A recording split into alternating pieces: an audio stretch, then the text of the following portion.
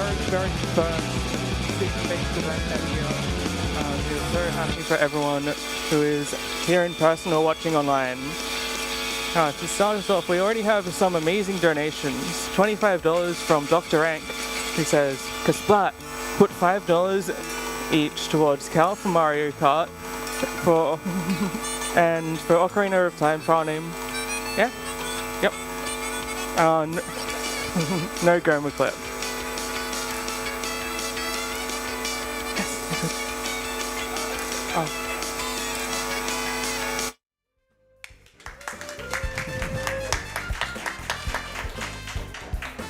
Alright. Hi everyone, I'm Paul. Gonna run Croc Legend of the Gobbos Remastered. So if everyone's ready, 3, 2, 1, go.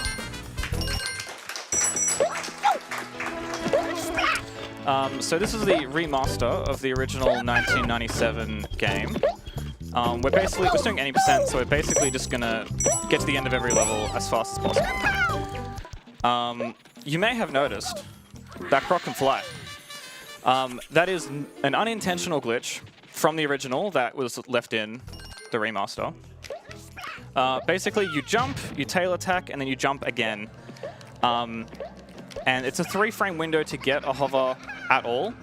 And depending on which frame you landed on, will determine how long the hover stays in the air for. With the first frame being a short hover, the middle frame being a mid-hover, and the last frame being a long hover. So there's a bunch of jumps in this game where we need the frame-perfect long hover to make it.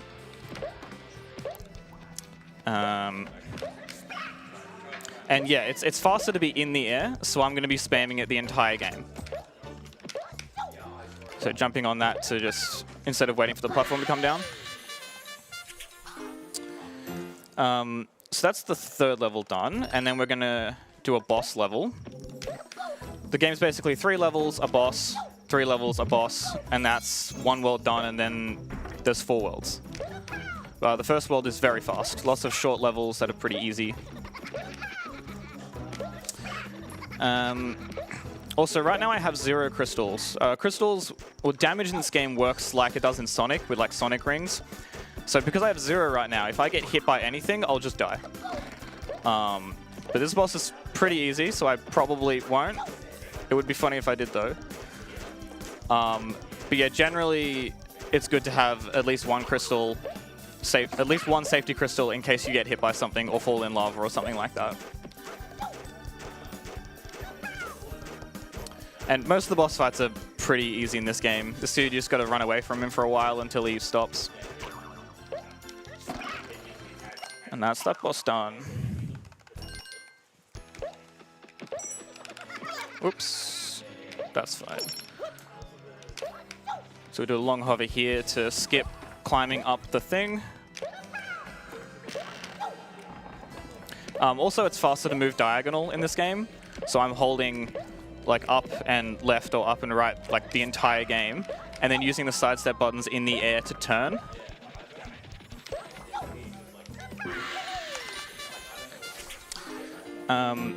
And so this is the remaster. The original game had tank controls, and the remaster, they added analog controls as well. The tank controls from the original are the fastest way to play this game, so I'm still using the original tank controls right now.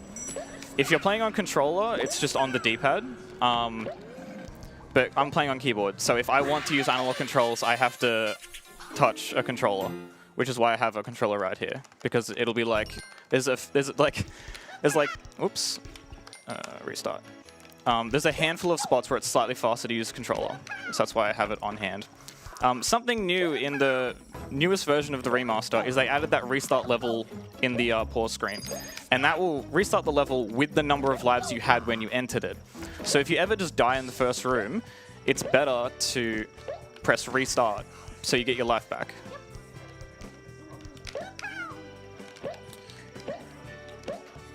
The newest patch also added time trials. So you'll see at the end of every level, it pops up with the time I got. It's usually in the top left-hand corner, but I forgot to enable it. So you won't see the in-level timer. That should be fine. So now we're on to our next boss level. And I'm again going to do it without any crystals.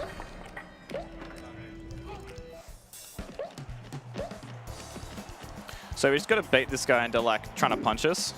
And then we can tail attack him and stomp him. And then just his moves just get progressively more.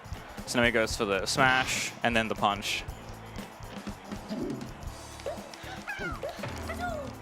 And because I'm getting to the edge of the arena, I'm going to bait him one more time, and then I'm going to run past him as the second one. So you do that to bait the second one, because if we didn't do that, he'd get too close to us, we'd be stuck in the corner, and we'd just die. Nice. And now we're on to the ice levels. Restart.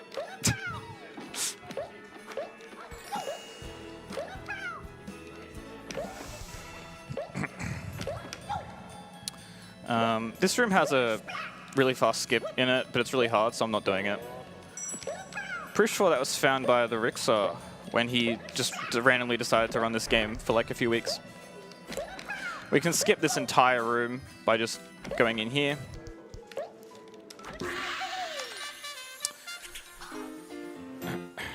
The start of this next level is on ice, so we're going to jump like straight away. I missed it because the load times were slightly different. But if you jump there, you can get onto that first platform and it will be slightly faster. It's just you have to like time the jump with the load like ending. So if you're not used to the loads on the computer you're on, it'll be a bit weird.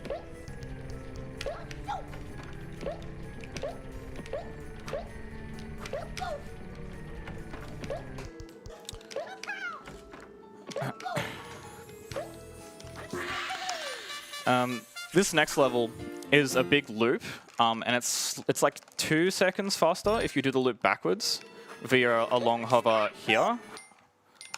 But I missed it, so I can just restart. I think that was a mid hover. It was.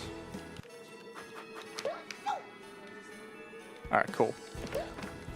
So yeah, those long hovers are frame perfect at 30 FPS because the game still uses its original 30 FPS like game loop. With the remaster, you can render it at any frame rate.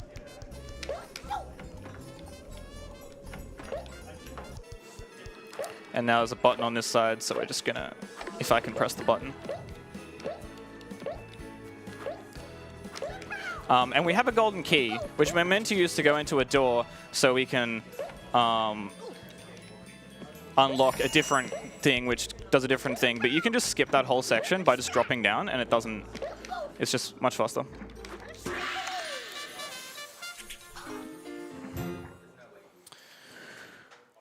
Alright, so now we've got another boss level. This one has a big long hover at the start, so hopefully we get it. Nope. Actually, I'm not going to restart there. That's probably a mid hover. It is a mid, yeah. Okay, that's fine. The input delay on this monitor is slightly different to what I'm used to. So this boss is pretty easy. He just like goes up and then you just like tail attack before he lands. So yeah, it's just don't die.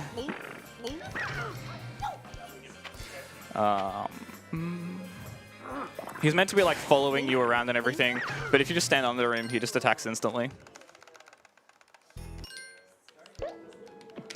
So we're going to skip this whole room by just jumping across there. Now I'm going to get these crystals here. One as safety crystals, because in this room it's really easy to slip off these small platforms here. And also just in case. But because we also need them for the last room, because we're going to do a damage boost in the last room.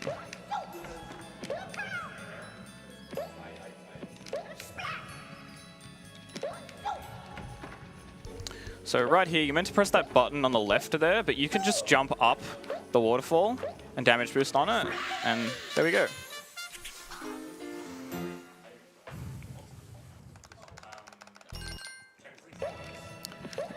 So here we can just skip this starting section. We can slide down this. I don't know if it's faster, but you can. Gonna save this little gobbo. Every level has 6 gobbos, and if we were doing 100%, we would be saving all 6 of them in every level, but we're not, so we're only gonna get the ones that are in the way.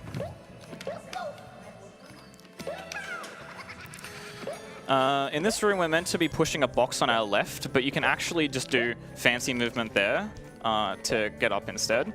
That movement is really hard because you need to be pointed away from the wall, but also moving forwards. So you've got to do like a weird turn in the air to get it. It's pretty easy once you get it down, but...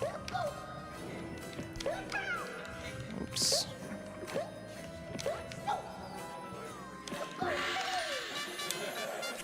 Right.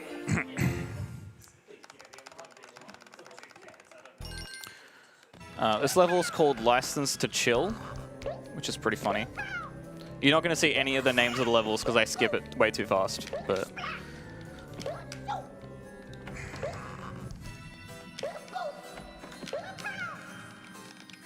Oops. Okay, I'm not gonna... I've got 0 lives, so I'm not gonna risk that one again. Hopefully we can just do this fast. Damn.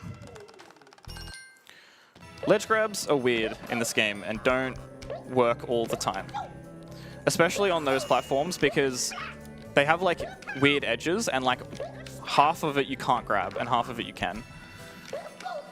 But even if you're on the right spot, sometimes it doesn't work. So that's what I was meant to do. And now this part is much easier. You can just jump up like that.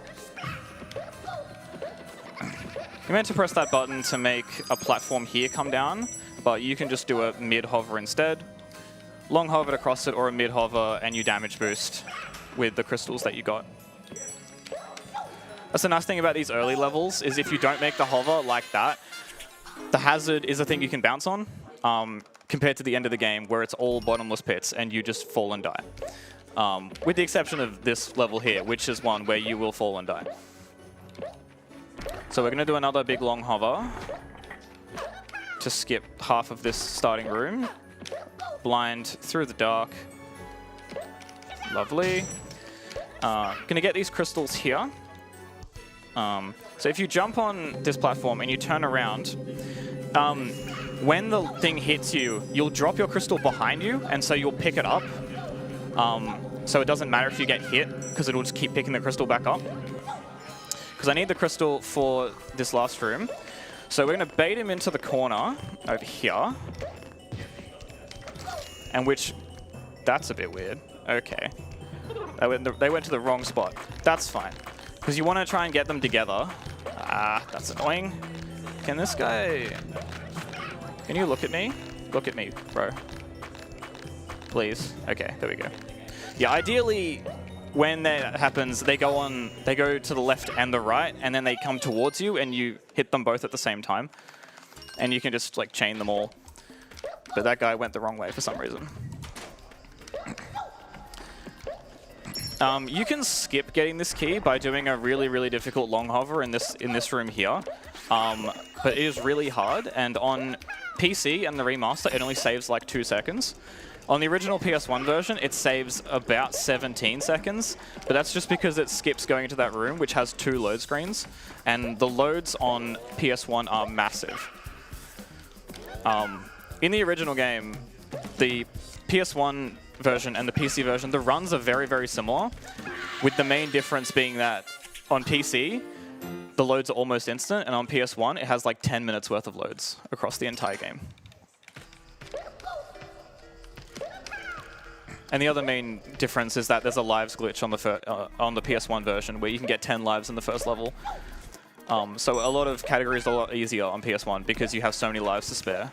But on PC, you only have 2 lives.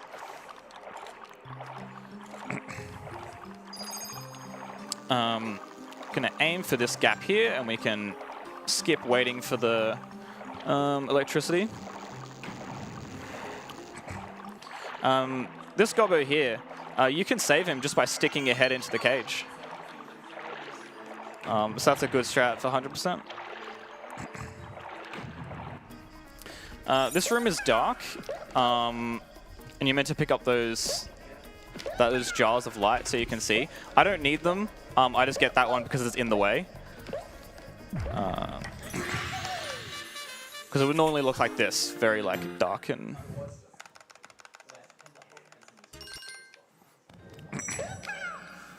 Alright, so we grab that crystal there, so I only need a mid-hover to get across here. And it's important that I have 0 crystals now, because we're going to do a death abuse in this room here. So we're going to get the key, and then we're going to, yeah, go back to the start. Get the key, and then, here's the one controller. Lovely. I held down the analog stick there. It was slightly faster than turning around.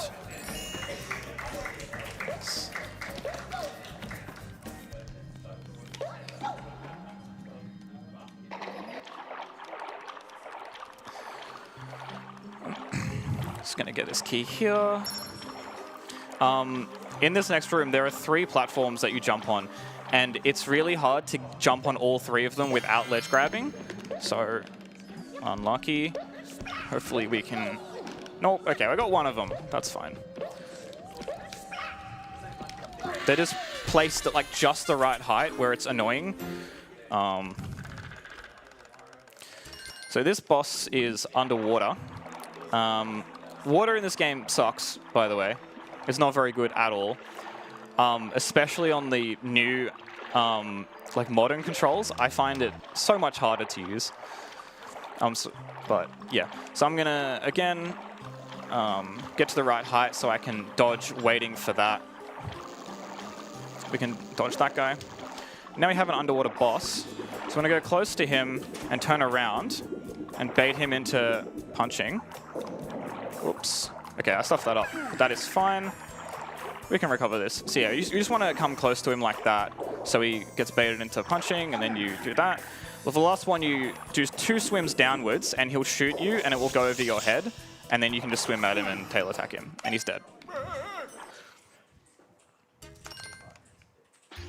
Okay, I have 2 lives, which is good. That is a restart, that's fine. When playing the game casually, this is where the game really ramps up in difficulty. So yeah, just need a mid-hover to get across this gap.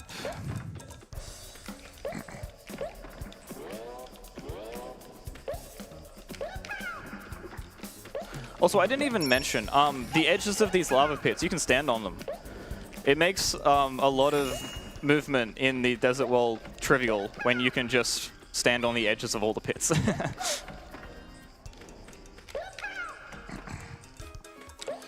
And in this room, we're going to do another death abuse, because there's a key at the very end of it, and then we'll just death abuse back to it. Which is why having 2 lives at the start of this level is important, because it gives you a good buffer. Just going to do that. And I got it. I got the, I picked up the crystal as I died, so I still have the crystal, so I don't have to get a spare one, which means I can do this.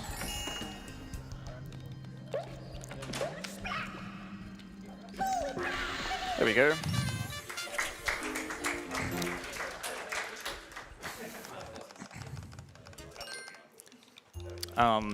So you can actually skip I just skipped an entire room, by the way, by just doing that. You can actually do that without a hover as well, by jumping forwards.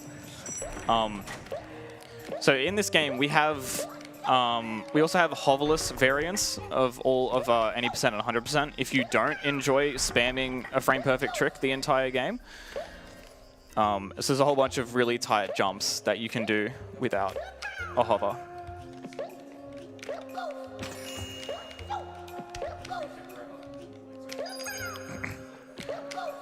And also, because this is a remaster, a lot of the edges in these rooms are like curved when they were jagged in the original. They still have the original's hitbox. So all of these tiny platforms that I'm jumping on, they're actually smaller than they look. So they're very easy to slide off of. These ones here, they're very easy to fall off of. Going to skip pressing the button to make the platform move. I'm just going to go up here. And I have a crystal here, so I can damage boost through these. If you're ever going to take damage on something, you just have to be in the air, and Croc won't, he won't get stopped. If he's on the ground, he'll do like a big stagger animation. and then it'll eat all of your iframes while you're staggered, and then you won't be able to get across the gap. But yeah, you just take the hit while you're in the air, and then use iframes to get through the rest of it. I have 1 life here, which is a bit dodgy. I probably should have not done that, but oh well, it'll be fine, surely. So yeah, I didn't get the light thing. It's fine. You can just keep going. So dodge this guy. Go for a long hover here. Missed it. That actually sucks. Yeah, because I don't have. Yeah, I'm just gonna restart. That's fine. It would have been really slow anyway because you're meant to do a death abuse at the end of that. The end of that room, and I had no lives, so I wouldn't have been able to do it anyway.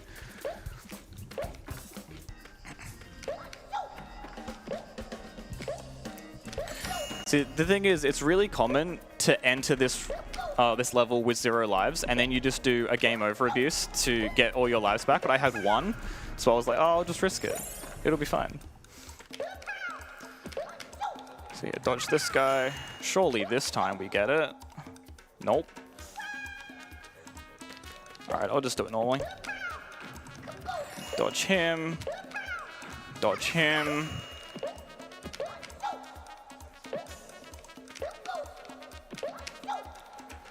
And we get that key, and then we death abuse back to the start. Some of those pipes, you can enter them by just touching the rim rather than falling the whole way in. And that's faster. So we do it on a bunch of them. Just gonna take this nice and easy so I don't accidentally die right at the end.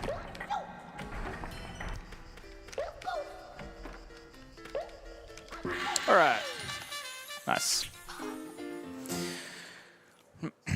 So we have another boss here, but because I have 0 lives, I'm just gonna take a game over abuse and you continue with 2 lives.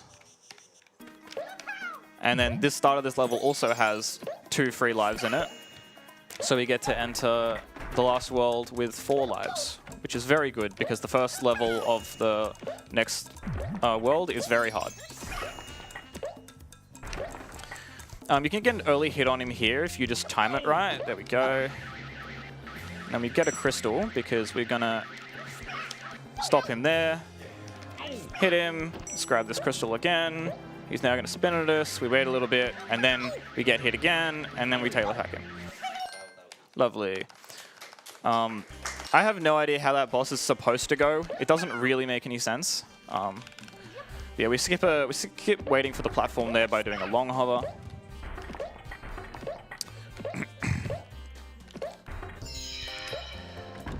And now we do another long hover, or not. That might have been a mid hover. Oh no, that's good. We're going to hold forward into this room to land higher up. And then instead of taking these monkey bars, you can just jump on top of them. I'm just going to wait for this platform. You can do a long hover to skip waiting for it. But I really want my lives for the next room. Because the next room has the biggest time save in the game, like the biggest long hover time save. It saves like 25 seconds, this long hover. So I really don't want to game over on it. This one right here. Lovely. All right. Just wait for this. It doesn't matter how long we take here because we have to wait for a cycle anyway. There are crystals in one of those boxes and a gobbo in the other if you don't have crystals. Because if you fail that long hover, then there's no other place where you get crystals. So it's good to get them there. Whoops. I miscounted how many things there were. Otherwise, you get them in that box on the left, because you want crystals for this last room, so you can damage boost through this guy, and then iframe through the second guy. Because the hitboxes on those guys are really wonky. They're really hard to jump around consistently.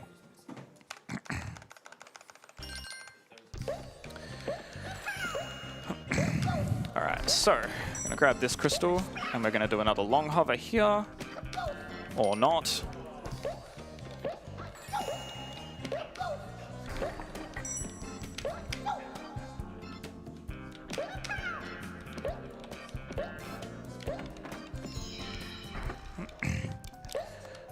We're going to do a long hover here to save going up the stairs.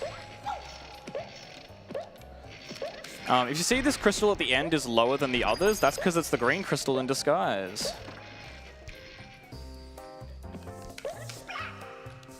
Could do a hover onto that, another one.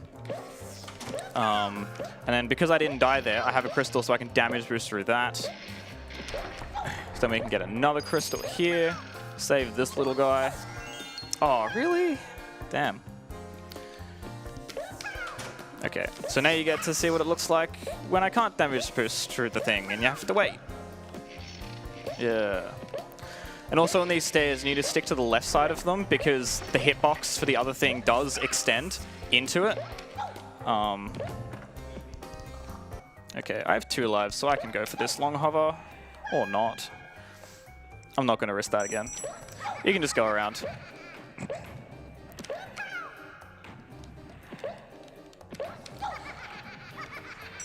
But yeah, especially the end of this game is just long hover after long hover, and you just fall and die if you stuff them up.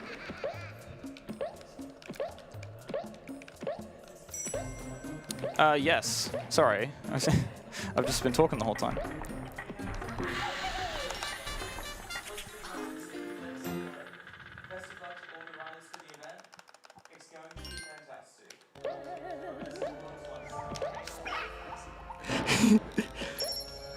We also have $50 from Bear with the Shotgun. I'll put this towards level 1 Sephiroth. We have $50 from Dave who says, Kapow! And we also have $5 from Baffy who says, put this towards the OOT file name Dinner.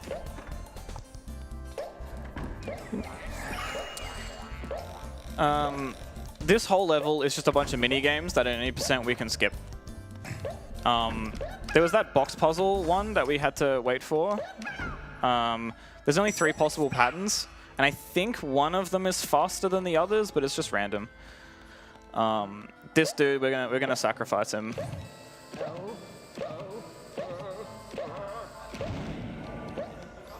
And we want to go into this room because it has lives. Normally I wouldn't get all 4, but I had 0 lives, so just for safety. This is probably the worst level in 100% because it's just awful mini games back to back to back to back.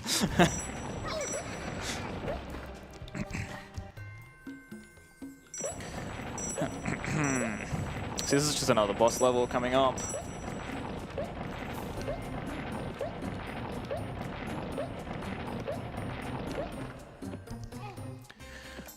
What you do is you stand in front of this and he'll throw a little bomb at you and then you just have to move out of the way and the bomb just walks towards you when he walks onto the thing and hits him. So you just want to stand as close to the thing as possible and then trick him into walking over it. There's some like crazy task strats you can do where you can make it land on the thing and bounce back instantly, but I don't think it's human viable. I haven't really looked into it. It's pretty wild.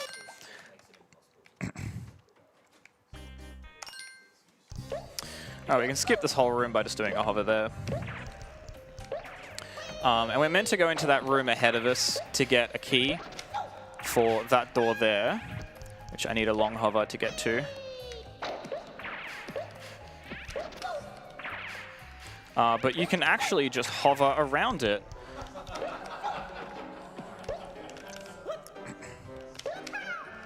And here we need a very tight mid hover or a long hover to cross that gap. Lovely. I'm going to grab this crystal. I meant to grab one at the start of the room, but I missed it when I like skirted past. The alternative is I grab a crystal in this last box here. But it takes time to open crates, so... Because we just need a crystal so we can just damage boost through this ending right here instead of waiting for it.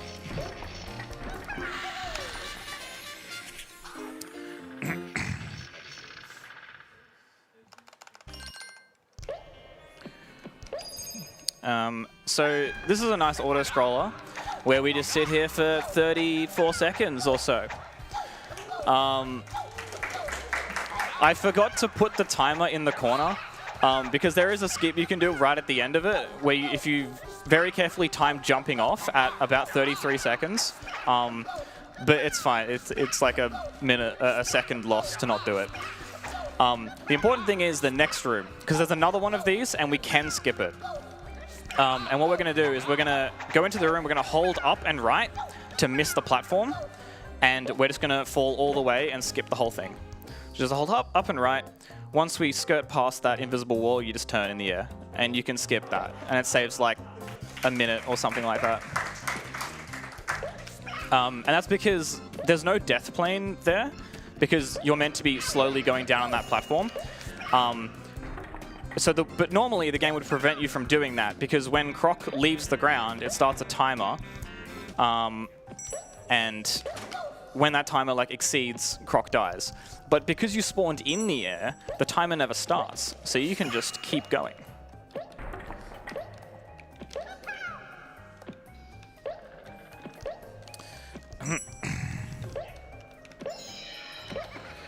This is just the last room here. A whole bunch of these bits I could be doing a little bit faster by like trying long hovers everywhere, but it's pretty hard. So this is the last level before the final boss. We're going to get these crystals here because we're going to do another damage boost in this room to skip 2 cycles. So if we do this right, land there, and we can iframe our whole way through that, and then just make that cycle. And that skips 2 whole cycles. Do a long hover here. Nope. I feel like, I'm very used to my gaming monitor at home, and I feel like a lot of these I'm trying to eyesight them, and the slight difference in input delay is just throwing me off. There's like a TAS, actually it's not, I would say it's TAS only, but Everett, one of the best players on PS1 can do it. Probably the best player in the game. Where you can jump into that door and then from the top of the door do a long hover to get to here early. But that's really hard, so... here we're going to hold up and left into this room, and we land up here, which skips this whole starting section. Because we're meant to spawn all the way down there on that thing and go all the way around and around. We're meant to go to the left here, but you can actually just wait, and this platform goes up, and so you can skip it.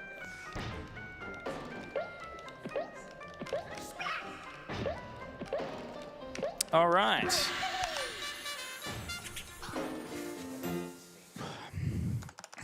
So now we're on to the final level, Dante.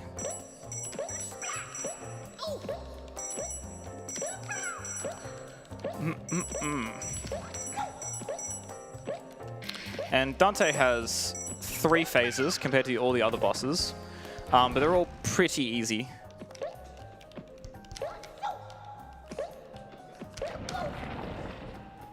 Nice. Alright, so the first phase, he just tries to backhand you and slap the ground. But you can just dodge it.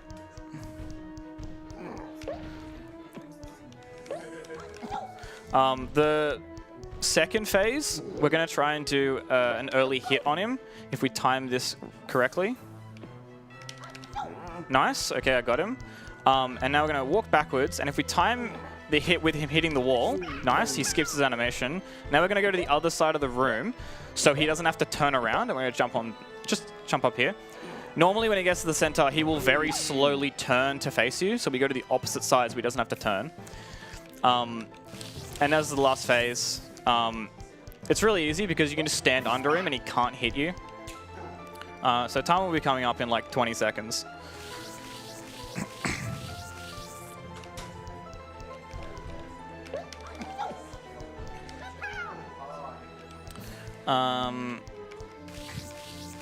So yeah.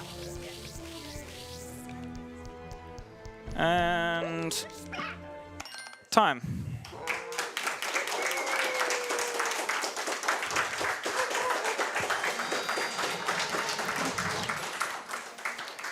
So 33, 36 is pretty good. A few days ago I did a 29:04. So it's a few minutes behind. I think I game overed on 3-6, so that makes sense. If you want to get into this game, I would recommend the remaster. It's the most accessible version of the game, and it's the fastest. So, yeah. Shoutouts to the Croc Discord. Yeah, thanks for watching.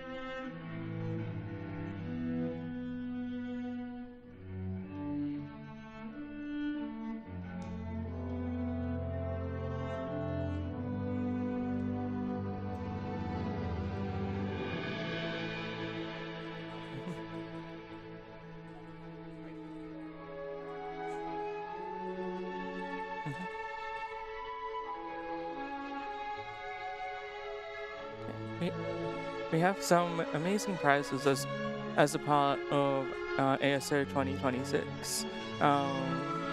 We have anyone who donates $10 or more will automatically go into the running to win one of our amazing Steam gift bundles. We have 5 different bundles to give to win, and we'd like to give a big thanks to Supergiant Games, Polygon Games, and Chaosium for providing the wonderful prizes that we have. In addition, if you are if you are here and donate physically, we have a we have a $50 voucher for Gelato Messina to win for those who are here in person. To donate $5 in person before 4 p.m. today. Yeah.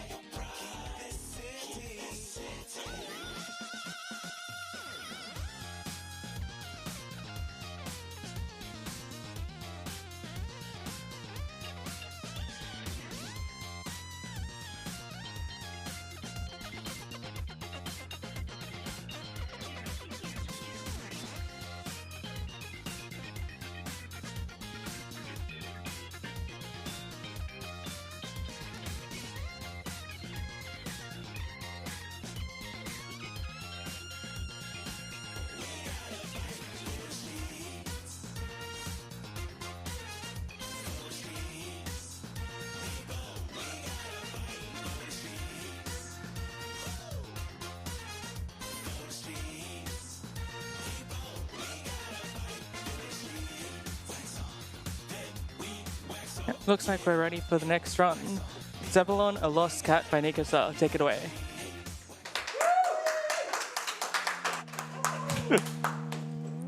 Good morning, ASO. It's a pleasure to be here. I've got a little micro game to show off. Learned it quite recently, actually. It's short and sweet, so a little. I'll just get straight into it. If you like cats, if you like jumping around and collecting things, this is a really, really neat game.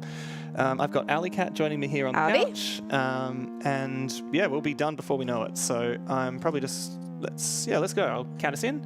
That'll be a 3, 2. 1, I always forget. 3, 2, 1, go. Hey. So, Zebulon, little lost cat, he's woken up in a strange place, needs to find his way out. Ultimately, the goal is to collect 7 red keys and make your way... Well, that's a fine start. Welcome to Zebulon, a lost cat. So, many things kill you, as you can see. The water will also kill you if you're not careful. I am playing bonus mode, so I need to collect 7 keys, and I also need to collect all 1,000 of the little green orbs throughout the level, or the game won't let me win. This game works as a sort of a little micro Metroidvania, so I've just picked up wall climbing, and you have a single spawn point. So you have unlimited lives in this mode, but you always come back at a central hub. So depending on exactly where and how you want to move, sometimes this lets you save time by deliberately taking a respawn. I'm just going to do that now. And wait for that animation to finish. So now I've got the staple of all these sorts of things. I've got a little horizontal dash. It is unlimited use when I'm on the ground, but if you're midair, you can only use it once before you have to hit the ground again. So, do the upgrades spawn in specific locations? Yes. Or? Yeah. So this is a completely set world. Everything's all handcrafted and laid out in specific places. It's relevant to the routing.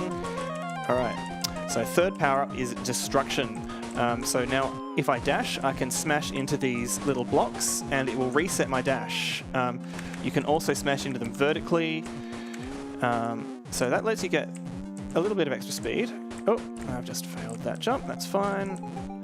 So you mentioned you have to grab all of the orbs, but I'm noticing that some of them you're letting them go by as you go through. There is an amount of backtracking in this game. So I've now gotten water tolerance. So water now doesn't kill me. Instead, I have a little breath meter up the top there. You can get, sort of like, I think it's about 5 seconds. I've never timed it. I probably should try sometime. Oh, I didn't turn the speedrun timer on, so it's a good thing we're in a marathon. All that time to configure, and I didn't bother doing that. Okay, so these little air bubbles keep us sustained, and I don't want to have to backtrack through here. All right, now we have water friendship, so we can stay in the water as long as we like. We could stay here all day if we wanted to. So it makes all the swimming sections significantly less stressful and allows for the game to put in some areas that don't have air bubbles. So just on the... Oh, there we go. That's unfortunate. Unfortunately, of course, as soon as you're done with, the water not killing you, you just find it's full of deadly spikes that still want to kill you. So on my way now to get the last power-up, and then essentially it's just going to be the big lap to get all the keys. Beautiful. There we go. Nice. Thank you.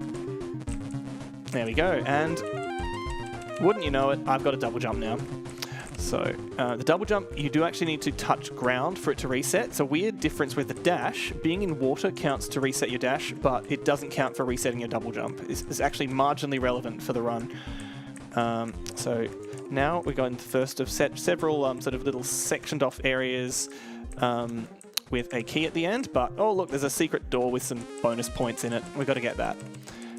So you can actually collect a lot of these organically as you play the game. If this is the one that's based on getting the water tolerance, this is the one that's based on getting the dash, that sort of thing. But for speedrun purposes, it's much faster to just get the double jump first because it enables much more margin for error in your movement, and you can just schmove around however you like. Excellent. Okay, I never get that escape in my practice, so that was quite fun there. Normally, if you fall down there, you've got to wait for the bits to respawn and take a side exit instead. Lovely. So that's our second key out of 7. And once again, go to this little hidden area here and do a reset to turn up back at the spawn area because it's faster than walking all the way back. And we can see all the keys that you've collected are starting to amass around that door. Yes, so it'll have 7 keys around it when we're done, and it should be able to let me out. In bonus mode, you also need to have all of the little green orbs, or it will just sit there and not let you in. If that happens, well, first I will cry, and then then I will go to my backup strat, which involves opening the map and looking at where the rest of the things are. I don't actually pick up the map unless I have to, but there we go. That's key number 3. And once more, some little bits off the top there. Lovely. So now we're back off. Oh, there we go. Back off here. And you mentioned you learned this game recently. So what's the... Oh, yeah. How did you find this game? So I was taught this game by the extremely friendly Hi, who is a big fan of the game, and learned it as part of Speedremizer 7. So that's essentially a marathon where everyone signs up to teach or learn games that they've, whatever before, and you don't run the game you submit. I found that really illuminating, a really fun and welcoming community as well. And yeah, it was nice sort of getting to go a bit out of your comfort zone. Oh, that's not good. No, we'll just do the full circuit again. Yeah, get out of your comfort zone, learn something you might not have picked up otherwise. Okay, and this section here, excellent. Oh, no. So that little mud stuff there, obviously you just, go down vertically through it. I was hoping I wouldn't have to redo that, but that's how it goes. Sometimes you just fumble at the critical moment.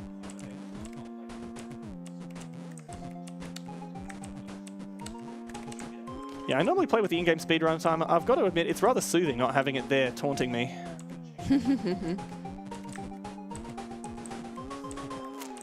Okay, that should be good. And we just need to... Oh, that's him. Oh, no. Oh, well, we're fine, right? We're fine. You just got buffeted off. I'm just giving Zebulon some exercise. He needs to slim down a bit. He's eating all this green cat food. Yeah, all that kibble. Oh, okay, good. Okay. That was a little hairy there. And now? Oh, we're fine. Okay.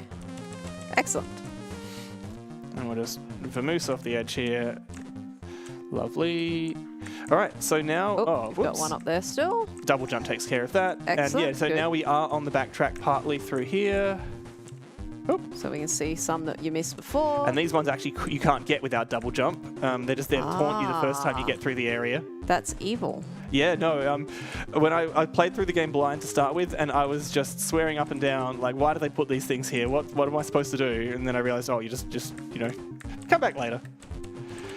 And then we got one mildly tricky jump here because you need slightly different timing from the usual combinations of a double jump and a dash. Ugh. There we go. There we go. And just, oh no. Didn't get my double jump done properly there. There we go. So, yep, beautiful. And wouldn't you know it, once again, they've got some extra little bits hidden slightly out of frame. Okay, and it's 2 keys left, and we're on the home stretch. So Excellent. once again, we're just going to sort of break the fourth wall a bit, get out here, and smash this. We've got another Yep. one up there. Bit more swimming. Excellent. Got that jump the first try. So, yep. All right. Oh, no. So I You've don't got have one to backtrack missing here. one up. No. I'm pretty sure you missed one here as well. Oh, I don't see it. I think it was just above. Well- We'll find out later. Yep, we'll find out later. So I'm heading. Everything's in this vicinity anyway from this point on. So if it's according to plan, there shouldn't be too much more. Get down this little shaft here. I always have to backtrack for that first one there. All right, and just need to make our way through, and we're almost done. Hopefully I missaw. Well, it'll be fine. I do a reset before the end anyway, so is that 1,000? It's 999. All right, I reckon it's... All right, yeah, I'll take you on faith. Yep, I reckon it's that one. Was it above the water? There. Oh, yeah, Right that's there. on the first time through, yeah. Yep. Excellent. So we'll just take an extra death to get back to spawn. And time is now. Hey. All right. Well, goodbye, Zebulon. You have been a really, really good cat. And you can just go home now. Yeah, no, it's a really touching little game. It's got all sorts of little extra modes to it. So baked in, you can just do sort of like there's a no deaths mode. I think there's a 9 lives mode because of course you've got a cat. Well, And you used all 9. I did. I think I needed them. What are we looking at? Okay, 9 minutes and 9 lives. That's fair enough. Your in-game is a... Oh, is that- okay, yeah. A lot of menu time. Yeah. Cool. But yeah, that's the game. I very much encourage anyone who feels like trying it out to give it a shot. It's, a Pico 8 game, so it's got a bunch of easily accessible PC releases, very easy to pick up and play, very respectful of your time. Thanks for having me, ASM. Thank you for joining me on Couch. Thanks, Aggie, for getting us through. I realised there wasn't really room for any donations or the like. And yeah, hope everyone has a great marathon.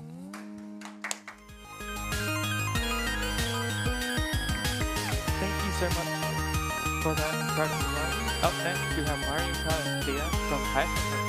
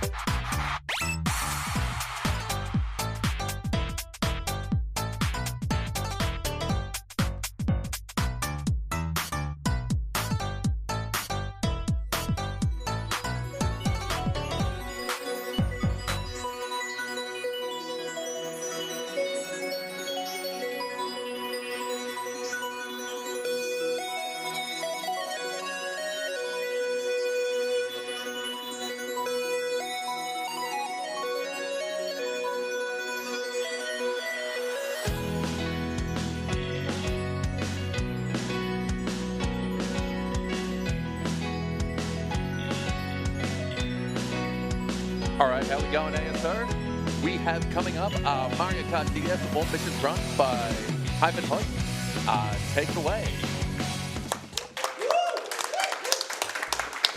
Hey, hello. So we've got Mario Kart DS All Missions. You just saw the emblem there. So what we need to do is we need to complete every single mission in Mario Kart DS. We need to get at least 1 star from the first 6 worlds, and there's a secret 7th world. So ready to go whenever. Who's starting the timer? 3, 2, 1, go, go, go.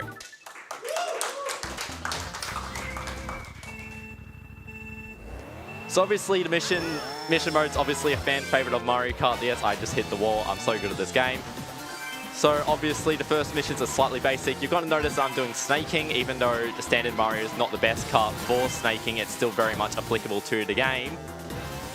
And then we're going to do a small trick at the end where we have to press pause in order to go through to skip the winning sequence. I may not be able to get it on this mission, so you'll see how long it takes there. This mission here is slightly annoying, as you need to try and use a star to hit the cheap cheeps. And they're really annoying to hit. But yeah, as you can see, I failed the pause there, so we need to sit through this entire sequence. And so, yeah, it's very simple mission mode. It's just getting the basic objectives. I missed the startup boost, which is kind of annoying. And I missed the coin. So obviously Peach is a really hard character to control, which is why I don't do any, why I don't typically drift. That was honestly a mistake on my behalf. There are indeed strategies where you can indeed do some snaking in to get the coins on this mission and some other ones, but typically I don't do it because I'm not the best. We're going to see some more snaking in this mission because, you know, Yoshi is the best at the game. The egg one is even better at snaking, but the standard Yoshi is indeed probably the best kart that you see in mission mode.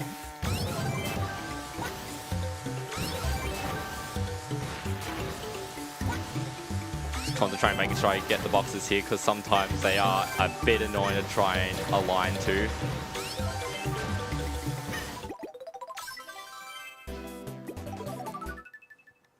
So this first world's not going to be very interesting. The second world's probably not going to be that interesting either, apart from some select missions, because it's mostly, they're very basic and very easy to complete, and we're very likely to get 3 stars on them.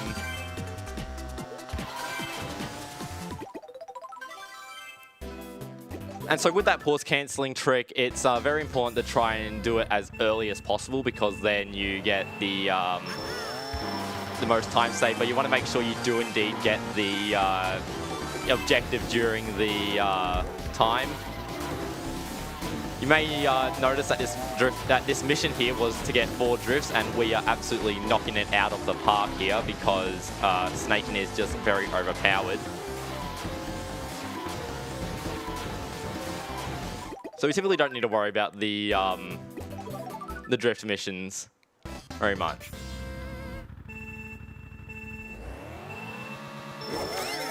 Now with the startup boost, there are like 4, I think, different timings of startup boost that go from 100 frames to 50 frames, and I think it's like 20 frames, and there's like one is like that's like barely anything. I don't typically get the 100 frame boost, which is what you need for doing Mario Kart DS's quintessential PRB. As you can see, I have messed up a bit. Hopefully that's still a star. That's still 1 star. We don't care about anything less, more than that. These backward missions are very boring. They sometimes do indeed get me caught up. Typically not on this one because of the really long straightaway. But yeah, it's backwards. So it's going to be holding B for a long time here if there's any donations. There is indeed some donations. So we have a $50 donation from Nusan, who says, I am so glad to see Zebulon running at the event. We have a $25 donation from Liberty Ernie, who has no comment. And we have a $50 anonymous donation to go towards the F-Zero GX incentive. So here we've got Big Bully. As you can see, I'm just going to do an MT there, and it knocks him into the water, and we now have World 2. So it's you can actually complete Big Bully really fast. I'm just not that fast at building MMTs yet. This is probably one of the better missions in the game, the hitting the boxes, because it's just really unique. I'm currently reviewing every Mario Kart DS mission mode mission. I haven't gotten to this one yet, but this is probably going to be one of the ones that are ranked very highly. Interestingly, there are 2 unused boxes on this mission on the other side of the bridge that you can't access. Oh no. Hopefully that doesn't make my score any less than 1 star, but only one way to find out. It's still a star. Okay, nice. Now this mission's really funny because it looks very similar to the first mission but with coins, but there is a secret coin behind you. That has gotten me once, and the live stream chat did not let me down. Or did not let me live it down for the entire run, where I proceeded to get a PB. One thing you'll notice is, as I'm doing all these missions, I'm going clockwise around the mission selector. It doesn't really affect the first 3 missions of a world, but you'll notice in World 1, I went straight from 1-1 to 1-4 to do the cheap stars mission. And the reason I did that is because that mission's hard as hell, and it's always good to reset early on that mission, rather than doing it the second last one of the world. I missed the mushroom. So a lot of missions do have just mushrooms on the track that you can sometimes try and get, but mushroom speed is basically the same as snaking speed, which is why PRB is so powerful. This mission is with Peach, which is hard to drift with, so even though this could be good to drift with, I'm just going to not drift because it's not worth it. Well, we got some shaky display capture through. And we've got another drift mission here with Peach. This is one of the few missions that are actually a multiple laps, which is a 3-lap baby park. And we should be able to get all 6 missions in this first lap, and then we have to play another 2 more laps. Now, I'm playing on a original Nintendo DS with an R4 cart, because R4s have slightly faster loads. I'm using a North American ROM on that R4 cart, because they're apparently slightly faster than a PAL ROM. The same, Japanese ROMs are also faster as... I think the Japanese ROMs are the same speed as a North American ROM, but they're just faster than a PAL ROM. The Wii U is also a viable option to play the game on, and the Wii U Virtual Console for Mario Kart DS loads extremely fast. However, in mission mode speedruns, because there are so many loads, they actually put a nearly 3-minute time addition onto the Wii U speedruns in order to put them more in line with an actual DS console. When I first ran Mario Kart DS 32 track, which is the normal speedrun category, I was playing on the emulator, which is a lot slower, so I ended up, when I first moved from that to the Wii U, because I didn't have a DS capture card, I ended up saving I nearly bet my PB with really bad luck simply due to load times. Now this mission can be sometimes really good to you, sometimes really bad. This is honestly going pretty well if I can get this last one. Nice. Just because the pokies are really annoying. This is one of my least favorite missions to complete because it's just generally annoying, because I don't really like any of the chase item boxes. I think there's only 2 of them. There's a third one, but the third one's fine. But yeah, the item boxes move slightly faster than you do, and trying to get the pause cancel kind of sucks there, so I often don't really get it. But sometimes I've had to go like 3 or 4 tries on that mission before succeeding. On to the second boss, which is iRock. You saw me complete Big Bully fairly quickly. This one's going to take a bit longer, but there are indeed strats to get it a bit faster.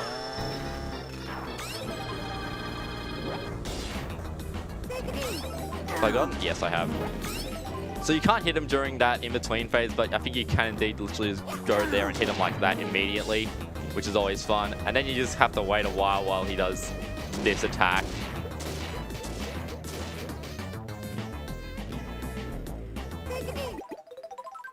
nice. I was kind of worried because the hitboxes on the eyes are very, they're very strange. This is the good chase item box mission, which I've been trying to learn the faster strat for, but obviously I'm not great at it yet.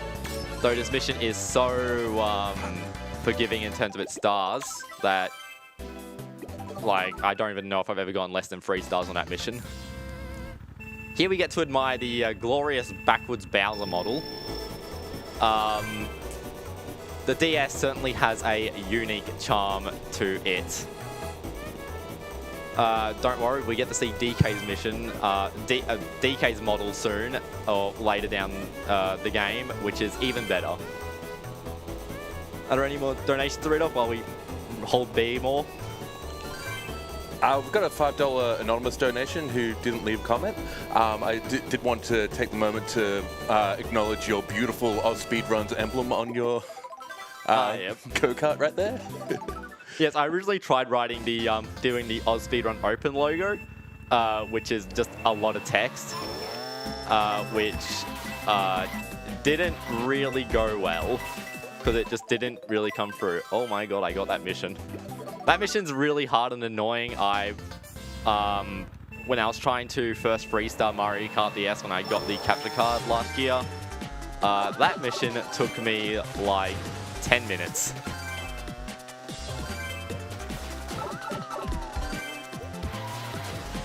So we just got more gate missions. You'll notice there are a lot of repeated topics. Oh, I am kind of worried about the 3-star on this one. Or at least a star on this one. We got a star. Who cares? I'm starting to realize how forgiving this game is. This was another mission that for some reason just took me way too long to 3-star, but now that I've started speedrunning it, I'm like, how on earth did I do so badly at it? It is such a simple mission. Or it's such an easy mission to get 3 stars on, so... Yep. Oh no.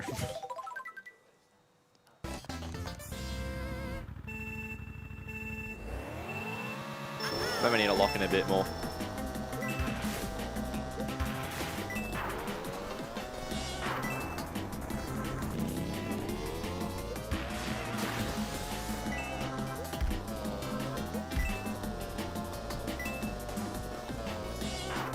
Oh my... Okay. Game's playing tricks on me.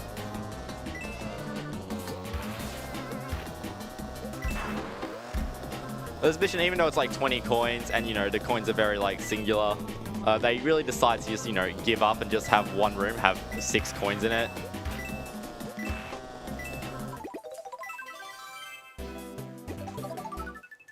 We got another Power Slides mission. We got Shroom Ridge with DK, which is fun because DK's not very good at snaking. His kart, the Ramby Rider, his main kart, the Ramby Rider, is considered one of the worst, but one of the coolest. And as you can see, we're nearly at 10, and we're only we're hitting a truck. That's what we're doing. But you can see we're already at 10 MTs into the world. But, you know, we don't just keep snaking. I don't really know how efficient snaking is on DK, Bowser, and Peach. Because they're not really with the snaking carts, and their carts turn a lot sharper. Or not really Bowser and DK's, they turn quite wide. It's just their MT frames are in the single digits. Whereas a lot of the good carts, like, I think the Dry Bomber has over a second at like... Or is it over 70 frames of mini turbo? It's a lot of frames. The Dry Bomb, which is the tank cart. But even carts like the Egg one have, and the ROB-BLS have about a second. Now this mission, I've resorted to this strategy. There is also a strategy where you can do the timing to hit one of the moles from the item boxes. But I've just found that so annoying that I've resorted to doing this. Just for reliability's sake, and it really honestly doesn't take that much longer, provided you don't get hit by the mole. Well, that's... Oh, I hit restart there, but it still manages to save your progress. In fact, you can even hit main menu, and it'll... that's the quit button. But yeah, you can hit literally any of those buttons, and it will save your progress even if you quit.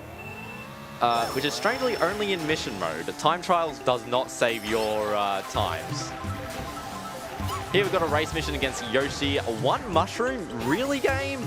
So these item boxes are, I think, special item box number 7. They are the one that is on DK Pass.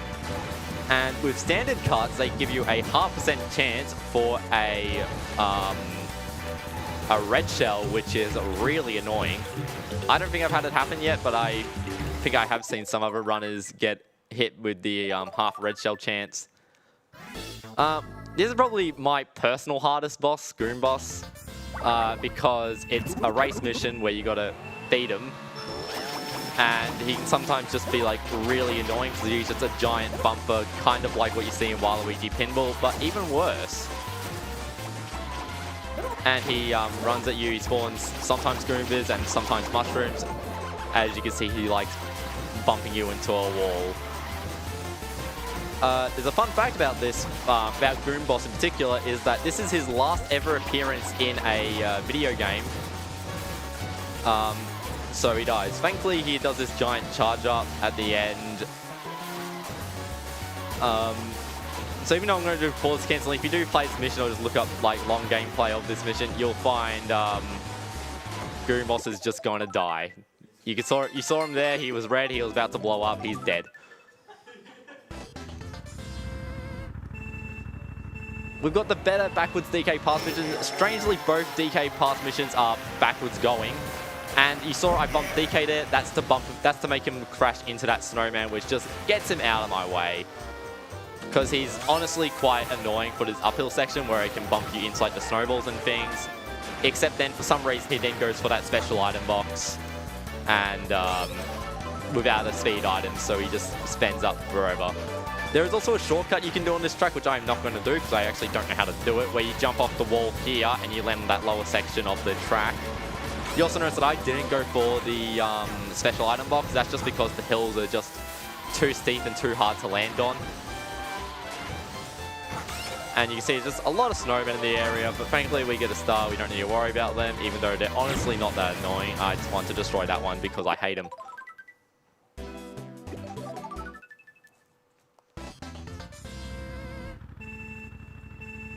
This is another great mission, which is, you know, just this blast 20 crabs, even though it's easier to hit them with the green shells.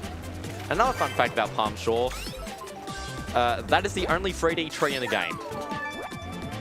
Every other tree you'll find in this game is 2D, yet that tree is for some reason a 3D model. I cannot hit these crabs.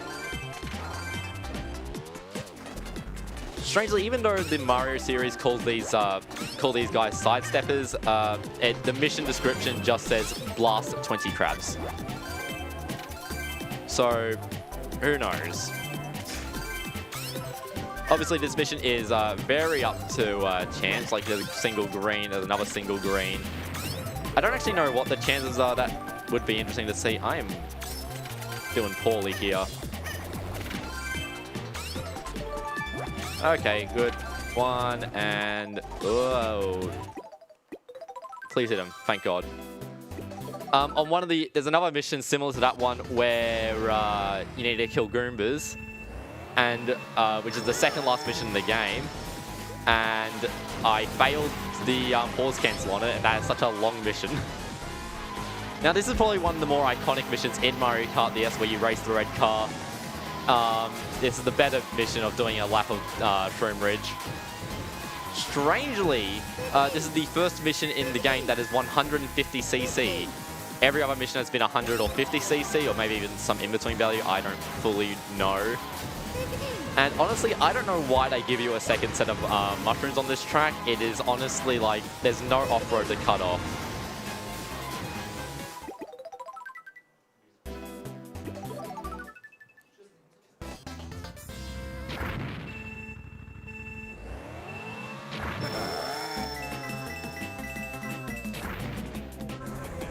And you see, I'm going to wait for these bombs to fall down, and then I'm going to be accelerating when I hit them, just because it means that I don't get hit by it. You can do it slightly faster by weaving around the like last swamp or so to do it faster, but I'm not. People expect too much of me. We've got another MT mission here on Luigi Circuit GBA. typically when I call this track, I call it GCN, or I call it GBA, or it's Luigi Circuit 2, because there are 2 Luigi circuits in this game, one of them being on the GameCube version. As you see, we're already at 9 MTs, so it's just a matter of trying to complete this track fast. They honestly really couldn't think of much to do with this mission because it's the only time this track appears in mission mode. Like, there have been like, what, 53 or 63 missions?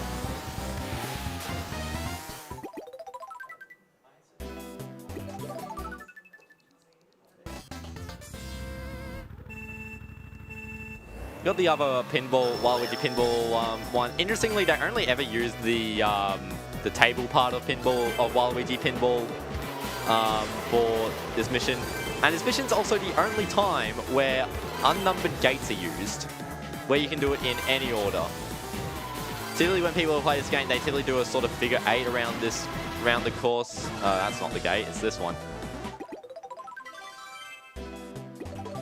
And but yeah, I do that sort of 0 shape because it's means I don't need to deal with the pinballs. This is the one where you got to do the avoid the fake item boxes. One of the things that's helpful about playing on a capture card is that I'm not looking at the DS, so I'm actually able to see the screens, and I put my screens next horizontally next to each other, so I can actually see the bottom screen by looking to my right.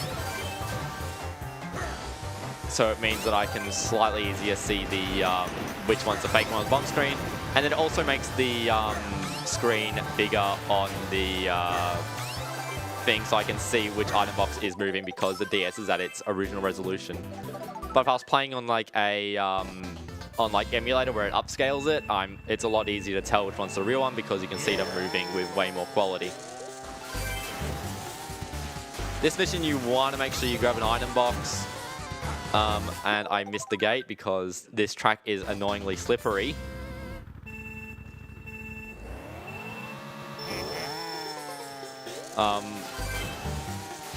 And Warrior's Cart, I don't think I mentioned Warrior's Cart when I was talking about the good and bad carts of this game. Warrior Cart's not great, definitely airs on the side of worse. Oh, we missed that item box. Thankfully, there's another set here, and we do need to get the item boxes because there's heavy off-road. Heavy off-road's really annoying in Mario Kart DS because it means you can't drift in it, even though you wouldn't be able to with Wario. Here we got King Boo, which I've gotten a fair number of people saying they hate King Boo in this game, and so do I. So before I learned the strat you're about to see, it took me like way too many goes to deal with King Boo, because you do this strat where you kill yourself. As you can see, King Boo doesn't steal your coins. If you're familiar with normal Mario Kart DS, then King Boo will come steal your coins, and you have to spook him to get them back, and to spawn the rest of the coins. But as you can see, we're going to be getting this section of coins, and jumping in before he steals them from us.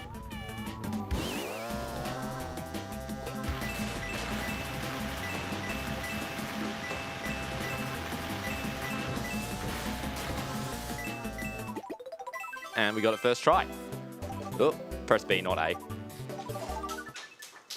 So that mission's really hard. That has killed several runs of mine.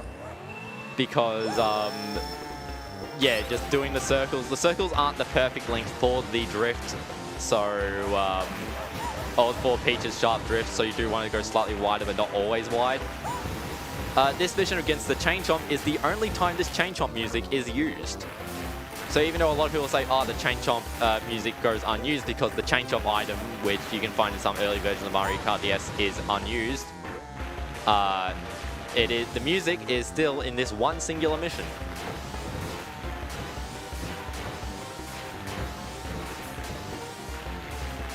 And once again, snaking with Peach's cart isn't that great, but honestly, it's actually kind of good for the hedge mage section because, I don't know, it's just good.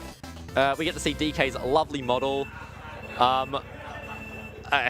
He's got gums, he's got teeth,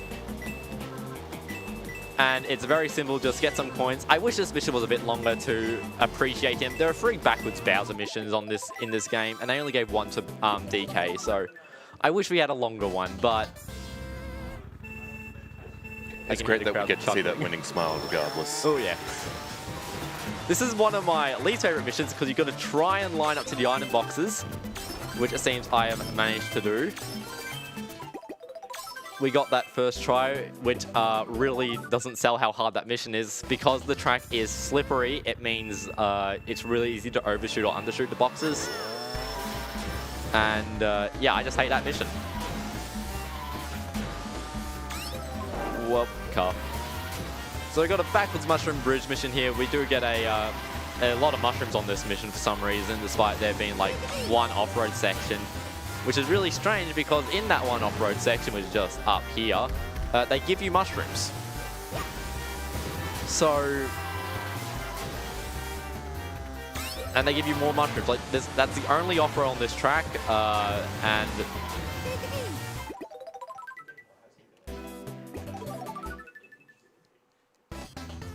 So we've got a race here against Mario on Mario Circuit. It's a bit of brotherly relationship, except there's a lot of stuff on this track, like a lot of Goombas, a lot of things. Now with Luigi, you technically can PRB with the standard Luigi, I think. If you don't know, PRB is when you see like really advanced snaking, they kind of ignore the off-road. And while carts like the Dry Bomber can just drive an off-road at basically full speed because they've got such good off-road values, PRB uses the off-road immunity of the startup boost or a boost panel to literally for some reason carry over the off-road immunity into your MTs. So if you just keep emptying, you'll get the immunity, but I don't know how to do the perfect startup boost because I don't want to learn.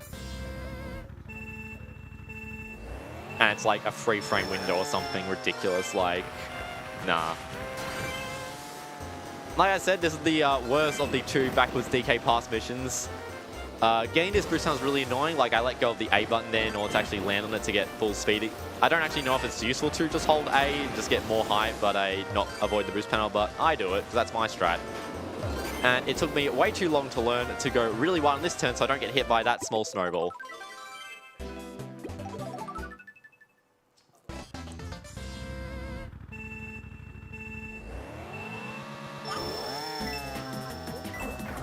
Now, not to jinx myself, but I used to really dislike this mission because going over these jumps meant it was really unreliable to get the coins. But honestly, I haven't had that much struggle as of recently, but hopefully I don't jinx myself with that last coin. And one time I managed to grab 2 coins. I missed that coin though, which is an interesting.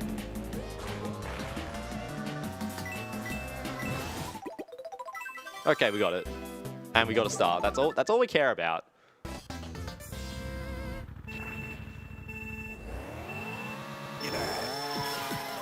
Now, for some reason, this mission was one I was really bad at when I started speedrunning mission mode last year. I really don't know why I was so bad at it, but I think I was just kind of just doing some just really stupid stuff to try and go fast that wasn't making me go faster. And for some reason, I don't know why, but on this mission and the other one on Bowser Castle too, they just liked making all the forms just tiny and small. It's just really strange on mission mode to have tiny thwomps. As you can see, we avoid the jump panels because they're not that good for going over. And I don't know why I'm going under these thwomps because that's scary.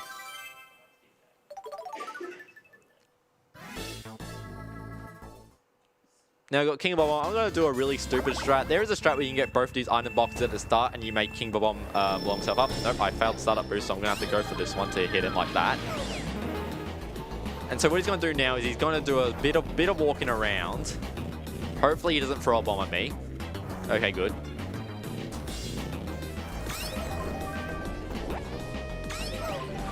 But you can see, yeah, he blew himself up there. It's not necessary, but... Oh, he moved. Oh. He likes doing that, honestly. So hopefully I can get the funny strat here. Where you just you blow yourself up, you can't get it. Oh, and the laptop we're playing on went to sleep. Oh no.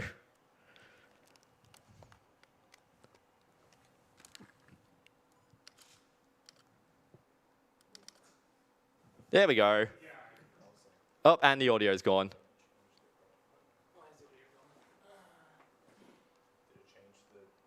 Well, hopefully we can get mission, see, he threw the bomb at you because he can see you, but sometimes, oh, he went. So we're just gonna do the regular strat where you have to get this one and then you turn around and you have to do a blind shot because the audio settings in the way. But thankfully we did get him, so on to World 6. We get to see more of that backwards Bowser model that I know so many of you loved. This one uses the spinning bridge from Bowser Castle, one of the things that people love about this game. And it's honestly just making sure you don't fall off. This is one of the few missions that do have a failure check on it, where if you fall off, it just automatically fails. And then, yeah, it just wins when you get to there. We still don't have audio. Technicians are looking at it. Can you pause for 2 seconds? Yes, we can. Oh, there we go.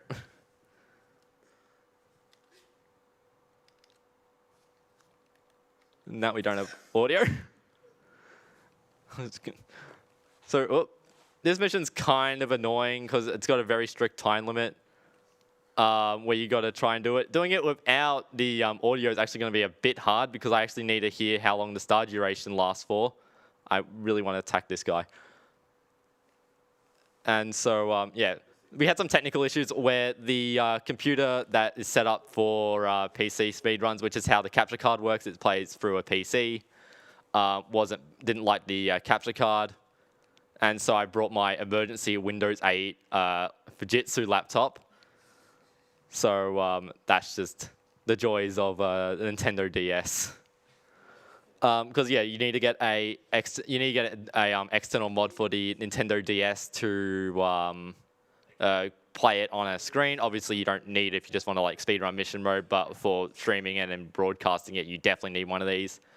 Or you can use something like a Wii U or just a emulator. But obviously, the Wii U has that 3-minute time gain, and also the and emulators are just a lot slower. And also specifically for mission mode, because I did a speedrun on the Wii U just to see what it was like.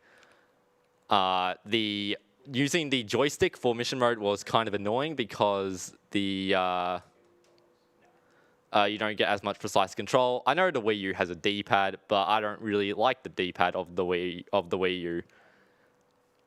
We've got Sky Garden here. Annoyingly, it's with Peach, so you don't get to do any of the really fun things on Sky Garden because your drift is just awful. But you do get some mushrooms through that cut. You can do that cut without a mushroom in like a regular cut on a 150cc, and I think even 100cc, which you can do in Mario Kart DS Online.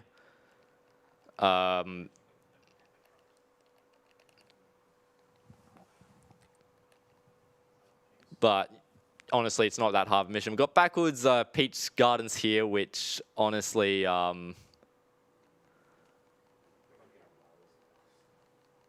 which is very reminiscent of what they did to the Booster Course Pass, except this is better because it's Mario Kart DS. And you want to make sure you get an item here. Typically, I like getting a star. That is nice. Like I said, that one can also give you the dreaded red 0.5% red shell, because I like to use the star to get to him. Though you can indeed use the mushrooms, which is the other item you typically get. And you've got to make sure you get an item because it blocks off your paths to just take the off-road route. And it gives you additional set here just so you can get to the end. With that pause cancelling, getting it earlier is indeed better for the speed run. Here we go on, oh no, actually I can live without getting that coin. It took me way too long to notice that not only is this mission, the coins are in the shape of a star, but they're in the shape of a Mario star with the two sets of 3 dots being eyes. There is a faster strategy for this mission, which I don't know, because I was doing this event. I was like, I don't want to learn a new strategy. But I've ended up being so good at this strategy, I have ended up pace locking myself with the hands on this mission. There are people looking at the setup, hopefully trying to restore audio. But now I need to wait for these two hands to get by. So if there's any more donations. Yeah, you're actually getting a lot of love right now. We've got a $20 donation from Sci High that says, "Hey, Hyphen, keep on cooking and lock in. Good luck on the run. Don't hit any trucks this time. Cheers." The trucks. We've got $20 from Family Guy Cart, who says, "You're killing it. Go, Hyphen." Not him. Dreaded him. There's a running joke on the channel of one of my friends who really wants me to play Family Guy card. I don't know what a Family Guy card is, and it has so far occupied the last 3 April Fools. So, yeah. As you can see, this mission is Yoshi Circuit, but strangely, it's just getting MTs. You see, we're already at 14. And there are no objects on this course, apart from obviously the water and me being blinded. And we can just go to finish line. So this is a really good mission. I quite like this one. It's the only one on Block Fort. We need to get these 10 item boxes that are around the mission. This is another one of those funny missions where I've gotten so good at it that my current routing is too fast. Because I actually need to slow down to get this item box. I didn't get the chain because they all give you 1 mushroom to try and get to the next box. So you can then see we need to make sure we get all the... I don't actually know if there's a better route for this mission because I just haven't looked. This blue item box I kind of hate dealing with.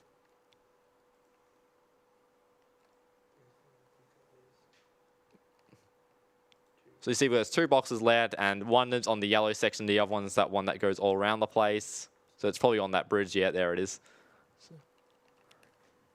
Oh, God, that was close. Here onto Cheap Chili, where that pause cancel you've seen me doing is actually super important here because otherwise it automatically boots us into the credits, where you then need to reset the game in order to skip them.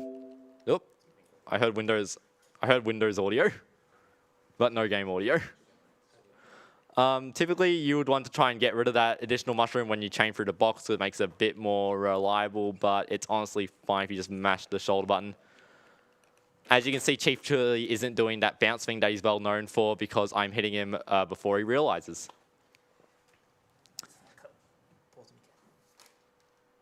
Let me just get the start boost and we can pause. They're doing more fixing. Yep, game audio is back. Just in time, because I know people love the Rainbow Road music. As you can see, this is a drift mission that's actually hard because it's on Rainbow Road and you're with Peach and nothing else because you fall off easy. Because this...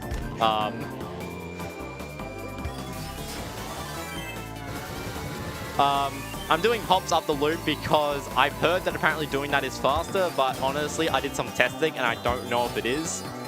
But I just do it because it's fun. The good thing about World 7, which we're now in because we beat Cheap Chili on our first go, is you don't actually need to get a star on the end of the mission. You just need to beat them, which is kind of a concern because a lot of these have tight time frames. Like we've only got 10 seconds left here, although we should be able to do it.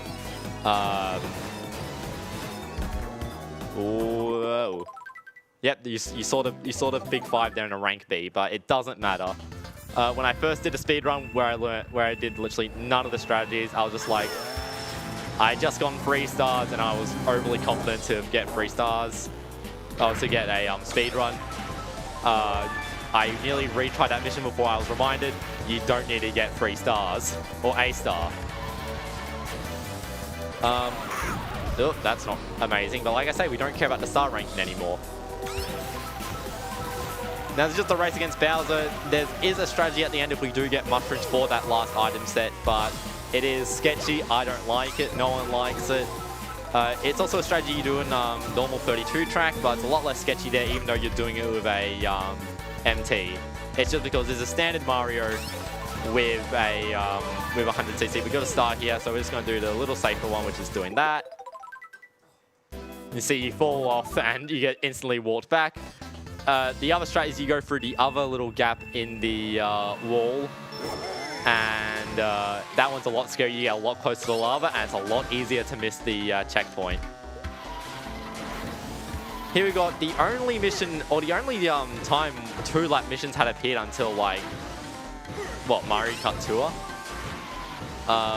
even though it doesn't give you the lap 2 of 2 graphic in the corner, I do think there is one there. If you do set a if you do set a track to 2 laps, you can get a 2-lap graphic. Okay, we did get that chain of the item boxes. These cogs here spin really fast, so you get to hear the engine noise rev up really high,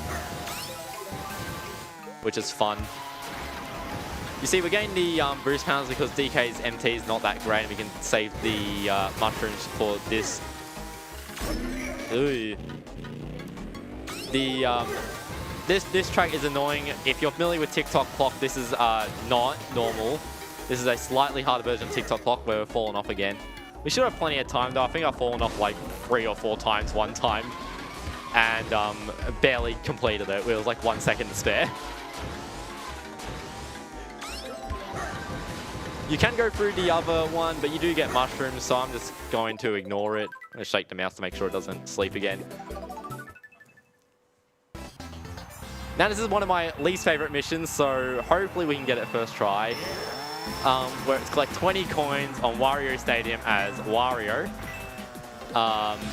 Because this game doesn't have like any air control, so it's really easy to miss the coins that are in midair. And unlike those other missions we've seen where, you know, you can kind of just go back for things, because they're in midair, you really need to actually get them. Oh, that was good. I didn't like that. Whoa, I got a super bounce. Now we're getting onto the most annoying coin, which is this one. This one has killed a Sepala run, which is real sad because it's right at the end. We got it first try. That's kind of the hard thing. Now we're onto Banshee Boardwalk, and as much as I don't like this track has a very special feature for the Mario Kart community. It's got this big fish, which everyone is probably screaming fish in the chat at the moment. There are some other names. There's that fish. Everyone loves that fish. I heard someone in the audience scream fish, which is just great. As you can see, it's just getting the item boxes. But yeah, this track has the big fish. In 32 track, you get to experience the fish 3 whole times, which is just like actually amazing. You can see we ignore the arrow to go this way, and not into the water typically. You typically do want to get a little bounce, but like I say, what the swooper? That was unfortunate. And you see this big chain of fake item boxes because there's one right over here. If there are any more donations, I think we're about to head into a backwards mission, if I remember correctly. Or just a boring mission. Yeah, this is a backwards mission if we've got any more donations. More of that Bowser model. All right, fantastic. We have a $75 donation from Puddings, who says, "Hey Hyphen, so cool to see you running my favorite category live. Best of luck on the run, destroy all the Goombas, and enjoy the dentist chair." This chair is not been the best. We've got a $3.88 donation from Saga, who says, "So glad to see Hyphen run Mario Kart DS at an Australian event for the first time ever. Good luck and have fun." And then we also have an in-person donation from Agimon, who says, "Shout-outs to Tech, put towards Do Goma clip." Now this is a great mission here, which is very simple. You can see we've got 11 seconds to get through these gates. I accidentally got an MT, but it should be fine. When I first played mission mode,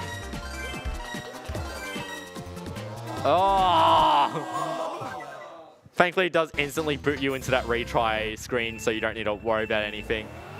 When I first played mission mode, this took me 10 minutes. Oh, we're gonna have another fail. Oh no. Those curses of like 2-3 years ago are coming back to me.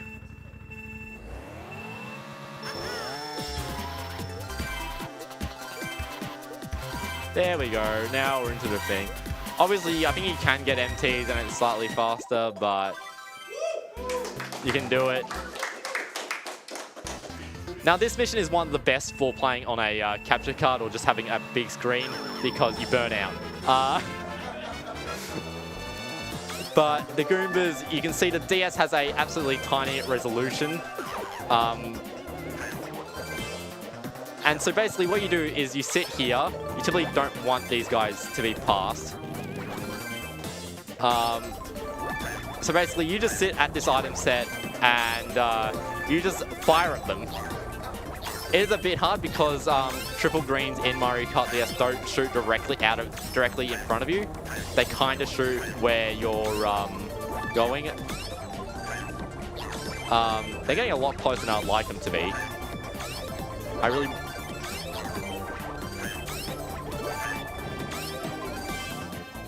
Now, really, a really funny story. One of my friends, I think the same friend that did Family Guy Kart, wanted me to port the Queen of England, to Mario Kart DS, whatever that meant. And so I just replaced the Goomba texture with the Queen. We got one Goomba left. Oh my god, I hit him, but we did get him. So now we're on to Wiggler, the final mission of the game. So we're going to be doing time after these 3 laps. You see Wiggler there looking... I don't know. Nice! Oh yeah, R&D manipulation. I heard someone in the crowd say that. Typically, I don't actually want to get too good at this start here because I need to make sure I get this item box and then this mushroom. And then after I get the second start item box, I am what I'm going to call the home stretch. So now it's just a matter of going onto these trucks to get the mushroom and getting the star item box. So it's a very, honestly, boring mission, really. Like, it's kind of strange they decided to do this as the last mission when it's, like, not even on a custom battle arena. It's like, it's on a nothing track. Who cares about Mushroom Bridge? But, yeah. I don't know why I'm attacking some of these vehicles. I really don't need to. We got the double truck here, which is my favorite, apart from you don't get the double truck in the on lap 3.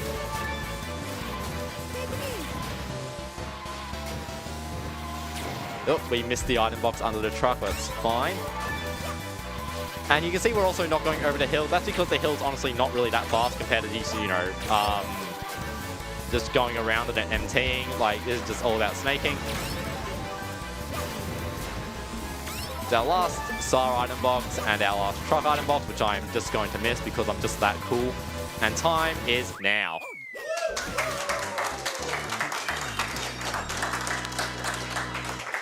How well did I do?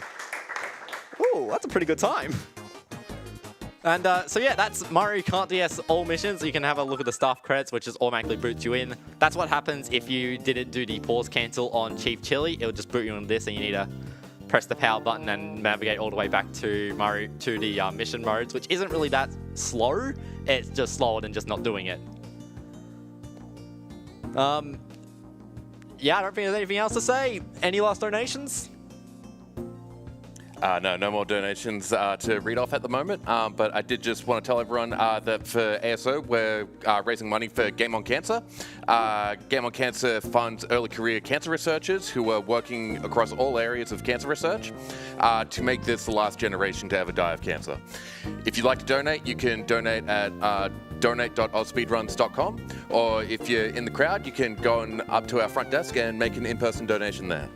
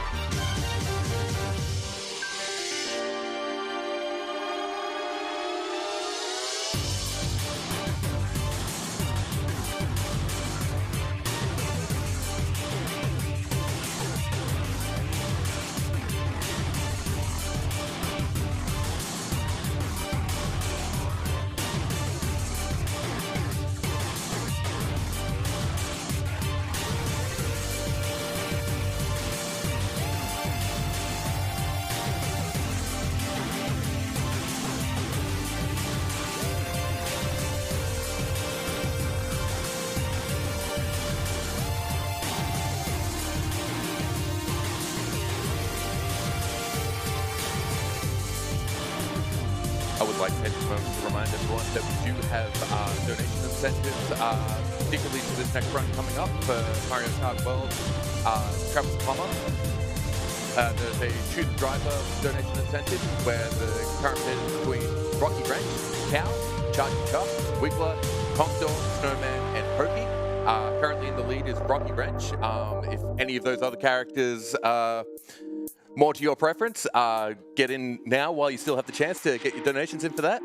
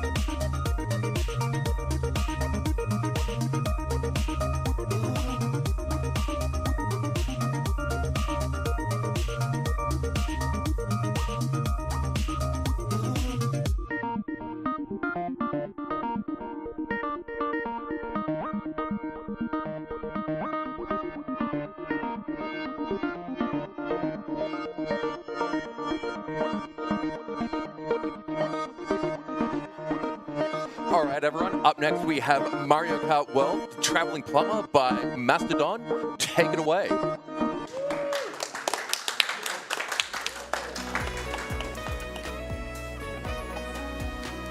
All right, hello everyone, I am Mastodon and we're here. We're going to do some Mario Kart World Traveling Plumber today.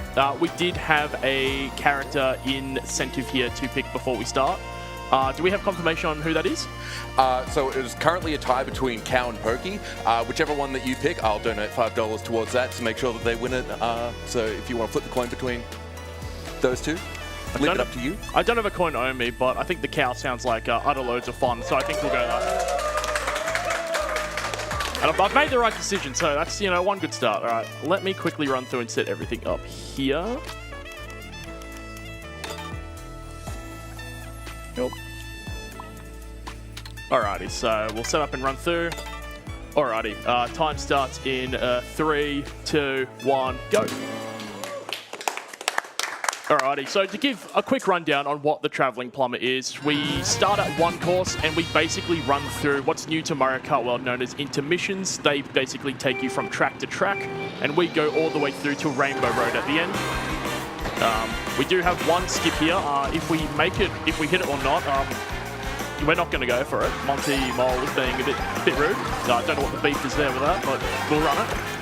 We've got triple mushrooms, which is really nice because there'll be a lot of shortcuts we can take with them.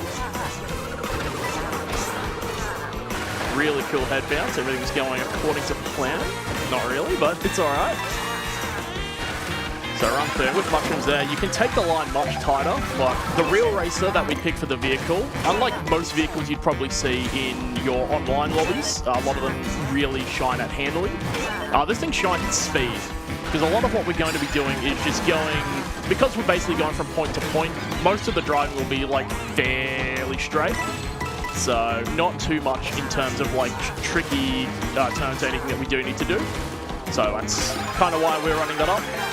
And we will also quickly talk about just some of the speeds as well. So each character has their own speed stat. Whoop. That's all right, we'll take that. We've got feather cuts that are here as well. I'll take it on the last lap here. So a quick rundown on why we start with DK Spaceport here. Because when we do an intermission, we do one lap of every track. And from Spaceport, when you do an intermission to DK Spaceport, you do the one lap regardless. And for DK Spaceport, that one lap is the entire track. So we do the one lap here on DK Spaceport because it's effectively mandatory regardless. And with the rest of the tracks, with the exception of Koopa Troopa Beach, we just do one lap of that. Koopa Troopa Beach in one of the updates 1.4. We do 2 laps of it now. And needless to say, it causes me a lot of grief because that track is an absolute nightmare sometimes. So this is where things will differ a little bit from your traditional Mario Kart races with the intermissions that were brought into Mario Kart World. They are fairly new. There's a lot of emphasis on the open world driving, which the intermissions do take full advantage of. So we just basically drive from just one track to another. And what you'll see for most of this is basically a strategy. There's 2 strategies that'll be implemented. One of them is called front running, which is what we're doing now, which is basically get to the front and just hold it for the entirety of the race while just collecting coins, because coins are good. Coins increase your speed a little bit, up to 20 coins in this. When you compare it to 10 in the previous iteration of Mario Kart, which was 8 Deluxe. And the other one you'll see in the next track, which is a strategy called bagging. Bagging essentially means you just wait at the starting line to get like power items, generally mushrooms, and speed your way to the front, taking some big off-road shortcuts. So what we're generally going to be looking for right now is we're going to be looking for a feather, because on Whistle Stop Summit, the track we are driving to, there are a lot of really nice feather cuts we can look at taking, which the real racer can't really take too comfortably without. Well, unless if you're like really, really practiced with them. For me, that's not really too much of the case, but it'll be all right. Boo, they're stealing coins, not a problem. And we've got our first interaction of a new mechanic there, known as rail riding. Don't do that. That's bad. Don't fall off the rails. So yeah, with rail riding is one of the new mechanics that have been brought into Mario Kart World. So you run through, just ride along rails. You get like speed boosts off like every trick and stuff you do with them, which is pretty cool. Makes for a lot of really, really dynamic play when you play like online and whatnot. So we're going to go for a what's called a NISC, which stands for Itemless Shortcut. We whiffed it there. There was a new strategy there involving a flip trick. Just didn't manage to get that one out. But that's fine, because we still landed pretty well. And we're not having the worst time so far with Cal there. So that's two of the new tracks there. There's a mix of old and new tracks that have come back into Mario Kart World. So that's two of the new ones there. By a lot of popular opinion, not too many people are a big fan of DK Spaceport, but a lot of people like Whistle Stop Summit. I love it as well. It's actually a really fun track, very technical. If you watch any like time trial world records and stuff, there's a lot of really explosive stuff that happens here. So this is one of the tracks where we're going to bag at the start. So you'll see us starting in like a lower position here. And basically just going to go through and attempt to get 6 mushrooms from the start here. And we mushroom through. We'll go through, take that there. And we're basically going to look at trying to hold these 3 mushrooms going into Desert Hills. Dodging item boxes, because there is a new item that is coming up that we'll explain shortly. And we go up here. It's a little slower, but sometimes in Traveling Plumber, there are rogue vehicles that can randomly come on screen. One of them is a car that can drop out like bombs and bananas, and they can get quite disruptive, so we do like to avoid those if possible. And what we're coming up to here, this is a new item introduced to Mario Kart World. It's known as Dash Food. Dash Food is essentially a small boost. And why we collect them, I'll quickly explain now as well.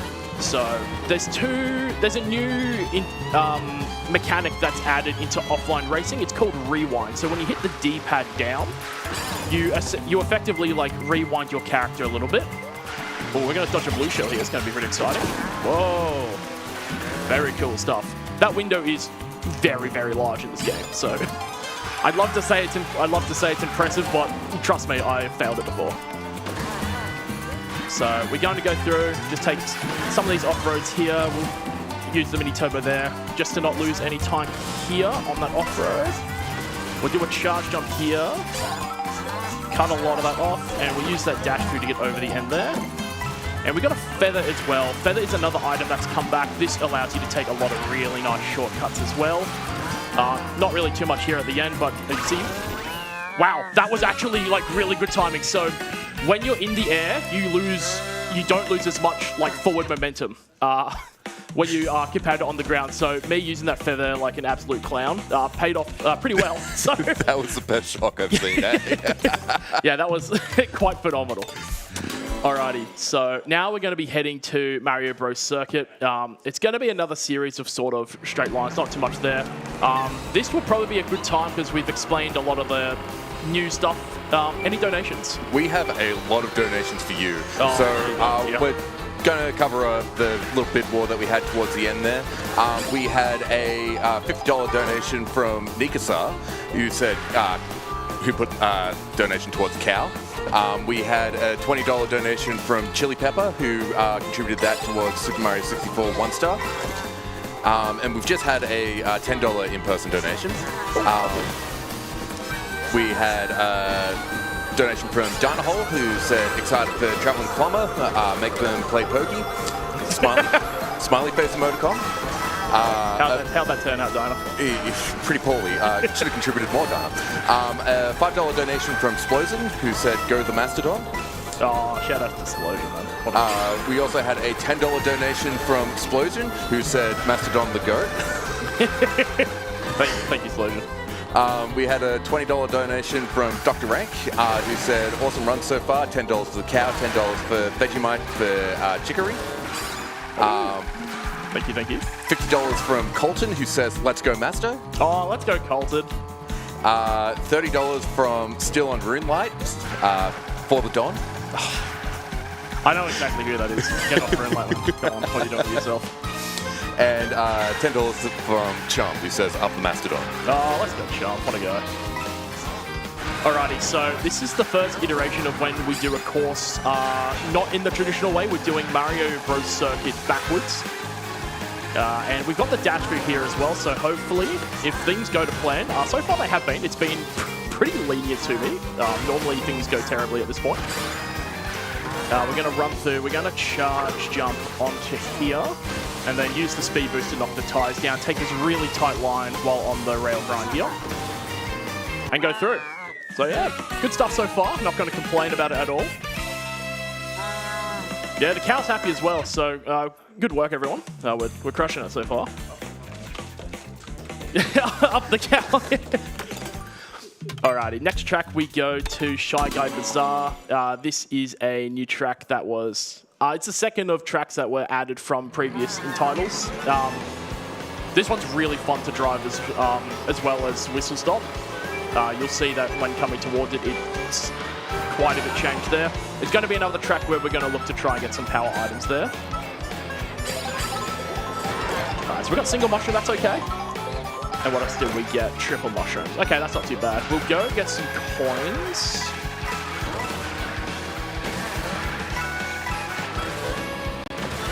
We'll use these. Oh, that's not what we wanted, but that's fine. So we'll use that in the off-road here. Not bad. Yeah, so triple mushrooms and mega. We're going to look to probably take this out here. That worked out pretty well. We'll take it. There's some big cuts coming up here as well. We will hold both of these two mushrooms because we can look to take them. If we can hold mega, that'd be kind of nice. So I'm going to do a quick charge jump here that gets you like a small boost and a bit of a jump over that off-road. So we do take that. And we'll trick onto here. So having the mega mushrooms here, nice. If we do time the mega mushroom correctly, we can dodge any blue shells or any shocks that come as well. And the mega mushroom is one of a few items that can't be stolen from Boo as well. So that was pretty terrible, but that's fine. We'll go the scenic route here instead of going on the roof because I feel like that's what the people want. So this is to Shy Guy Bazaar. So there's the blue shell that was mentioned as well. So we're going to be able to dodge a second one here. We'll use that now just in case a shock then blue hits. And I could really feel how terrible this vehicle controls. But it's fine. Not after that, but it's still all right. We'll get ourselves back to speed with a mini turbo here. And we'll go for a little ride up here, I think. Hold that. We'll get the double set here. Missed the trick. Don't worry, it's all planned. Don't stress. And we'll go through, come through there, do some tricks down, and cross it over. So that's Shy Guy Bazaar all done. And from here, we move to another classic. It's Wario Stadium from the Nintendo 64, I do believe is next. And that one is nowhere near as long as the original. They've shortened it quite a bit. But it does feel, it's pretty fun to race. There's a lot of rail grinding that you can do on the track as well. And if we don't pull that off really well, there's some wall riding stuff that we can do as well, which is something else that was new into Mario Kart World. So we'll run through, we get the start up here. We'll mostly be doing a lot of front running from here on out here. And we're going to be looking at collecting a bunch of dash food as well, because there are some shortcuts on Wario Stadium we can take with the dash food, and there are 2 dash food spots as well. So we'll grab that, and what we're going to do, we're going to essentially hold this coin until we get to the second dash food spot. Just because there's some item sets that are pretty difficult to avoid, and if we can, we would prefer to have the double dash foods here. So it's going to be another case of just pretty boring desert driving, but that's good for Cal. Alrighty, so this is the first blue shot we can't really avoid. It hit us right over that item set, but we will be using the dash food just to get back up to speed. There have been a lot of instances recently where I've had mushrooms being ready to dodge the blue shell, and I've been hit by a red shell, and then hit by the blue after, so I actually don't get to use the mushroom to dodge said blue shell, which can be very infuriating, especially during no rewind runs. There's the shock, so we get no dash food, but what we will do is something else that's new. We do a charge jump. So charge jumping gives you a little bit of mini turbo. It is slower if you are not in a boost. And we do that after a shock, just so when we get back into full form, we do get a mini turbo that brings us back up to full speed. So I found it to be much quicker than just driving in a vehicle set up like this, just as Cal. So here we go. We're going all the way around, and we've got this one loop, and then we're going to start Warriors. That's a second blue shell. Okay, so everything's coming out now. It just took a minute to everything coming out. Yeah, the blue shells, they are pretty nasty. on tracks that you can afford to do so, it's quicker to actually drive off the map than it is to take the blue shell hit. That's how nasty they can be. So here we are. So on Wario Stadium, as you can see on the mini-map there, it's significantly shorter than normal. We do miss the rail there, but it's fine because we're going to get a double box. Alignment there is pretty terrible. But we'll head up here because we'll get some coins. We'll get ourselves up to 20.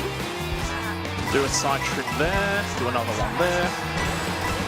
And we hold that. And we just do that. We get a lot of air coming off that jump. So try to minimize it as much as possible doing that. We're just going to hold the banana in back here, get an Ultra Mini Turbo, which is the purple sparks that come out when you hold a drift long enough. And they're going through there. So, yeah, not too bad. I'm just going to keep my eyes off the time for now and just focus on some relatively not terrible racing, hopefully. So that one all done. We're going to head now to Airship Fortress. So basically, the route, if you have been paying attention, we basically run around the outside of the map for the most part early, and then sort of cut in and back out on the right side, and then do all the middle stuff after that. So that's what happens when you don't get your mini turbo start, but no one else got that either, which is, never seen that. So, which is good.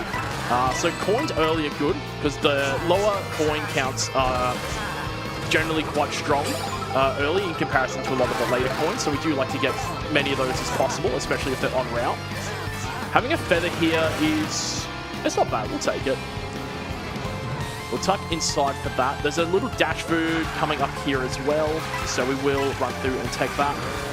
And on the way to Airship Fortress, we'll probably just check if there's any more donations that have come through. Yeah, you are absolutely loved by our viewers at the moment. We've got a $30 donation from Ferris Yak, who says, "Up the Donny, you farm those NPCs." Always. Thank you. $5 from Demon Atrix, who says, "For Masto." Oh, let's go. $10 from The Big Gibber, who says, "Up the Master." Is that his actual username, or is that just because we call him that? That's his actual username. That is hilarious. And we've got $100 from Bob and Margaret Crapnell. Oh, that's my grandparents. They're watching at home. And they say, "Go Team Mastodon." Oh, thank you. Thank you, G&G. We'll go and get like lunch or something. Your treat. Just got $5 from Lana, who just has like an angry smiley emoticon. Oh, thank you, Lana. And $20 from Alecat, who says, "Really enjoying the run so far and looking forward to what's up next. Put this towards the F-Zero incentive." Oh, that's good incentive. Alrighty, so we're on Airship Fortress now. Thankfully, the donations are coming through in plenty to get through a lot of the more boring stuff in the category. Oh no, I don't like that. That's on the map there. Anyone see it?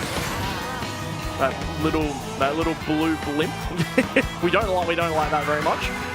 But it's why we do have the dash food. We can recover from it. It will be a bit annoying in this tunnel though. Back. That's okay. Because I'd be much more upset if we just made good alignment from it and then the shock happened. So I'm happy with the decisions that were made here today. So that's Airship Fortress done. Normally on a good run, that race goes terrible. So maybe it's a sign to come. We'll see. But from here, we do head to Bowser's Castle, and we're really going to keep eyes on getting a feather. Mainly because there's one shortcut during Bowser's Castle that you can take using the grind rails and wall riding, but if you have a feather, it makes it so much. It makes it so much easier. It's effectively brain dead. You just got to time it to jump. And because we're on the real racer, that's what I would like. Because yeah, the real racer is basically your fastest vehicle in the game, and obviously, as mentioned before, you just want the fastest vehicle because you want to get to point A to point B as quick as possible without too much disruptions. That is a very rare second place red shell that comes out there, so very lucky to have not pulled a coin there in first place, which is pretty common. Otherwise, we get hit straight down and we fall quite a bit back. Just like that, there's the coin. And normally we like to hold the coins in set positions as well. Because if you have a coin in your item slot, you won't be able to pull another one. but we will be going feather hunting. Ooh, okay, so we've got a sound horn, which is quite nice. I do like to hold those as well.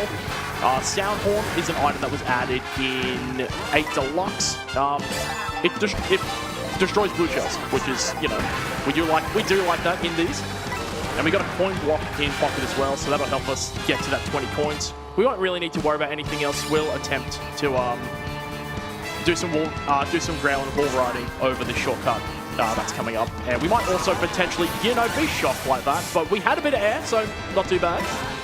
And we got the mini turbo trick, the trick off that as well. So things have been relatively nice to us, not gonna lie. Do a little charge jump there, and we're on here. We're gonna fly up to Bowser's Castle. This track not only has an amazing soundtrack behind it, but it also has like a lot of really cool tricks and stuff. It's a lot of people's favorite track in the game. So we'll charge up the charge jump here, get up there. We got the feather anyway. But you'll do that. Save it, please. No. What was this about the feather making it free? Well, I got the feather off the rail. So normally when you have the feather, you don't need to go on said rail. You can just ride the road straight and then jump straight over it. But I did not feel confident that I was going to make it through, and the feather didn't really do too much there. We're going to try this as well. It's a roll right there. We didn't get enough air for that one. That's not too bad. We can just drop it straight down and get a little bit of speed going off there. So not the end of the world there with that. There we go. We'll get that. Ooh, okay. All the money. This cow is loaded. Yeah, the cow is loaded. Oh, yep, of course a red shell comes as we, you know, don't have protection for it. And there we go. All right, so obviously not the greatest run there, but still not too bad. We'll still take it. We'll.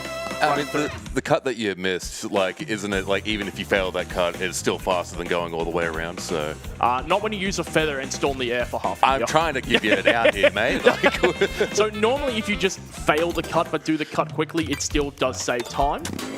Overtaking the long route, like, that's how quick that cut is. But, yeah, when you take the cut, fail it, and then go, you know what, I'm going to use a feather, stall a little bit of time. If it's on air beef, not really too great. So now we're going to what a lot of people found was their most anticipated track coming back in Toad's Factory. But I know a lot of people who play competitively, not the biggest fan of Toad's Factory. But not a bad track here. Well, there is a dash food cut that we do take here as well. We have a shell because there's not too many greens that are behind us actually. So normally the NPCs, they do generally like to get greens. And they are aggressive. Like, they will throw those forward. And they are surprisingly accurate as well. So we're just going to farm up here. We're just going to run through. Here we've got Big Donut. That's Battle Course from the Nintendo 64 back. It's a battle course in Mario Kart World as well. And it features in the Traveling Plumber route that we do. So pretty exciting stuff there. Alright, so we're just going to hang on to these. I'll look at burning the feather relatively soon because we do get a dash food and we do generally use that dash food pretty quickly over a cut as well. We'll jump over in. There's a bit of fun, why not? And we'll get this here. We'll charge the charge jump in. Oh, there's a blue shell, lovely. But we made it on the road, so it's not too bad. Can we charge a charge jump? No, we can't. That's okay. We'll get to here. Anything's faster than driving on the water. So this is I believe it's our first interaction with water. We'll see a lot of water towards the mid-late half when we head towards like the coastal side of the Mario Kart World map. Water's slow. We don't really like water too much. So if there's generally an opportunity where we can have a look at driving out of the water, we will. Really rough cycle there, having both of the machines come down as we're there. So we get that, get some more coins as well. Nice, didn't bump into anything, which is always good. We'll take this drift around here. That's going to stay green for us. Beautiful. Alrighty. And this ending section here has changed us to girders here as well. So we'll run through, ride those, get on that. Beautiful. Alright. And with that done, we're going to head to Dry Bones Burnout. There's going to be probably a little bit of water driving and the way to get there. So do we by chance have any more donations? Yeah, we've got quite a few coming in. We've got $75 from Bossier Crane, who just says, :3. We've got $50 from Renee, who says, "Go Master," all capital letters and 6 exclamation points. Okay, so that is very likely to be my younger sister. I'm pretty sure it is your younger sister. And we've got $50 from Burb, who says, "Does Donnie get to eat the cow if he gets a PB?" Yes, he does. Yes, he does. He's going straight to the steakhouse. All right, so just a bit of water driving. We're heading to Dry Bones Burnout now. There's a lot of really cool shortcuts on Dry Bones Burnout. I know, like, none of them, so unfortunately it's going to be a pretty boring race, but it is a new track, though. And as you can just feel, water's slow, so we're going to be taking this, and we're going to be heading up on land here. Land's just always quicker, and it's the most inside route here as well, so we do take that. Basically just going to be getting some coins. We'll be getting up here shortly. Don't get bit by that. It's got 2 more coins. There we are. We're on our way here. So this is a track I originally didn't used to like. That's probably because I was just really, really terrible at it. But I've come around to liking it now. This might be one of our first instances of wall riding outside of Bowser's Castle. So you charge up a little charge up here, jump to the side there, ride that wall, and trick it off there. Little things like that you can do in Mario Kart World, which makes for a pretty interesting game, just playing offline and online as well. Let's get some coins here. Not really too much to say what it's running through. There's a big gliding section coming up here. So what I like to do, if we can pull it off, is just land up on the top here, land on the grind rail here, take that tight trick off there, just go around here. We'll be going onto a wall, then over a little lava platform here, and then just going through. I don't want to risk feather on that. There we are. And we're done with that one. So, from here we go to another new track called Acorn Heights. There is a shortcut that I've been learning / getting relatively consistently. So because this is a marathon, I will completely botch it. But we're going to go for it anyway. It's right at the start. So it's essentially going to be off a ramp, you'll do a charge jump, off a lamppost, riding onto a wall, then off another lamppost, and you save like a big turn there. It's like that first turn there you see. We've got the start there. So first step is just going to the right here, getting that. Yep, told you. So yeah, there's the wall there. You can actually see it just by turning the camera a bit there, and just go off that wall there and off that lamppost there. I don't know where that green shell is. When I hear that green shell sound, I just always panic because it'll bounce off 4 things and then find its way to hit you. So there's always going to be collecting coins. For the cow, I like to have sort of around maybe like 8 coins as like that magic number. Because it hits the speed you want to hit, then it also gives you a little bit of buffer if you do get hit as well. So you're still on a relatively healthy coin count here. So what I'm going to do, there's going to be 2 sets of dash food. We're going to collect them both, just because there is one shortcut that's much nicer to take with the dash food. And the dash food on here is pancakes. So that's pretty exciting. And the other one is nice and tight around here. So we're going to grab that. We're not going to worry about any drifting. And we're going to go... So this is the ending section of Acorn Heights that we go to. So we're going to go on the rail here. Trick off onto here. Trick over there. Hit by lightning. Not the worst in the world. Because there's rain that appears after lightning. And that can mess with a lot of the car's traction and prevent it from doing any tricks. We can attempt to go for a trick to skip the shortcut I was saving the dash food for. So hopefully we have good alignment for that. And the rain is gone. Oh, we got a feather. Never mind. We're just going to do the feather cut instead. This time we got the feather in good time. All right, we'll trick off here. We'll throw that backwards. And when you use a feather and trick, you can land onto the wall there. And that cuts off a lot of that off-road in there. So we'll try to do this one for real this time. Where you go over here. And you cut off just a lot of that section. That's sort of where the Shy Guy and Mario are heading to right now. Yeah, good stuff. So we're going to head to another new track. This one we're going to Boo Cinema. This is probably the most basic of all the new tracks that are being added coming up. But the route to it is pretty fun. There's a lot of pretty cool shortcuts and stuff. Most of them we probably won't be able to take because a lot of them do require having mushrooms there. So this first sequence, we do like to try and get a lot of tricks out and get some decent coins as well. So we'll quickly have a look at getting that done before we proceed. All coming up here just across their lily pads.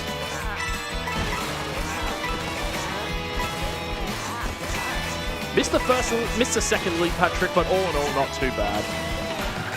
So yeah, as you can see, just with the track, there's a lot of just winding around. So where the winding comes a lot more like square and sort of like blocky, it will come through basically the reminiscent of like the Ghost Valley tracks from the Super Nintendo. And a lot of those tracks do make appearances just on the in the open world.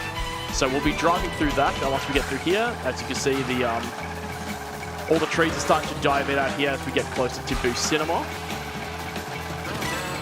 I'll run through, get that. There is a dash food that appears close to Boost Cinema as well, so we will probably have a look at getting that. We do a little edge trick there. Can we get another one? Nah, that's all good.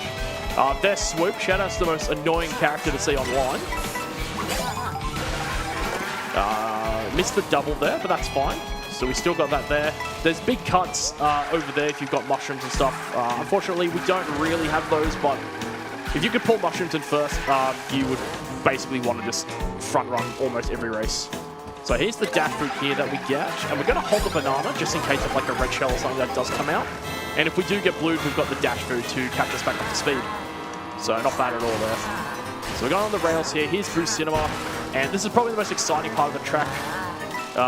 Driving through the actual movie screen itself onto here. This section is pretty fun. It can be a bit unforgiving if you do fall off though, but the track's fairly wide, so don't do that. Our last section here, we can see all the other drivers come through the first side. There. And on a little glider section here as well. So fairly good from there. Missed the trick, but that's okay. We'll drop that and we'll just use the dash through to get over the line. So yeah, Boost Cinema, a pretty fun track. I like playing that track online just because it's fairly simple and it does generally reward some relatively basic fundamental driving. Alrighty. And here we're going to go to everyone's favorite track, Mario Bros. Just Mario Circuit from the original game. And normally when you do a 3-lap on this track in Mario Kart World, you race through Mario Circuit 1, 2, then 3. But with the intermissions outside of Acorn Heights, you only do one of the sections. And from Boost Cinema to Mario Circuit, it's the shortest rendition in Mario Circuit 1. So we do that. This drive's going to be not the most entertaining, so if we have any more donations, feel free to read them out. We have $125 from Salvo, who says, donating $1 for every moment I realized Mastodon would demolish me in Mario Kart. Good luck on the run. Thank you, thank you. I appreciate that sentiment, because I watch you play online all the time, and you're just like, this is easy. It's like, no. You destroy me. Yeah. All right. So just to quickly interrupt here, that's one of the vehicles that spits out all those annoying items there. Yep. This was honestly overdue. That's fine. We do have a feather there, and we will be getting dash food coming around here as well. Yeah, this acceleration's so bad we don't get the mini turbo immediately. When you play your lighter characters that you'll see online on like the Rob Hog or the Muck Rocket, they'll be able to be hit by a blue shell and just be able to get that right away. There are ice there. Ice is... it's mostly just annoying, to be honest. So we go through. So what we do, we go over all of these speed ramps here, and we just charge mini turbos as well. No, you don't. Oh, yes, you do, apparently. We do a bit of dash through, though, so it's fine. We can recover back from that. Oh, see? Neo out here. Pixels away from disaster. Pixels away from the slaughterhouse of Bucal, but you've done well. Alrighty, and this is going to be pretty simple. You can see from the minimap there's not really too much that's going to be happening here. Just a quick run through there. So not much happening. Do I have time for another donation? Oh, you got time for ample donations. Excellent. Very special one from Angela Amity. Oh, my mother. Yep. Well done, guys. Go Masto. And a love heart emoji. That was way more tame than what she threatened on the way over. I'll say that right now. Thank you, Mom. Love you, Mom. All right. From here, we're going to go to... We're going home. We're going home. Mum's calling. We're going home. Moo Moo Meadows, baby. Let's go. Capital timing. Alrighty. So this intermission is going to feature one really long gliding section, and if we get hit off it, I will have to try and hide the sailor tongue. But fairly simple stuff there. We're just driving out of Mario's circuit here. We're probably going to run through, get some coins, and go for it. Oh, this is excellent. That is also excellent. That's a mushroom card, dropping some mushrooms. We are speed. We missed those 2 coins, but because we've got the coin block, honestly not the worst in the world. We're at a fairly happy coin count at the moment. We'll charge this up here, get that coin. And generally, we like to just go for double item boxes as much as possible. You've probably seen it just on the run, because normally when you go for single item boxes, you see that coin we got? Yeah, that's almost guaranteed, like all the time, what it feels like. So we're going to go through. We'll use this. We'll probably get a coin in the back. Oh, some more coins. Let's go, Cal. And here we've got another item set. All right, so we'll hold these because there is a dash food, and I'd rather have protection out in front of me than a coin. There's another. They're coming out in full force string. I threw that forward accidentally, so hopefully that doesn't bite me. All right, not too bad. So we go over here. Nice. And now we're on to Moo Moo Meadows, and there is Boo stealing that banana there. So we are in a bit of trouble if we do see a red shell. Anything else, we're probably fine. Oh, there's the first instance of Kamek. So Kamek sets obstacles on the course based on the character you're transformed into. Thankfully, it was Beady Buddy, and that pattern was very generous. I say thankfully because it wasn't Spike. Is that why? Well, Spike would also not be too bad. The character you're transformed into, you do gain their stats as well. So you are a bit slower, but it's much easier to handle. We're just going to use that, get the coins up, and there we go. So yeah, not a bad race. All things considered, things have been pretty lenient, which only has me concerned for the later half of the tracks, because this is roughly around that halfway point, because there's 30 races that we do end up doing in the category. So from here we go to Dandelion Depths. This is another new track, probably, in my opinion, one of the more lackluster tracks. Not because it's bad, but there's nothing too spectacular about it outside of like the one online shortcut that people don't like you doing in friend lobbies, which I'm not 100% sure if it's patched or not. But yeah, it would be a section where you fall off and basically return to your lobby and the computer races for you. But because you end up down below so far ahead of where you should be, the computer just treats it as if you're racing from there. So you pretty much just essentially get a guaranteed first. Oh, there we go. There's Spike. You can say the line. He needs to protect his image. Yeah, so on the Spike victory screen, so when the cow goes up and has a look at the camera, Spike picks up a spike ball and throws it at the camera.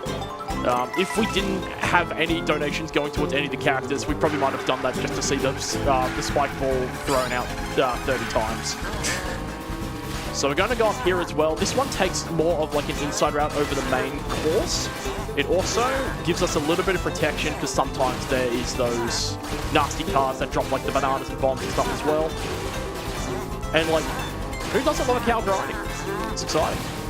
Like, trick off here, charge mini turbo up there from a charge jump.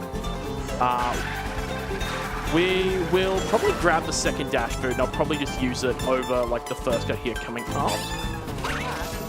So when you use a feather, just make sure to trick in the air as well to get yourself a little mini turbo boost. Capital timing. We will pretty happily be hit through this off-road because we are just going to dash food through it. We'll slow down a bit to make that turn. All right, yeah, all in all, not a terrible blue shell. We would have to use the dash food anyway, and that's kind of the spot we wanted to use it on. So that isn't a problem. Can we get a drift out? We can. fine. A bit wide, but then we can just cut it tight back in there. You get the Ultra there, because the Ultra Mini Turbo you get like a lot of speed out of. The vehicle in the rain, the handling just gets real unforgiving. But it's fine. Water section, we just try to stay out of it.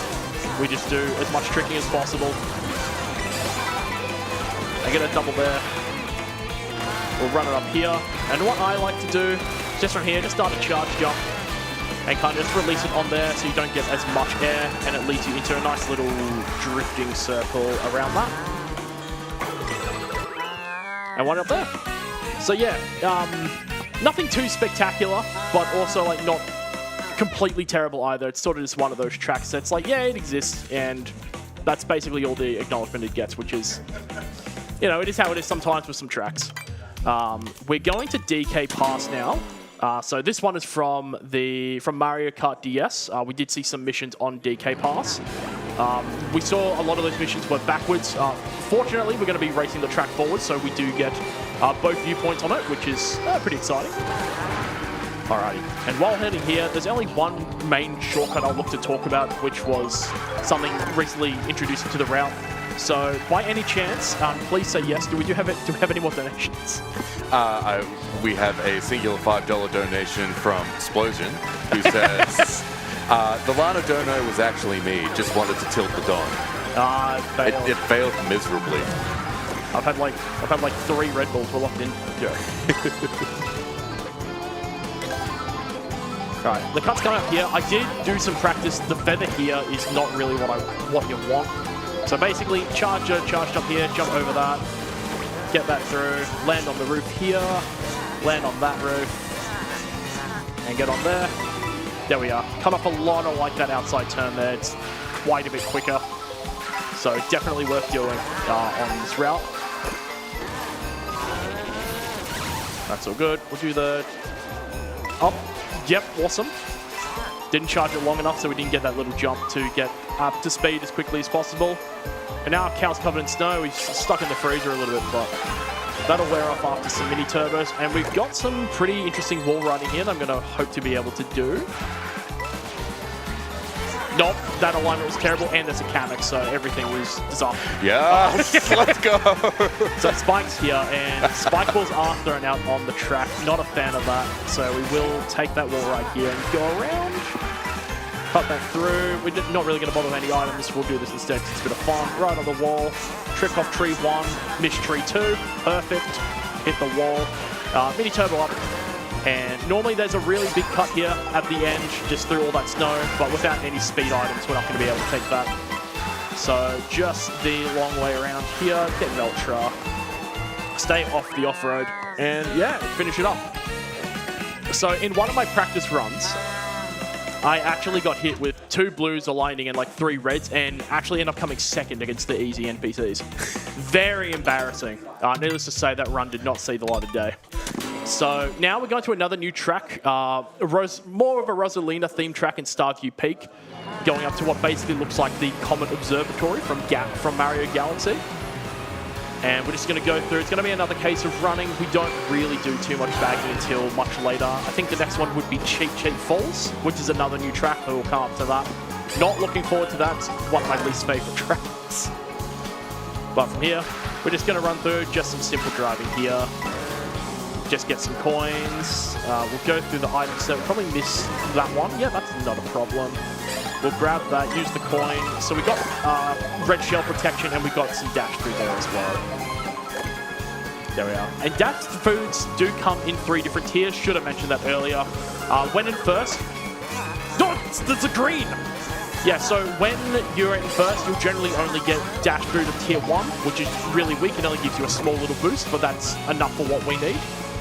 Dash food tiers 2 and 3, which you get in the lower positions, they grant quite a big speed buff. And unfortunately, they can't be used to dodge blue shells. I would absolutely love it if they were able to dodge blues. But yeah, they cannot, unfortunately. There's another shot coming out. That's fine. Let's not ruin it. Right. I saw the sparks this time.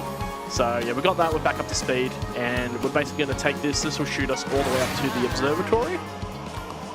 And we're going to be racing through a track that I do like, but every time I race on it, especially online, it's always just a miserable outcome. You'll generally see 2x in position, which we don't really like. You don't like to be in those bottom spots when racing. It's never an amazing feeling. So here we go, on to here now for Stardew Peak. So what I like to do, get that to get the coin, do a charge jump to the right, just slightly quicker up there, and then we do this around here. I don't think we're going to get Ultra. Oh, we do, barely. So getting Ultra there just makes that mini turbo last quite a lot longer on that section there.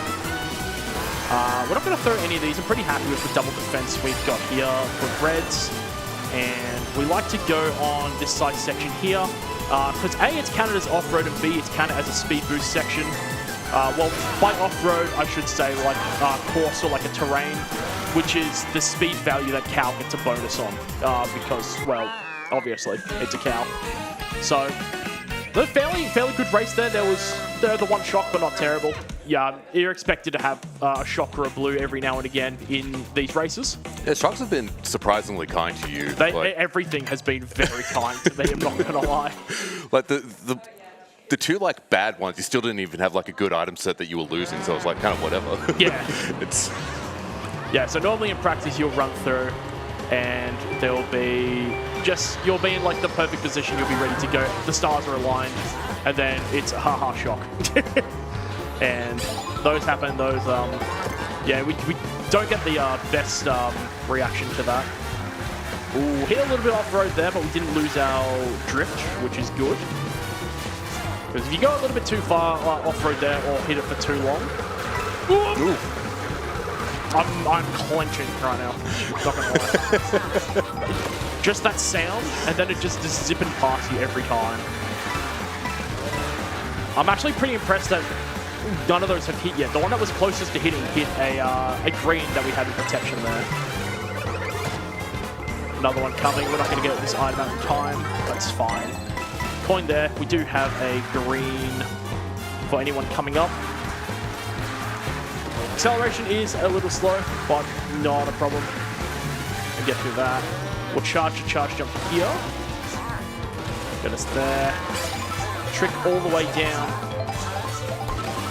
Alright. And what I do like to do, I do like to grab... There's 2 dash boot items here. But I have a feeling every time I go for it, I just get shocked. So we're just going to... Get out of here, you.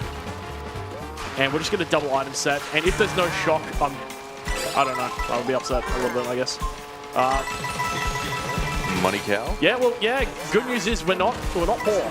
We have the money.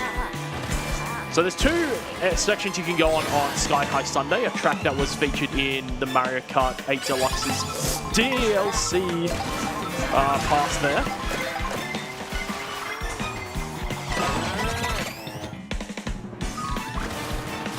It's quicker. That was so awkward, but yeah.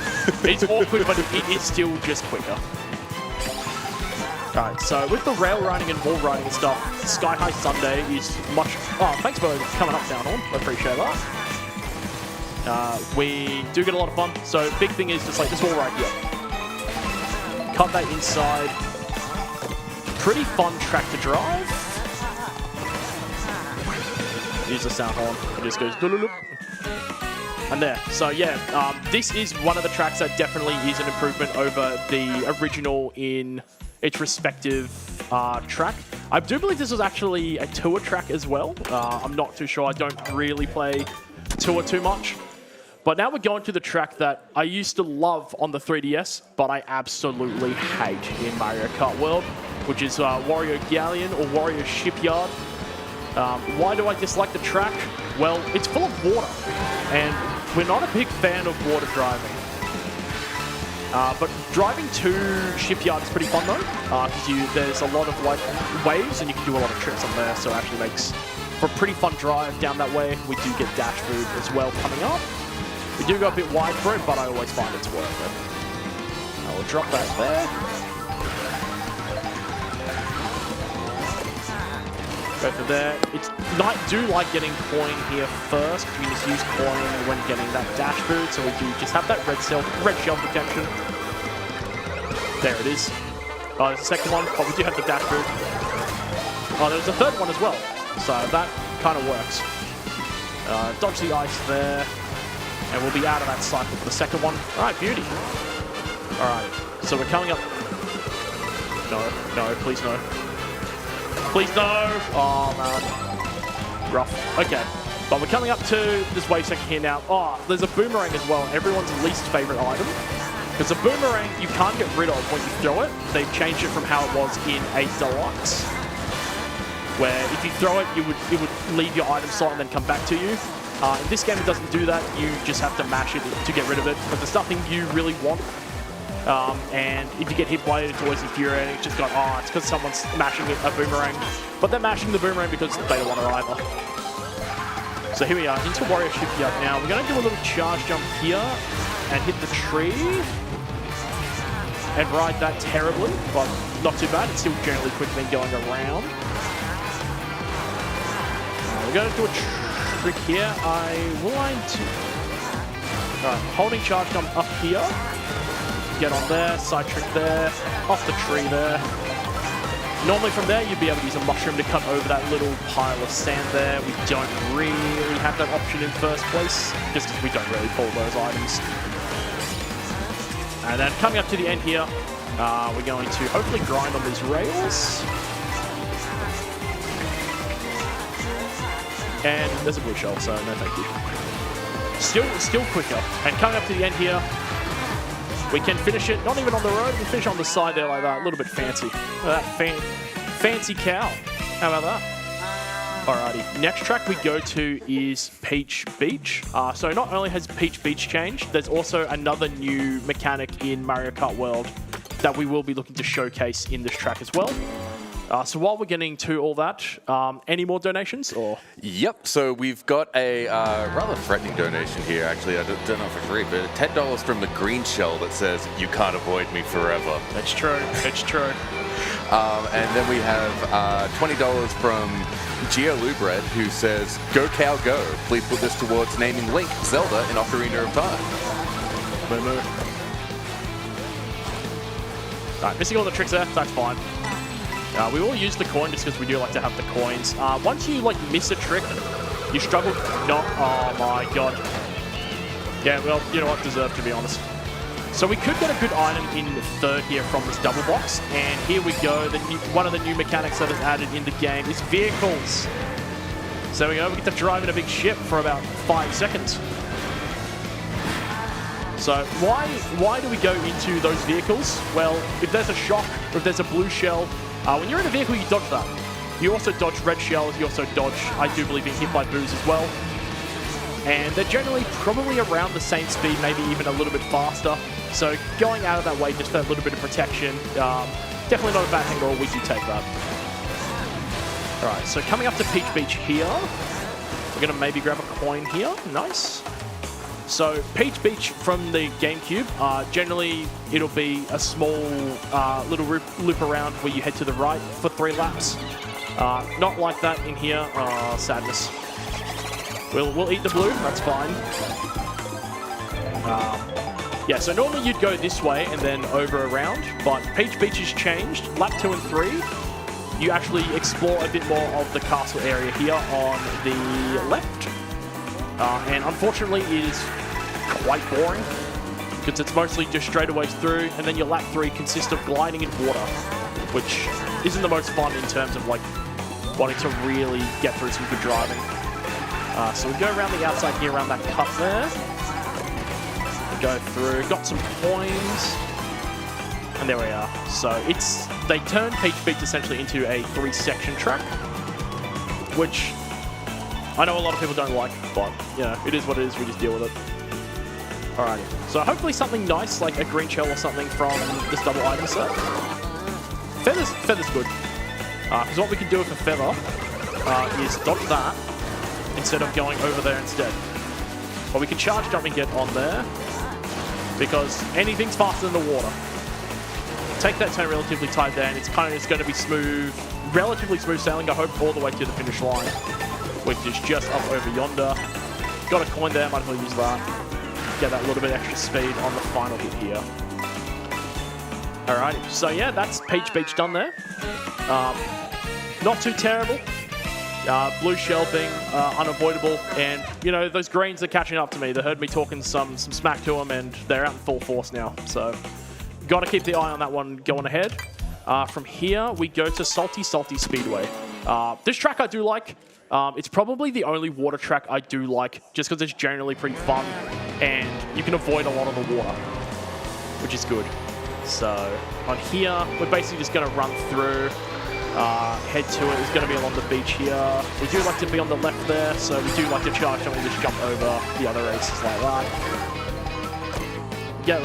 Get some coins up. There will be coins that we'll get along the shore here as well. Not hearing any greens. Life's pretty good at the moment. Yeah, just going to be just fairly smooth sailing here. So normally there is a route that you can take along the left there, just along the shore, but you can cut a lot of it just by going in the water. And because we do have a relatively fast vehicle, it's one of the few times that I would opt to go for the water section here as well. There we are. Use the coin, why not? Stay just on the road there, and we'll run it through here again. While approaching Salty Speedway, any cheeky donations? No donations at the moment, but I will take this opportunity to talk about our donation matching going on. There we go, got the words out. So there's currently still a donation match going on for a total amount of $2,000. For every dollar that you donate online, it will automatically match and double the donation until we reach that goal. That's a huge thank you to Bear with the Shotgun for that donation match. Oh, beauty. We're going to charge jump here. Ride the waterfall up. Not take that. This handling of the vehicle is just a bit too bad for that turn, but it's not too bad. There we are. Use that. Touching the slightest bit of off-road there is very slow. We will look to charge jump, get up here, and take this route up here. Main reason why we're looking to take this route up here, it's got a glider.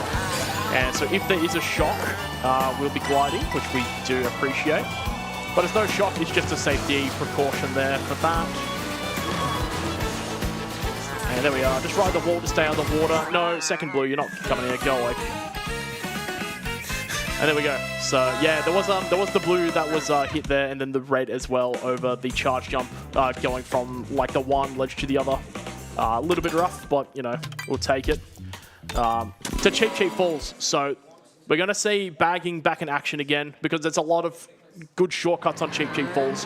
You can take them without mushrooms, but A, they're difficult, C, you need good handling, and 3, on me. So we're not going to be doing that. We're going to be getting some, ideally some mushrooms from here instead, and look to kind of carry those up. Only the one item set, but that's fine. So we'll probably just mushroom through here, and just run on the water. Hopefully we shouldn't be too far ahead of any of them. Charge them out of there. Alright, this is kind of good. So we still just slow down a little bit, because we do want to get some stronger items in the second set. From the double. 14 should be good. If we get a coin shell, I'm going to be real sad. Okay, that's pretty ideal. I saw triple reds there, so just want to get ahead of that. Attempt to slipstream here. Alright, all that was good. A lot of the bad stuff's gone. There we are. We'll get that here. We'll just charge, just a charge jump boost over these boost panels. Alright, the only thing we really don't want to see is a shock. Boo's also a little annoying, but shock gets rid of everything. Just before we need to do some item cuts, get ready to see the shock. Drive around here, just dodge with the feathers. The feathers can be a bit slow when looking to hold that drift around. Alright, so here we are. We're entering Cheap Falls now. A little bit of water here. We'll run through, just use a mushroom through this section here. And there we are, coming up to it now. I will... Or a mushroom. Yeah, we'll mushroom through here. Why not? There we are. So coming to Cheap Falls. Very popular track. There's a lot of really crazy good shortcuts that the real racer just doesn't have the gumption of pulling off. I love the front flips every single time because the cow just does them so fast. It's so funny. The cow moves. Alright, we'll use the Mega here now. And we'll go through here, which is just so much faster than going around. Wow, that was an extremely forgiving Cheat Sheet Falls. Normally that is a disaster. Yeah, we'll take it. We'll take it. We'll run with it. Again, the shocks have been so kind to your riders. This run. Yeah, it's very commonly a shock on that track as well. So now we're going to Far Away Oasis. This is probably my favorite new track in Mario Kart World. There's a lot of really fun shortcuts here as well, and this track just keeps on getting better and better, just in regards to some of the stuff you can do. A lot of it, that was amazing, but that's okay. We might be able to get items set. Oh, in 5th, that'd be alright. We could get triple mushrooms in 5th. We got a single mushroom, that's not too bad. So what I will do, I'll probably hold this. There's a dash food coming up. We'll look at, ooh, Bonsai Bill, get out of here, man. We'll dodge this item set, go around it. We'll grab the dash food. We might be able to get a tier, oh my god. We might get a tier 2 dash food, which I do believe that is. Oh, is that Boomerang? Wiggler's just throwing it. Just doing it like everyone else. It's when no one wants that item, just get rid of it. So we will look to hold the dash food for as long as we can. Unless if we get like a feather or something behind, which we don't. Because it is there's a really nice shortcut that you can take at the end of Faraway Oasis. And we've been hit with enough already to not exactly call this an amazing run to Faraway Oasis here. But here we go. Just simple driving, just running through. Just getting coins up. Oh, unreal. Well, we do have the dash food here. This is probably the best case to use it if we can't use it anywhere else. There we are. And we're approaching Fire Oasis now. I'll go a bit wide and get these coins, just as a buffer. Get the Ultra Mini Turbo, but made it barely back to the road on time. No, don't you dare. Alright, we should be clear from the greens now. Or not. Yeah, okay. We're clear from the greens now. Good. Just kept going. Can never be so sure. Alright, double item set here.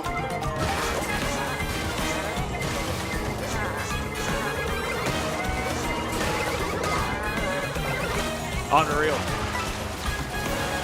So I probably should have held the double protection, but that is fine. We'll see what we get from here. We might be able to get a feather or something from the last item set. Oh, we do. Okay. So we can feather jump over the wall here. Oh my goodness, what is going on? Yeah, nothing amazing happening there. Really slow finish. Computers are actually like very close to catching us there. There we go. So yeah, I still enjoy the track. Don't worry, don't let that fool you. Despite the bad race, it's still a pretty fun track. And from here, we go to another really great track. Great Question Block Ruins, another favorite from the community. Just a lot of pretty tight turns. It does really encourage the fact that handling is your most important stat in general race to race. But we're not doing race to race here. We're just going, we are speed. We are speed today. So we're running through. We're mostly just going to be like collecting coins and dodging those greens. Second's got a coin block, which is generally pretty nice, so we should be hopefully in the clear for those going ahead. And we got the double protection, so we're probably just going to hold that for the duration of the race now. There's nothing really else in first we can pull, and there's no dash food in this intermission, so we'll just hold it and go with it.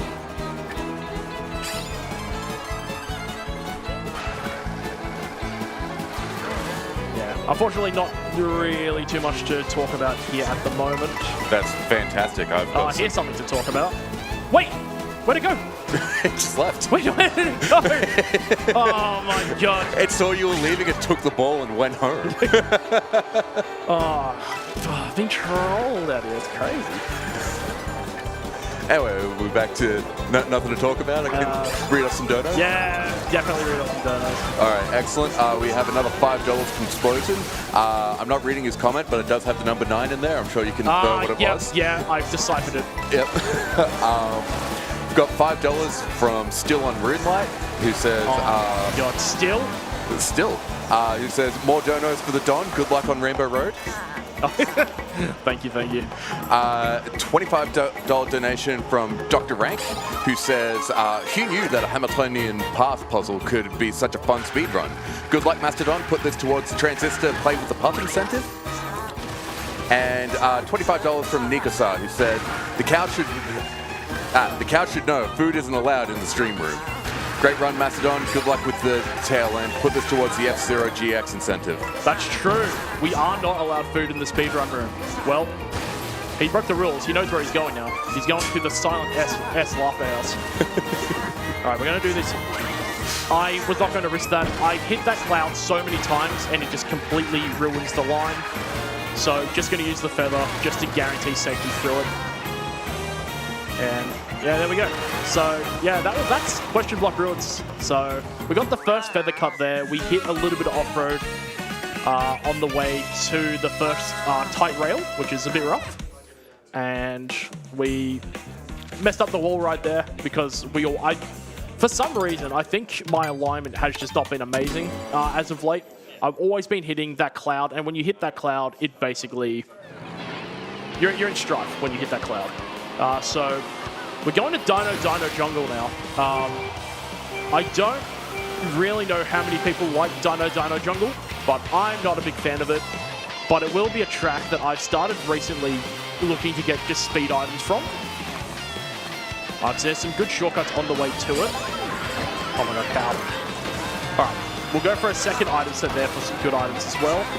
And hopefully it's not a bullet bill in the first slot. But we will want to try and get the double item set. And we should be free to get the one that's on like the far wide side here. It is that as well. We'll drive through that.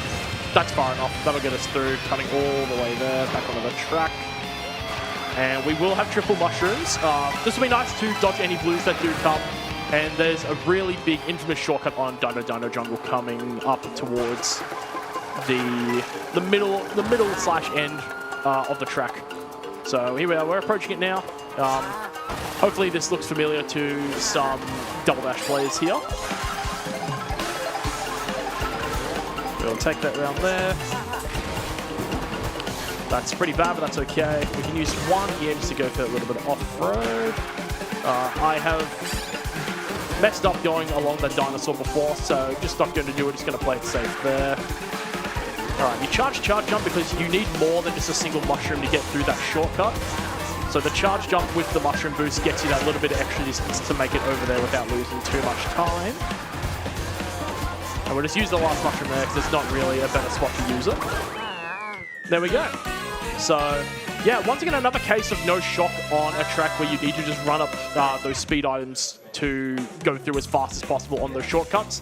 Because when you're sacrificing time to get those speed items and the shock does happen, it does cut through a lot negatively. So we're going to Koopa Troopa Beach.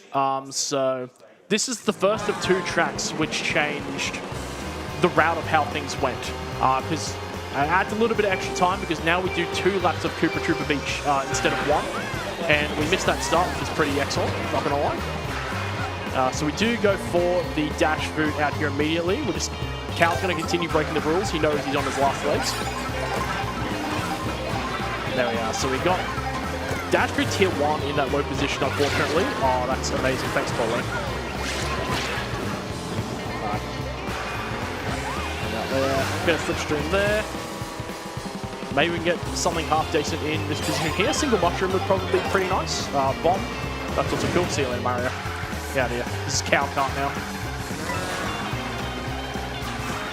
Coming up here, there'll be a double item set, but no. I heard it. It's down to my nightmares. Alright, a green shell there. That sand is off-road, as opposed to what it normally would be. So we're going to get the double dash route here. We're going to dodge the Kamek as well. So I don't know what we're transformed into. I'm going to have a guess to say we would have been transformed into a Goomba. I don't know what gave that away. Don't quote me on it, though. They're just chilling out in their water wings. Yeah, It's so funny. Oh my god, I have a feeling he's probably going to throw that forward. Ah, they got hit by the red. Okay, perfect. Alrighty, so this is the first change of the initial route from the older patches, is that Koopa Troopa Beach on all intermissions is now 2 laps. Normally I would charge jump with the tier 1 dash food, but it's been a bit inconsistent. So to save that and to not worry about a potential shock, I'm just going to use both the dash foods on that little cut there. And we're just going to run through this last up here as well. Yeah, I figured that might come. There it is. Oh, it's all happening now. What a party. Alrighty, so we'll get that. We'll get the double item set. We'll pick up none of the handling is shocking. We can do that at least. So just a small bit of time there. And cross the line over. So yeah, not bad stuff there coming out. We did use both those dash foods before the shock. I had a feeling that there was going to be a shock that comes out there. It's generally pretty common on the second lap of Koopa Troopa Beach, which is why I've hated that they've added the second run of it. So we're going to Crown City, and this is the other track that has been changed from the old patch. So it used to just be a straight line through to Crown City, but now we actually have to drive, which is not... It's good in terms of like an actual track. Missed the start again. So it's good in terms of actually just having like a driver. Ooh, that's pretty nice. So Boo is pretty great. You can pull Boo as high as 3rd.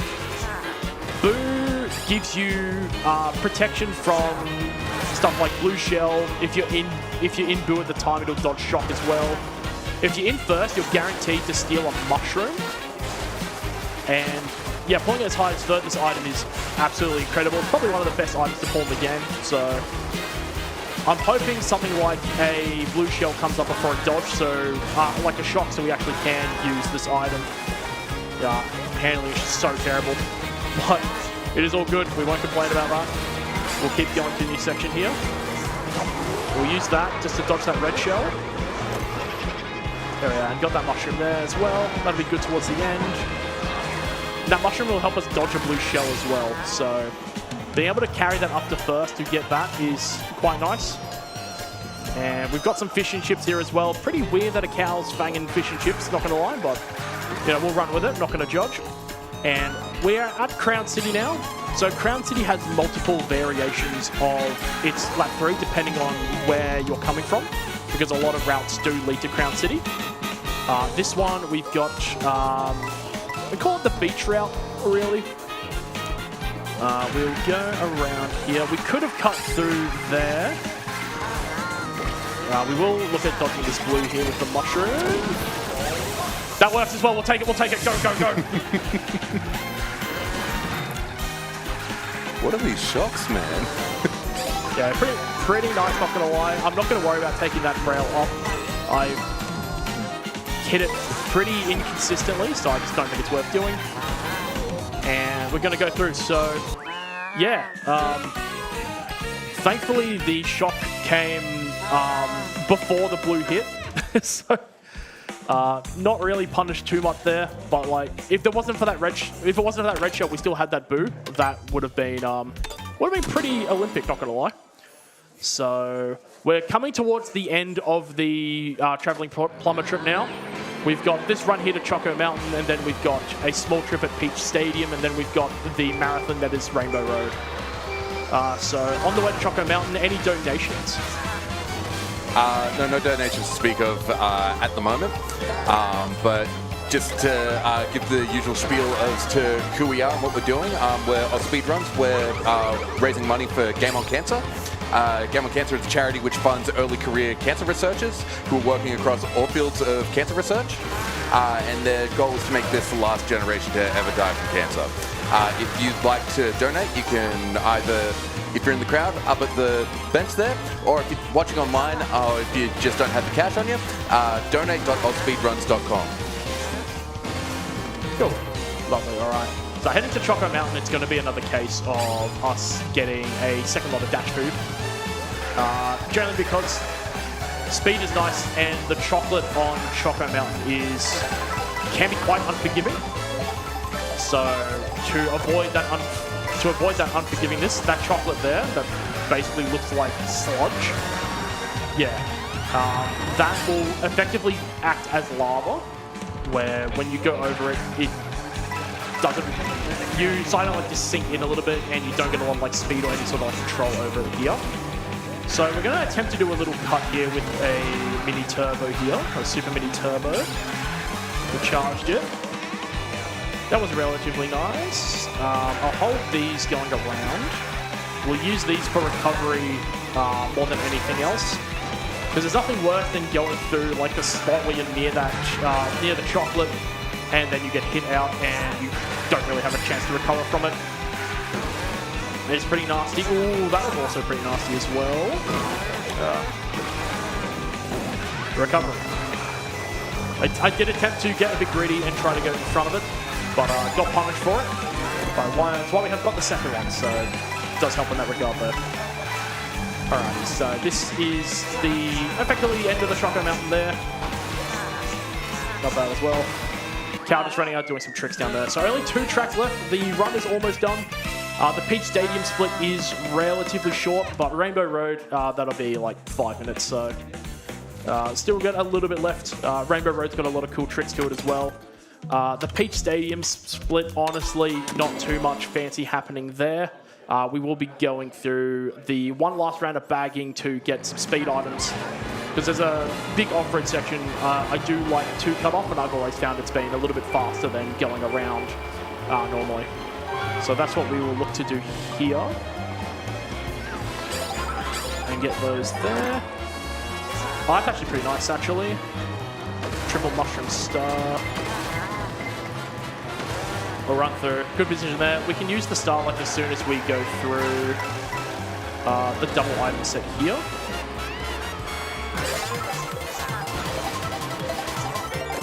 We can take more off-road here as well, which is quite nice. There we are. And coming up here, so what we'll do, we'll look to charge a charge jump. Thanks, Green Shell. Don't miss you. Camouflaged it. Yeah, it is. All right, so over here. That was honestly pretty bad. We landed in a drift instead of a charge jump, but still not too bad. Run through here, heading towards the end here. Alright, and what we're going to do, our coin's looking a little low, so let's get 12 of them. Right here in the underneath here. And there we are. So Peach Stadium has a few variations of the track as well. This variation is known as the paperclip. Red shelling happening today. Yeah, while Mega, we can just run through cars, just hit through everything. It's unstoppable force on the road, really. Alrighty, that's pretty much it wrapping up there.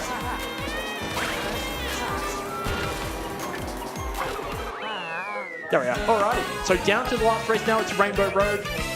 We do have a small little gliding and water section leading up to Rainbow Road. And then we've got a very long Rainbow Road split coming up here. So it'll be the last one of the run. Time will end once we cross the line over Rainbow Road for the finish. There we go. It's race 30. This is track number 30 that we are doing now. Rainbow Road is another track that's done in sections as well. So you'll see lap 1 of 5. It'll be done in 5 sections. There's a lot of shortcuts that we might attempt to go for here.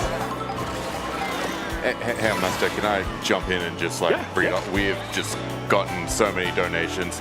I'd like to make the announcement that we have already met the donation match goal. We've already met that $2,000 donation match. So Bear with a Shotgun has contributed $2,000. Absolutely amazing. What pushed us over there was a $1,000 donation from Bagley, who says, thanks for putting this awesome event together. Shout out to everyone in the Speedrun Discord who helped throughout this category. It was a lot of fun. Oh, lovely. Thank you. That's very generous. Yeah, round of applause. Fair enough. You know what? Round of applause. It's auto-driving. It's auto-driving. It's all good. It's all good. It's all good. Don't worry. Like, we'll do some fans. Look at that. Look at how the cow drives that. What an absolute champ. We also had $10 from the Green Shell who said that they'd get you eventually. Pissed off you, dude. Oh. That's I think that's one of like probably 4 people that's doing those green shell donos. It's definitely someone I know for sure. I will find out who. All right, here we go. So in Rainbow Road now, as you can see from the mini-map, absolutely massive track. We do have the mushroom here to dodge that, and we've got triple red to... Oh, okay. Well, you know, there you go. So yeah, there'll be plenty of shots coming out on this track as well, because it's incredibly long. So having a shot there is relatively fine, because we did get to use the mushroom. So yeah, running through. Section 1 and 4 is generally probably the least entertaining section of it. There's one little cut that we have before going into lap 2. We'll attempt to do that, probably do the charge jump method over the drifting method, just because I find it generally easier on this vehicle. So we'll come through here. We'll charge jump just over that there. A little bit slower than just drifting around, but it's consistent. It's fairly consistent and makes it, so that's what we'll do. Alrighty, so into the second lap of Rainbow Road. A lot of it is a small section of water here. You know, normally I'm not a fan of water, but this water is just so lovely and nice to look at. Not going to complain about it. And this section's not too long either. A lot of shortcuts with mushrooms that you can't take. Did I just thread the needle of all those coins? I feel like I did. That's actually impressive considering the size of this vehicle and character. But yeah, out of the water now. We took that really tight, but it's fine. Going to this section here.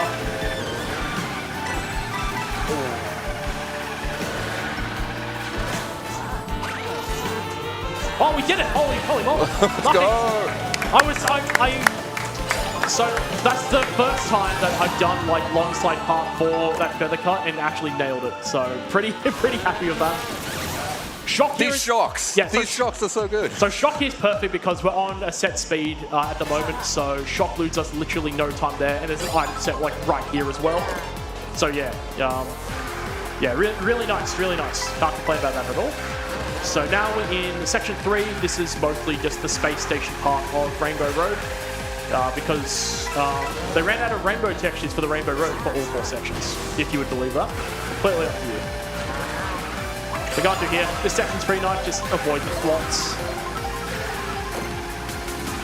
There we are, nothing too spectacular there. I'm constantly just got eyes on the mini-map. There's no blues here either, which has been pretty nice. So we're coming into section 4 now. We do have a feather as well. And what we like to do here is, when on this section here going into the final lap, hold down on the joystick because it takes a significantly tighter line. It saves you quite a bit of time. And if you've got like a golden mushroom or mushrooms and stuff, any speed item, use them there because they are ridiculously good in those sections. You save a lot of time to go really fast in those sections. And because a lot of the track is well late, you are on effectively like the speed boosting panels. Generally a pretty good time to use that there. Going through the last one here now.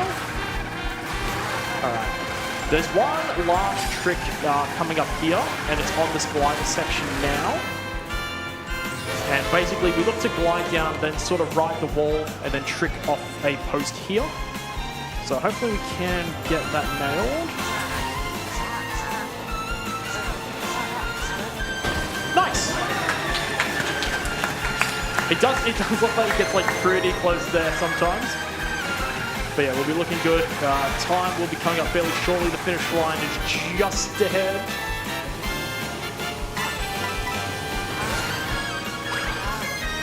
Use those and time. 1:23.02. You know what? Not too terrible. We had some pretty bad cuts, but also had some pretty good stuff as well. So yeah, one complaint about that. Thank you, Oz Speedruns and the team for having me on. It was a pleasure running for my first time here for an Australian event. Yeah, thank you.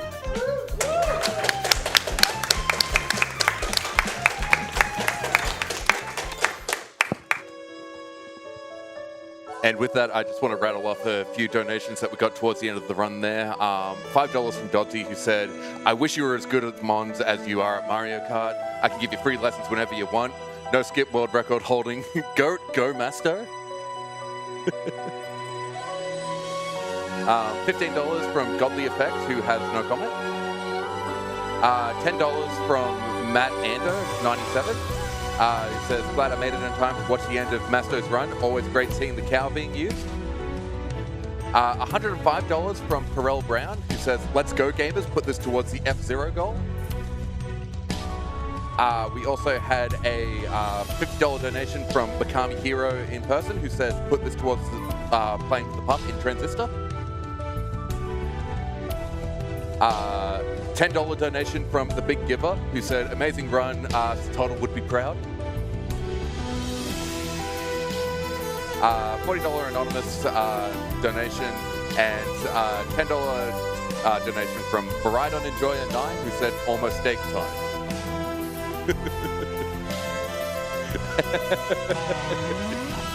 Very good. And that's going to conclude my shift as host today. Thanks so much.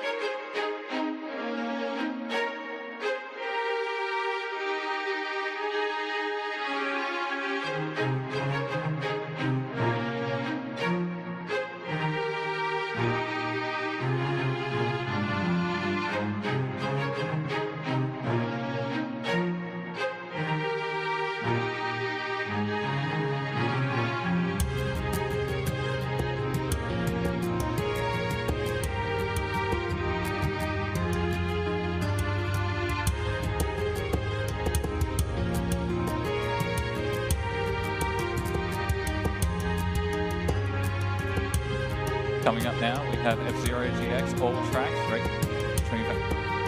For the runners, so take it away.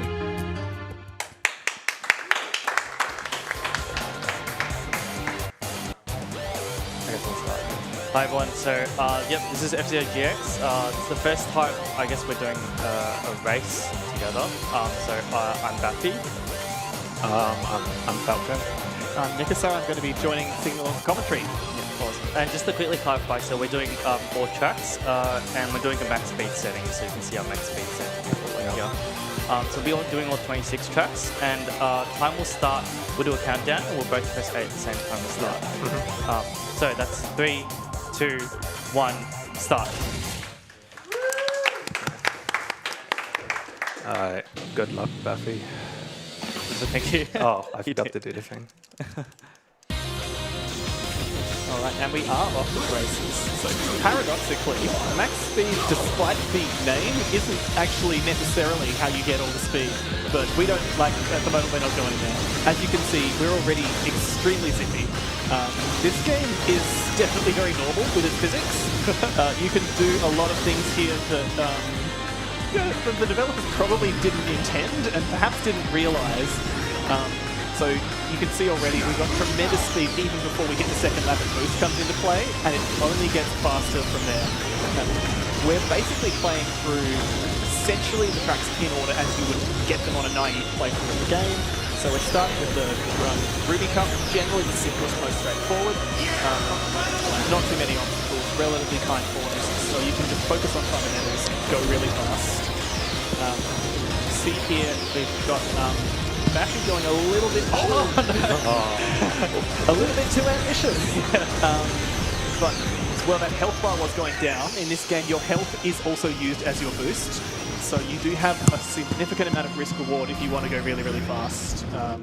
Obviously, if it gets down to 0 and you get bopped, then you will die and you'll have to start again. So that's an early lead for Falco.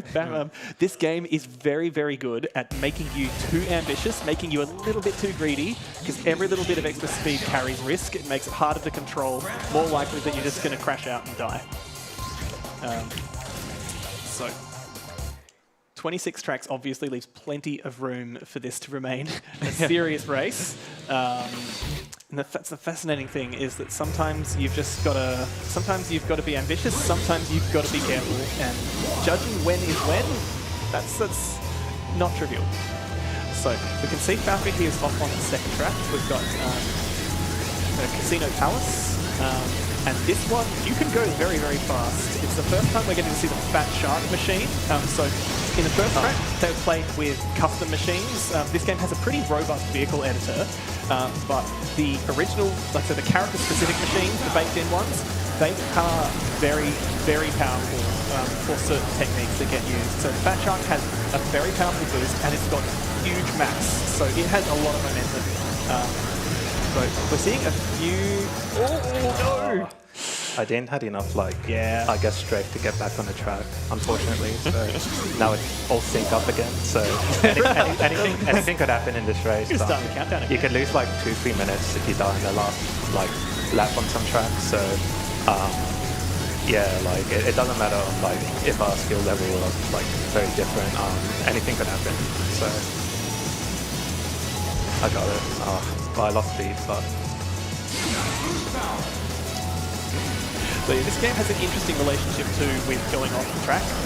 Obviously you can use it just in terms of geometry to cut some distance out so you have to travel, but it's also a way to gain speed. The game will try at certain points to sort of hem you in and go, no, you actually should be plummeted to your death. So if you can get yourself back on the track in time, that's a way to get significant mileage. Both players running pretty low health here. Baffy having a near-death experience. Let's take it nice and safe. Let's just cruise through it. It's a stately 1,000 kilometers an hour. That's baby speed. I guess with this track here, so as Nick mentioned, it is better to go in the air, because when you're in the air, as you're going down, you can do maybe a side attack dive, or you angle your nose down, and you basically are able to land with enough speed to carry through pretty well. Obviously, the jump strat is quite risky. As you can see, you can fly off. And now we're seeing the black ball for the first of probably many times in these runs. It's like, you know, big bad nasty guys thing, and he's actually, unlike a lot of games, he's got the vehicle to back it up. It's like obscenely fast. He's the Batman of the F-Zero. Yeah, he is. Yeah, got that black latex on. Yeah. Very form-fitting. So as you saw in the first track we did, Twist Road, there's a couple of different styles of driving. With vehicles like this and Quick Start, as you saw in the first track, you drive faster if you're going sideways, which is called Momentum Turbo Slide. You chain those by doing side attacks, sort of like a drift. Paradoxically, this vehicle is listed as having an A grip ranking in the in-game stats. They don't mean anything. Yeah, I believe the grip and the boost stats are just bogus. I think they come from the F-Zero X stat. I wouldn't be surprised. Body largely is truthful, isn't it? Body is pretty much like the only one. Yeah. Stuff like that.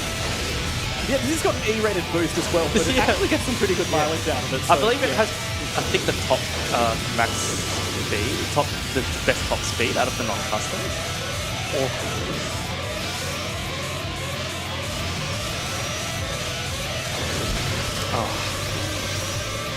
Yeah, like if you hit the wall, like if you're MPSing, especially as Red Bull, it's very punishing. You just like drop like to very low speeds, and it's really hard to gain back your momentum. So yeah, I feel like tracks like this, it's like you have to be really good at like not hitting the walls if you want to get a good time. And then paradoxically, we've just seen that rail slide. So at the right moment, you can cash in a little bit from collisions, but they're usually a one-way street. So unless you're very confident that it's going to get you over the finish line before the game decides to just count you as crash, often better to play it safe. Seeing as we're about to both reach Loop Cross, and I think the donation has been met. Yes, it has been. Yeah. Okay. So just a bit of context. So we have made each other custom machines to use that are probably not very good. This is the one that Farco made for me called Long Shot. I have not played this machine yet, so I don't know how it is going to work. We're doing a track that has lots of curves. That's very punishing as well. So we'll see how it goes. Yeah. And well, best of luck with this one. Only slightly cursed. Yeah, and this track is called Loop Cross, and there's just endless turns. We'll see how bad this machine is. Often quite narrow as well. Yeah. Oh yeah? I think I can. What do you mean you don't know how to pilot a bar? I think I should be okay. I can't turn. I actually can't turn. I gotta like spin attack to like lose some grip so I can get through the turn. Wow. I can actually MPS a little bit. You really chose the worst one, haven't you? Oh. Wow. Oh my goodness. I can't even like drift turn. Looks like this top speed is about Oh yeah? 11:30. 11:31ish. I feel like the one I made for you is more optimal, so you're gonna take a little lead now. Yeah. So, yeah. The real skill is in being able to do a bad team, not a good one. Yeah. You can find the good ones online wherever you want. Yeah, this turn's impossible. I just gotta like spam spin attack to get through. Ouch, that is quite painful. Yeah, it's really painful. Oh no. It's quite appropriate you're using this track as the showdown for these ones, because for like a startup new casual play, this is the one that really like puts the difficulty on to start off. Like, because obviously first you can pretty much just hold forward and you'll be fine. Yeah, there isn't too much. You actually have to steer in this one. I suppose this is probably maybe one of the first tracks people learn how to drift turn, which is you hold L and R, then you do it a control stick. But for doing like advanced tech, the multiple ways to do a quick turn, which is hold L and R. Impossible. I literally can't. Yeah. Just a spin of distress. Yeah. I get a refill. Yeah. Okay. I see Bappy just sending it to the abyss where it probably belongs. I believe it was discovered you could do a really big broken down finish from even before that turn. Oh, wow. At the last one. Something to do with like you have to do a rail slide and then. I just want to get off this track. Yeah, this is the worst machine you ever made. There is a worse one called Nightmare with another custom machine that has similar parts. Is it actually one of the reserved names? Yeah, it's a special name. So like when you make custom machines, they have like names that are based on the cockpit, the booster parts, and some machines have special names. Yeah, like you got Bandersnatch, you got the... Yeah, Bandersnatch, and it was one of them. Tiny is a good machine. I got kind of amused at how similar visually that custom machine was to the Fat Shark. Yeah. You even put Don Genie in it. Yeah. Very, very cheeky. It's the Fat Shark at home. It was, great shark. So anyway, with multiplex here, most people use Fat Shark. This track here. This track is, at a certain point, there are a lot of hidden tech that you can do to go really fast. For example, you can get shift boosts here, which we'll talk about later. There's also MTS shift boost, which you can get on the hill. Okay, yeah, I've got it there. Whoa! I'm getting motion sick. There's a hidden shift boost here, which I didn't get. But anyway, so in this game, there's a tech called shift boost, where if you leave the track and then come back on relatively soonish in like a few frames, you for some reason get a bunch of speed and you can keep stacking shift boost to go really, really fast. Yeah, I think the name actually comes from a later on track we'll deal with. I think it was lateral. I think it's lateral shift. Yeah, that comes But from. like, because the classic one obviously is where you just see a little cutout in the track and you can just sail across. Just the sail, gap. yeah, But basically, yeah, like little humps here and there, you can also pull it off. Yes, yeah. So because I think the first way was discovered was on lateral shift where you just drive off the corners. It's like semi-intended, I think. Yeah. Also noteworthy is that this is a game where landmines are just a speed boost in disguise. Very clean. So as mentioned, the MTS is like a momentum herbicide where you just sort of drift and you gain speed as you're doing it. If you MTS while you're against the wall, you do what is called a rail slide, and if you do it correctly, you should just sort of explode across to the finish line. It's a way to just optimize the end of the track, really, and that's how you set up really good broken down finishes by doing stuff.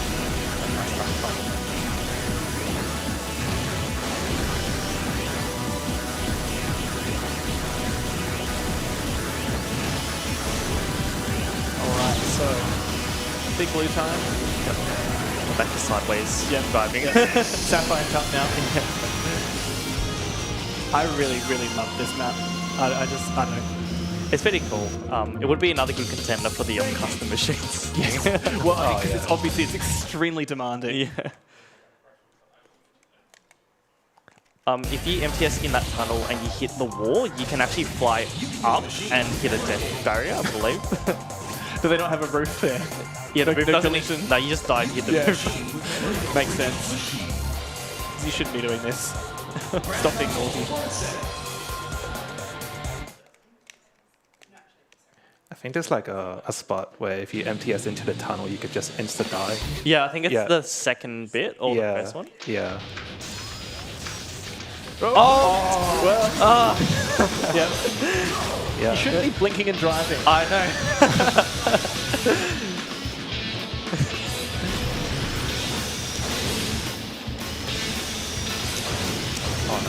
Now, this is the interesting thing when you're doing, this approach.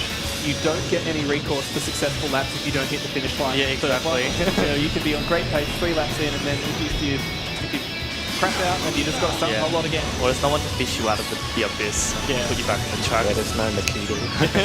Yeah. This ain't no Mario Kart. Yeah. Oh no, that's not good.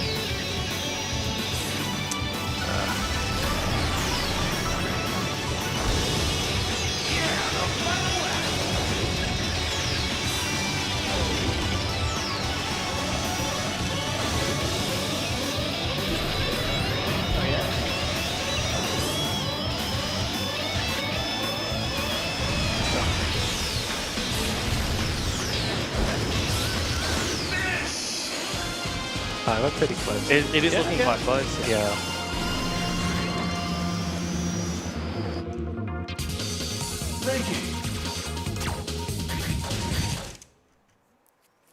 Alright, time for Aero one of my dive. personal Yeah. favorites. Yeah. One of the Name coolest. doesn't lie. Yeah. If you haven't seen this track before, you might have seen it in Super Smash Bros. As one of the stages. You're going to basically experience the build things here. You are probably going to see a lot less of this track right now than you would if you would have picked up the controller and play Cat League. Yeah. So as the name suggests, there is a pretty big dive, about sort of halfway through the track. But as we're going pretty fast, we'll approach this dive a little bit more riskier than sort of like a casual playthrough. I think this is also the first time we're seeing Gallon start, which is about the custom machine. Yeah, correct. Yeah.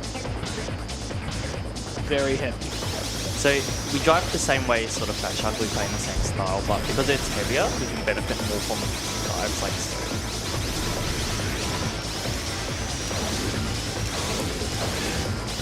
Yeah, that should be dead, but Baffy knows what he's doing. The death planes are really, really insidious in this game.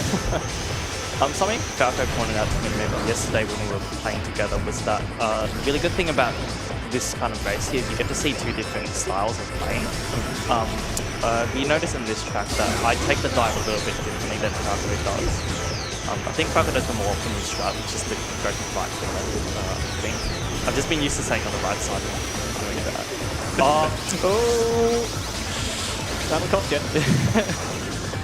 Normally, after you land, you can do a MTS into a quick turn. Obviously, MTS will give you more speed. And the quick turn lets you sort of exit a bit more easily than just side attacking. Yeah. Oh, but the chip is there, but.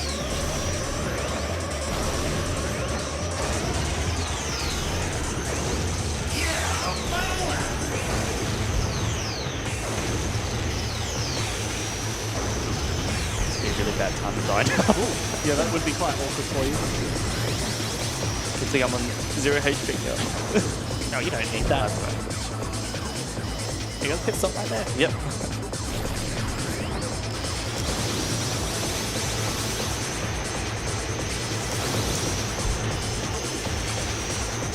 Oh, that's beautiful.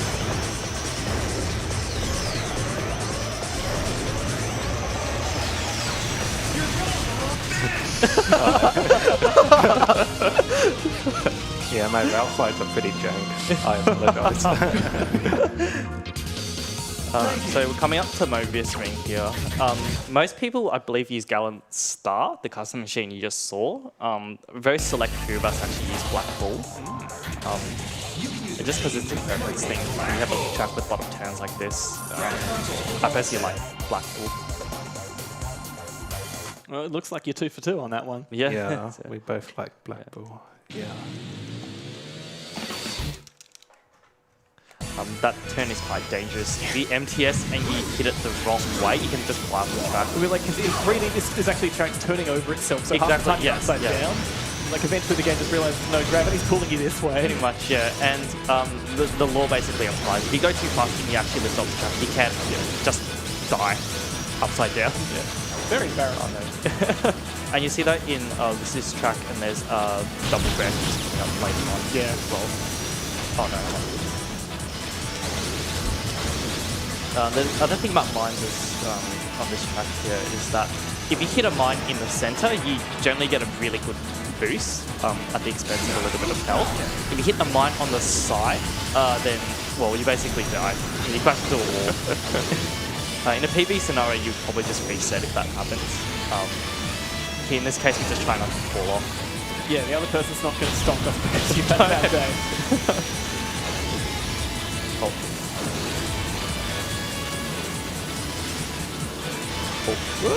The way that the boost is just sort of raised a little bit more, if you take it the wrong way, you will literally fly off as well.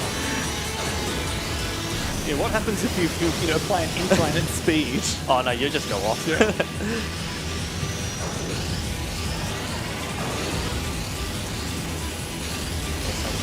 I'm coming up to a pretty Oh no! village. I fell off, yeah. Yeah, it happens. Like, if you just like MTS in the wrong area, like if you're going really fast, just the way how like I guess the track is shaped, it's just like sort of inverted and it just sort of flings you out. So yeah, that could happen. Just unfortunate it happened in the last lap. So yeah, I got a bit of catching up to do.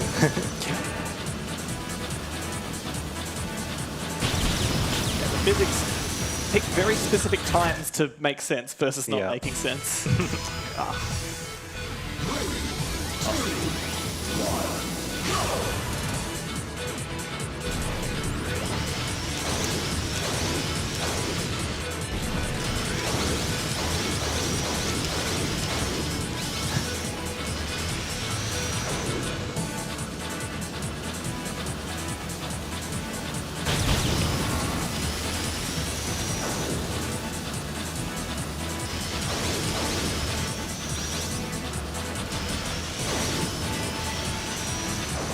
Probably gonna play it a little safe now.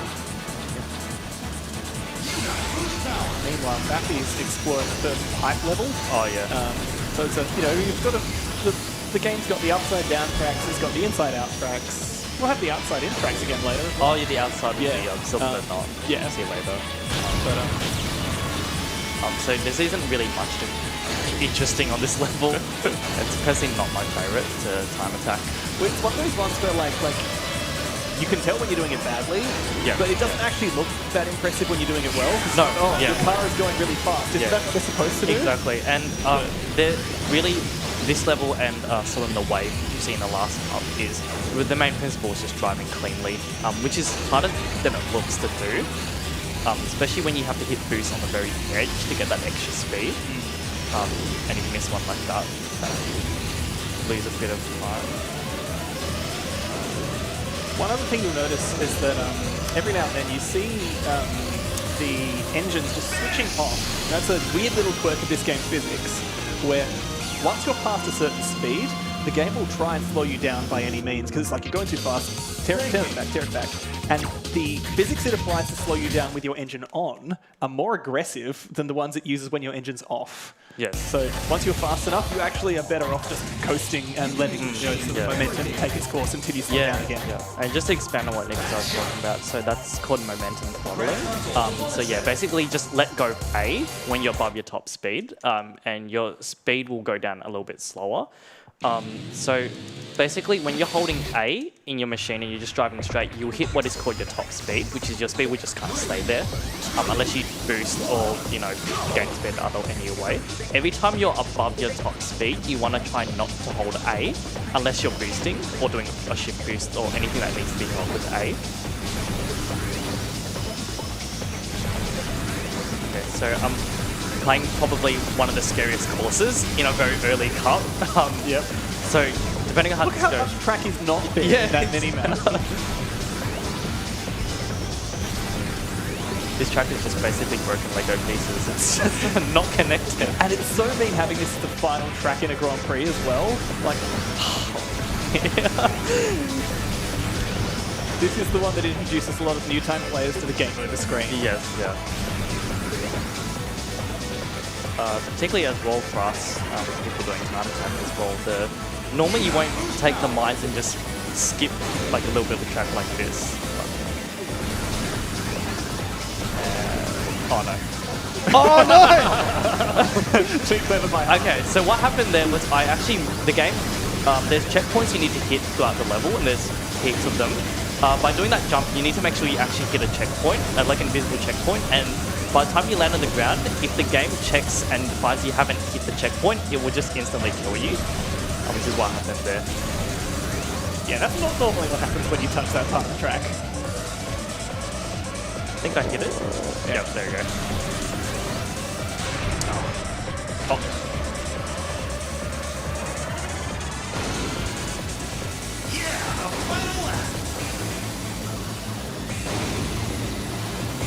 Oh no, I think I'm gonna miss it. Yeah, there we go. Just gonna fall on someone's home down there on the ground.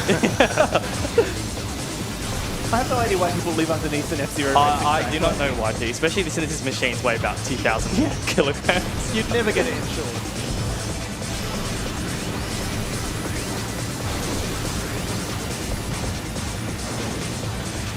that is that fascinating thing. There is that risk reward baked into the game. Oh yes. That obviously, if you play it safe, your odds are much better. But if You'll be slower. Yeah, Unfortunately. it'll literally take you longer to get there. And all the the buildings and whatnot, they've got no collision except for the times that they have. Oh yes, like the one that I was just doing, that path there. There is a little bit of. Oh no, it's not gonna make it. Okay. So this one over here, this thing that I've just passed. Of course, that has collision.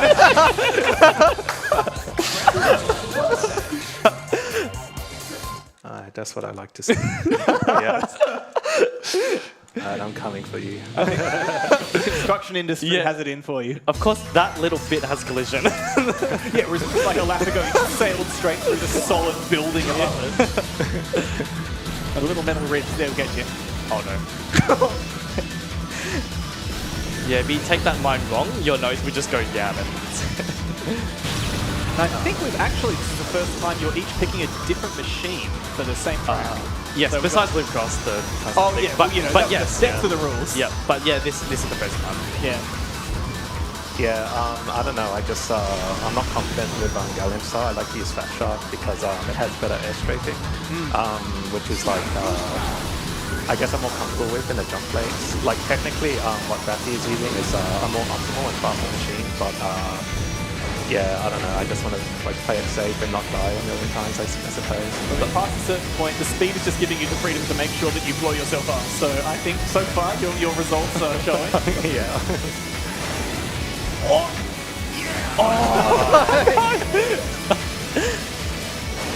Oh, actually, I believe now that the optimal machine is another custom machine. Yeah, correct. That Murphy uses. So I'm not sure what the machine is, but I think it's something wizard or something. is that a Mega Wizard? Something like that. Okay. Yeah. Yeah. Basically, but she does this really insane strat where basically at the end of the lap, she'll basically just have so much speed that she'll actually skip all the way to the tunnel in the next lap. Wow. Yeah, it's insane.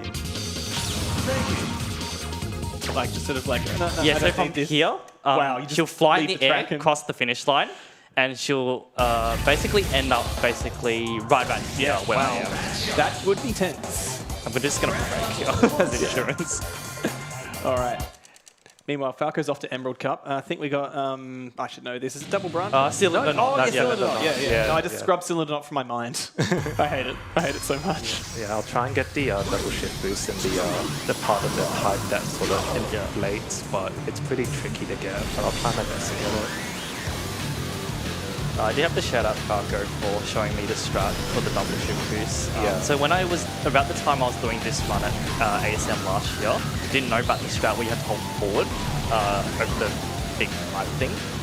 But yeah, Falco was the one who told me about it. It was really helpful. Yeah. So it's coming up right here. I'll see if I can get it. Got it. Oh, single? Single. Yeah. Yeah, it's still good. Yeah. So single shift boost, you should maybe be about 1600-ish. I think double you can get up, what, Like 1,000? Like 2200. 22. Oh, something. wow. Yeah, if it's really, really good. But yeah, something like that. Obviously, especially when you don't have access to the boost, you kind of need all the sources of speed you can get. 26 is pretty good, actually. Okay. So I can see if I can catch up. There's some MPS in the shift boost you can do. This being a pipe track, if you go across the track in weird ways, you can unintentionally get a shift boost as well. For example, see if I can go for one here. Oh, something that I can go for. I got a single faster. This is sort of another track where you really need to drive as cleanly as possible. Yeah. Yeah, I'll see if I can get it. Did not get it at all. Yeah, well, like it's hard to sort of realize looking at it when you're not playing. But if you were to just pick up the controller and try and go forward, half the time it feels like the game is just trying to shake you from side to side constantly. It's like, no, I don't want to go there. I just want to go fast.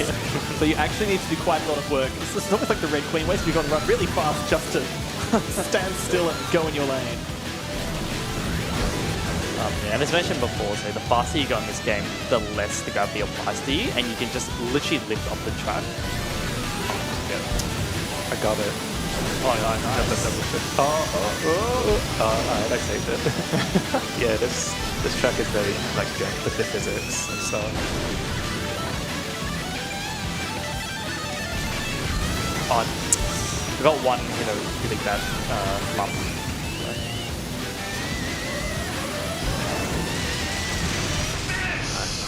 Nice. Alright. Now I think it's double branches time. I think it's intersection. Yeah, and then double branches. No. Yeah. I think I just remember that one because it's the one where you die. Yeah. As I said, intersection, of course, we have the world's deadliest plant. You can use Rat Shark. Got it. Grab console performance center.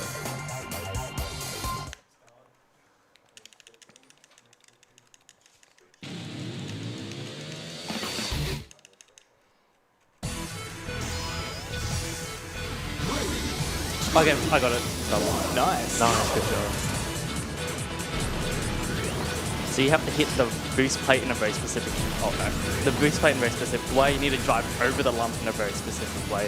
There's so many things you need to do to actually get it, but it really does pay off in the long run. Especially when you get all 3 laps. Yeah, that's going to add up. Yeah, instant sub 230 if you can get that. So intersections the track in 2 parts. You've effectively, we've got the cylinder, second cylinder of the game, second pipe of the game. And then it opens up and essentially you realise you're actually going through a regular track that the previous part has been threading through. So these little pillars here, that's already part of the track. Now this slalom. Now this turn. Yeah, there's so much room for greed to destroy you there because it's very easy to fly off. Yeah, if you are playing this game for the first time and you're just like, okay, I'm going to boost through that last turn, you're going to literally hit a tree. And just rush through. So our strat normally is we do an MTS, and it sort of grips you to the floor. Okay, so in this tunnel here where I'm at, if you do it properly, you should be able to get some shift boost by just trying to get in there. It's normally easy on the fast laps when you have this power.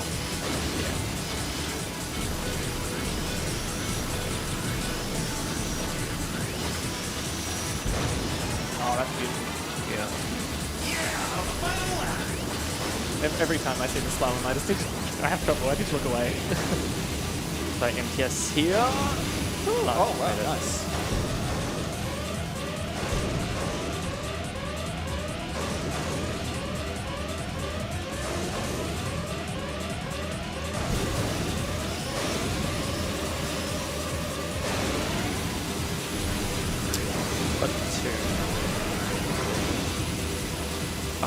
I think I got one there as well. So if you sort of like hold left slightly on the control stick and you press A at the right time, and you're driving in the right place, you can get there. And once you chain it, it's actually a little bit easier because you're going faster. Yeah, makes sense. Okay, coming up to the.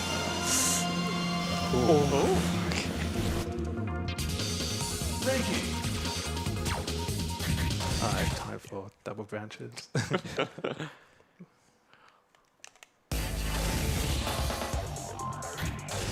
You can use machine with memory data. You can use machine with memory data. Original machine. Grab console performance setting. Double branches is another one where people will either use Fat Shark or Gallant Star. Yeah, correct. As well. Obviously, just different styles. Yeah, and this is the very first time I think in the speedrun where you're gonna see off-track shift boost. Yes, yeah. Yeah, so you essentially like just go off the track for a few frames and come back on and you get a speed boost. Nobody knows why it happens, but it just does. It's like high reward, high risk, so let's see. Nice. Got it.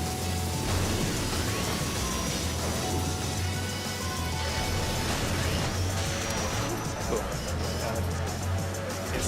half the time on this track, you are quite literally driving upside down. He's about to go Yeah, the giant now. statue, yeah. Oh, round we go.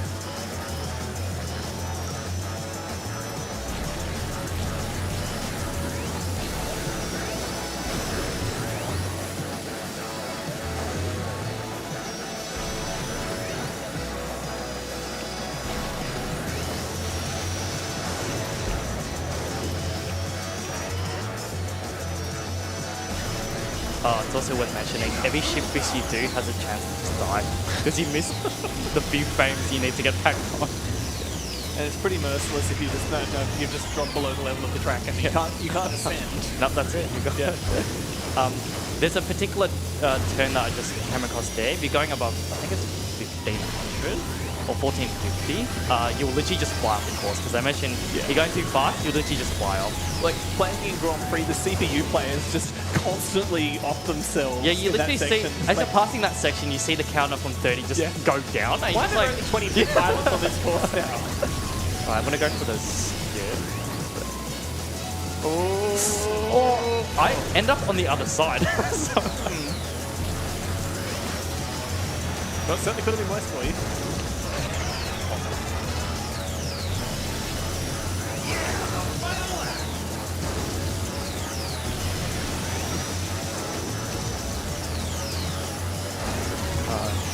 again, yes, I'm gonna brake. There's only very few tracks you need to brake in this game. I think this one, lateral shift, I need to brake.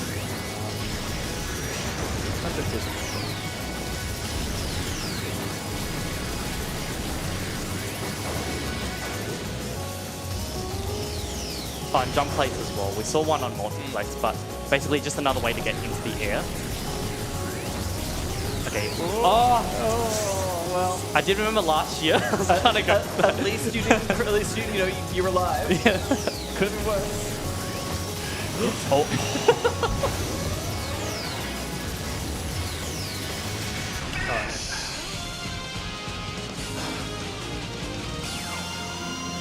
But yeah, you know, when you're a lap or so behind, that's when you've Yeah, well, you just take go the risk. All right. Meanwhile, we've got half time coming up. Oh yes. It's a very tricky track with very tricky jumps, so if I die here, Bethy could definitely catch up to me, so yeah. I think there's like a setup, like when you start this track for a double shift boost. I'll see if I can get it. You gotta align very specifically with a line on the track. See if I can get it. Like there's a little down slope. No, I didn't get it.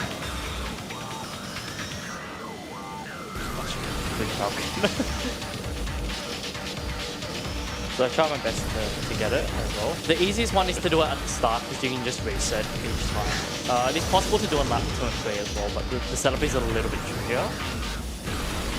It's just a matter of just driving using a visual cue. Okay, yeah, got it. Yeah. No, it's good. Yeah, you can see those numbers. And that should allow me to do this. Oh no, not like that! I know you were talking about resetting, but you shouldn't be trying for it. This one's safe. Sometimes you just, you see it on, there's another track, undulation, but sometimes you're in the air, you get this really weird gravity zone where it just sort of Doesn't quite know which way. it doesn't know which way to go, and yeah, that was just one of them that you saw there. Got to shout out just how well they did the visual design for this game. Oh, the Like, tracks are amazing. it all holds up really well, just moving in and just this blur. Like, obviously the actual geometry is quite large, and you're just going so fast it looks small. The road markings, it's great.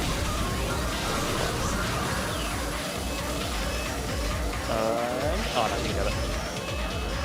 So I believe it's something to do with just like the signs, and you're passing through them at the end of the lap.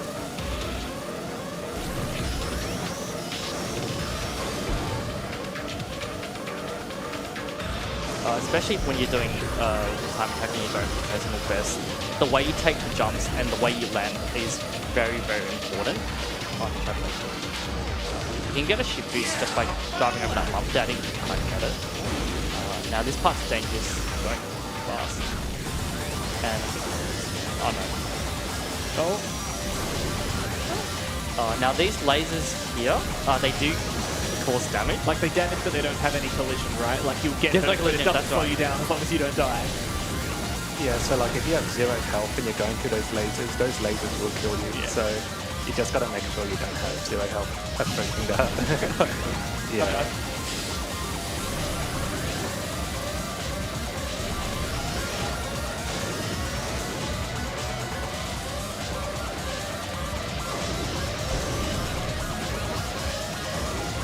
Let's see if I can turn it like this. Okay, nice.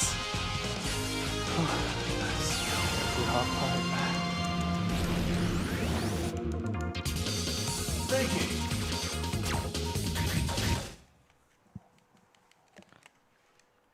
Oh, bad battle slide penny.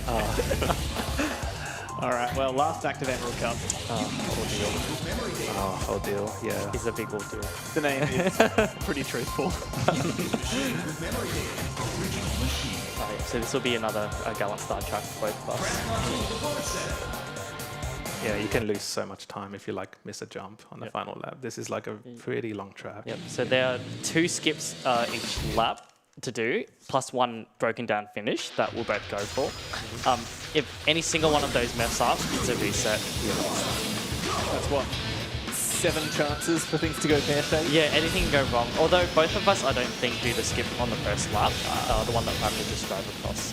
It's not as much way speed, so too- it's more demanding. Yeah, I'm not quite that good yet to do it. It's like a competent thing. To do that.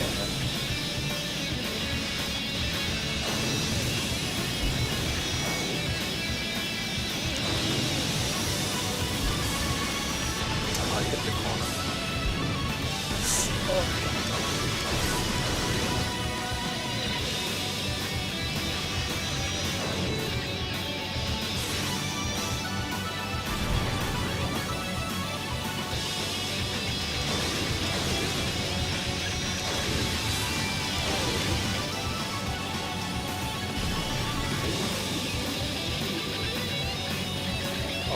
Oh, skips coming up.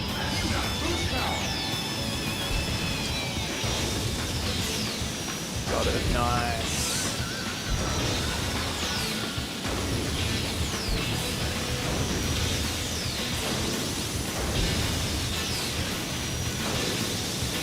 Oh, nice.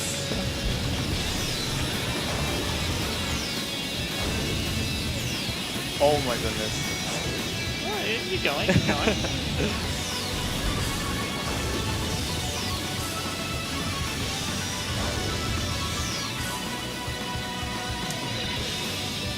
Oh, I might not be able to do the skip. I didn't. Yeah, me do neither. it. I didn't save up as well. We're like in sync right now. Nah, I'm not gonna go for it. I don't think I can because you need 2 boosts. So. Yeah.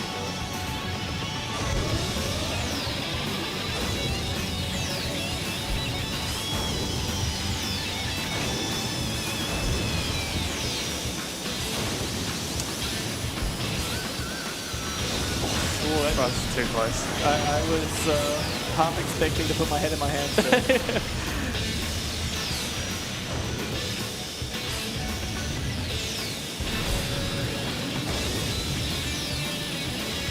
Now this can go wrong, but there's a broken down finish you can do. Yeah. Okay, you committed. Okay. Hey, I made it. You made it. Got it. Nice. Nice. The right way is safer. If you hit the left fence, it's faster, I believe. But you just bounce around and go up. It looks a little bit different. And of course, there's no going back from it. Once you break down, you're broken down. All right, we're coming up to the shift boots track. Yeah, on the hardest track in the game. Well, it just depends how you play it. The other one, you know, where in Grand Prix the AI are just going to gleefully drive themselves into oblivion. Yeah. So we're both using I used to love it. I love like 10 seconds. you catch up. It's Trident. Yeah. Yeah, also known for greed. Yes. So this track has very little rails. Verging on none. And because there are no rails, you can pretty much go for shift boost whenever. Except there are certain spots that are easier to get the shift boost. There we go. So you can shift boost. You can get shift boost by going off the track and back on, or you can cross like little gaps like that and get a shift boost as well.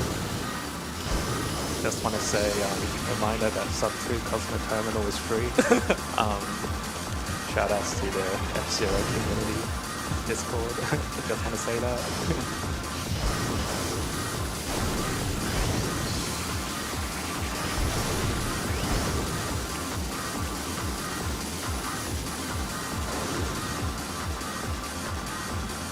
I think Darko was maybe one of the first few people to get sub 2 minutes on heart attack. Is that right?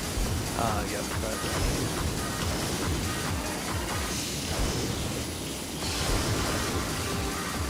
Oh yeah, so a lot of potential, and that's the problem, that every single temptation can just... Oh no, it's backfire. Yeah.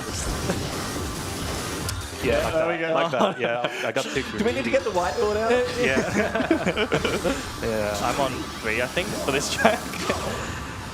Yeah. Greed is gonna be the death of us all. Yeah. Oh my god. This Okay. one here is a very nasty one, that one here.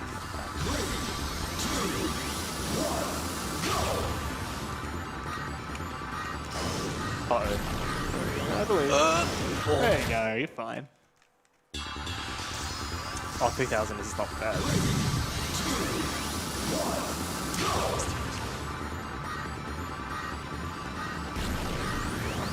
There's nothing worse than choking a lap 3, like right on that last straight there. Yeah, I'm gonna try and play it a little safe now. Yeah.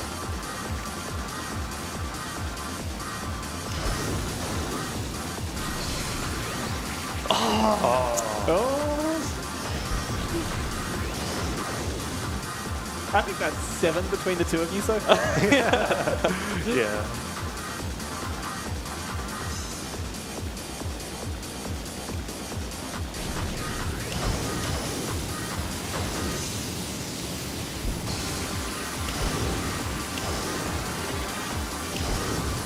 Yeah, the cool thing about this one as well is that I think it's the only, because all the different tracks, they're like the sort of themed worlds. So, you know, usually most worlds will have 2 or 3 tracks. You know, Mutant City's got 3, Big Blue's got 2 or 3. But this one's unique. It's the only Cosmo track that's themed, Cosmo Terminal. And they're actually inside a space elevator. So you can sort of see a central shaft there and the rest of it's sort of all going up all around them. Yep, and I believe actually on lap 3 the elevator stops.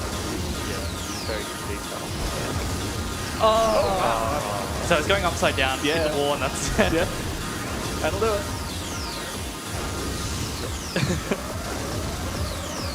I don't doubt we'll see 10 today. I'm going to write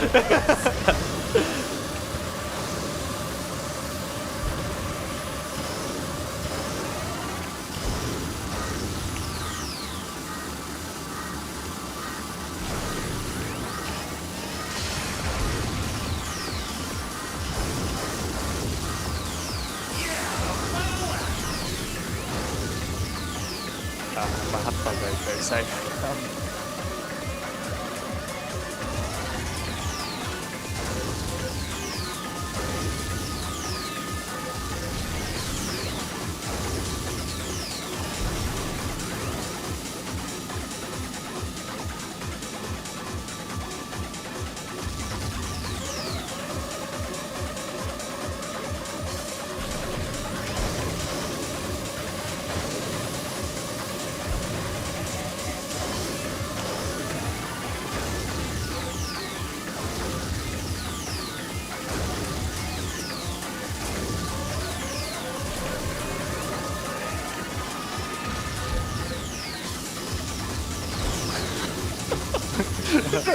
Yeah, I just wanted to do it. had to.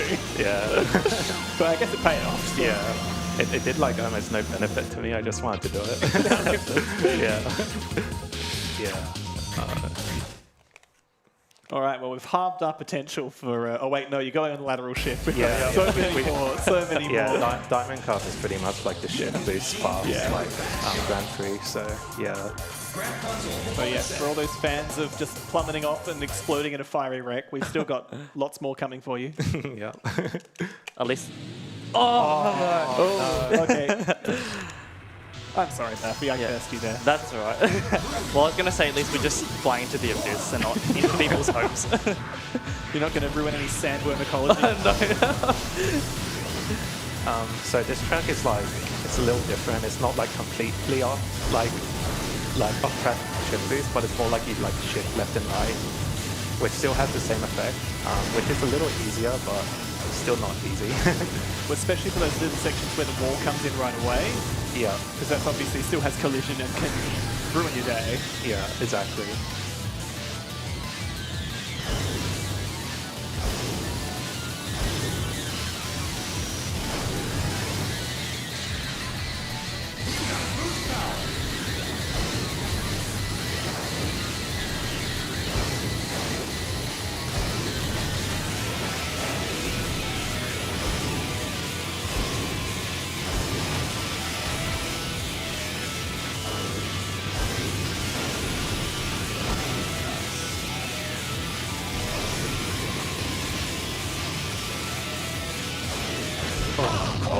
Yes. Yeah. The track sort of like just goes wide to thin, so it's very easy to fall off there. A lot of room to overcorrect or... Yeah.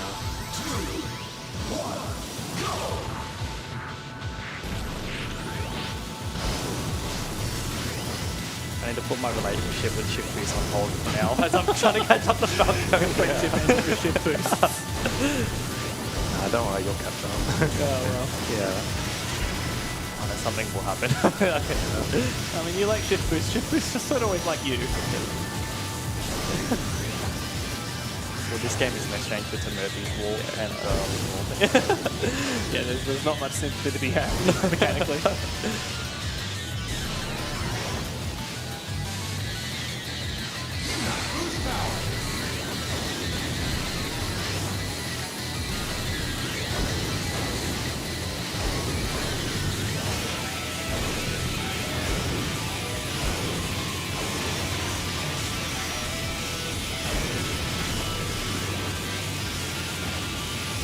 You want to go slower than 1,800 kilometers around the curve I just went, because if you go like over 1,800,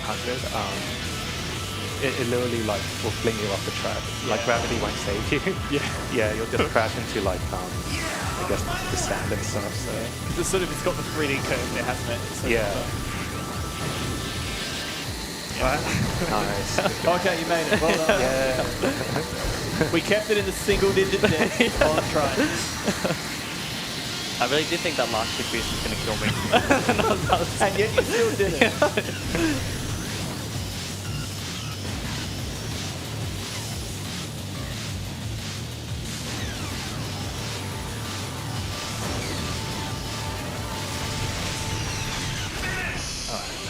Alright, well. Well, we're only on track 2 of. We'll be on 3 now, Yeah. but Yeah. still more to go. Yeah. Yeah, the cup that introduces you to the extra life system.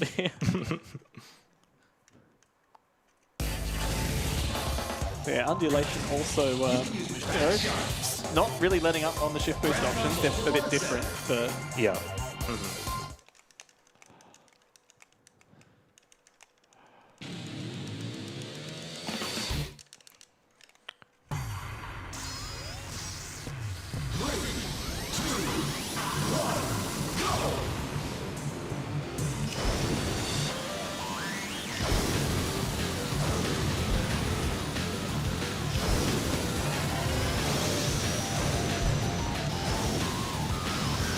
One thing to know about undulation is the pipes above me have hitboxes, so like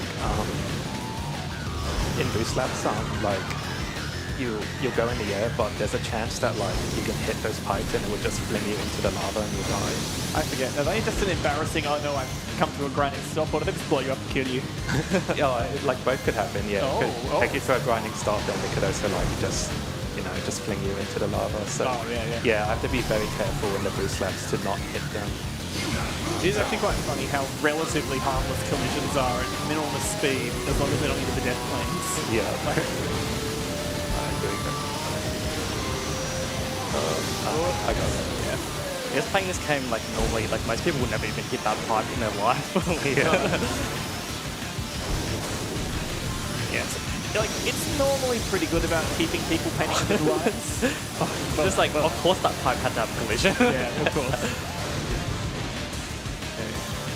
I think intersection's the only one where you pretty much everyone's going to run into it however they're playing. Yeah. Just gotta learn the hard way that, oh, well, you need to break. Nice. Made it through. So much like sort of Mario Kart, there's different music for the third lap game, except with this game here, sometimes it's a completely different arrangement of the song that plays. Really cool detail. Yeah. OST.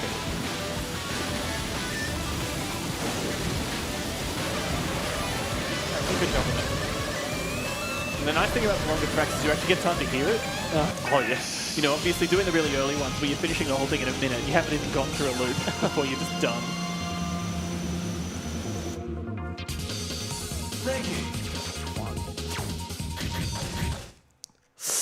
Okay, You're good. Yeah, I don't think I have enough speed to do the jump properly. Speaking of speed, it's Dragon Float time. Oh yeah, Dragons. Do you like setting new max speed records?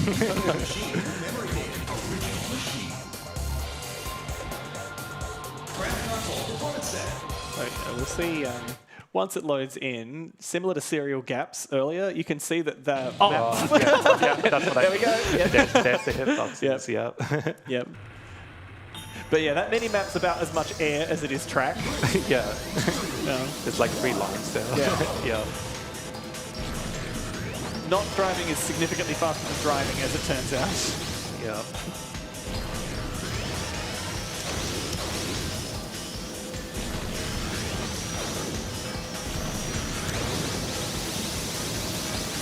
Down we go.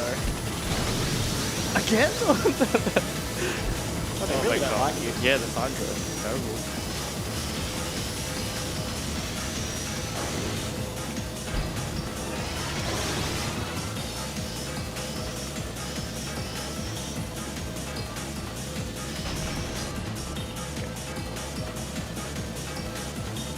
Well, third time's the charm. Oh yeah, Good. Nice. Yeah. Good job. This is another track you see us using different machines. Oh, so let me guess. Black hole? Oh no. I think actually maybe not the name. That's right. Yeah, yeah. It's a little bit heavier. I think it's actually the same as Gallon Star except the booster. Oh, yeah, that fella. Yeah. So Mega Gallon, Yeah. the shout out AKC for introducing this machine to me. So I've been using Gallon Star like I've been doing in the past, and then AKC was telling me, okay, well it's a heavier machine, so Yeah. obviously benefit more from the ship boost and the side attack dives as well. Yeah. Because I know that boost is often used in a lot of. I think it's Snake King. Yeah, that big you see the snaking boost. ones. Yeah. Like I think like a. Oh, what's it like? I don't think Tornado Condor is the final one. Tornado glider. No, I think there's like Omega glider V2. I don't know. I tried snaking once and then my hands told me to stop. oh no, yeah. Nice shift boost too. Oh, no! Okay. Focus Yeah. soon. Yeah, so this is another time we see us approach the dive a little bit differently as well.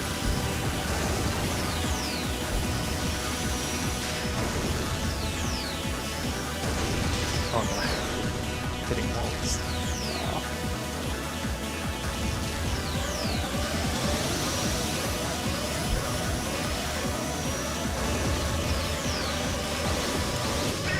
Nice. Yeah, I don't think I'm going to appreciate the game's little custom machine. You can do little decals on them. Yeah, Put yeah. the Aussie flags on the back of the cockpit. Yeah, and I got like And the little love heart here. Yep. Yeah. yeah, I got serious cat on mine. Some old school meme. Yeah.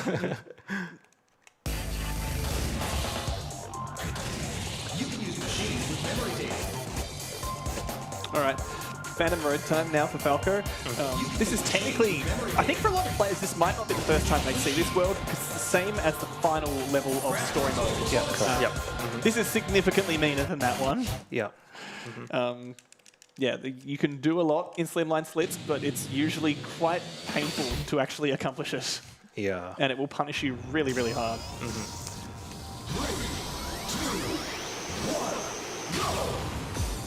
Yeah, you're like in some techno dimension. Yeah.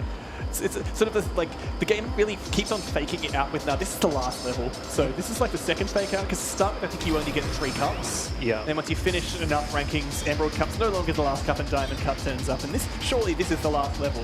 This is the end, right? Yeah. All rainbowy, like, you know, we're doing a bit of Mario Kart homage here. Right, sure. And but, then you know, AX Cup we did comes say it was 26 tracks, and this is only track number 20. Yeah, correct. The funny thing with this game was actually developed essentially in parallel as a console and an arcade game. So F-Zero AX was the arcade version. And yeah, because, you know, they like just letting people have things. All the AX content, well, pretty much all the AX content is in this game. Nice.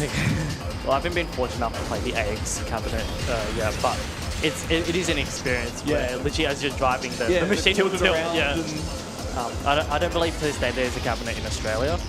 You have to go. Used to be. Yeah, you have to go pretty far. Yeah. To actually And find I'm one. assuming it just got sold, which is, yeah. Oh. They had one in Adelaide for a while.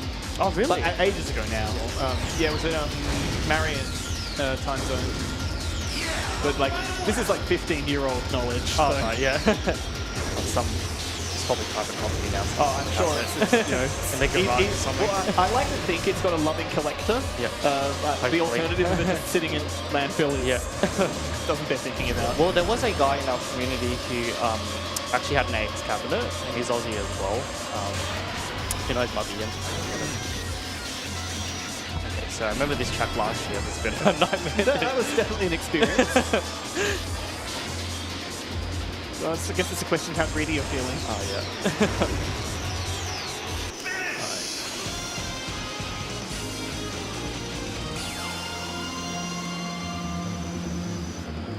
Because, you know, there is a big skip.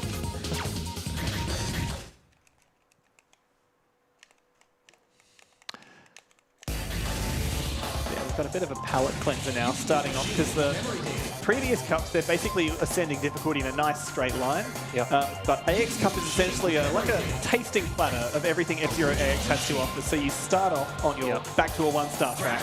Yeah. I think it was a Screwdrive. Yeah, Screwdrive. Are you going to go for the pizza finish? Yeah, I'm going for the finish. If I fail it, like, you know, you can catch up pretty easily. But You've got a whole lap still left to go on. Yeah, I'm going to go for it.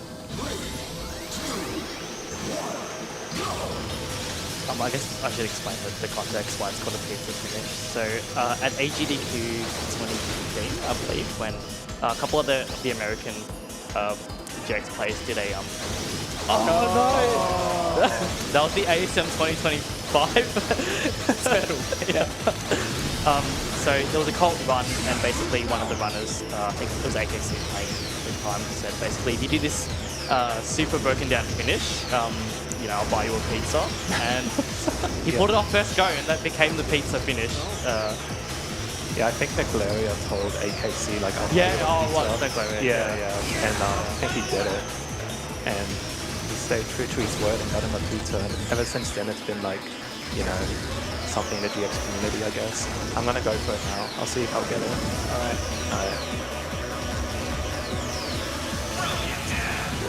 I got it. Oh, no. I think you owe me a pizza. No, it's okay. Can I get you some matcha instead? I mean, all you need to do is just win the ice cream lottery, right? Yeah, that's... Oh, yeah, true. Was it gelato, I think? Yeah, Dessert? gelato. Oh, gelato. Yeah. You can improvise the dessert pizza out of it. Seeing as I'm 2 courses behind, I need to play more space. Anything could happen in Spiral. I could lose 3 minutes there. Yeah.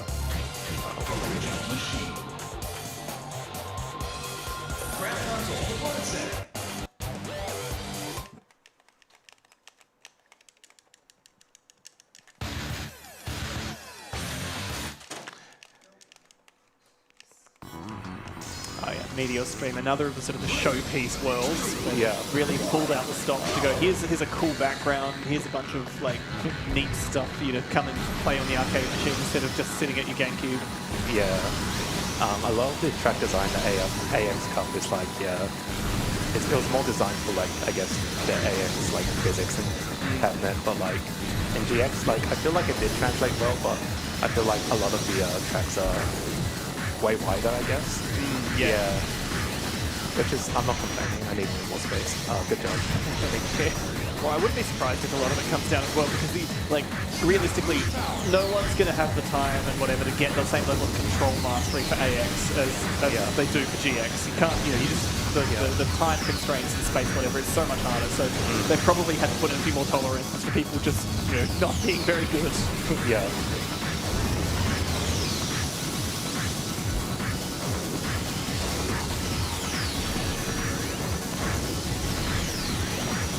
I got wow, that. nice. Wow. I never get that in practice. Yeah, nice. Alright, I'm gonna go for another broken down finish. Alrighty. If I get it, I expect 2 pizzas. Not for me. Let's see if I can get it. Oh, the cool part of don't Yeah. look at the finish line Nice. trick. That's quite cool. Thank you.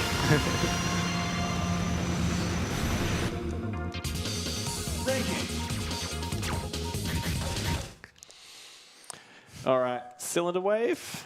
Yeah. I always hated playing this one. This is a really annoying track. Yeah, it's very weird design.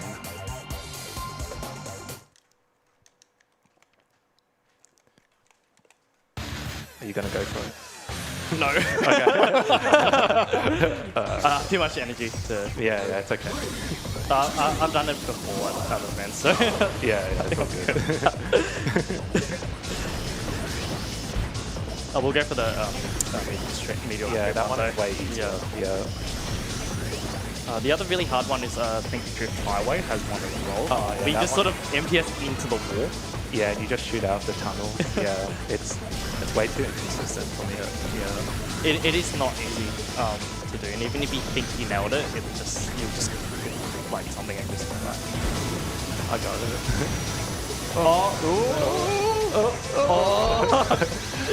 Yeah, that's just your GX in a nutshell. Yeah. That you explode. Yeah. Oh, I got shit boost. That's weird.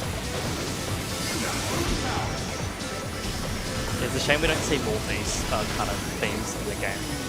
It's Outer Space one. I feel it's more like Outer Space and Trident sort of. Yeah. Yeah.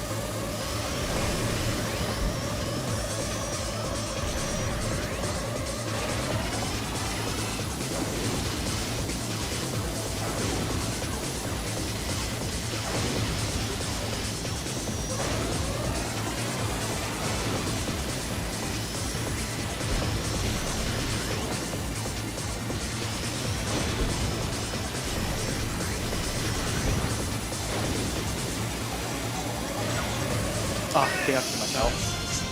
Oh, I think I have way too much health to do it. But Yeah, that's fair. Yeah.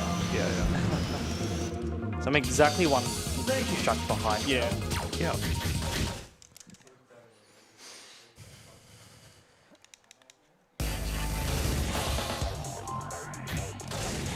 You can use machines with memory data. So while I'm doing Cylinder Wave, Fabra is going to start the first of two really long courses. Like I think these two are like Thunder Road and Spiral. They're both so big that there's actually some options. Like I think they start turning down some of the graphics options depending on them, and Oh, really? I think Oh. in multiplayer in particular. Oh, yes. Like we can't afford to have all this stuff on screen. Yeah, if you play like split screen in this game, you'll see some of the textures, like the background stuff, just are not loaded. And if you play with 4 players, like you just see the track. There's not even shots. It's tremendously impressive how well this game just chooses the right things to sacrifice just to run well. I think Thunder Road and Spiral are like the 2 longest tracks, I believe. Yes. Yeah. So like there is like, you know, lots of opportunity like for me to die the last lap, and that it could easily like overtake me. So it's never over. Yeah.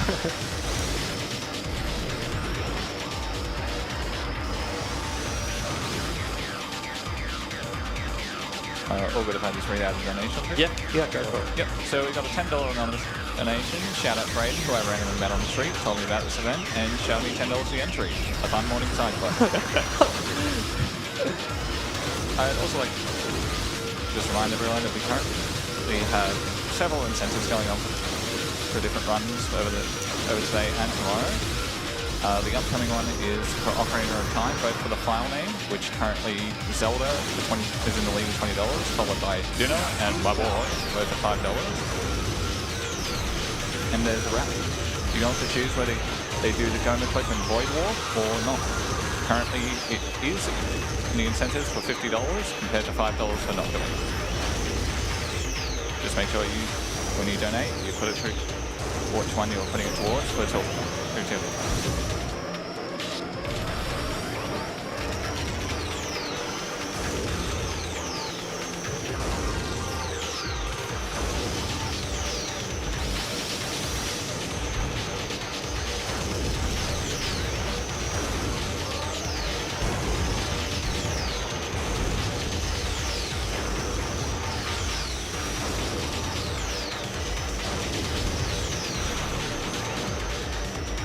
So I'm about to start Thunder Road. Finally on the same track now.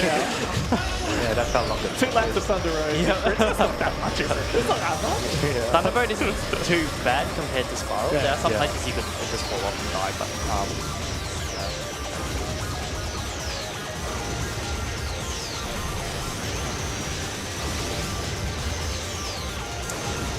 I don't think I'm fast enough in this game. I'm not gonna do it.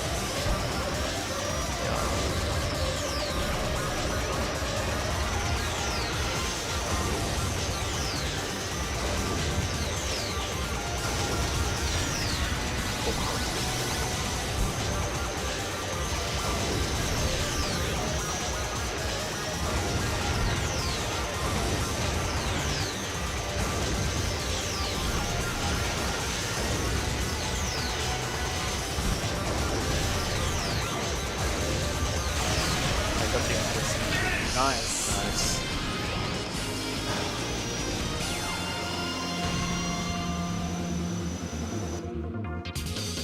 Thank you.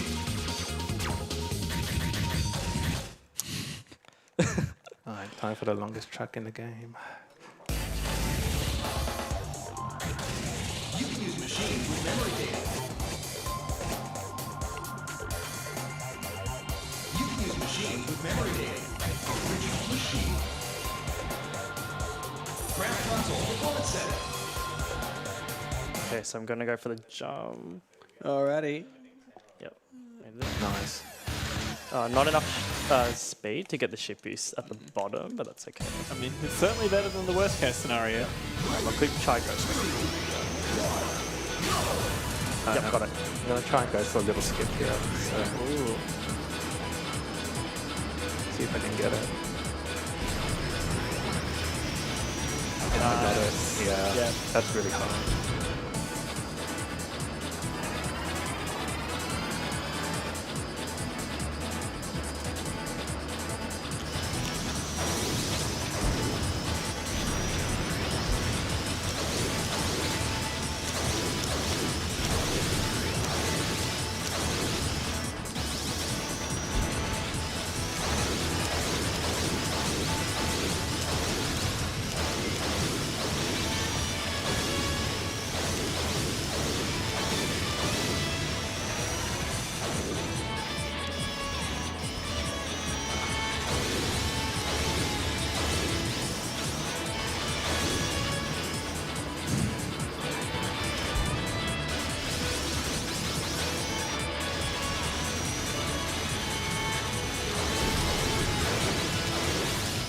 good job.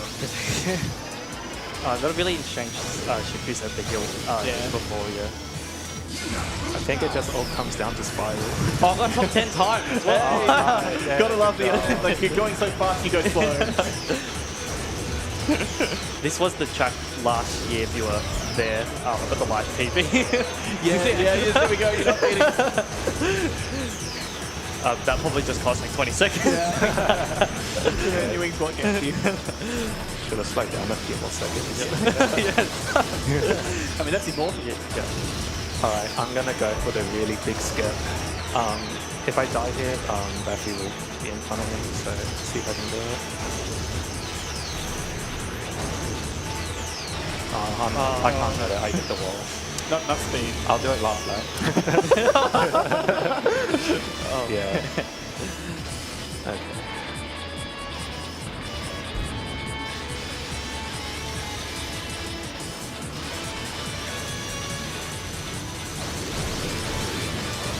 Oh, that might be... Okay, you say it. So that one you have to hit a checkpoint. I'm pretty sure I remember several games at ASO. Otherwise, that's it.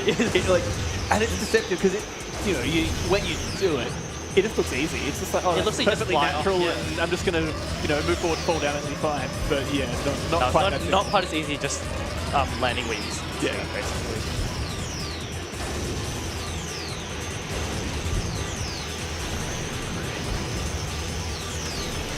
So on this track, you can either use this machine, Quick Star, or I think Gallant Cannon is another. Gallant Star as well. Yeah, so very different approaches between the two.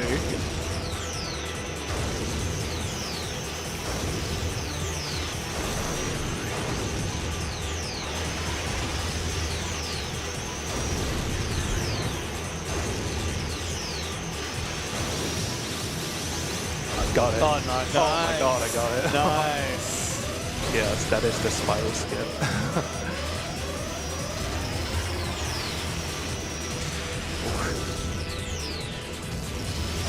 All right, and that's Spiral.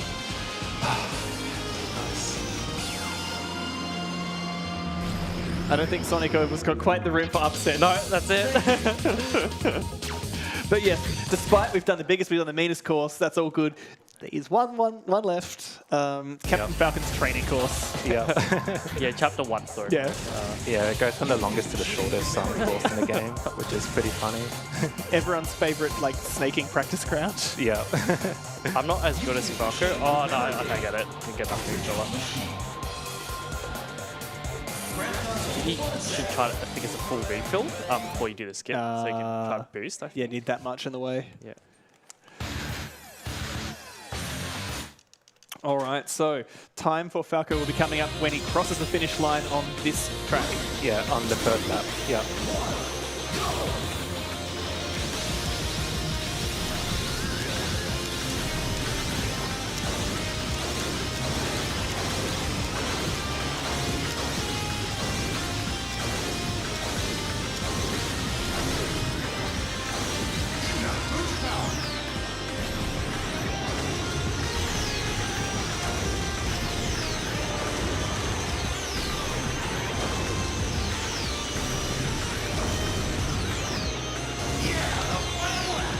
Time's coming on the end of this lap.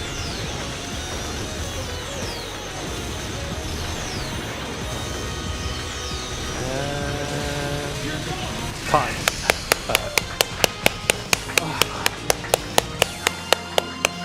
Well done. Thank you, everyone. Ranking.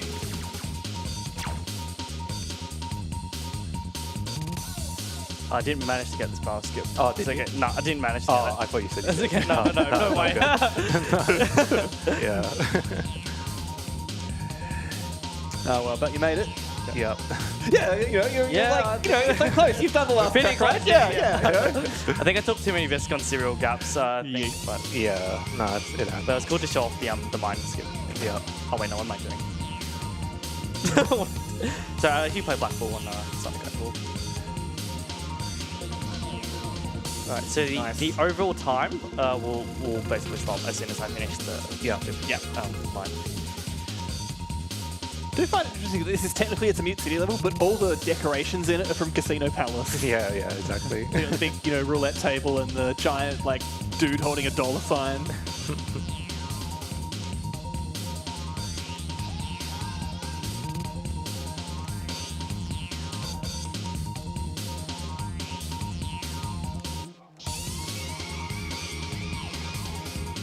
Nice opening.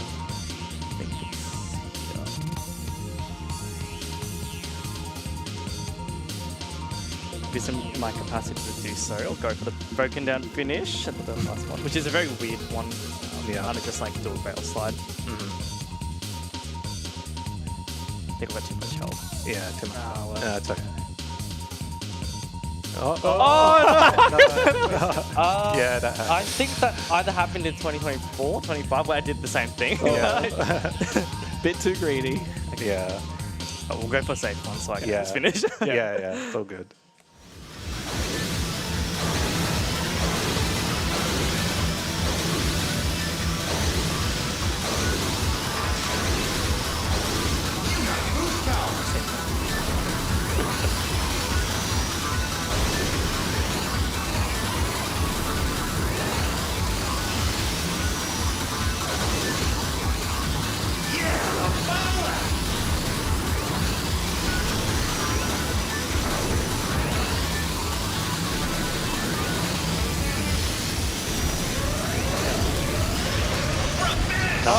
And a punch! Yeah. Glad I managed to end with the broken down finish anyway. Alright. Well, that's the end of our run and also the end of the race block as well. Thank you to everyone who tuned in today. Thank you everyone for just watching us, and I just want to say thank you to the organisers of this event. I'm locally from Sydney, but I've been speedrunning for over 10 years, so I've just been dreaming for an event to happen in Sydney. So hopefully there'll be more future ones, and thank you for having us. Thank you.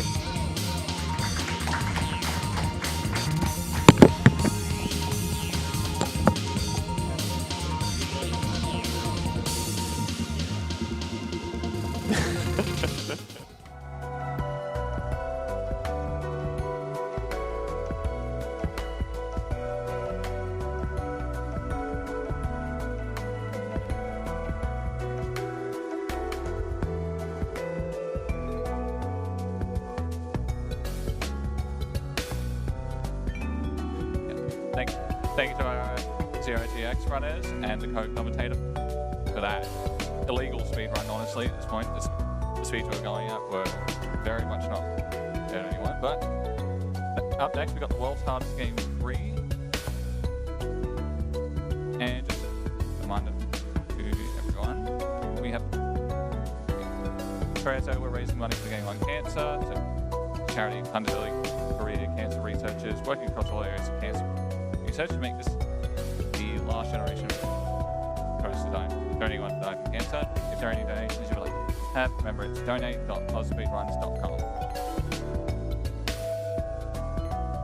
We're moving on to a different host for this, so hope you all have a wonderful day.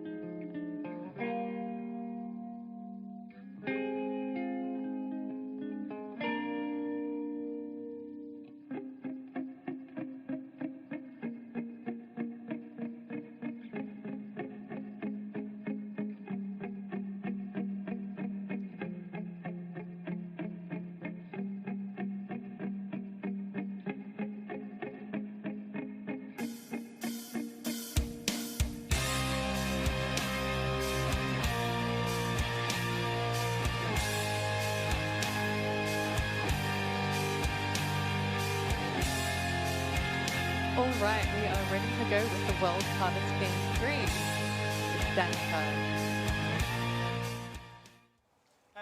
Hello, my name is Danica, and today I'll be speedrunning the World's Hardest Game 3. I've been playing the World's Hardest Game for more than 10 years and speedrunning it for about 6 years. And today I'll be doing the 100% category of the World's Hardest Game 3. And I'm joined here today by Salvo. Would you like to introduce yourself? Hi, I'm Salvo. I am originally a Legend of Zelda runner and randomizer player, but I'm actually very new to the World's Hardest Game community, and I'm very excited to be here. Awesome, it's great to have you. Before we start, I'll just go over the basics of this game. So you control the red square, which you can see here. You have to avoid the blue enemies. If you touch a blue enemy, you'll be sent back to the last green checkpoint that you collected. And there'll also be coins and keys throughout the game that we'll have to collect all of them because we're doing 100%. Okay, so without further ado, time will start in 3, 2, 1, go. So I'm going to get straight into it and start the first sort of explanation of the first trick we're going to do. So in the next room, Danica is actually going to bonk himself on the wall a little bit to slow himself down by a frame. So these enemies, the faster they move, the slower the checkbox. So if there we go, we slow ourselves down, we can actually move straight through that enemy without actually taking any damage. Yeah, so that's called an enemy clip, and it exploits a bit of a bug with flash hit detection, which means that the hitbox will be the intersection of the bounding box from the current frame and the rendered pixels from the previous frame. So as Salvo said, the faster an enemy goes, the smaller that intersection will be, allowing us to phase through an enemy like you saw just there. That's it. There's plenty in World's Hardest Game 1 and 2, but that's the only one we actually use in this run. I'm also going to take the time to explain our next trick that's coming up, because World 1 is, believe it or not, very dense with tricks. So we're going to be doing our first key clip. So what happens is in the coming room that we'll be going up to, Danica will collect a key. And when we collect a key, a short little cutscene will play where the door unlocks. And during this time, we've got about 10 frames of invincibility, meaning that we can pass through all of these walls in that 10 frames and not take any damage. So we're going to take, what we're going to do is we're going to use those 10 frames to clip over the wall and into the next checkpoint. Much like that. We're also going to launch straight into a coin clip as well, where we collect our last coins of the level and opens the golden gate, which gives us that same little frame that we can then cut through another wall as well. So unfortunately I got a bug here. You might have noticed I collected that key, but it actually reappeared even though I touched a checkpoint. Normally touching a checkpoint should save the things that you've collected, but there's a weird bug with this key. If you touch the checkpoint before the cutscene is triggered, then the key will actually reappear. So unfortunately I have to go back and collect it because for 100%, as I said, we have to collect all the coins and all the keys. This key clip in particular is quite difficult because of that checkpoint issue. If we move too quick, then the key respawns, but if we move too slowly, we actually get hit on the walls and we actually end up having to redo it all anyway. And just like that, we finished level 1. Now on to level 2. So this game is quite different from the World's Hardest Games 1 and 2. So this game is more open world, it's bigger, and it has less linearity to it, where the first two games had a very direct linear path. Because of this, we have different routes that we can take. For a lot of casual players, they do go left, but for us, we actually go right as it's faster. Yeah, so that's one of the advantages you have as a speedrunner is you've studied the game, you know where everything is and everything you need to collect, and it will be fastest for us to go to the right side of level 2 first. And in particular, we need to do this room here, which has got a bunch of keys. The challenge I'm doing right now is like a timing challenge. You could do the same thing 4 times over. And when we collect this key, we'll unlock a shortcut, so we don't have to do that challenge on the way back, which is nice. Absolutely. Now we have to collect the other 2 keys. Once again, if Danica dies during this point, we do have to go back and recollect the keys, as any keys or coins that we've collected between checkpoints actually respawn if we die. Luckily for us, hopefully we won't have that issue. Yeah, I'm just going to play it safe on the way back here. There we go, easy, wonderful.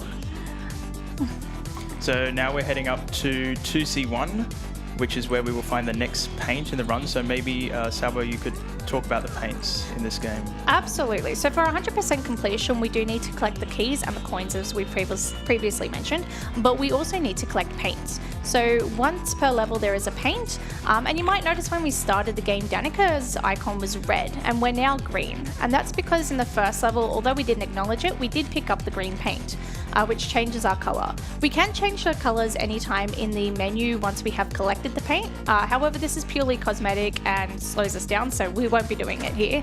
But for the World's Hardest Game 3, the paints are required for completion. For the 100% category. That's it. So once we collect the paint, we will actually turn blue. Now, it's fun to notice that because the paints aren't required for any percent, we actually never go into this room for the any percent run. Yeah, and there's a couple more rooms like that. The paints are the main challenge that are added by doing 100%.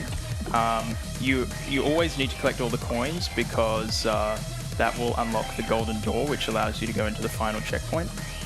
And there's a lot of keys that you need to get into any percent to unlock enough areas, but there's some keys that aren't needed in any percent that I will be collecting today because, as we've said, I have to collect everything. That's it. It's also worth mentioning, sometimes we do enter a room and we don't collect all the coins in the room. This is intentional as it is faster for us to collect them on the way back or in a different pass through, as some of these rooms we do have to go through quite a few times. Yeah, there's a bit of backtracking in this game due to the sort of open world nature. Sometimes you have to go somewhere, get a key, and then go back to where that key unlocked a door. Absolutely, and we'll see this more in World 3 and 4 in particular as well. Now, we are making our way through this moving maze up here. So this maze technique actually reappears in level 5 in a much bigger, more difficult capacity, but this is the small introduction that we get into it so far. Yeah, and now we move into 2A1. This pattern right here, as long as you enter at the right time and you just keep moving through it, you'll be safe to get out the other side, but it is a bit of a tight window. And for this section here, you need to understand the grid movements of these 2x2 boxes. This is kind of like an enlarged version of level 16 from the World's Hardest Game 1. And this room looks really difficult, but Danica manages it with such ease, and that's because he's got a lot of normalized routes and strategies that we implement. So we're going to make our way down here now, and we're going to collect just a few things here, primarily the key. So this is the last room in the level. The key is actually not required for us by any means, but we do need to collect it for 100%. So we do that, and then we're going to go up and get our last few coins. Yeah, so that key basically, there's 2 doors that unlock coins in A2, and we chose to get the coins after getting the left door, so we didn't need to go on the other side, but yeah, we've got to collect it anyway. That's it. And we are reaching the end of level 2 and we're about to hit level 3. There we go. So level 3 is a big open space and we're going to see a lot of backtracking here. So we're going to start by collecting this key, and then that's going to allow us to get into that checkpoint down in the bottom of the first room. Yeah, we'll just grab these coins first. So level 3 is an example of a level which has quite a bit of backtracking. You can see the door in the top left of that room I just left. We'll be coming back there in a moment, but we've got to get the key for that, which is down in B3. That's it. And what you're going to see Danica do just there is he touched the checkpoint without collecting any of the coins. What this means is when we touch a checkpoint and don't collect any of the coins, if Danica dies before hitting the next checkpoint, the game actually automatically collects and gives the coins to us. Because Danica didn't die there, we just collect it on the way back and it's no big deal. It's just a small time save if we do end up dying before the checkpoint. So we're going to quickly grab this key up here and then we're going to continue on. Yeah, and this room has an interesting pattern. Of course, as we move through to the later levels, the patterns get more and more difficult.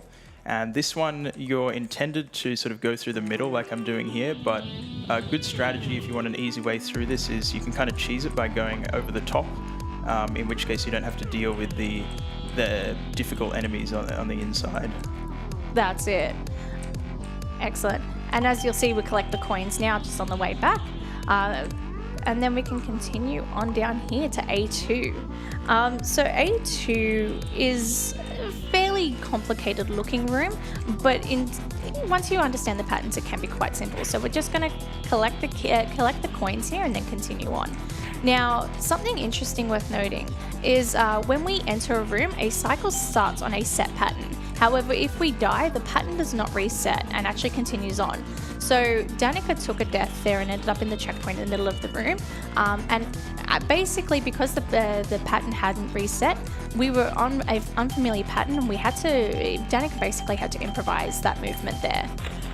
So you'll see us do a lot of what we call pattern resets. So if we're on a checkpoint at the edge of a room and we take a death, it is actually easiest for us to leave and re-enter the room to reset that pattern back to the beginning, rather than trying to improvise the pattern. We'll also see a variation of this coming up soonish. Yeah, later in level 4, we'll see how to do a pattern reset if you're not on the edge of the room, but it has rare applications because it requires going to the main menu, which takes a couple of seconds. That's it, and that's the only application of that we'll see in this run. Now, this room in particular can be a little bit challenging. As you can see, we only have one checkpoint in the entire room and 3 keys that we need to collect, as well as those coins. So once again, if Danica takes a death anywhere in this room after that first checkpoint, anything that we have collected, we will then need to recollect. We're just going to let Danica focus here just for a moment. Yeah, this is a circumstance where I made a mistake early in the room, which means I'm a bit slower through here than I'm used to, so this pattern is not the one that I usually do. There we go. Wonderful job there. Do we have time for a couple donations? Absolutely. So we have $10 from M. Ducky. Great stream, great cause, great to see Salvo. We also have $50 from Chili Pepper, who says, "Are you sure this is the world's hardest game? You make it look too easy. Please put this towards 1 star." And just one more donation, $50 from the Port Stevens gang, with no comment. Thank you very much for all those donations. Thank you, everyone. Yeah, so now we're heading into 3v1 here. And this features a back and forth enemy pattern, which you'll see quite a lot throughout the World's Hardest Game series, but usually with a variation on it. Here the enemies are just going back and forth a distance of 3 tiles, which makes this quite difficult, as I'm demonstrating here by dying over and over again. So deaths in this game are quite normal. So this game has never been completed deathless. World's Hardest Game 1, 2, and 4, I believe, have all been completed deathless. This is the only one that hasn't. So an average of like 20 to 40 deaths for the 100% category is normal. We're also going to see a quick key skip here, a key clip there. There we go. That key clip is possible to hit, like the key is possible to get without doing key clip, but it's fairly almost frame perfect. So it's actually just easier for us to do the key clip. Yeah, we only intersect the enemy for a couple of frames, but it just makes that trick a little bit easier there.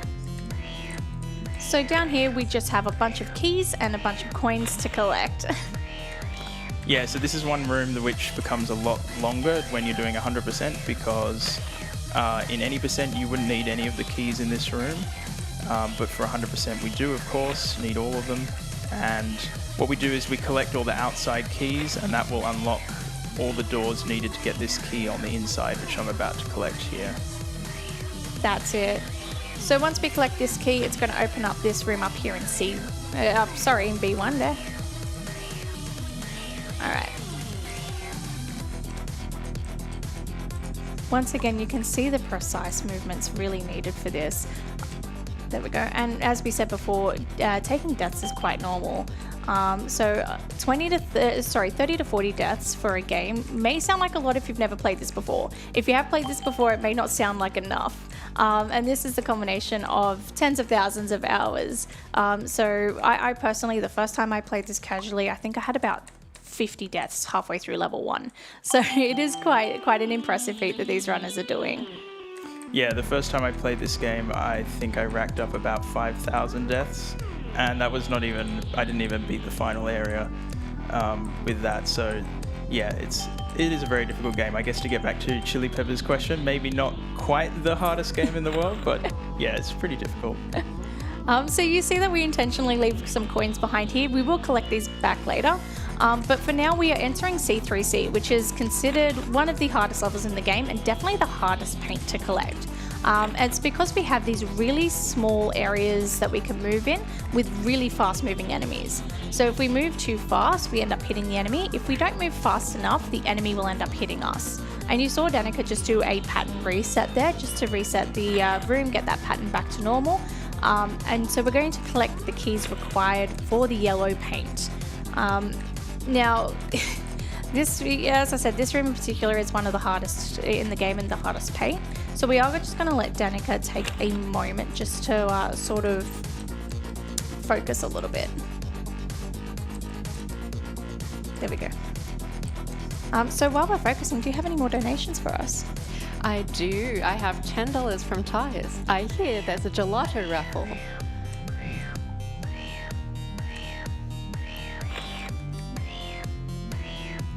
This part is particularly tight. That's it. So we have that ball that's either we've got to chase them and they've got to chase us. So you've got to really get around the corner just before they hit us, which is a really tight timing there.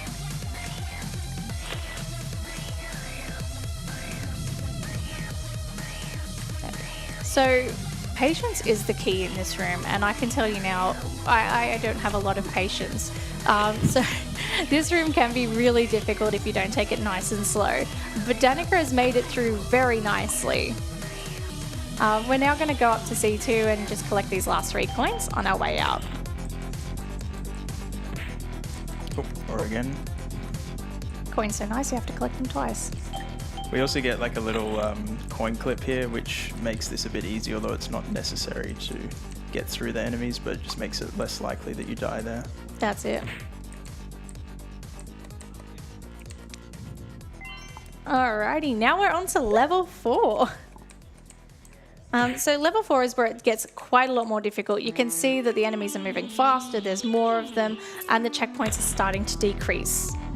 There we go. We're just going to collect these coins and then move onwards. Now level 3 had a lot of backtracking, and so does level 4. We will see the same sort of rooms quite a few times. So once again, we may not collect all the coins in a room all at once, but we will come back to them as we go. Yeah, now we move on to 4C2. This is quite a tricky pattern, but once you get the hang of the rhythm, it can be done consistently. And 4C3, which is also quite a tricky one, but a really fun one. You got these spinning enemies. Now I want to collect that coin in the top corner there, which I did just manage to get, so that's nice. And we'll go through 4C3 4 times during this run, so every time we go through it, we're just going to collect a few more coins. Now this room with the circular patterns can be quite difficult as well. Now we're on to 4D4, which is like 6 double grid patterns stacked on top of each other, and it's a pretty fun room. That's it. And once again, a lot of these are on set patterns, so we have set routes for them. Most of them are developed by the community and some developed by Danica himself as well. Yeah, that's right. It's been this game has developed quite a long speedrunning history, which I've been a part of, and also some other people. Particularly, I'd like to give a shout out to Rafflet, because quite a few of the routes that I'm using in this speedrun were developed by him, so yeah. We also are in 4E5 now, which is considered one of the hardest rooms in the game. We've got these tight movements of circular enemies, and we have to sort of tap. If we tap too fast, then we hit them. If we tap too slow, they hit us. But Danica made it through with absolutely no issue at all. Yeah, no deaths in E5, that's a bit rare. Yeah, that's really good. So we're just going to collect these coins up here and just mop up a little bit. There we go. These grid patterns are quite intense. There we go. Yeah, as with most of the rooms in this game, there's varying different routes that you can use, and different routes have like different speeds and difficulties. So I won't be using the absolute fastest route in every room, but I try to strike a happy balance between consistency and speed.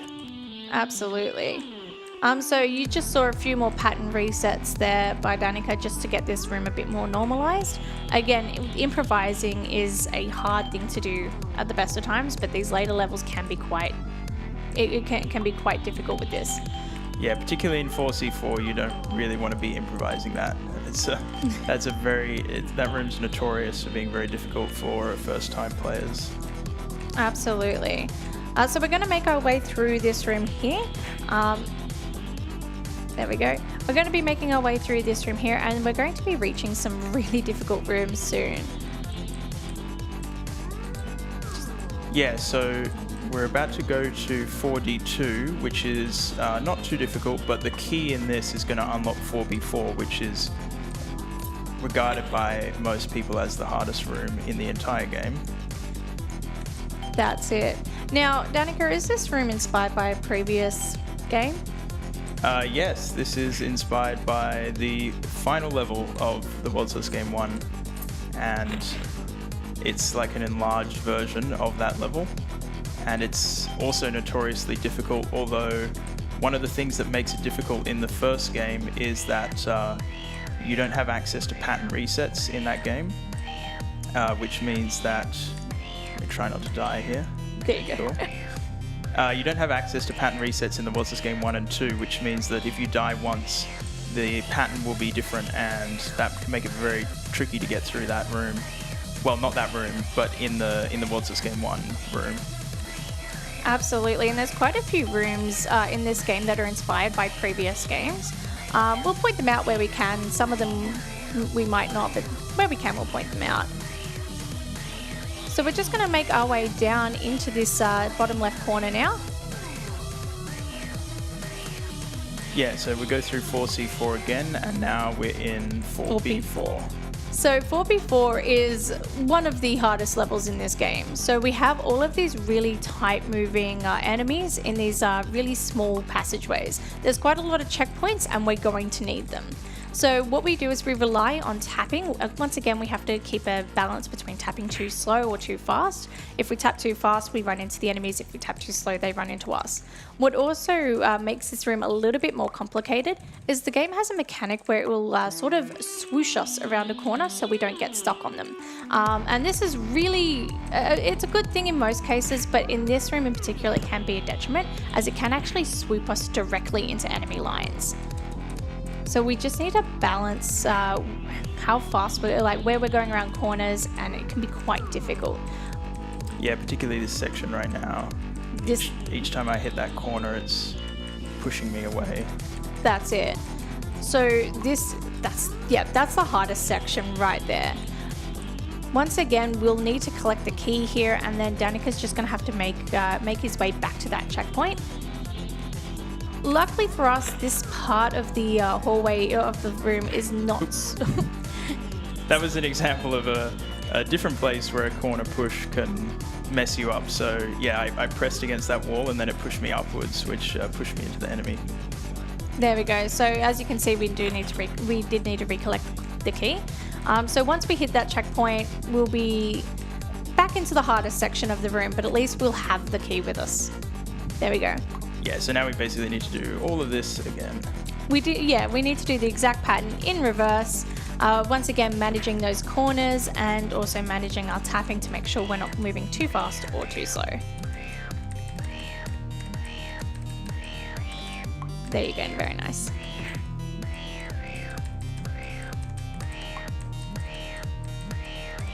We're just going to let Danica focus here just for a moment, and then we're going to move on.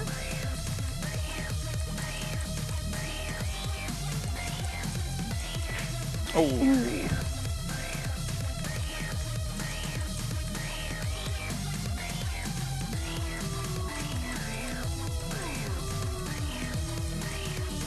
Excellent job. The rest of this room, while still difficult, is much easier than the previous two sections, so we can make our way through here. That's the, now that we've hit the checkpoint, pressure's off. We're good. Yeah, this can definitely be a run killer. I used to think that it was basically impossible to get through that room without dying, but that has now actually been done by several people, including myself. But it's still a very rare occurrence to get through that whole room without dying. It's usually quite a few deaths there. That's it. Usually we see about 3 to 10 deaths.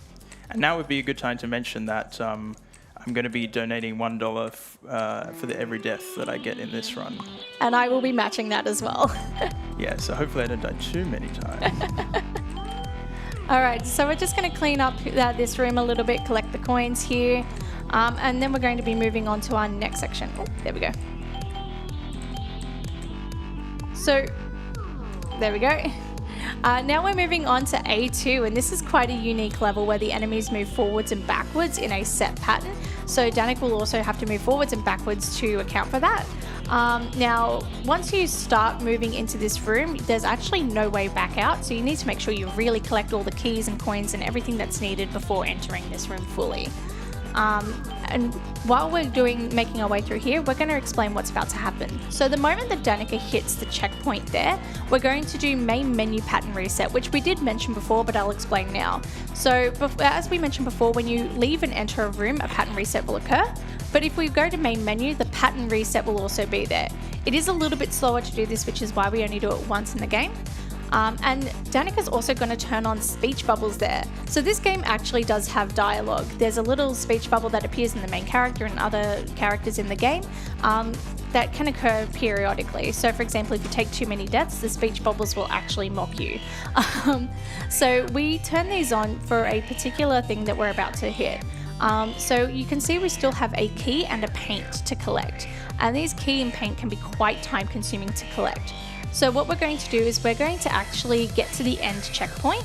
And when we hit the end checkpoint, we actually have about 2 seconds before it transports us into level 5. And in this 2 seconds, we have the same invincibility frames that we normally do with key clip or coin clip.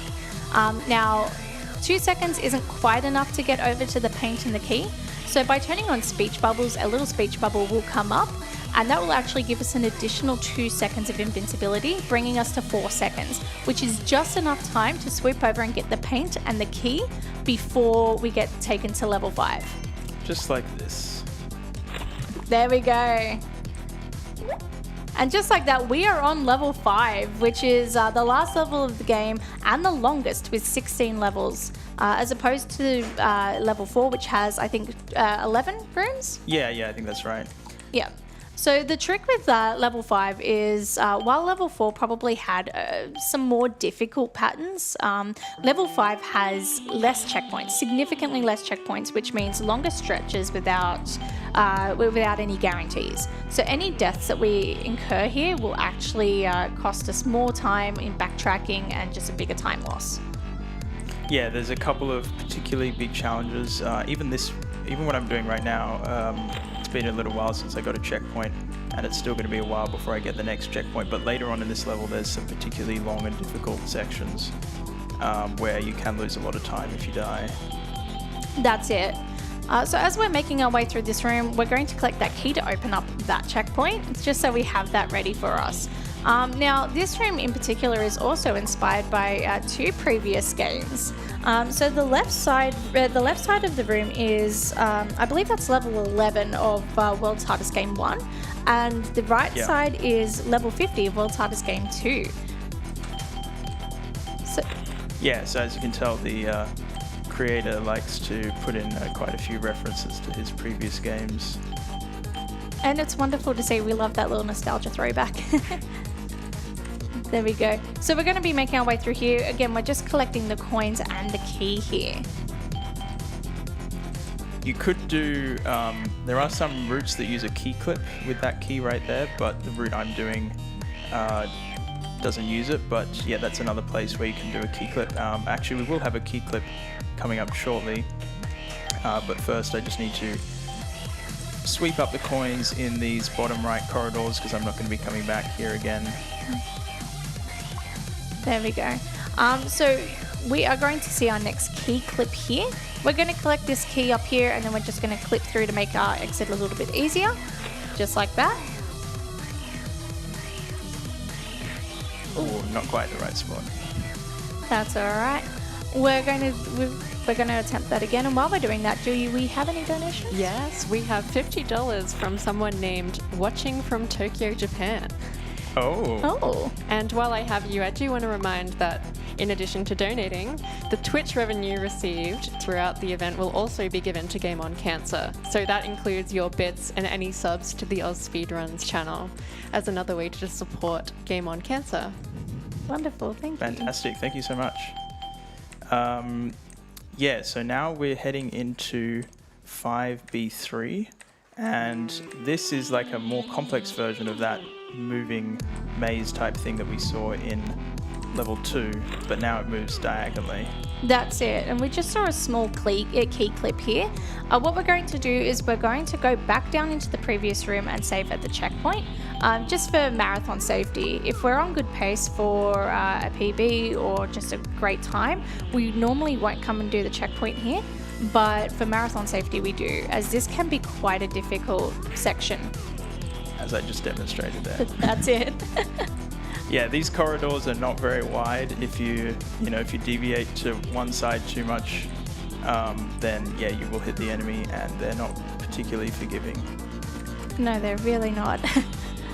So what we're going to do is we're going to collect the coins up here, and then we're going to go down and do the right side of the room. I'm going to pretend I didn't have to check my hands to see left and right. It's alright, I get them mixed up all the time. Oh, I've been doing it this entire time. Yeah, so another fun fact, the right side of this room, which we're about to head into, is a kind of a reference to level 47 from the World's Oz Game 2. Excellent. So we're going to say, we're going to collect the coins here, and then we're going to see a little key clip as well. Yeah, I'll just save once I've got the coins, just for safety. Again, you could go straight through, but it's a bit risky. That's it. So as we make our way up, we're going to see that small, it's a very small key clip, and that's why we do the safety. You got to get to the key first in order to do the key clip. That's it, and that's why we do that safety save there. Otherwise, we'd have to go back and collect all of those coins again. There we go. And so with that, we've done most of what is sometimes referred to as like lower level 5, and we're about to move on to upper level 5, which starts with C2, the next room. And this is a really cool room. You've got enemies going in all different directions at all different speeds, quite chaotic. But as with everything else, I have a predetermined route that I'm following, except actually I lost it, so now we're just winging it. I'm a trained professional, trust me.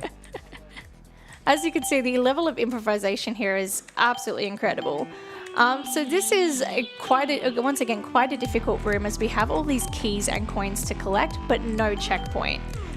So we're going to go through and immediately go collect that key. There we go. And we're going to collect and mop up these coins at the top here on the way back.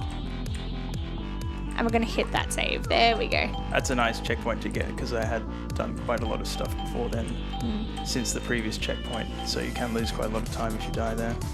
Absolutely, and this is what we mean about level 5 being quite brutal at times. Because there's the less checkpoints, our time loss is more significant. There's some rooms in this game where the checkpoint, where the time loss can be upwards of 40 seconds to a minute, whereas the earlier levels, the time loss is about 5 to 10 seconds.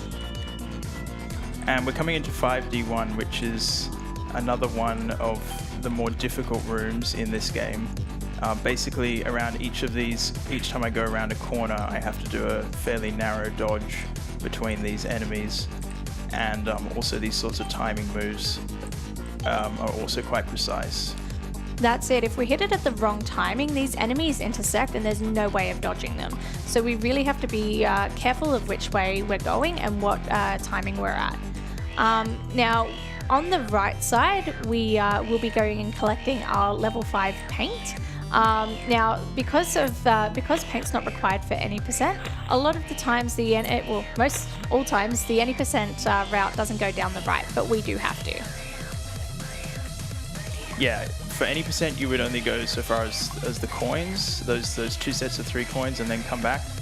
But yeah, for 100%, we've got to get the keys on the right side, which will unlock our access to the rainbow paint, which is the level 5 paint. Now, we're going to collect these last... Oh, that doesn't work. There we go. We're going to collect these last coins here, and then we're going to go collect those keys to get into the rainbow paint room, which is a really cool room. There we go. So just going to... Just a couple more precise dodges here. That's it. We're just going to give Danica just focus time here.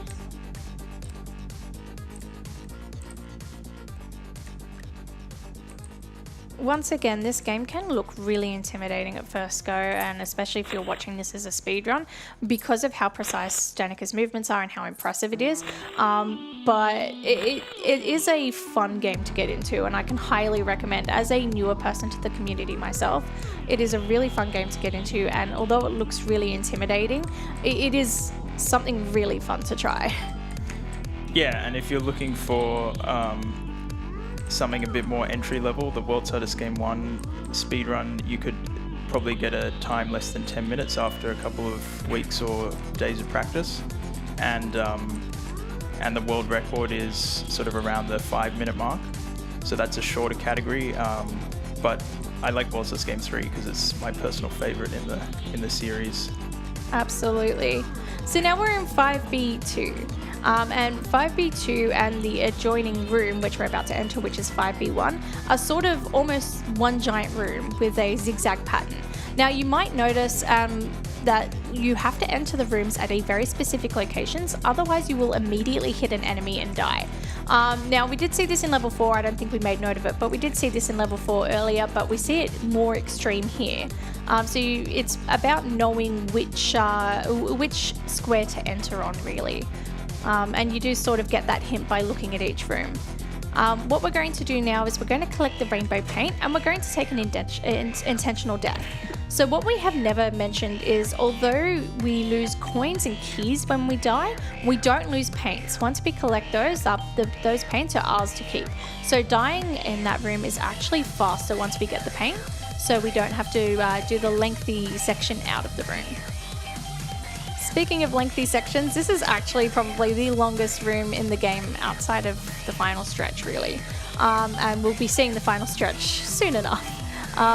The reason for this is because there's a lot of coins to collect. You see that key as well, but there are no checkpoints whatsoever. So any death here is a big time loss. Yeah, and this is quite a difficult room, and not only this, but we also have to complete the room below with no checkpoints. That's it. So this is the coin room. So there is a slight trick to this. So after a certain amount of time, 33 seconds, enemies will appear from behind the wall and they will hit you. There is no way of dodging them as they're all in a straight line. So Danica has to collect as many coins as he can within the 33-second time frame, which you might be hitting that soon, actually. Yeah, it's okay. I'll just collect a few more coins. Okay, no, Danica, I think you have to go back. I think you have to. Oh, no. Okay, so that's a key clip that we can do right there. It just makes this room a little fun. So that's a bit of a troll room, but the key clip makes it very easy for us. Yeah, it's a funny room. So the level designer basically made it so that you can't collect. If you just walk in there and start collecting all the coins, then you won't quite have enough time to collect all the coins, and the enemies will come and get you at the last moment. It is technically possible to collect all the coins and the key within the time limit, but it requires incredibly precise movement that's never been done by a human. That's it. And outside of doing the key clip, the other way you can do that room is just pattern resetting. So exiting and re-entering the room resets the 33-second timer. So now we have 760 coins, which means we've collected all the coins except for the ones in the final stretch, which is where we're heading to. Would you like to say a bit about the final stretch? Absolutely. So the final stretch can be a brutal set, really. So it's the final rooms of the game where there are no checkpoints, so any death we incur will actually take us right back to the beginning of the final stretch. It also has some of the hardest patterns we'll see in the entire game as well. So once we reach the final stretch, there will be a little bit of focus time, but we'll be able to also explain a lot of the movement as well in there. For now, we're just going to keep moving back through this maze that once again we saw in level 2, but now on a much grander scale. There we go, and this is the final stretch. As you can see, it is very intense, lots of moving enemies, lots of patterns that we need to follow. You might also notice that this room is a different color, and this is something that we haven't mentioned as of yet. So the rooms actually follow a difficulty grading based on color. So blue is the easiest, which we saw in level 1, and then each color grade means a different difficulty. So I think it goes blue, red, purple, and then new to this game is this gray level. So previous games, World Tars Game 1 and 2 didn't have this gray level. So this is a new one for us. World's Hardest Game 4 introduces a green level, which is between red and purple. So we're literally seeing the hardest levels in the game right now. And this section of the final stretch has 3 different patterns to memorize. So that first one on the left is really difficult for casual players because it seemingly looks random at first. Whereas the other 2, you can at least immediately see the patterns visually. Not to mention that every time you want to have, if you're a casual player and you're not using cheats or anything, every time you want to have an attempt at this room, you have to get through everything I just did at the bottom room first. That's it, and that's what we say.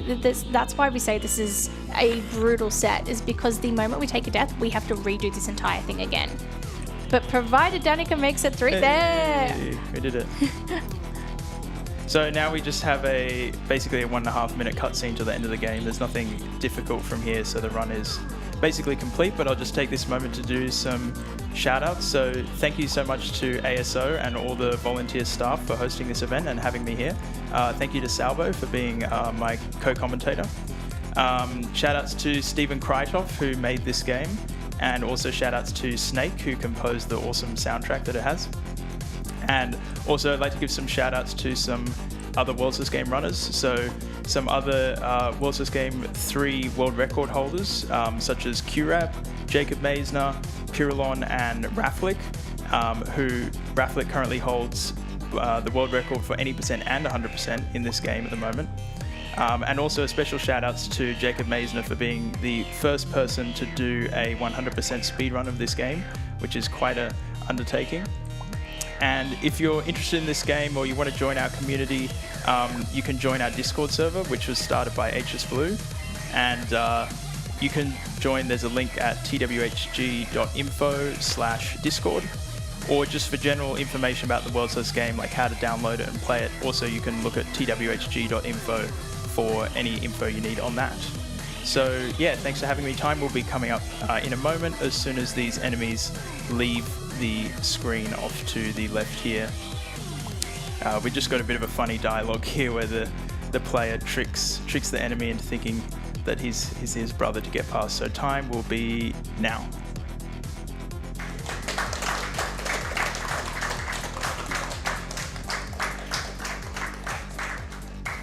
Wonderful. Thanks so much for having me. Thank you.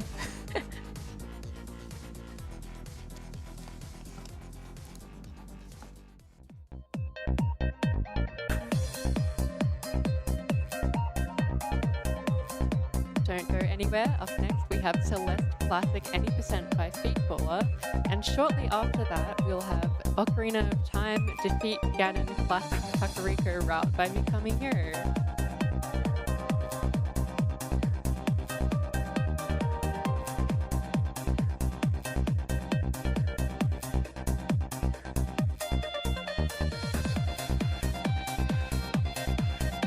By the way, you still have time to get some incentives in for Ocarina of Time. We have the file name.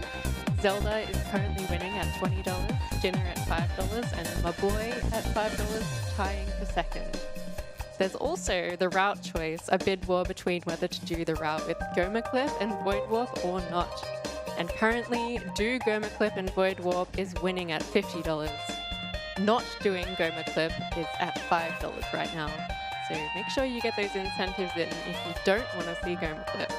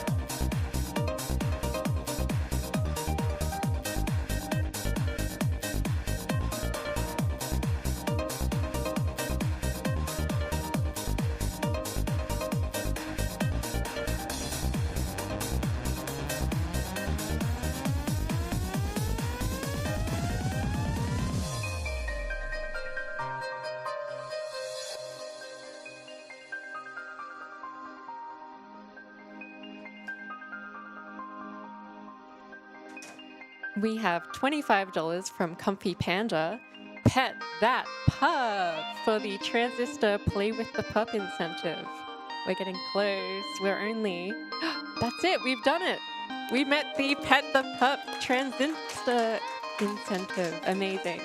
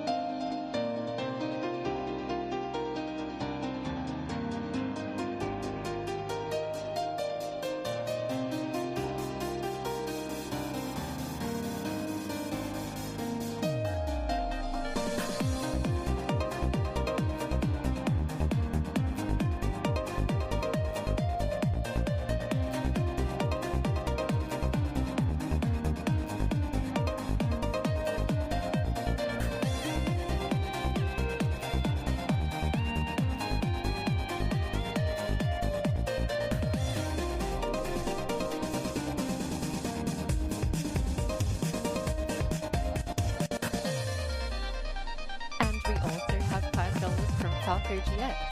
Thank you.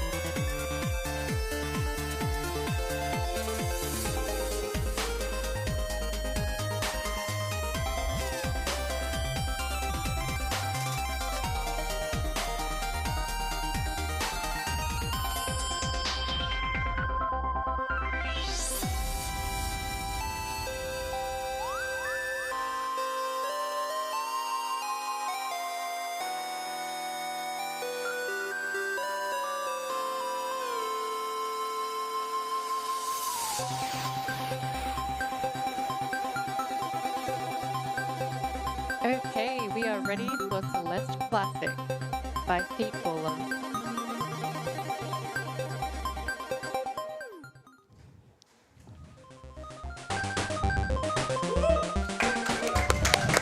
Okay, sure. I guess this is Celeste Classic, aka Celeste, so it was made by Matt Forson, Maggie Forson, and Noel Berry in 2015, so 3 years before Celeste 2018. The main novelty in this game is that spikes don't exist. You can't die to spikes. As you can see, you can't die to spikes. You can jump off of spikes. If you don't suck, you can clip spikes. So, yeah, that's how the game works. The game sucks. You can get close enough to the walls on the right side, these kind of walls. And if you touch the ground with upwards velocity, the spikes won't kill you, and gravity doesn't take into effect until you leave the ground, so that's how you can cheat in this game. Alright. X plus C, this is Arrow Key Laptop Gaming here, very serious gaming, of course.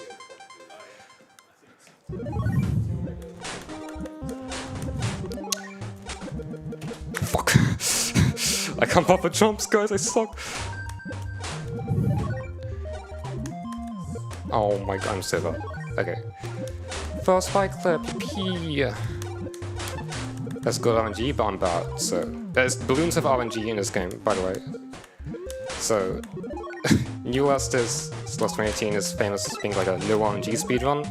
This game just sucks, so RNG, yippee. Okay. That's called Aura 1300, by the way. Real, definitely real stuff.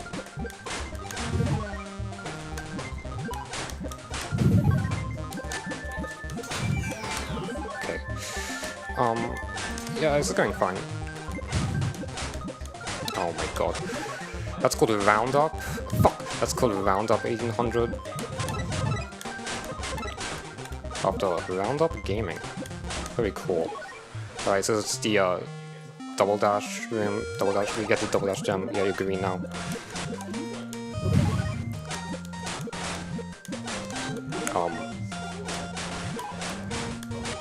You can also just dash through spikes.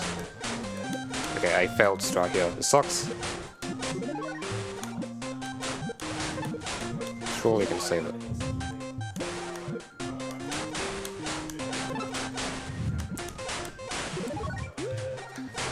Oh my god! It's fine. That's what's called off 2900, but I failed it, so unfortunately you're supposed to clip that. Alright, 143 is a pretty good time. That was like world record when I started playing, but it's not that hard these days.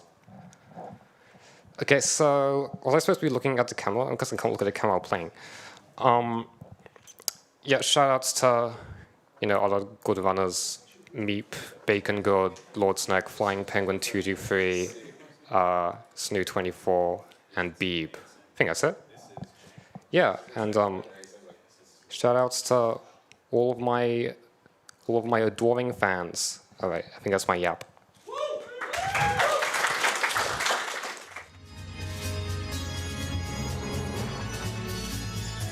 We have a $10 donation from Betamura, who says, "We love you, Feetballer. Remember, Roundel means bruh with love, the CC community." We also have $50 from Chili Pepper. Where Oshiro? 1-star incentive, please.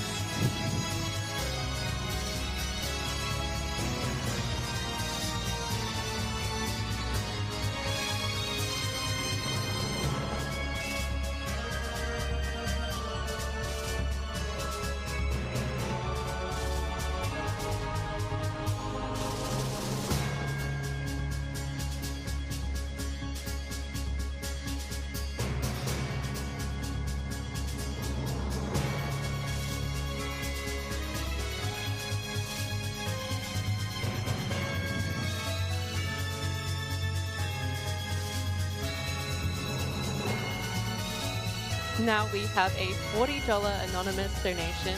Let's Game Link Waluigi.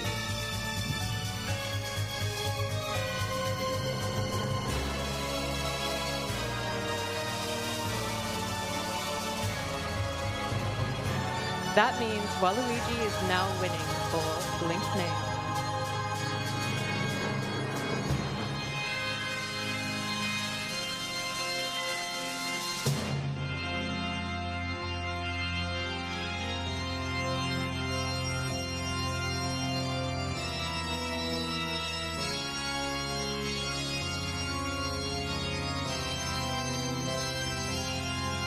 And now we have the $75 from Salvo come through, $1 per death net.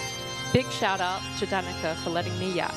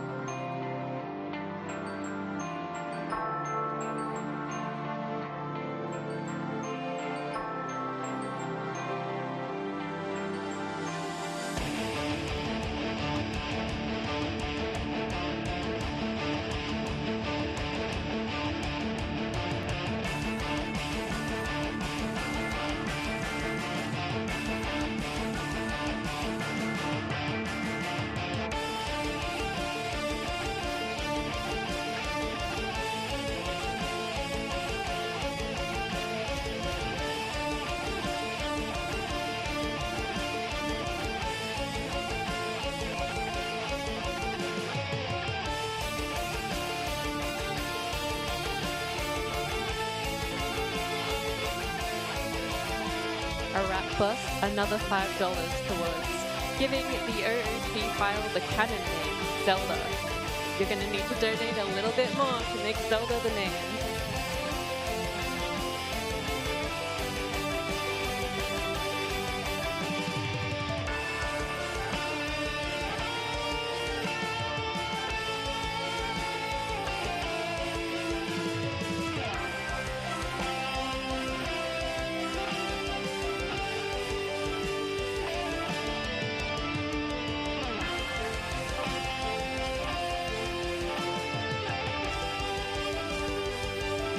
And now we have $40 from Danica, $1 for every death in my run, as promised. Please put this towards Waluigi file name for Zelda.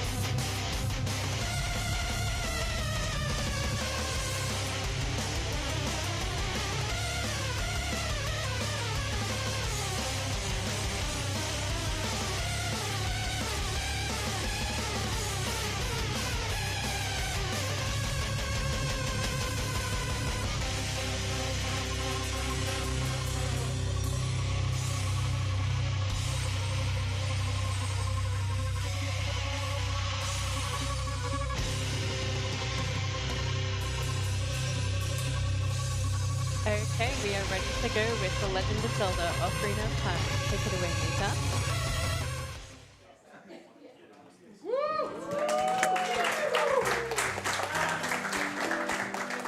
How's it going? How's it going, guys? So yeah, my name's Makami. I've come out of retirement for this event, so it's good to see everyone again. It's been a bloody long time, but feels good to be back. All right. So normally we actually skip the intro now for Ocarina of Time, but I didn't know what the file name was going to be, and every time I tried to create a file, one took over. So we'll just watch the intro like old time's sake. So let's. I guess Waluigi's the file name, alright? Okay, cool. All right. I'll count you down. 3, 2, 1, go. All right. So the category I'm running today is called Defeat Ganon, Classic Kakariko Route. It's a bit of a mouthful, but if anyone remembers OOT runs from like 2015-ish, it's basically that route before it got ridiculous. That's probably the best way to put it. The category Defeat Ganon has changed like dramatically as the years have gone on. But we've noticed in the community that a lot of new runners were still learning this legacy route because it was just accessible. There was like a fair few resources out that way. And then the community was just umming and ahhing about like, well, do we want to like keep this category around as like a legacy? Do we just kind of force runners to just learn the old one and then learn new stuff as they went on? So then they just came to a consensus and went, let's just add this as like a separate category on the leaderboards, and that way, if people want to stick to this one, they can.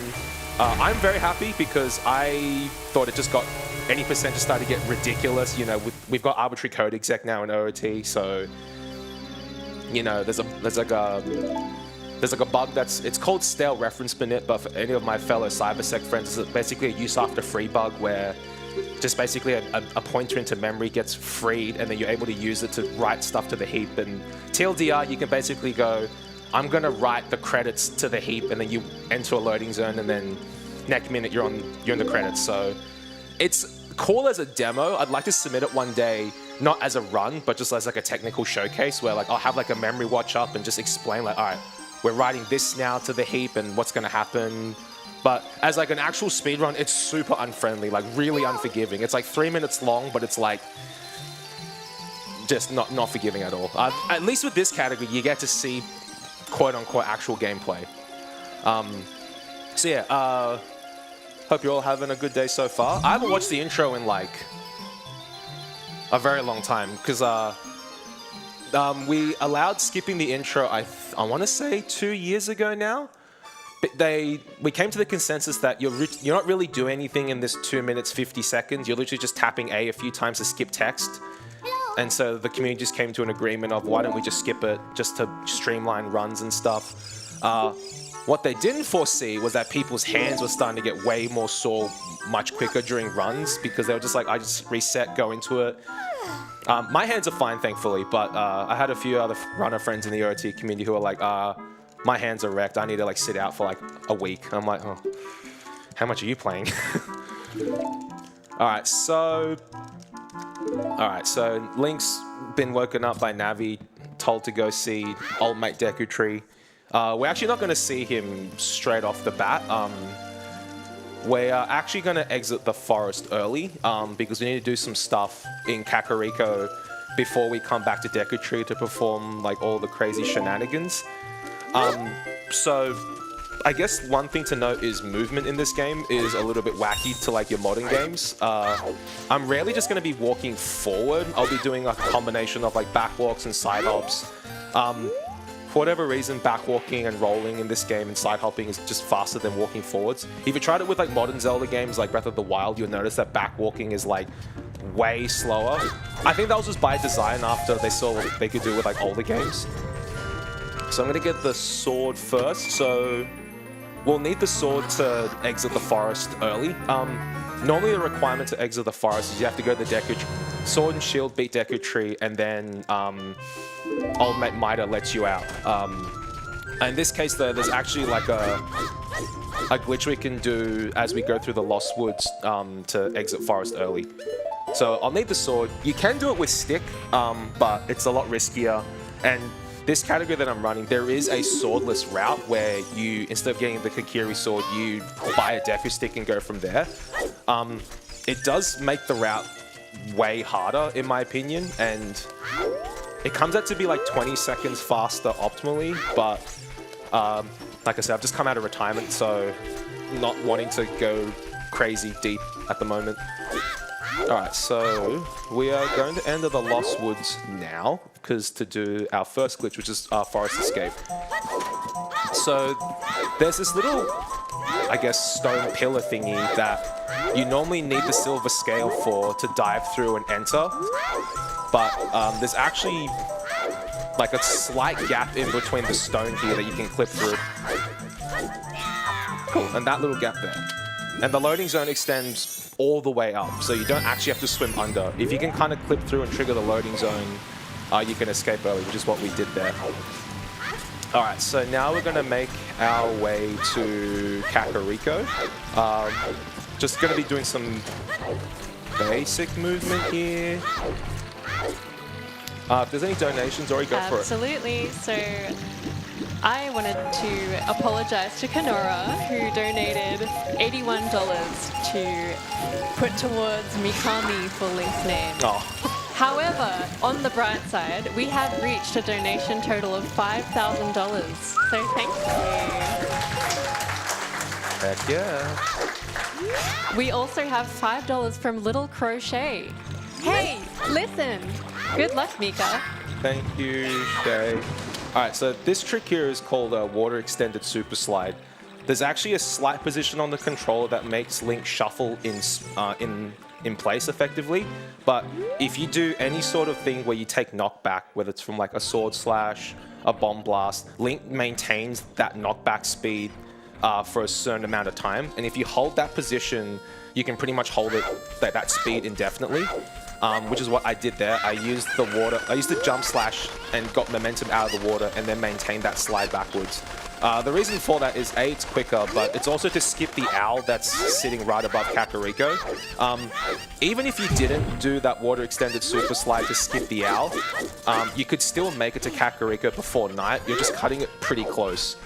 And we have to get to Kak before night, because we want to get a bottle and we have to collect these cuccos to get the bottle from the cucco lady, but you can't do that at night, hence why we have to duck into here right before night.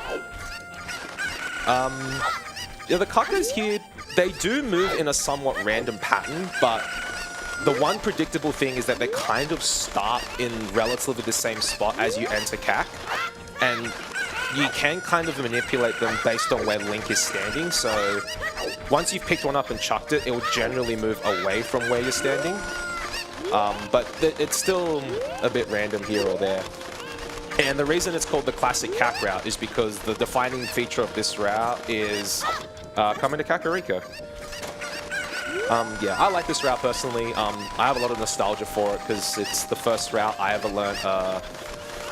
I'm going to show my age here, like 11 years ago now, so yeah, I'm closer to 40 than I am 30, let's put it that way.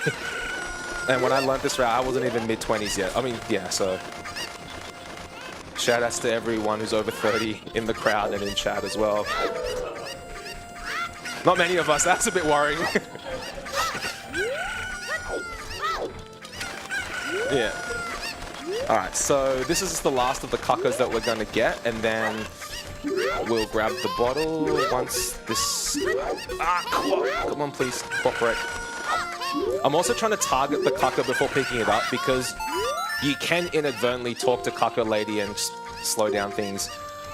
So we'll get the bottle here. One interesting fact that's only happened to me like twice is that if you talk to the Cucco Lady on the exact same frame the last Cucco lands in the pen, you actually soft lock. Like, she just kind of has her arms down, it's like, hi, and you're like, alright, cool, where's my bottle? And then, yeah, you have to reset at that point. It's only happened to me twice ever. I didn't know that was a thing until I did it, and then, in the name of science, I figured that was pretty interesting. Alright, so we're going to reset here to do a save warp because we want to get back to the Deku Tree. And in Ocarina of Time, depending on where you save and reset will warp you. So if you're in a dungeon, it will take you to the start of the dungeon. If you're in the overworld, if you're Small Link, you'll come back to his house here in Kakiri Forest, and if you're Adult Link, you'll go back to the Temple of Time. Alright, so we've got 43 rupees here, so I'm just going to go pick up the Deku Shield so that Mido will let me past because he deems me worthy to, you know, see the Deku Tree. You can actually get past him without getting the Deku Shield and Sword, but it's just, yeah, it's a lot harder to do a trick called Mido Skip. Alright, so nothing too interesting here, so if you've got any plugs or donations, Ori, go for it. I do want to thank our wonderful prizes have come from Super Giant Games, Pachico Games, and Chaosium. So thank you. Cool, awesome. Yeah, so there is a trick you can do here called Mido Skip, which involves you like clipping underground, swimming past him, but it's really, really, really precise. And I have never tried it. It looks very cool and complicated, but yeah. Okay, so this is not really a trick. It's just a little small optimization where you can delay Link coming into chat to the Deku Tree. If you like side hop and jump slash, it delays his animation, but the game expects him just to kind of waltz up to like the edge there. But because you're delaying it, the game's like, oh, I don't know what to do. I'm just gonna put Link where I think he should be. So you actually can zoom a little bit past where you're meant to be. That wasn't a really fast zoom, but sometimes you can get like really, really close and it looks super funny, but just a small optimization. All right, we're gonna go into the Deku Tree now. All right. So it's interesting, this category, that you only really see the first dungeon and then you just do some crazy shenanigans and then near the end of the game. All right, so I'm gonna be grabbing a set of Deku Nuts because we'll need those for Goma. Alrighty. So just doing an equip. Oops. Alright, so I pulled the Deku Stick right before climbing the vines there, and that's because there's actually a small animation where Navi will interrupt you and mention that, hey, these vines are climbable, but if you pull a stick right as you touch the vines, it interrupts that and then skips Navi from chatting to you. It's the same principle as why that water extended super slide works to getting into Kakariko. Link's considered busy, so then the owl's like, well, I guess if you're busy, I won't chat. Okay.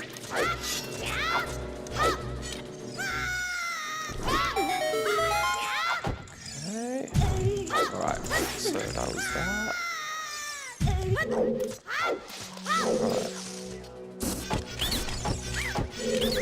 Alright. Okay, so there's a lot happening there, but I basically did something called B1 skip, where normally when you break that web, you end up at like basement 1, but with the position I was in, you're able to jump slash against like this falling ledge, and you're able to skip having to fall right down there.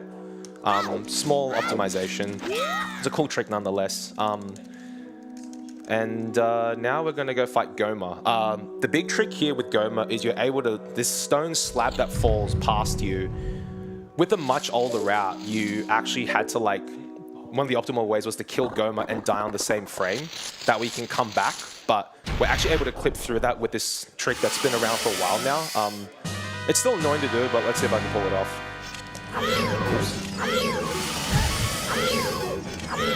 ISG, please. Okay. This might not work. Alright, we're out of position, so we'll see. Please work, let's see. Alright.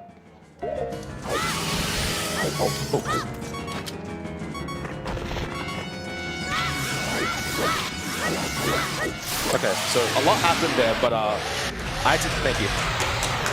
I had to get a trick called ISG, or Infinite Sword Glitch, which is you basically do an attack and then you get Navi to interrupt you, and it makes your weapon active like every frame.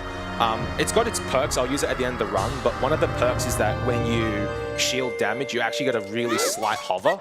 And that's exactly what I did there to get Goma to basically push me into the wall. And then the game's like, you're occupying the same space as my wall, I'm just gonna let you through. Doesn't always happen, but in this case it works out really well.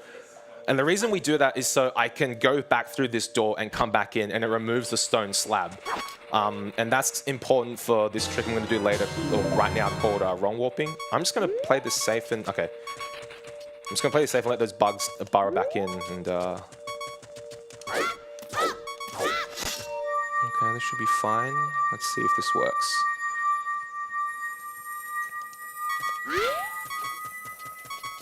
This is fine, I think. Famous last words. Let's see. Please. Hooray! It worked. Okay. I'll explain what happened there. There's a lot happening. Basically, in this game, if you step in the blue warp, it has an internal tracker to be like, okay, you stepped into this blue warp, I need to take you here. It does some calcs under the hood. Normally, when you enter a blue warp, you can't action after that. It just takes you through a cutscene. But by doing a glitch called Ocarina Items, where you play like a fake Ocarina, you're able, if you can position yourself right at the blue warp, you can then cancel the animation of it taking you up and whisking you away. And then from that, you can manipulate like how many frames of the blue warp have passed, plus where you entered from. It's complicated math, but effectively you can control where you end up, and that's how I was able to manipulate it to take me right to the collapse scene. And that's why I need the bottle, because there's many ways to do Ocarina Items, but one of the quickest ways is to use a bottle, which is why I had to go to Kakariko earlier. All right, so normally we used to have to like run down the tower and, you know, face Ganondorf's minions, but there's a trick coming up called a Void Warp where you effectively void out, hit a loading zone, and then basically keep falling, and then you're able to... Oh, this might look good. Let's see. So I'm doing kind of like the West I did earlier. Oops, that didn't work. I'm going to be doing a hyper extended super slide instead of a water extended super slide, but it involves me getting a Hess off one of these rocks. And they're a tad random. This might not all abort. So far, the rocks are falling in decent spots, but I'm rolling a little bit too late here. All right, abort. Maybe you? Maybe? Nope. Rolled a bit too late. Ooh, that was close. I also have to be careful that the rocks don't push me back into Zelda, because if it rolls me into Zelda, then I'm pretty much forced to either like reset or run down the tower with her. No, that's a fess forward, but I don't want to go forward. I want to go back. I also have to be careful not to take damage, because this trick does require me to be out at least 2.5 hearts. Please. No. Oh no, that's not good. Okay, we'll wing it. Let's see.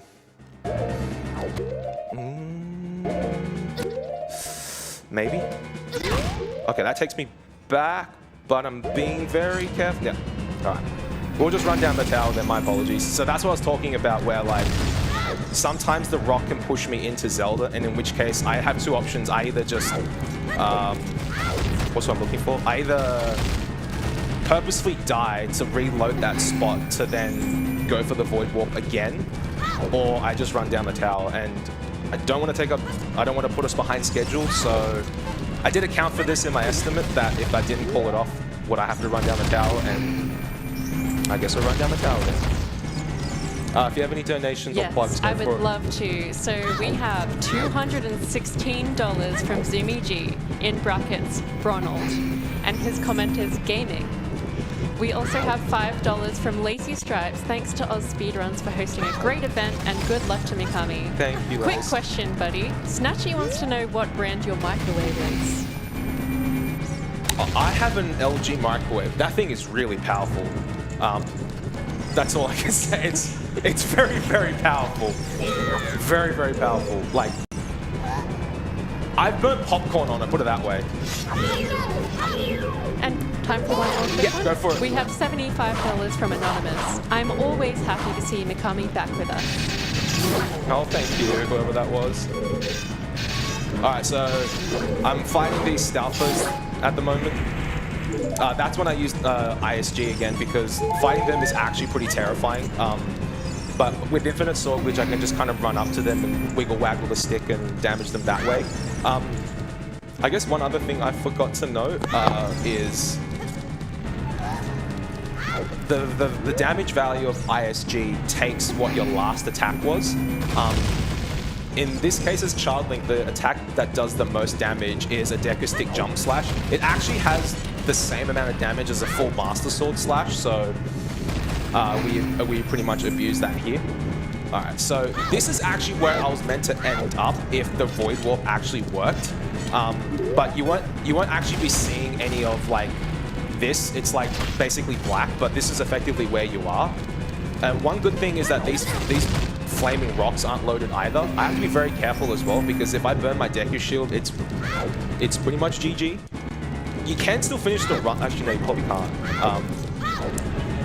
Yeah, you can't. I was gonna say, can we? Nah. So I'll be very, very careful. Yeah, these rocks are... I've lost many a run just to Zelda pushing me into a rock by accident. The game can also crash, but I think I've only ever had that happen once on me when I burnt the shield. And yeah, I'm also running on the Wii Virtual Console version as well because it's got less lag than the original N64 one. But because it's technically an emulator that Nintendo wrote, so I guess it's fine because they do it. It wasn't like it was coded well, but there was some like quirks in like the port, and so the game can just inadvertently crash. Like I've had a crash on me buying the Deku Shield, doing really random things like picking up bombs. It makes a really horrendously loud noise in your ears as well. That's not pleasant. So I'm glad it hasn't happened for in many respects. But yeah. N64 can also crash, but that's mainly due to like you being in weird spots where it's like you can't be here. But so far we're good. This collapse scene as well with the tower falling, there is actually a bit of RNG as well in terms of how fast the tower collapses. It's not much. It's like maybe like a second to a second and a half of variance. The reason I bring that up is because I was doing a race with someone many years ago, and we were neck and neck, and they had caught up because my collapse scene took a second longer than theirs did. And then so we were literally tied right up until this point. Like if you looked at the VOD side by side, we were on the exact same frame. Spoilers, they ended up winning, but I just thought it was interesting to see. I'm like, oh wow, we actually were tied at this point. Okay, so this is the final fight, which is Ganon. There is something I should point out about this whole wrong warping and doing things out of order business is that in order to beat Ganon, you actually need to deal the final hit with the Master Sword. But throughout this whole thing, we've never gotten the Master Sword, which in theory wouldn't have made this route possible. But in this cutscene, Ganon knocks the Master Sword out of your hand, even though you don't have it. But the game thinks you should have it, so even though it knocks it out of your hand, it places a Master Sword right next to Zelda, so we can just pick that up and deal the final hit with Master Sword. If that didn't happen, we wouldn't actually be able to do all this. It just so happens that this bit here knocks the Master Sword out of your hand, and then you can pick that one up later. Otherwise, it would not have been possible, but we'll take on Ganon here. So we'll be using ISG again to basically hit him from underneath. Okay, cool. So Child Link is short enough, you can just run under his tail and like wiggle waggle and hit his tail there. Normally you'd have to like, you know, run around and use like another weapon as Adult Link, but we're able to just walk under his legs. And this is me picking up the proverbial Master Sword I never got, which is pretty convenient. Otherwise I couldn't showcase this at all. Alright. Okay, so I just activated ISG again just to make life a little bit easier.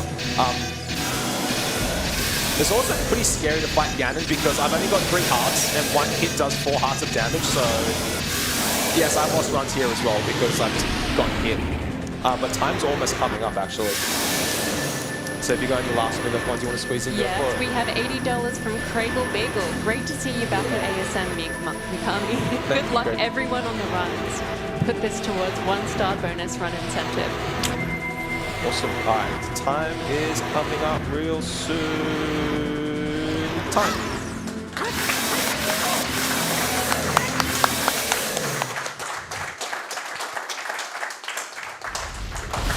Thanks for that, everyone. Hope you enjoyed it despite the rustiness. Feels good to be back, and hope you enjoy the rest of ASO. And shout outs to ASO for letting me run again. Thanks, guys.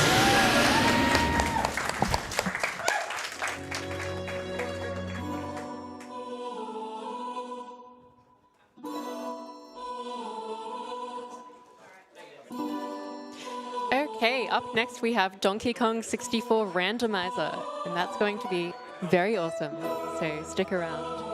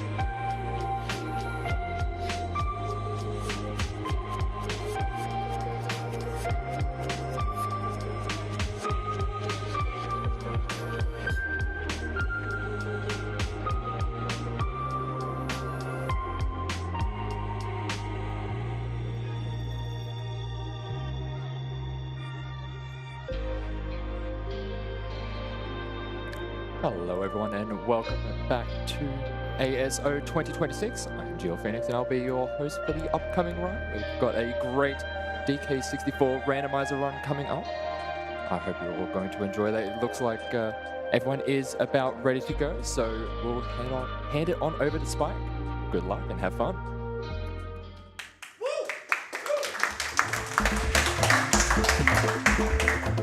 Alrighty, sweet. Well, time to get started on our 101% speedrun. So hold on a sec now, Spike. It's the DK64 randomizer run we're doing today. Wait. I'm sorry. Did you just say that DK64 has a randomizer? Yep, it does. No, wait, really? Yep. Wait, where can I find such a thing? It's at DK64randomizer.com. .com? Yep, .com. That's awesome. I'll need to go check that out. Anyway, hi, I'm Spike. We've got Chuckster here on comms. Morning, everyone. So we're going to get into DK Rando. So I'm just going to briefly explain how randos work for those that don't know randomizers. We'll get into the actual DK side of things as we actually get going. Basically, great Ocarina of Time run we had earlier, right? Everyone love that run? Good run? Woo! I thought there was going to be more of a woo, but okay. So, the way this works, so Ocarina of Time, first thing you saw, they went to that chest to go get the Kakiri sword. In a randomizer, that could be anything. That chest could be 5 rupees. It could be Megaton Hammer. You play randomizers where you've got other people playing with you. That could be an emblem for Sonic Adventure 2. That could be my Donkey Kong. Please, I want my DK. He's so good. The DK Rando, same idea. Golden bananas, medals, crowns, cons, keys, all kinds of stuff are shuffled amongst themselves. Season 4 is the settings I'm doing now. Our goal is to get all 8 keys. When we get them, K-Rool appears. We want to kick his butt over to Crocodile Isle, so we need to get 64 golden bananas and all the moves and cons we need to do so. We'll explain the rest as the run goes on, but yeah, let's see how we go. We all good to get started? I think we are. And we're going to be doing a lot of note-taking, so I've got my trusty pencil case, I've got my trusty notebook. I'll be writing stuff down as well. We've already written down starting items, which not great. Yeah, we start with Diddy, Lanky, Bongos, Port, Oranges, everything else you see on there you always start with. So let's get into it. We'll explain the rest on the run. So we're going to get going in 3, 2, 1, go! Alright. So, we'll go over some of the things that are randomized. The very first thing I'm going to see, oh, that's a melon. I don't know why that's a melon. And more importantly, Jungle Japes is somehow forest. Huh. Seems the levels are randomized and we need... Oh, we don't have a golden banana. Okay, I'm going to write some stuff down, Chuckster. Feel free to explain what's going on here. So each of these doors will have a hint for you for items. In this case, something in the main caves area, that's level 6, will be on the path to key 3 and the final DK phase, the final Lanky phase, and the final Diddy phase. Yes. Throughout the entire run, what you're going to notice is normally K rule at the end of the game, you fight with all 5 comms. Well, to speed things up, they've shortened the phases and made it so you only need 3 of them. The hints in the game lead you in the direction of... Another melon. I don't need help. I just started. I need to also exit to aisles. Convenient thing you can do. Yep. Well, I guess we're out of levels. I think the seed's bricked. We've done all the checks, right? Oh, wait, no, never mind. We have a second level we can go to. Oh, Yep. that's fine. Yeah, we started with key 2, so we have immediate access to levels 3 and 4, except level 4 is underwater. We can't swim yet. And level 3 Well- is also apparently underwater. So, Well, yeah, correction. We can't swim underwater without using a glitch or going through a loading zone. yeah, this is a glitchless category. I could... Interesting. I could go and do glitches, but that would... Well, Ash is going to be very happy about that one. We get to race the rabbit. Alright. So I'm just processing everything that's going on. The randomizers, you never know what's happening. You know like what your end goal is, but you never know what's happening at any given time until you actually, you know, get going in the run. So I have to go to Forest to do the rabbit race. I don't know why. I don't know what's there. It could be anything. Now I also forgot to check at the start which shopkeeper I had. So let's just go. You have all but candy. Oh, I don't have candy. Okay, cool. Well, let's make this purchase. I also need to write down stuff. Trombone was Gal Lob Casplat. All right, what do we got here? Grape shooter. Also required for the rabbit. It is indeed required for the rabbit race, so that's an item that's important to get, but we need more stuff. Gal Cranky. Also, welcome to Gloomy Galleon, the underwater level of the game where you have to raise and lower the water levels, except we can't. Yeah, It's what water? Yeah, not only can we not swim, but the more important thing, the area where you could raise and lower water is locked by using a coconut gun, which only Donkey Kong can use. Exactly. And yeah, we also just don't have diving anyways. We're in a water level where we cannot swim. This is ridiculous. Also, I'm going to be walking the wall a lot because I need to write things down as this seed goes on, because if I see something and miss it and it's required later on, then I have potentially caused this to go for a long time. So that was Gal... what was that? It was Cranky Tiny had a potion. Alright, so eventually when I do find Tiny and money, we come back over there. Yep. So we don't know too much at the moment, but we know that trombone we got's kind of important because you start learning about how the hints actually work throughout the seed. And I go, oh, well, Lanky Phase K rule requires trombone and barrels. That trombone wasn't hinted, so we know, Candy's in Factory. Oh, hello. Candy is here. So we know that when we eventually get to main caves, we know that what we're finding is either barrel throwing or the means to get barrel throwing. We have no idea or speculation at this point, because currently I am just jumping on water. You'd think it'd be smarter to go underwater. Like, maybe I just glitch underwater. That's probably a bad idea, right? No, I shouldn't. You shouldn't do that, nah. But it's surprisingly easy to do. Pearl and some crown. I don't know. I think it was a golden banana for Diddy there, actually. So. Yeah, for Diddy it was, but I need to go collect coins, and throughout this run, it's...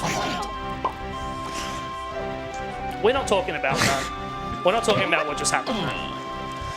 We won't talk about that specifically, but we will talk in general. There are strange hitboxes you will experience in this game constantly. Very strange. There's a lot of very weird quirks about this game for people who don't know how DK64 actually works. That's the joke. It doesn't work. The game does not work at all at any given point in time. Shockingly low on the crashes, I do have to mention. It is one thing to do. But it is very much a place in which you can break so many things so quickly. It makes you wonder how it all still stays together, actually. But it does. Is this sprint? Is this sprint? It's Are we gotta be just? sprint.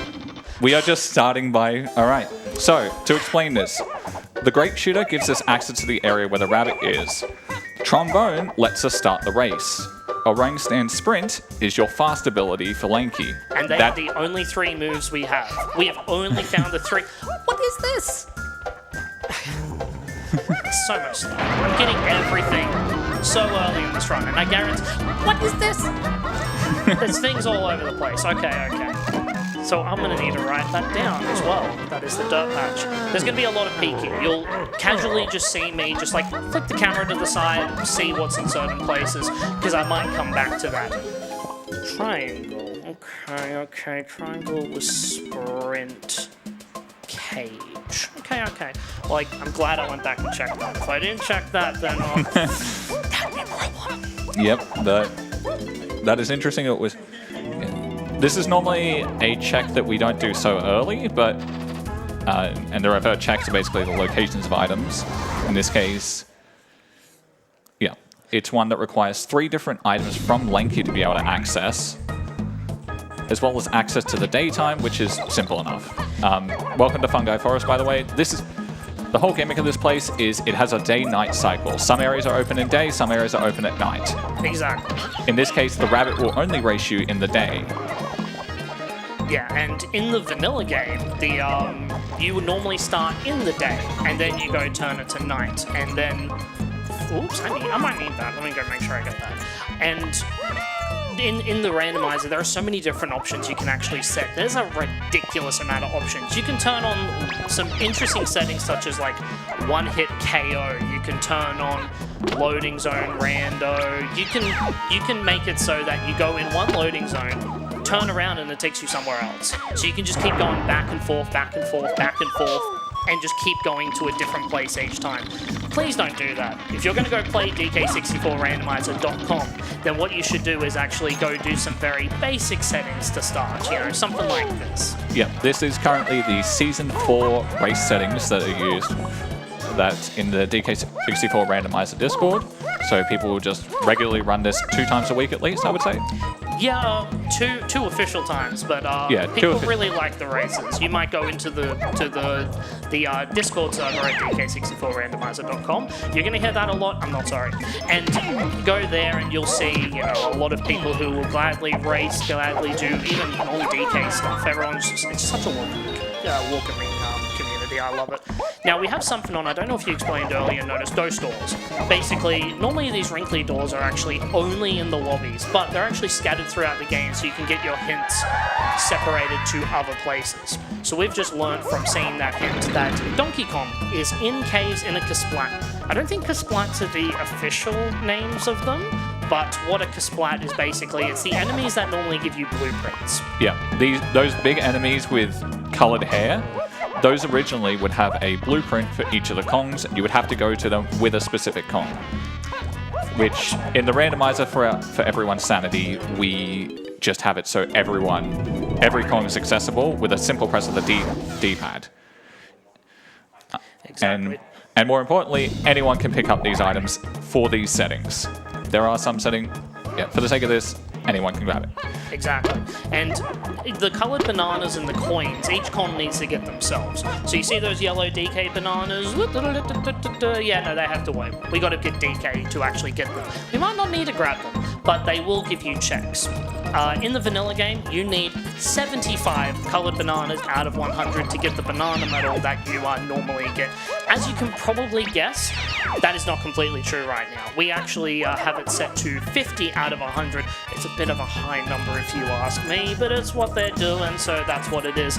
Can we lower the amount for Season 5, please? Instructions unclear. It's now 60. Banana medal on that. Sometimes the really annoying checks will actually tell you what it is. James shops to 4. Interesting. Let me write that one down.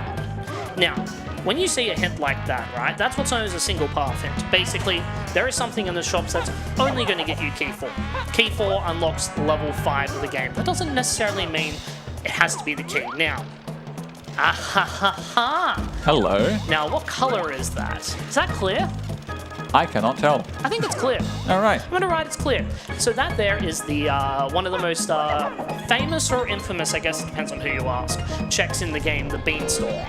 That check there requires you to actually have I even got coins? Not enough. Come back to that later. Let me write this down. Yep. So the Beanstalk, it requires 3 items in particular. It requires Tiny's ability to go small, her ability to play an instrument, so the saxophone in this case, and the bean. Exactly. And when we do find the bean, even if it's required or not, everyone around here and everyone else that's watching in the chat needs to just go bean. And I mean scream it out. Let's practice right now. Bean! There we go. Yeah. That's the spirit. And so if I find it, then you need to say that it's required. You actually have to do it. You don't. I would like you to do it. It's great. It's a great meme in the community. We love finding the bean. So now I'm going to try to do a little trick right here. This is going to be a little awkward. So as I said, we have to get 64 golden bananas total in the game. They're used to do 2 things. Number 1 is to unlock the levels. Number 2 is they are required to reach the final key in the game. So I like to do some quick checks to get to the end. This check is in the dark. You're supposed to have spring to get up here and guitar to do the actual check. But if I think I've already messed up, if I get a nice little setup right here, I hopefully can just jump straight to the golden banana without needing to be able to see anything. I have to jump off because there's a fairy that spawns. It doesn't like being here when you do that trick. So you have to do that. And Tag Anywhere gives you so many tricks because the game expects you to just have regular Diddy and to do that check. We couldn't do that. We needed a ledge grabber. Yeah. Now, speaking of the ledge grabbing side of things, while I go peek around, do you want to talk about like the differences between the comms and why I would not want Lanky?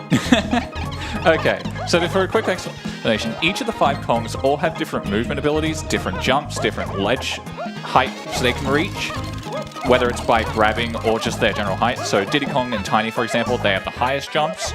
There's some quirks between them, but for the simplest explanation, they're the highest. Then sort of the average for most things tends to be DK, with the main exception being he has a roll, and that makes him by extension the fastest character in the game. So fast.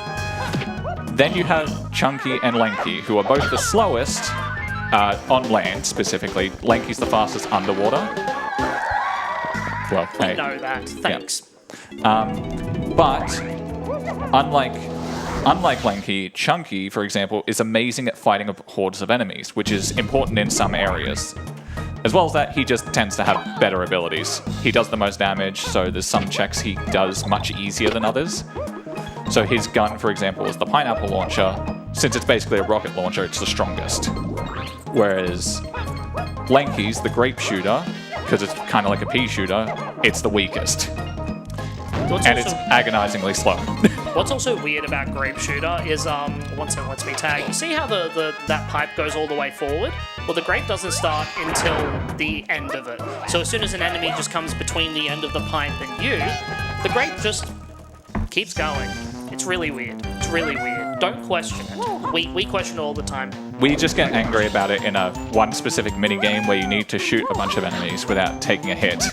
Now, while I make my way to the Rabbit Race, you may have also noticed throughout this run, this ain't DK64 music. This is Melee's Dr. Mario, to be specific. This game has a lot of custom music built into it, which I'm not even going to peek what that is. We know what it is. Give us a new song. Some sunshine. And there's a lot of different songs that can appear in different places. They tend to appear in places that make sense. For example, you're not going to have one winged angel appear in, like, the final credits. That would be kind of funny, though. You beat the final boss and then suddenly, oh, actually, no, we've got another final boss. Quick, panic! But they appear in places that make sense. And there's a lot of music devs in the Discord server that make so many songs. They absolutely love it. There's almost 2,000 songs counting jingles. It's absolutely amazing. So you'll hear some bangers. Bottom left of the screen actually tell you what the song is if you're curious. No. Now, this is probably a key, I'm going to guess, maybe key 5. No, it's a white potion. Is it diving? Diving or shockwave is my guess. Okay, diving. Okay, cool. No, that's not cool, actually. Never mind. So, diving means we can go back to that underwater level. Yay. Yeah, it's a Nintendo 64 underwater level. You can guess how we feel about that. Blooming Alley honestly isn't one of the worst underwater levels out there, but also I want to go this way. I'm trying to route things. And so what you want to do with underwater levels is stay above water as much as possible. The entire level is submerged, apart from what you saw, 5 minutes ago? Oh, thanks, Diddy. So we could go back there, but more importantly, I know where I really want to go next. Lobby 4 is already unlocked, but it was an underwater loading zone. So now that we have diving, we can go there, and that is a brand new level. So now, everyone get ready for an absolute banger song, actually. We're going to hear this for a little bit. We have to climb this entire mushroom. It's going to take a while. So honestly, if you have some donations, feel free to do it until the song's over. Yeah, absolutely. I mean, we've got a $25 from a Bird and Ash, $25 from my Rabbity Boy, and another $25 to be donated at a later time if you save him this run after racing him. Shout out Stag. She is the biggest rabbit supporter out there. Someone probably told her that was the first hint we were going to be reading. If I get Rocket Triangle, sure. Keep going, sorry. We also got a $25 donation from Dr. Ray. Oh, banana. Oh. I'm not good at voices. I cannot do it. Keep going.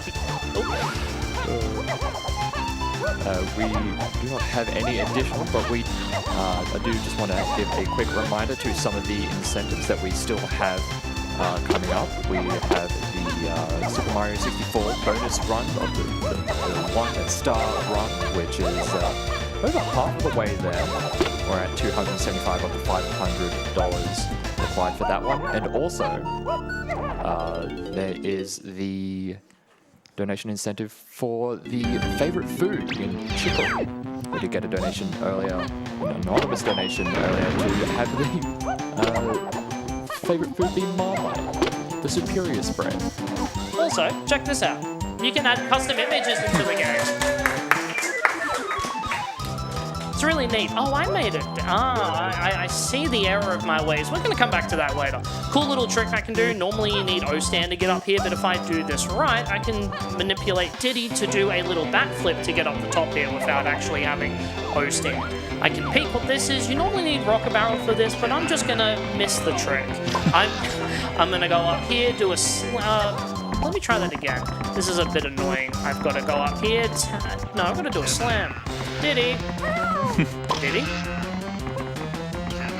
I am just missing this. I'll try it like 2 more times and I just won't worry about it.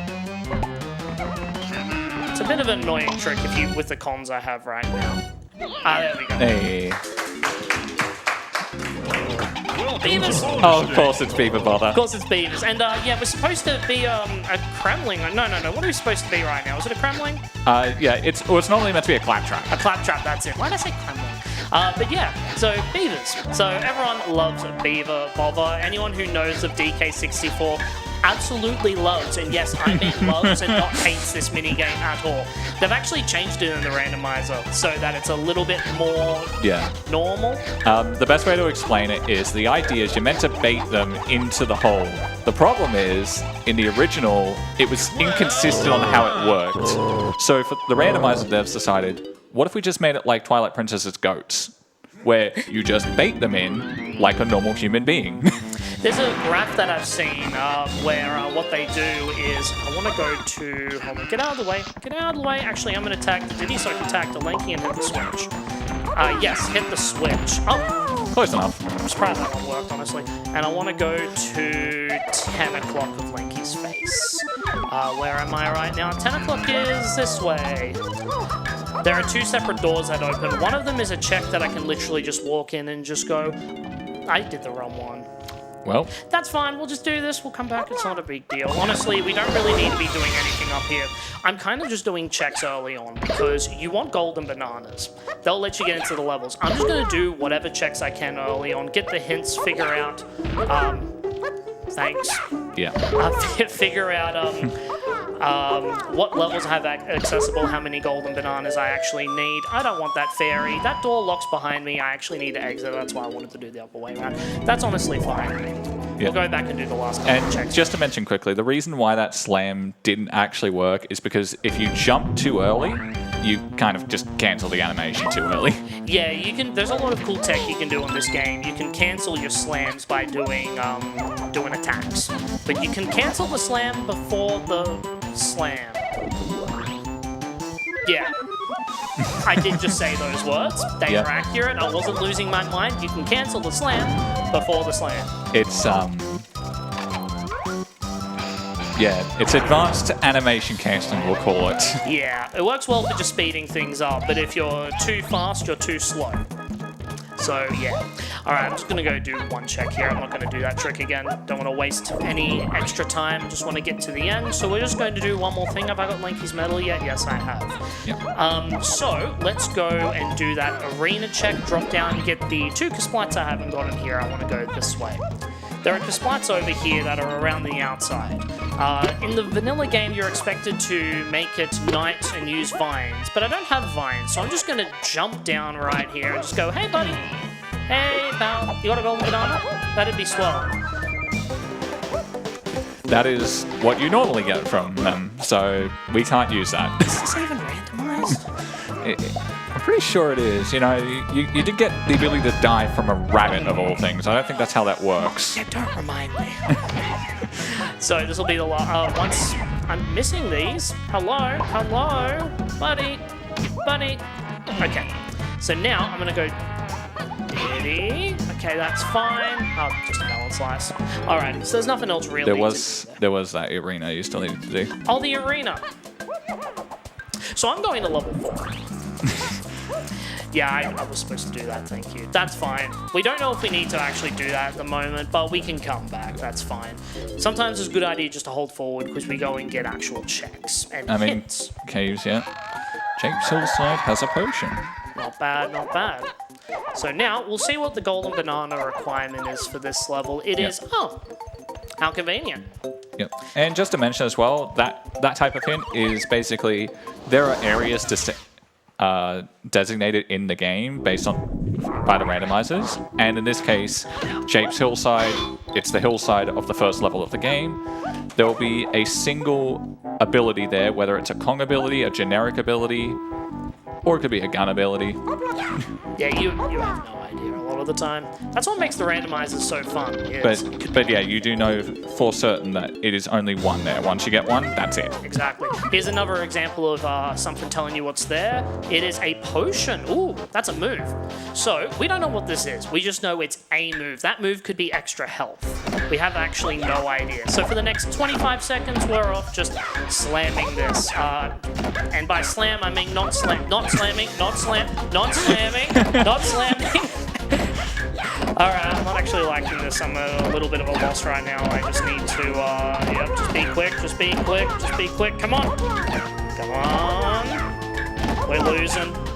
The color ratio is so off right now. Stop slamming. No, we're fine. It's very hard to lose this game, honestly, because if you just follow the tomato, you end up actually just, catching up easily. So what do we got here? Ooh, rocket barrel boost. That might be our main caves hint. That is very likely. I'll need to write that down in a second. So I'm going to go peek and check right here.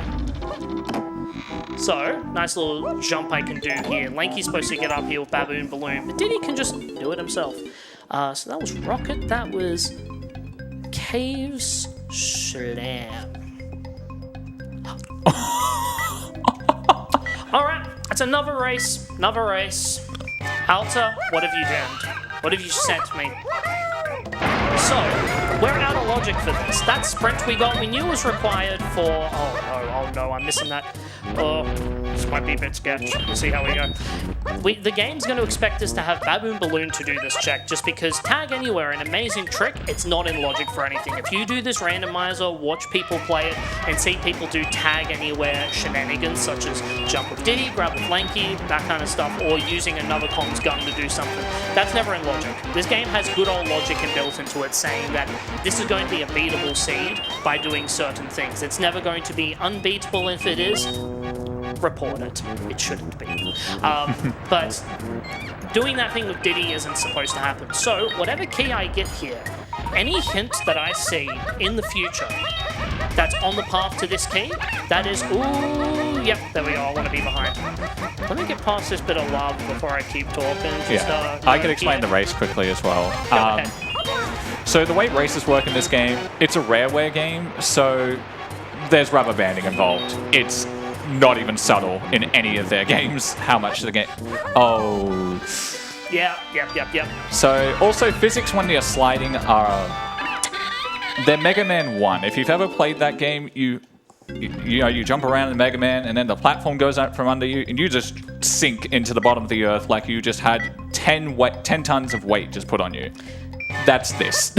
And I wasn't supposed to go that way. That was honestly my fault. Anyone who will watch this will go, Spike, buddy, what was that? Don't do that. But any mistake that you made, just bye-bye, you're gone.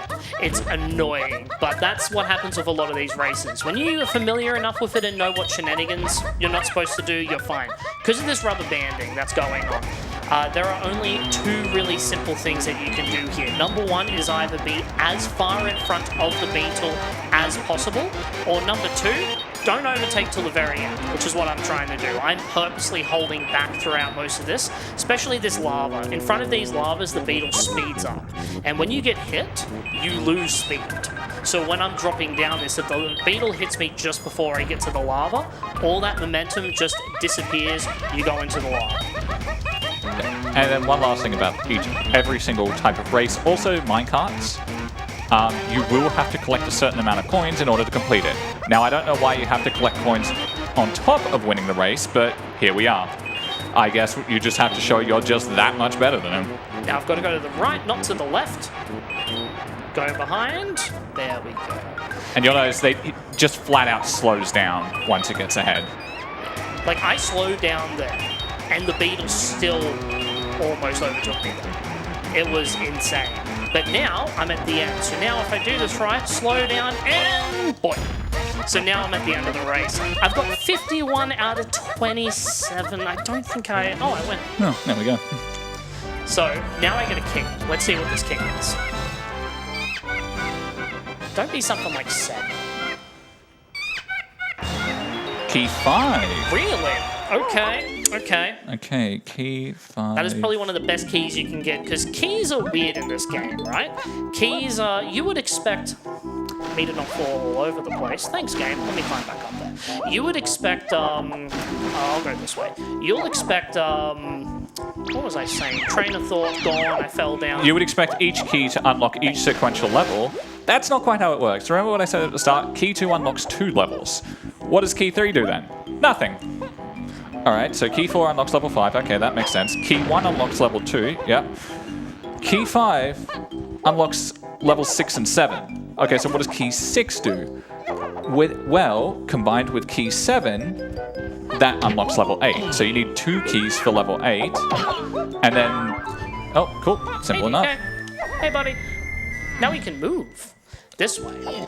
So, and then once we have all keys, that's when we can finally gain access to fighting King K. Rool, which, as we know, currently, based off hints, we have to fight with... Hey, Homer.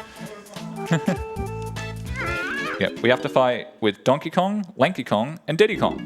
And that requires specific items for each of the Kongs. In Donkey Kong's case, he'll need Baboon Blast. In Lanky Kong's case, he'll need Trombone, which we already have, and Barrels. And then with Diddy Kong, we need Rocket Barrel, which we already have, and Peanut Hop Gun, his gun.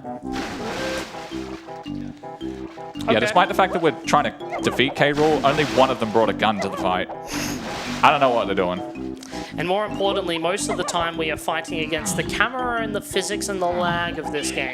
K. Rool, easy. All the bosses of this game, easy. Frame rates. But it's usually manageable if you do lag reduction. Surroundings to 3 and 7. Interesting. Not 5. Not 5 at all. That's interesting.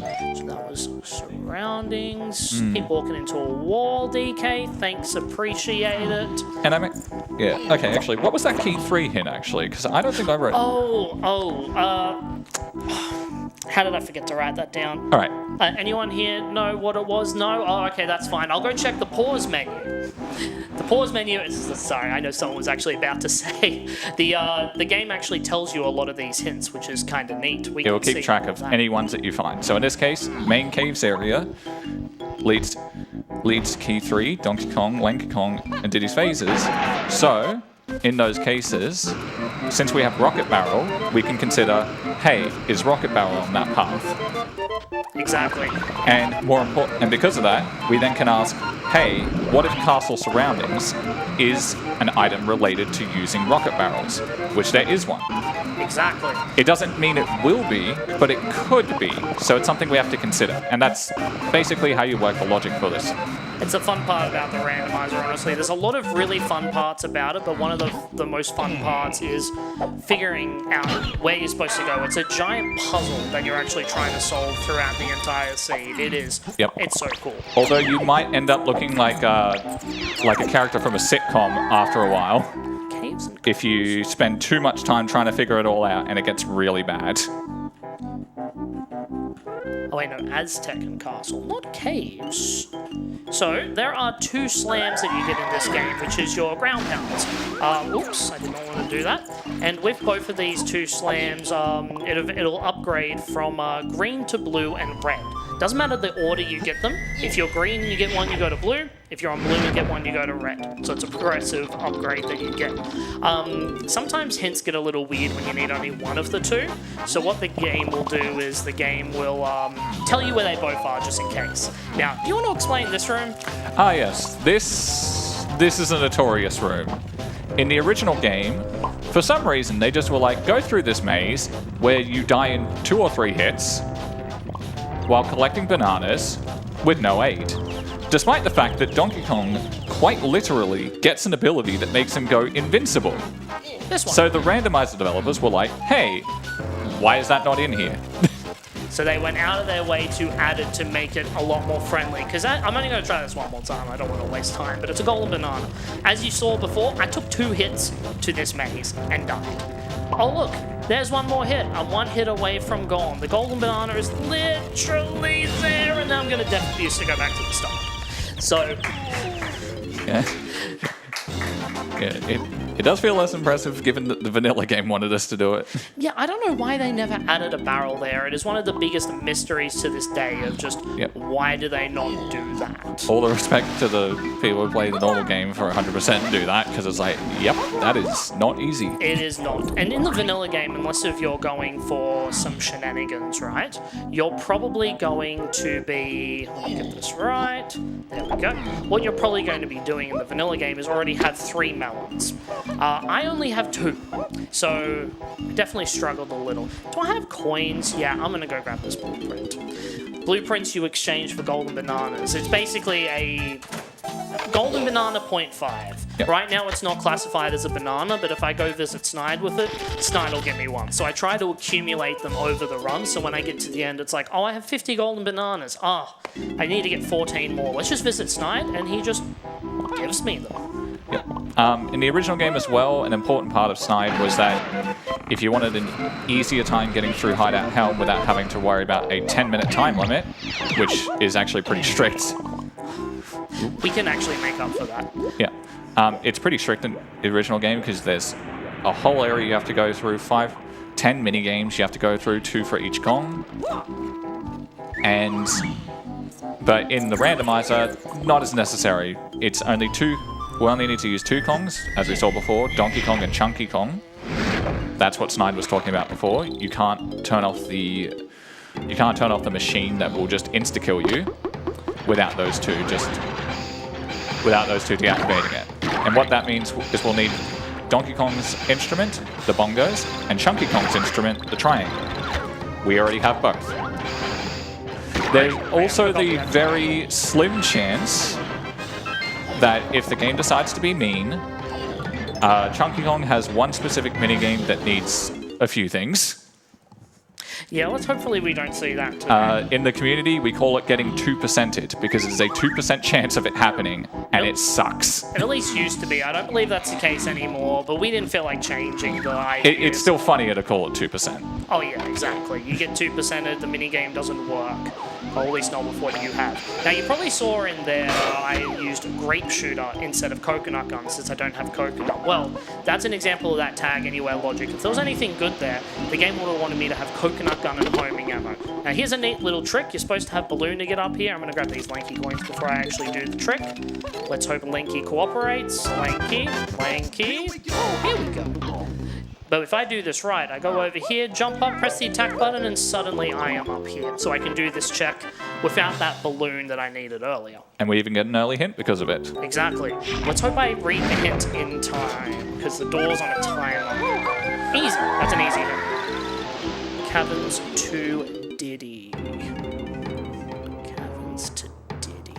All right. And one helpful thing we can actually surmise from that is because we found Rocket Barrel in a place where we needed no item to access it, we know that it can't be relating to Rocket Barrel, so we can just go assume, hey, this has got to be something related to Peanut Pop Gun. Exactly. Or if we went out of logic, we could assume it'd be the other way around, but we did the seed. So here's another jump, very similar, except I'm literally just going to jump. I said I'm literally just going to jump up here. Diddy, I believe in you. Diddy? Okay, maybe we don't believe in you anymore. Okay, maybe let's go stand on the pad a little bit. And, okay, I'm going to do a backup here instead since this is not working. All right, I've got a slightly better backup. Let's do the actual intended way of doing that jump, since apparently I'm not getting it today. That's fine. Some of these tricks are very difficult, so... Or in this case, jank. Yeah. Oh, yeah, we probably should have checked that. Shops to 5 and 8, which... we have a P5 hint there. So, probably balloon for Helm if I were to hazard a guess. That would make sense and would also explain why we have a certain item so early. Yeah. Now here's a cool little trick I can do over here. Normally you're supposed to slam the switch a bunch of times, but assuming I don't do what happened just before, I jump over here, and jump over here, and cool little trick. I should have probably picked what it was first, but we got to show off a cool trick. That's fine. Cool trick for a medal. Alright, so let's see what's on this arena. I think that's a fair. It's a fair, yeah. Yeah, it's a small timer. Let's just go through it. You get items on the arenas. I'm supposed to do one of these in Fungi. We'll go back there later. Every time I hit an enemy, the timer gets a little smaller. So that way it's a little quicker to actually do this.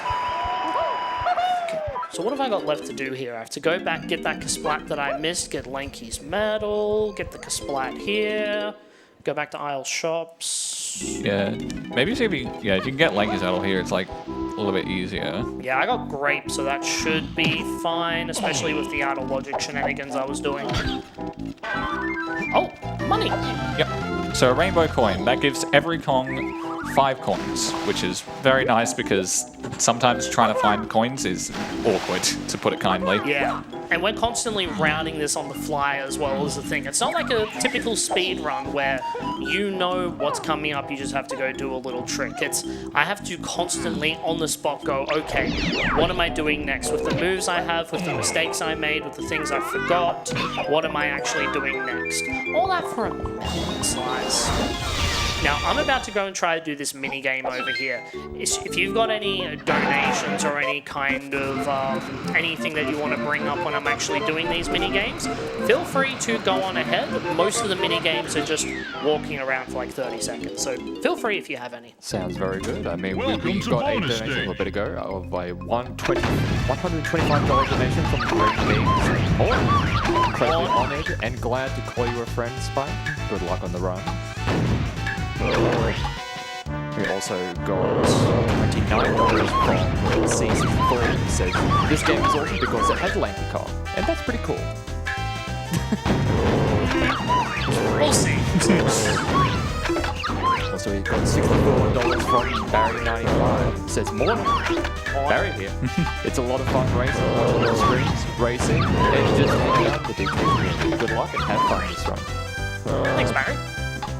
do want to remind everyone that if you want your donations to go towards any of the particular incentives, just leave a message alongside your donation, just mentioning which of the incentives you want the donation to go towards. So now I'm just checking I got all the hints. Yes, we're all good.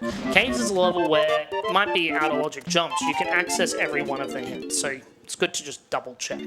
So I think that was most stuff there. I know I've missed the arena and fungi. I have rocket, so going back there anyways wouldn't be a big deal anyways. But I think I just need to hold forward and hope we find castle probably, since we know rocket potentially helps us in castle. But it was on the path to 3 and 7. 3 helps us beat K-Rool. 7 helps us beat K-Rool. It doesn't actually do anything, so it's probably not a priority. But this baboon balloon? Yeah. Yep. All right. So it is. It is indeed balloon. Balloon. Where is that on my notes? Linky Kong. Balloon. Miles. Diddy. So I always write these down, right? Ooh, do I have money with DK? Yeah, let's buy this blueprint. Yeah, that's cheap. Easy. What was I saying? I was saying that... Writing hints down. Yeah, so... Right now, I'm trying to write down all the hints. I have a giant set of notes. I'll try to show it. Good luck with reading that from the camera lens. I'm struggling to read it sometimes. My handwriting is hit and miss. Yeah. But throughout the game, when I go find the hints, I might find something hinted for something I found already earlier in the game. So if I don't write the hints down, and then later on it's like, oh, something in Galleon Lobby is on the path to 50,000 things. All right, let's go loot the lobbies and try to find it. Oh wait, but we found, what was it we found earlier? We found Grape Shoot up there, I believe it was. Aztec Oasis. 2, 3, DK, Lanky. Okay. 24, that is not happening. Aztec is 7 for 24. So I'm on 12. I need to double the cost. So I guess I might as well just go check level 6, eh? Yep. Just keep holding forward, keep finding all the new levels. And you can tell from the GB amount inside certain levels. Let me pick this dirt patch real quick. Golden banana, neat. You can figure out, maybe if there's another 10 GBs, japes. You can figure out that, what I actually need to do is find another move that'll help with golden bananas. I might have missed something. Lowlands is foolish. That means I'm not going to find anything good there. I might find golden bananas, which is neat, but I'm not going to find Tiny Kong. Key 1. I'm not going to find any of that in the lowlands. If you're playing the... okay. Oh. Hi, Chunky. Hey. Easy. We have my boy, Chunky. I'm not going to write down. So we have all the Kong lads. But where's Tiny? I don't know. She tied him somewhere? Maybe we'll find her soon, right? Yeah. And that key there, considering we've had hints to key 3, key 4, but we don't have any hints to key 1, but we have jape shops to key 4, don't we? Yep. So that should, in theory, mean key 4. There we are. So now level 5 is open. Easy. Yep, and what that means as well, we can completely write that hint off now. So... not going to be anything else. Now, Oasis to 3 DK Lanky, that's in that Aztec. We know that Rocket Barrel is on the path, so in theory, that is a Rocket Barrel check in Aztec. Aztec has a few rocket checks. Do you have the slightest idea how little that narrows it down? But there's actually only 3. 4, 5, you get the point, There's a few there. There's 2 we don't want it to be. I have a feeling it's going to be that, honestly. Hey, you never know. Maybe they were kind to you. It should be mentioned as well, this seed was generated by the DK64 randomizer Discord. Since there was a few speedruns being done for charity, they generated a few for people. They made sure it was fair, but also entertaining. Now, we don't know what that means is the problem. Yeah, we know that rabbit race is always a very funny one to have immediately. I somehow doubt that rabbit is the only reason why I've been given this seed. I don't have O-stand. Oh, well, I guess instead of having O-stand, maybe I do a little slope climb. Ba-boom, ba-boom, ba-boom, ba-boom. So now I'm just up here for coloured bananas. I'll do it on the other side for a golden banana. Nice little outer logic shenanigans you can do inside this game. We're about to do another... Oh, yeah, well, we're about to do another mini-game. So if you do have some more donations, take it away. No donations at the moment, but I do want to remind everyone who we are raising money for ASO 2026. We are raising money for Game On Cancer, a charity which funds early career cancer researchers who are working across all areas of cancer research to make this the last generation to die from cancer. If you would like to donate, you can go to donate.ozspeedruns.com. Also, in addition to donating, the Twitch revenue we receive throughout the event will also be given to Game On Cancer, which includes bits and subscriptions to the Oz Speedruns channel.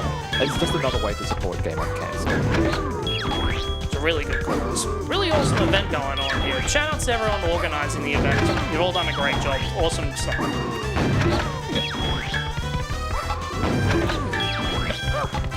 I'll also take this time to mention, just for people, for some tricks that Spike is currently doing. I would not recommend, if you want to try this out, don't feel pressured to do some of the stuff he's been doing. Mainly the hill stuff. That is something that I personally can struggle with, and others in the Discord can attest to it. It is difficult. It doesn't... Yeah.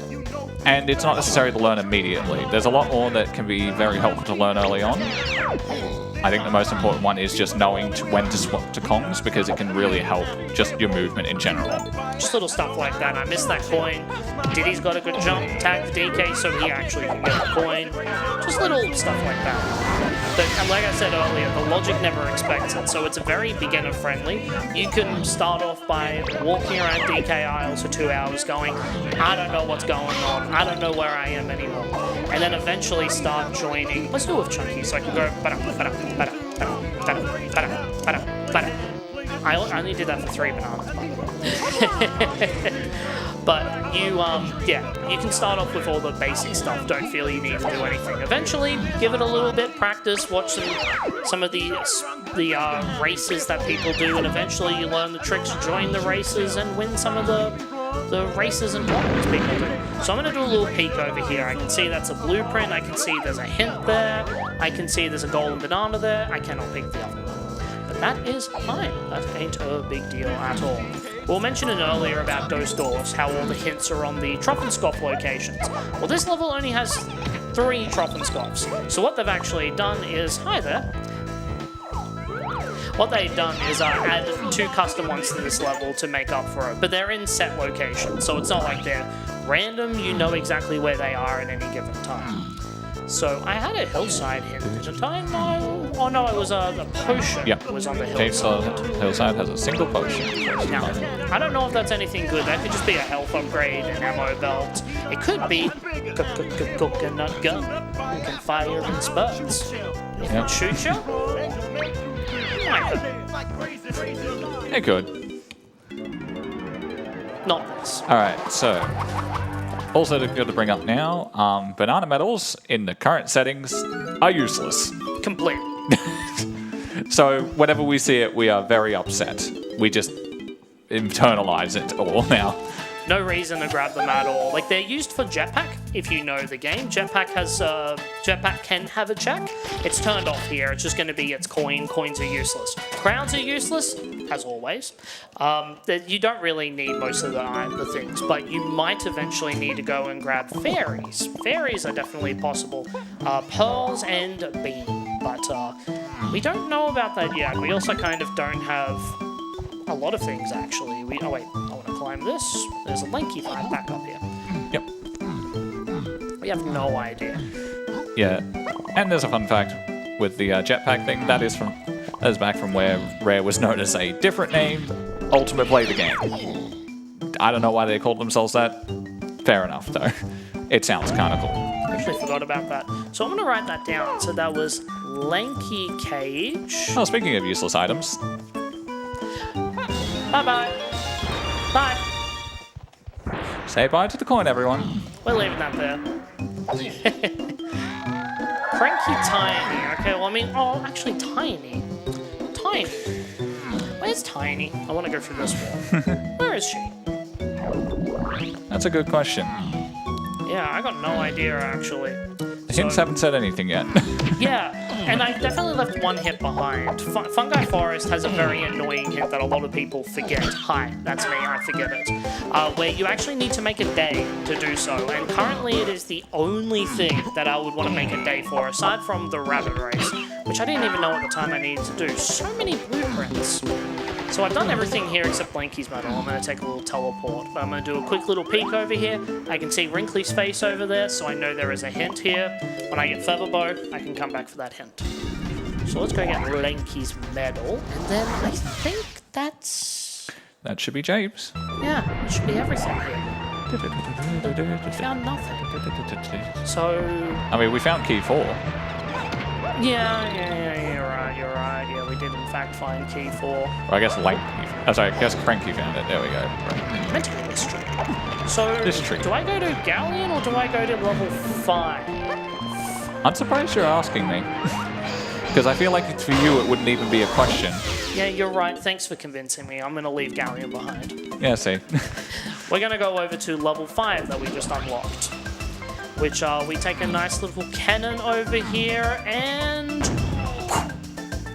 Well, you can do a fun little thing here. What fun little thing? You can just keep rolling, even while it looks like the animation's still happening. Oh, hey! Tiny can be found by Chunky in Factory, which means we're probably looking for... Yeah. Yeah. So that's Frantic Factory. We haven't found that yet, which means and since we've explored every other level we could with it, it means that it has to be locked behind a key we haven't gotten yet. In this case, key 1. Oh, that is a painful number. All right, so I think it knows where we want to go now. Okay, and then let me just write this down. Japes was level 4, I believe it was. It was level 6. Level 6. Level 4 was actually it was level 4, was it? It was caves. So yeah. Yeah. So we want level 3. Yeah, we do want level 3. Unless you want to double check that forest stuff. No, I think we have a whole level. We can get 2 hints here as well, which is pretty good. Top 2 hints? Yeah, we don't have vines, so it's going to be probably 2 hints. Yeah. Alright, so this level we chose not to do earlier. Oh no, we didn't go here actually. We went here without diving. Yep. Didn't find much, but now we have coins. We could actually probably go buy things. Oh, Lanky switch. Now, gonna do a cool little trick. We started with oranges. Now, even though I had diving, I can do a nice little orange. I'm gonna try that again. Let's try that again. I don't need to do this, it just looks cool. So I have diving, so I can actually dive, but I could also just throw an orange and suddenly I'm underwater. It's an orange dive. You can do this with a few things, even just crouching. It just skips the diving animation. Yeah, and in general, that's actually a way you can just go underwater without it. It's without the ability to dive normally. You can also literally just look in first person and then you just dive underwater. Again, this game was indeed designed. There's a lot of cool speed tech you can do with it's a lot cool. of these games. It's really cool. It's just also really funny. Apparently just looking forward, like you just gotta put your finger in front of you, look close enough, and you can just now swim. Yeah, it's very strange. Alright, so we're going to go into Lanky 2 ship right here. Now, I don't like that was an Aztec hint, by the way. I don't like that. We're still getting hints for a level we cannot access. What that means is, I don't know what to do. The game's like, go here. Oh, actually, when I said here, I didn't mean here, but, I won't complain. Yeah. Maybe. We'll see. I won't lie, it took me a second to remember why that... Oh. Yeah, look, K-Rool's having a hard time following with his camera, okay? Okay, that's where I am. I'm over here. Hi, thanks. Yeah, shout outs to N64 cameras. They exist. Please be Shockwave. And alright. I wanted that to be Shockwave because I was struggling with golden bananas. But we saw a bunch of golden bananas in dirt. That means I can now go to the dirt. If I'm chunky, do a big old burp for some reason. And that burp is powerful enough to break dirt? Yep, it's also the worst one to use, so we're never going to see it. Hopefully. Well, I mean, we have Diddy, so yeah, we're fine. Yeah, that's what I mean. We have Diddy. So I didn't mention this before, but Kongs also have unique animations for a bunch of generic moves. In this case, they're shockwaves. Diddy's is the fastest, so there's not even a question on who we use every time. Yeah, Diddy, Tiny, basically the same, so you want to use them. DK is okay, Lanky is slow, and Chunky... Well, it's a chunky He takes target. 3 seconds. A long time, for some reason. Even though every other Kong, it can take between 1 and 2 seconds. So... Exactly. Now, I've realized I have trombone, don't I? Yes, you do. Yeah. I didn't use trombone in caves, but also... Oh, no, I did. What am I saying I did? I didn't do Yeah. it in the igloo, is the place I didn't do it at. Which, hindsight. Yeah, hindsight. It's hard keeping track of all the moves. There's so many. You have to know absolutely everything that you have at any given time, routing all these options. And trombone's not even that useful here now that you think about it, because I need coconut gun. Huh.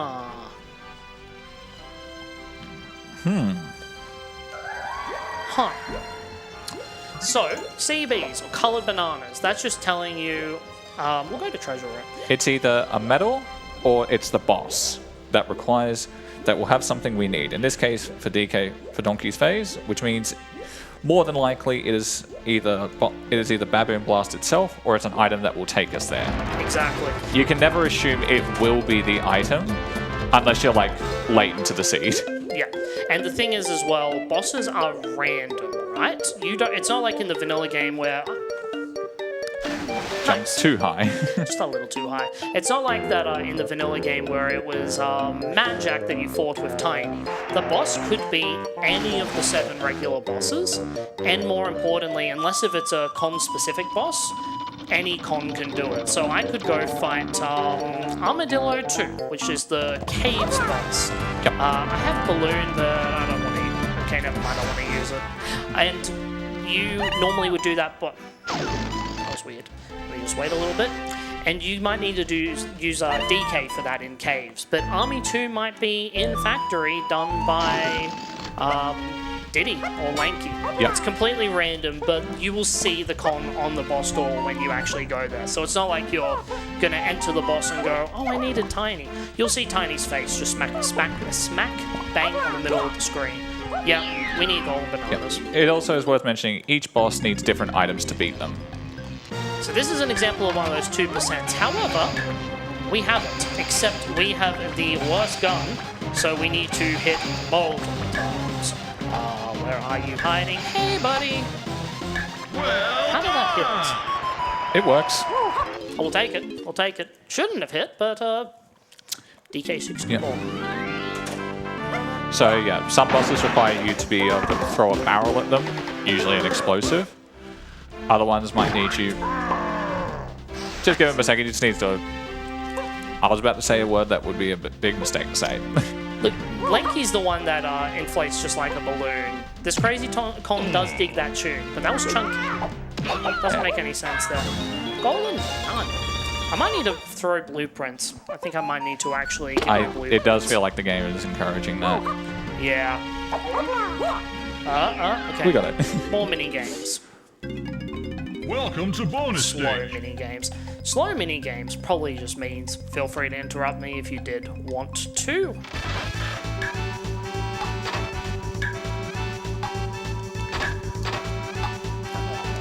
So we just have a slot machine, so if there's any donations, feel free to read them out. Absolutely. We have a $50 from Brew that just says, morning.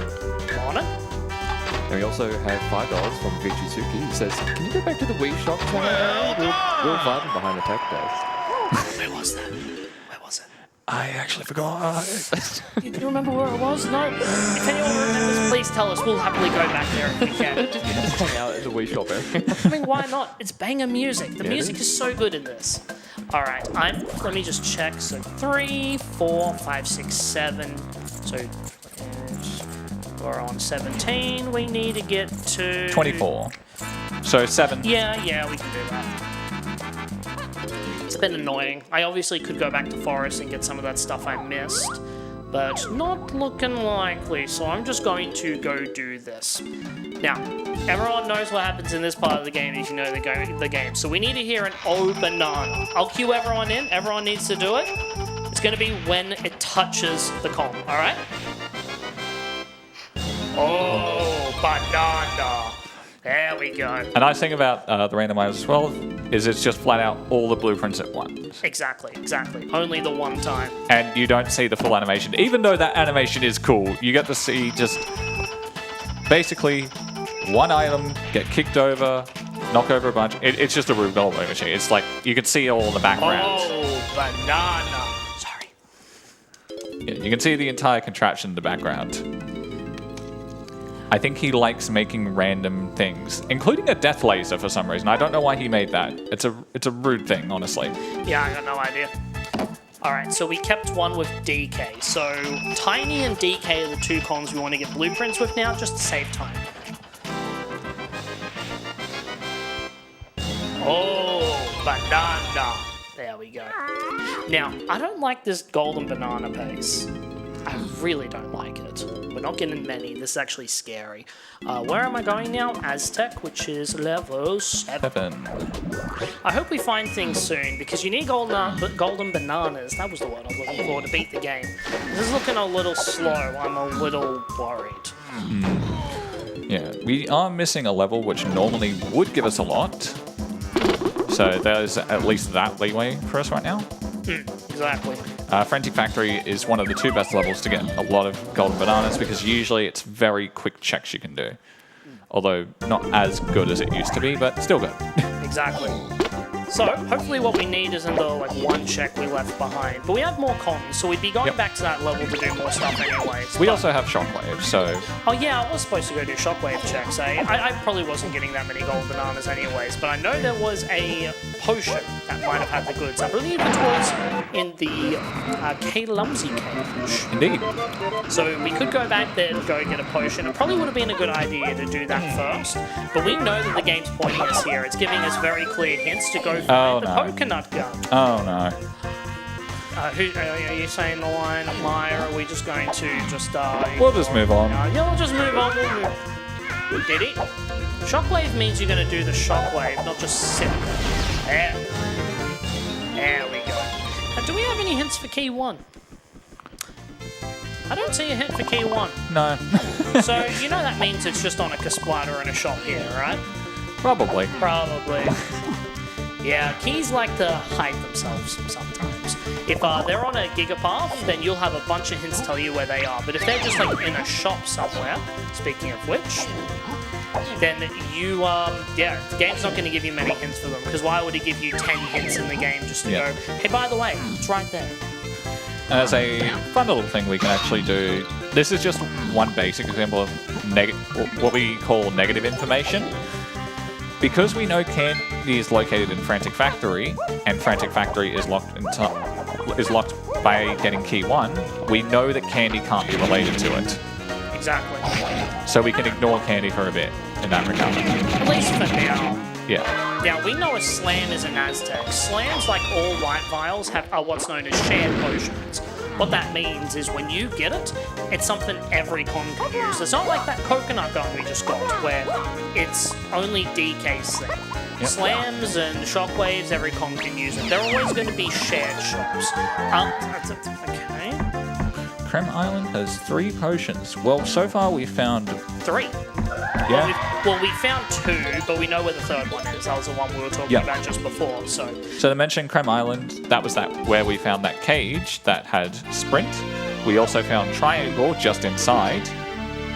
And there was a potion on the dirt, so we know that's 3 potions. So that's that. Now that means we're not going to be finding another potion there. Now that doesn't necessarily mean we're not going to be finding any keys or cons or useful golden bananas. We know we're not finding a con because we know where Tiny is, but in any seed that doesn't have to be the case, right? And scouring hints are always a neat place to go if you get lost. If you go, oh, what's my next bit of progression? I've got so many hints that are telling me to not do anything. Then you follow those hints. Maybe you find something that's useful. Go do more checks. See how far you can get through everything. So, now, we want to go get DK's medal. To see what other hints I have for this region. Gotta love this. Beautiful Chrono Trigger music. It's so good. So, Aztec, the only hint we have we have a shops hint is the thing as well. Yeah, that was the Aztec shops leads to other stuff. Yeah, and if we're about to go see what Funky has, oh, how many coins do I have? I can do a neat little tech. Okay, we've got plenty of coins. If there's nothing in Funky's shop, then we know that that candy purchase is on the path to everything. And if it's Slam... Not impressed. No, not impressed at all. So, let's go grab some more bananas and we get to listen to some Toad House. Do I land or do I stay in the air, everyone? Do we want this song or do we want the other song? Stay in the air? Okay, alright. Stay in the air for a little bit longer. We need to land eventually, but I'll go over here. Yeah, that's the other thing as well. You'll notice as well in the bottom right corner, there's a number ticking down. That is basically how long we can fly. Hey, do you think that... So about that bean we were talking about earlier. Hey, I think it might be important. Thanks, Alta. I appreciate you sending me the seed to play. So we're both a mandatory rabbit race and a mandatory top-up beanstalk. For reference, by the way, we don't have either. Oh, okay. Well, we just found one of the items. Yeah. I was about to say we don't have any of the items we need for it, but we just found it, which that was on the path to a lot of things. Yeah. There's a slight problem with that.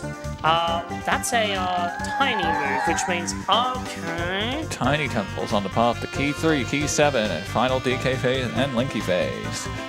I'm seeing a pattern between these hints. They're all the same. They're all the same. Yeah, it feels like... So, this part of the seed where it can start to feel like the main idea is you want to just rush to get to levels now.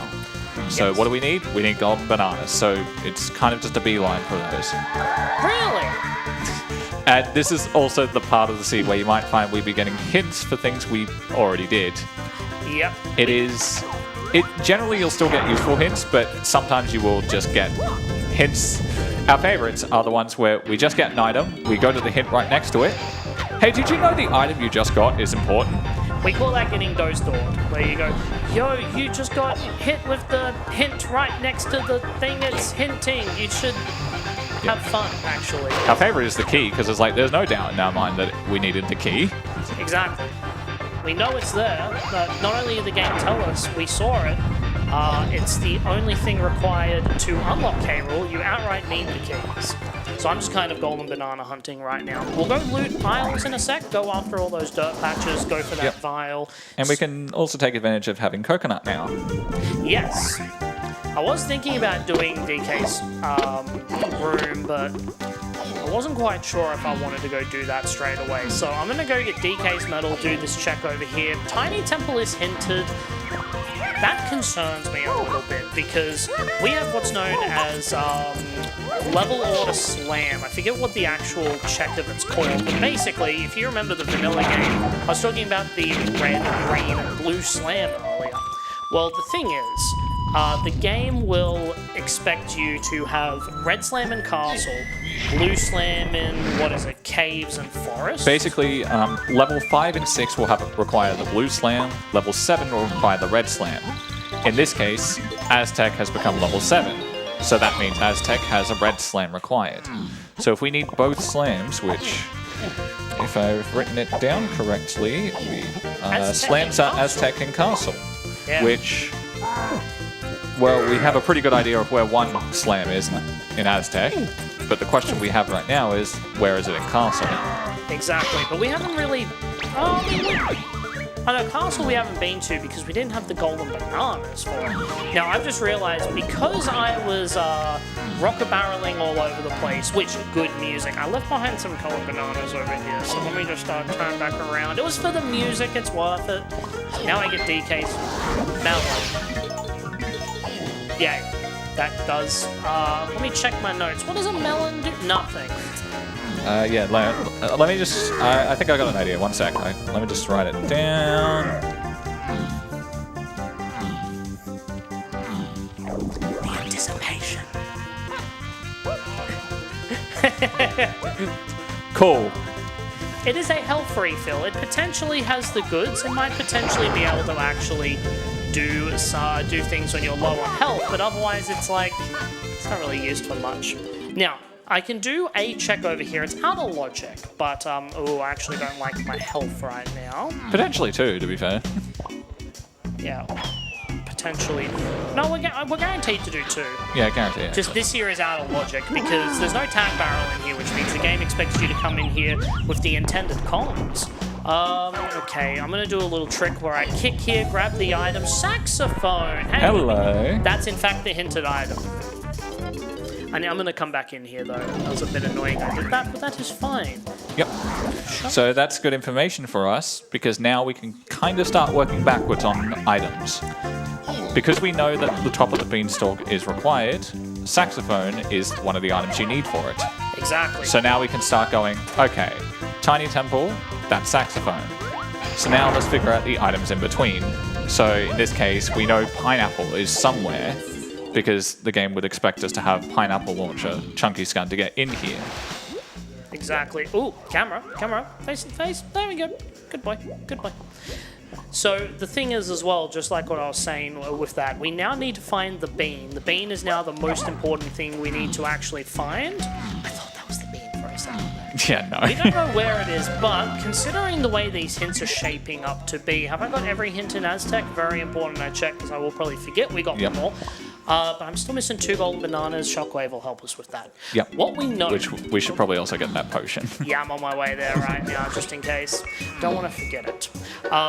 We now know that because that's a white vial and everything is part of the lanky phase, it's safe to assume that the thing that's on the beanstalk is probably barrel throwing, which will let us pick up boulders with relative ease. I like to call them my boys. They're great. Yeah. Well, we found pineapple. That would have been useful if I was in as... Well, I'm still... Yeah, which... We got shock.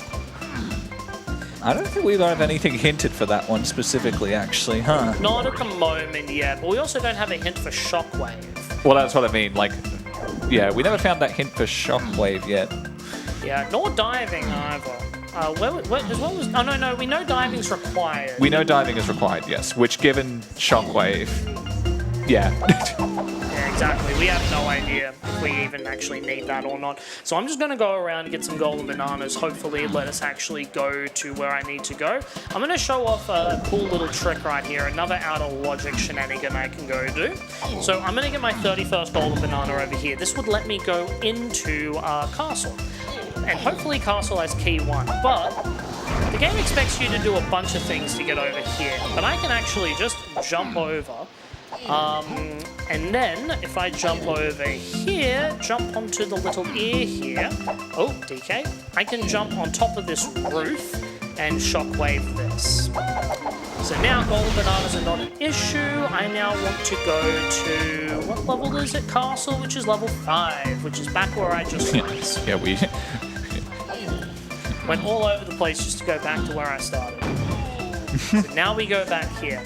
I'm going to try the trick one more time. We didn't get to talk about what I was doing before. Yeah, this. So, this check is notorious because there's ways you can break the logic on it. The easiest way is with Tiny.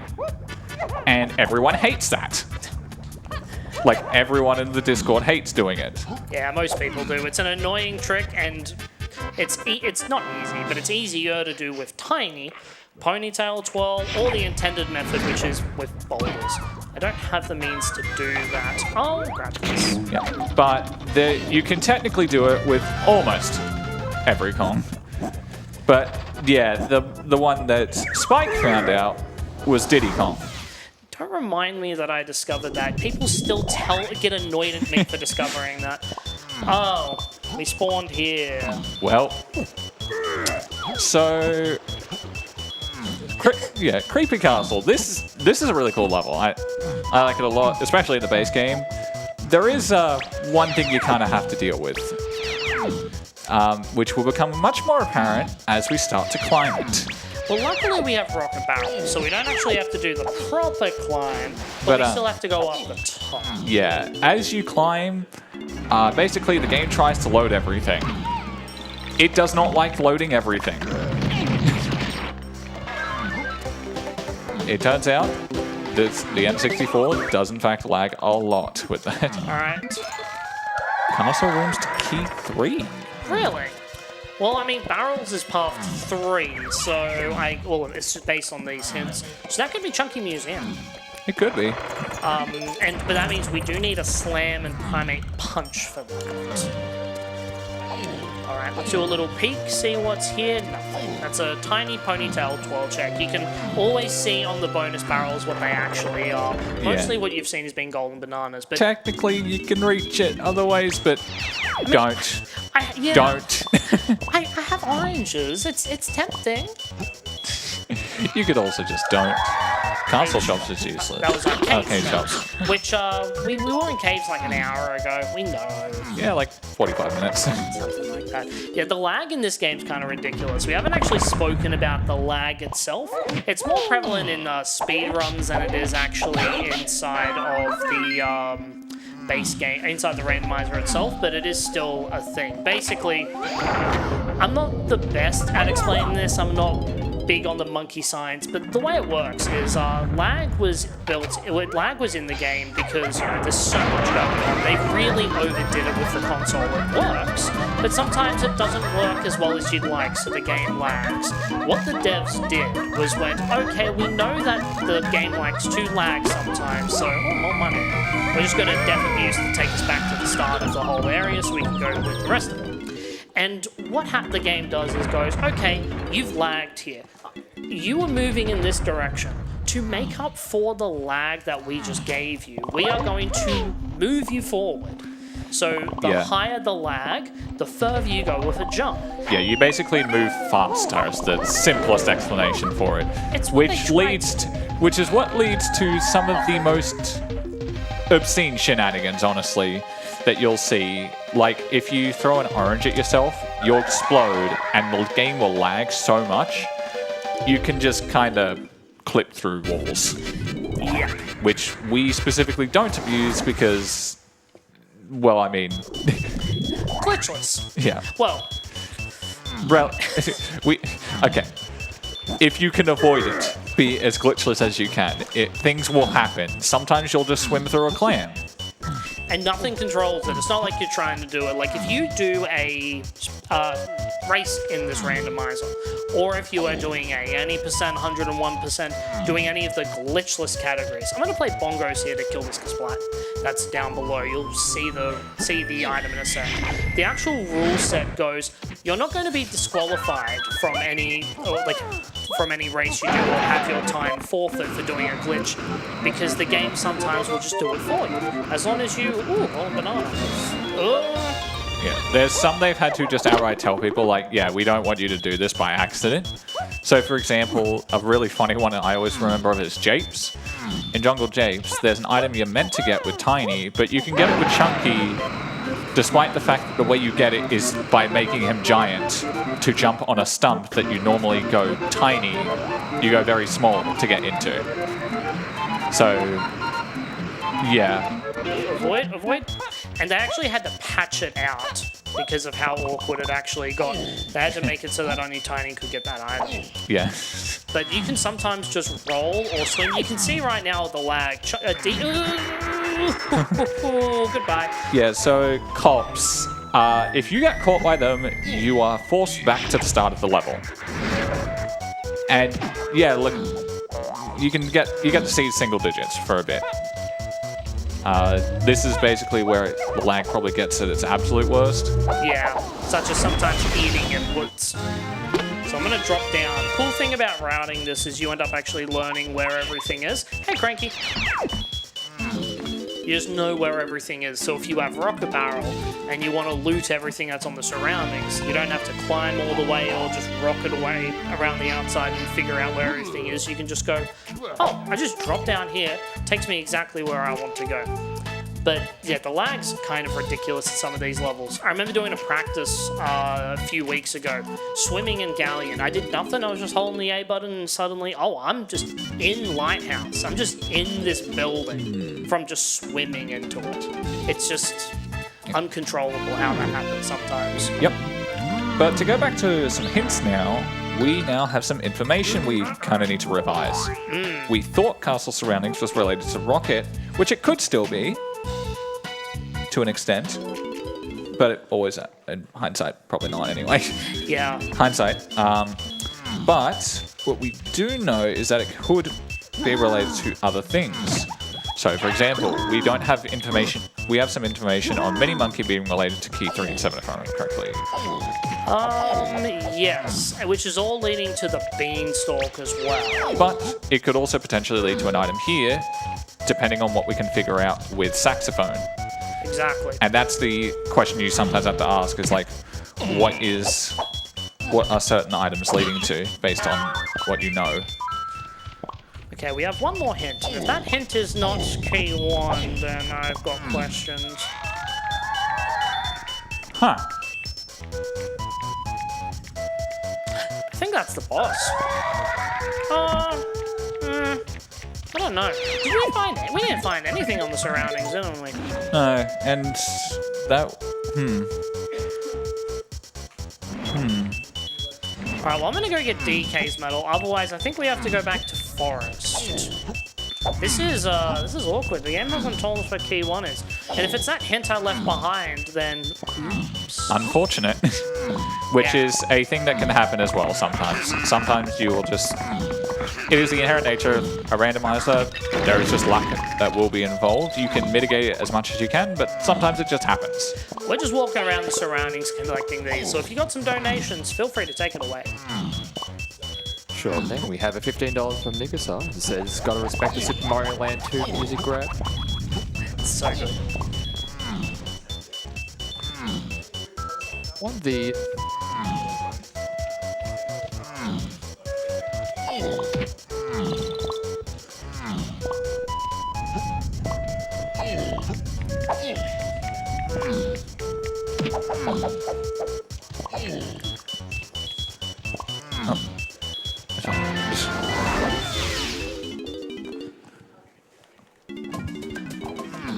His mic might have turned off. His mic might have turned off. I'm not sure.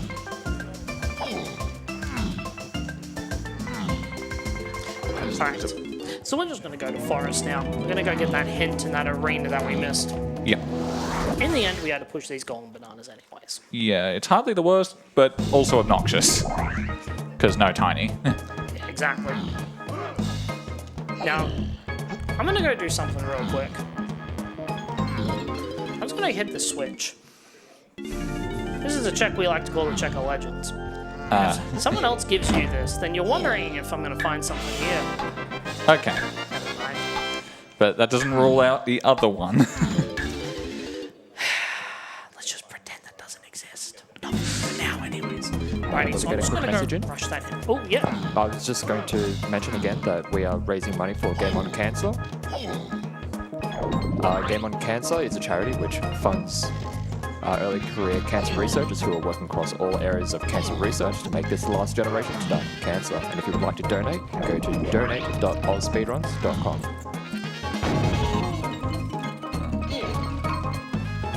Feel free to keep going if you want it. Sure thing. We did have a $50 from a Wrinkly Kong. Did leave a few notes in the a few hints in the donation message if they are required? Give it 2 seconds. If this over here doesn't tell us anything, we might need it. This better be a hint to P1. I think it kind of has to be, right? That's the hint we missed. Hi, WrinklyCon. I was going to say, the way of the horde is forest. It's like it starts forest, donkey. Forest donkey. Ah, okay, so we couldn't have done that. So Forest, we didn't actually... donkey, metal. Yeah, I had a feeling that was the next thing I was probably going to go do. We didn't have DK when we were here, so we actually couldn't have done that until semi-recently, is the thing. Thank you for the $50, WrinklyCon. Thanks, WrinklyCon. Yeah. Which we were coming back here to loot anyway, because there's a lot to loot here. I'm going to guess what's happened is that coconut we found might have ruined this seed. I think what's happened is we had to go to Aztec to get Coconut Gun, to go to Galleon to get a hint saying that Key 1 is in fact on the metals. That's what I think has happened, which meant that I didn't actually make any mistakes in that. The game just delayed telling us that hint, which does suck, but what can you do about it? Anyways, in theory, I should land on some coins. I did that right, cool. Let's go get some of these. So hopefully this is it. So feel free to keep going. We're just going to be hopped forward for a little bit. There's nothing coming through at the moment, but we appreciate everyone hanging out and enjoying the run so far. It has been an interesting seed for sure. I've been following the chat, and there's been a lot of a lot of discussion about how this one is going. And the moment when you saw that Bean was going to be important, there was a lot of beans in the chat. Good. Yep. Specifically from Alta. Yeah, that sounds like Alta Biscuit there. Of course it is. I think I already did the shout out to Alta anyways for helping out with this. You say helping with a little bit of helped with this, and to be fair, made a lot of good memes about so many shenanigans that have happened to people where it's just like everything's going great, and then the worst check you could think of is actually important. Yeah. So I'll be honest, this is probably going slightly overestimate. I'm going to try and speed this up a little bit. And if anything goes wrong, direct all blame not to me, but to Alta Biscuit. So this is a check I'm not supposed to be able to do. I need strong comp logically, but I can just slam the switch. So why am I doing this despite being told Forest DK Metal? For 2 reasons. 1, because I need golden bananas still. This pace is really bad. But also, to top it off, there is a 5-pack right here, and if I rounded this correctly... Punch! Which... we did have Galleon Caverns. Which is... Oh, I'll try that again. Galleon Caverns hinted, you say? Yep, that was hinted for a Diddy phase. Well, that'll get us peanuts, but also lets us... Oops, I need to be DK for this. I'll grab this and we're going to go straight to Galleon. Yeah, there's a few things we can do with it. Yeah, but more importantly, we can go get some hints in Galleon. This seed has been a little bit rough. These seeds have a lot of variety to them. Sometimes they can go very quick, sometimes they can go quite a while. And usually what will happen for marathons is someone will go over the seed to make sure it's nothing too bad. But the thing about that is people do like to watch some of us runners. How do I word this politely? Suffer. Yeah. So they do sometimes give us ones that are a little interesting. But if I can get golden bananas, we are probably fine. And yes, I know, I didn't go to the caverns. I want to go here. There is a warp here that will take me to the caverns. So if it's only path to Diddy phase, it's just going to be Peanut. Peanut will be nice to have. But there's also a punch check here, which is nice. And there's also just a whole lot of stuff. And Coconut Gun... I'm just going to hit this balloon first. DK. See what I mean about this lag? Can I walk into it and slam it? No. DK. It's okay. You'll be fine.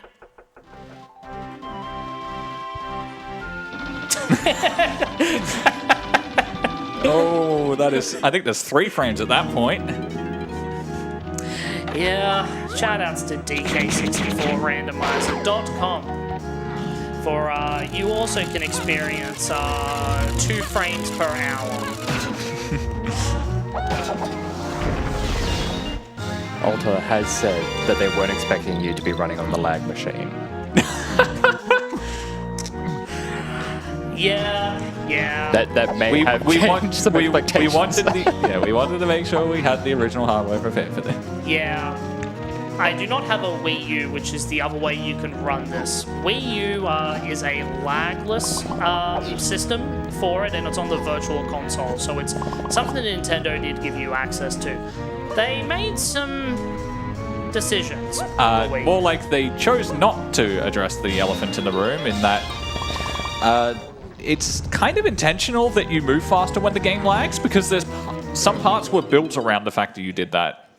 Most notoriously is... Well, there's two ones I can think of. Before you say the 2 things, I just want everyone here to say, hi, Kevin. Hi, Kevin! Yep. And now, more importantly, give it a second, and bye, Kevin! Yay! The 2 things? So,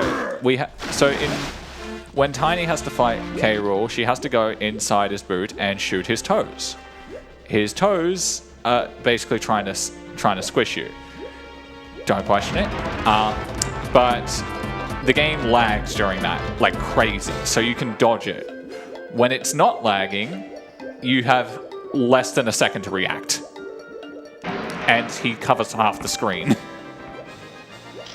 And then the other case is a mini game that I will not say the full name of for reasons. But it is basically the idea is it was what we saw before. You had to shoot the bananas and not the Kongs. The thing is that also works off lag, so you have like probably half a second to shoot the banana, and you see the banana 10 frames in. So you basically, 5 frames in, probably more like. But either way, you have like less than half a second to be able to even hit it. So it's like, no. Whenever anyone gets to that, it's basically like if a runner is there or a randomizer player is there, they will just be like, hey, use a pause buffer. Yeah, it's a bit ridiculous. The randomizer devs did fix that, so if you're playing rando and not vanilla, you will be able to actually play the game the way you thought you would be able to play it. Let's word it that way. It gets rid of all those lag issues. So either you play with lag and the minigames function, or you play without lag and you'll guess it, the minigames function. Which, yeah. And speaking of that hint, Outskirts Key 37 DK Lanky, we probably know what that is. Probably Shockwave, if I would hazard a guess. So let's hit this. We want this to be a golden banana for a few reasons. Once Diddy hits the switch. Which can't even be entirely blamed on lag for this time. No, that switch is very awkward to hit no matter what you actually do. In fact, I'd say the lag makes it easier. Yeah, like, probably. Not by much, but it does help. Now, I wanted that to be a golden banana for 2 reasons. One, I need 64. But also, there's a weird thing that sometimes happens just because rando do be rando at times. That check's normally a golden banana, and the devs of the original game took that into account by going, hey, if you go through a loading zone and come back, that'll stay a golden banana. But sometimes if that item spawns to something not a golden banana, when you leave this room, that item is no longer there. Now I'm going to do a neat little trick to avoid being seasick. Tag to Diddy, jump up on top here, jump up and get the blueprint. So that way I can leave this room without seasick and hopefully without taking about 5 cannonballs to the face. Probably still getting 5 cannonballs to the face. Shh, it's okay. You don't need to tell me that. It's only 2? Alright, good. Yeah. Well, yeah, the thing is, if you're drunk enough, the 2 looks like a 5. Okay, I'm not going to question that one. Alright, so we'll grab this golden banana. I'll also, I believe I'm on 40 Diddy bananas, which means if I also just grab these, I can get Diddy's medal. Just Diddy.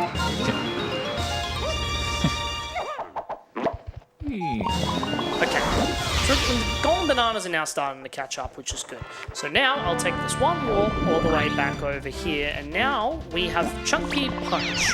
So we can go get Chunky's medal, we can go get, yes, DK's medal, we can get Lanky's medal. A bunch of checks back to back. Orange. How did that hit this up? Alright, so there's a fairy here.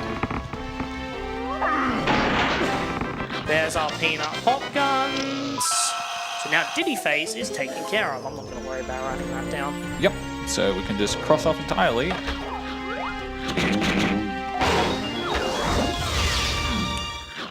Which also means we can ignore the Galleon Caverns hints now. Now, I'm now still figuring out need to figure out where this key 1 is. I definitely don't have it and just forgot about it, right? Yeah, I don't have 1, 3, 7, and 8. Where's key 1?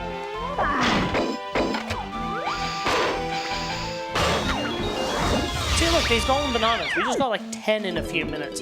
Where's key 1? We definitely don't have a hint for that.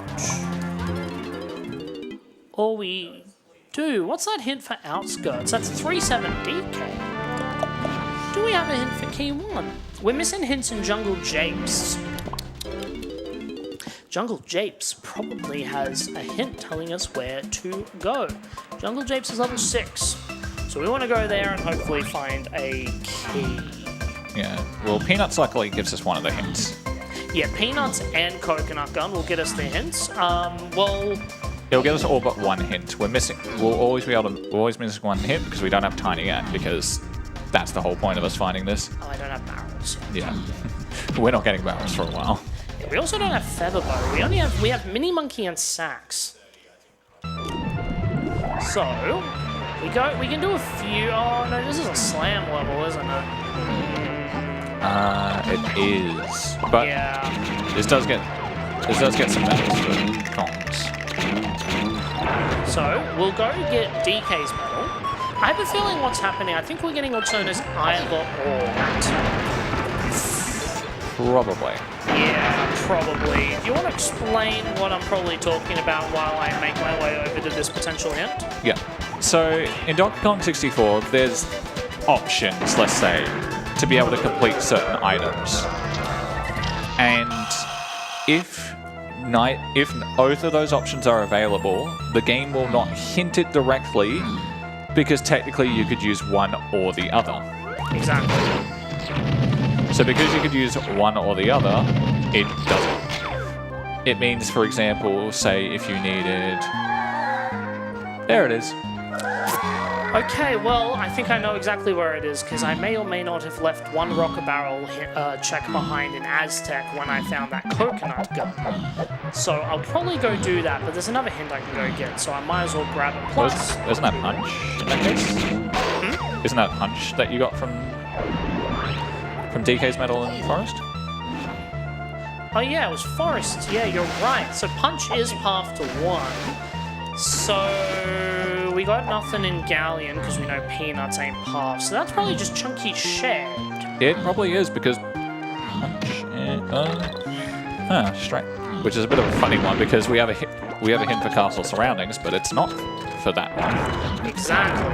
And Chunky Shed is an either or. You need Punch, but you can either use Triangle, or you could use Pineapple and Gorilla Gone, which is interesting. Luckily, doing all this, we have gotten a lot of golden bananas, so once we actually get what we need, we're not actually that far off from the goods. We're not far off from being able to get into hell. Galleon shops on P3 DK Lanky Phase. So there was a tiny... Let me quickly go get DK's medal. I can go and grab it very easily over around this walk. So, what was the other thing we got in the shops? We got... Was it Triangle? No, it wasn't Triangle.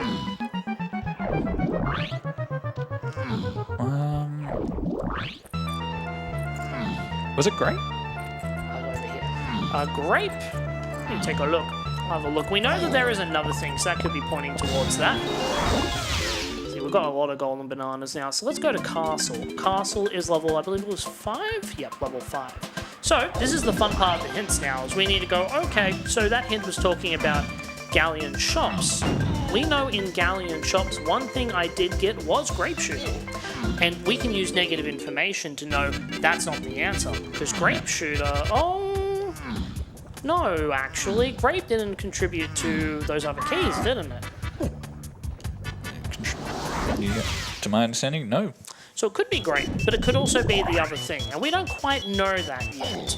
Now, if we find key 1, this seed now opens up, because key 1 will then get us TinyCon. We can actually then go loot production quite well, which is where I do want to actually go next, provided it isn't Gorilla Grab that I'm actually looking for. So there are 2 punch checks, or 3 punch checks that come to mind. Because Pineapple, I believe, was somewhat of a random location. So, if key 1 is not here, it could be the medal. So, we want to see a key. Please? Yep. Hey, All right, cool. There we go. Key 1, there we go. All right. So this opens up a lot for us. Main thing, factory, which we know Tiny is there, who can also be found by Chunky. And yeah, there's some easy punch checks that it could be referring to, but... Well, actually, I thought it couldn't in this case. Because Recon... Yeah, so if... Wait a second. Are you thinking what I'm thinking?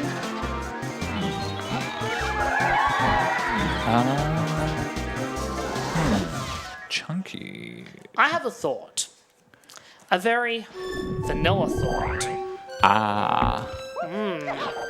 We'll find out. It could also just be the metal.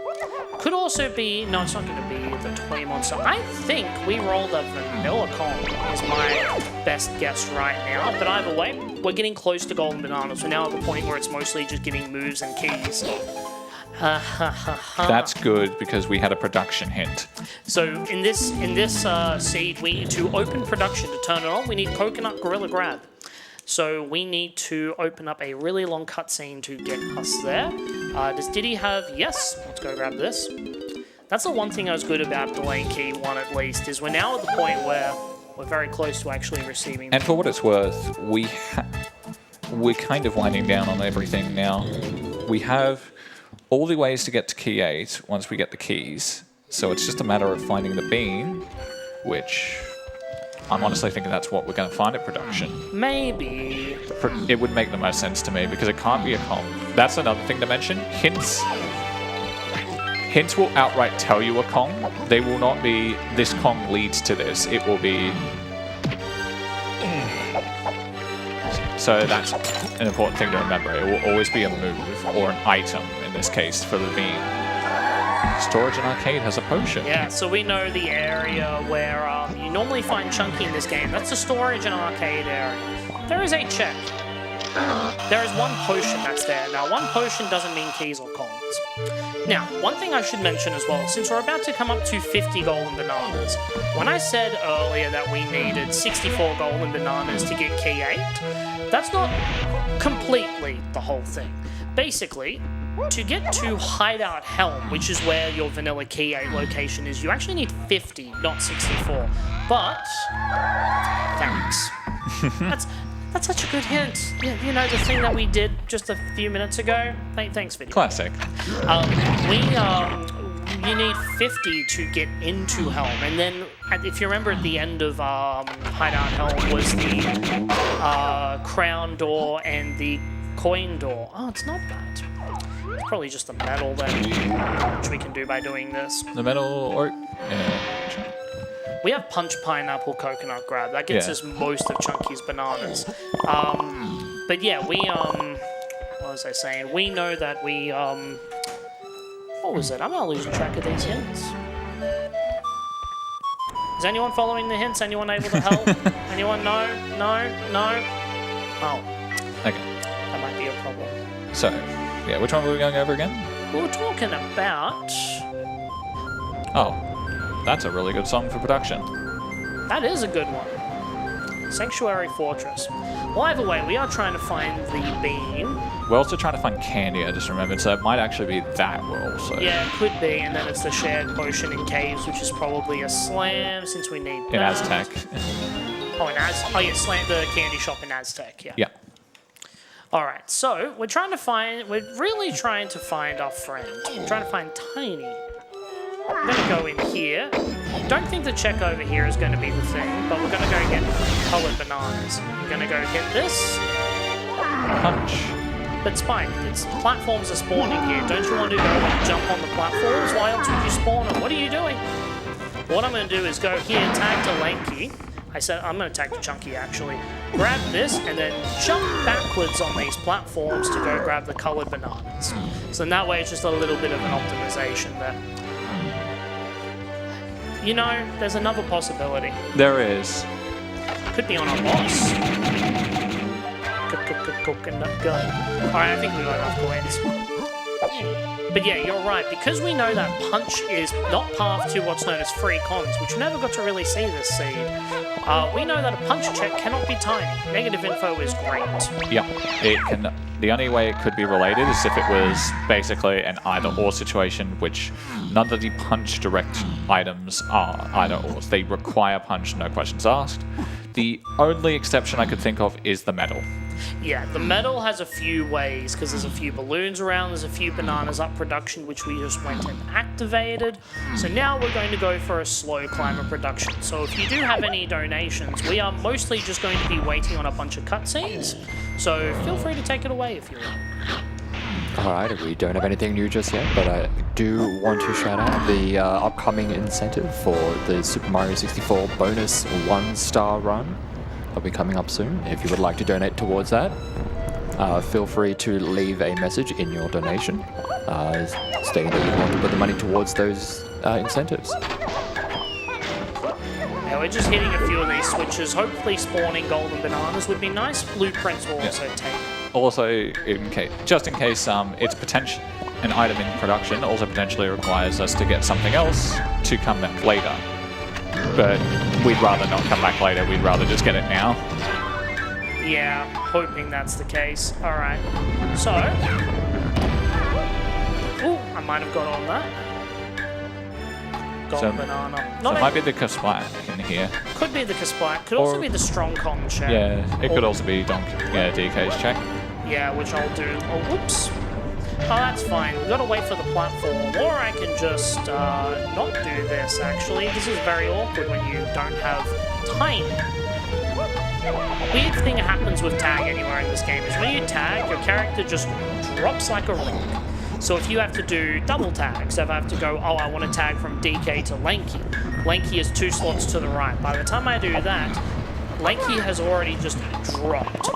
So I can grab that with Tiny and Chunky easily because that is a 1 tag away. Now, that was only a fairy. We don't need... Ooh, lag. Ooh. Come on, come on, come on. Okay, we found another laggy room in this game. And what'll happen, by what I was saying, was, okay, I gotta wait a cycle. Yeah, thankfully we don't need that fairy. Yeah, we don't need it, so the timer can just go out. So now, I land on here. So that's going to put us at 35. And from what our spawns, where's the best place to go? I could just climb the pipe, there's 20 there. Actually, dropping from testing would probably be the quickest way, I reckon, activate the 1 and 2 wall. Yeah, because that takes me to Snipes.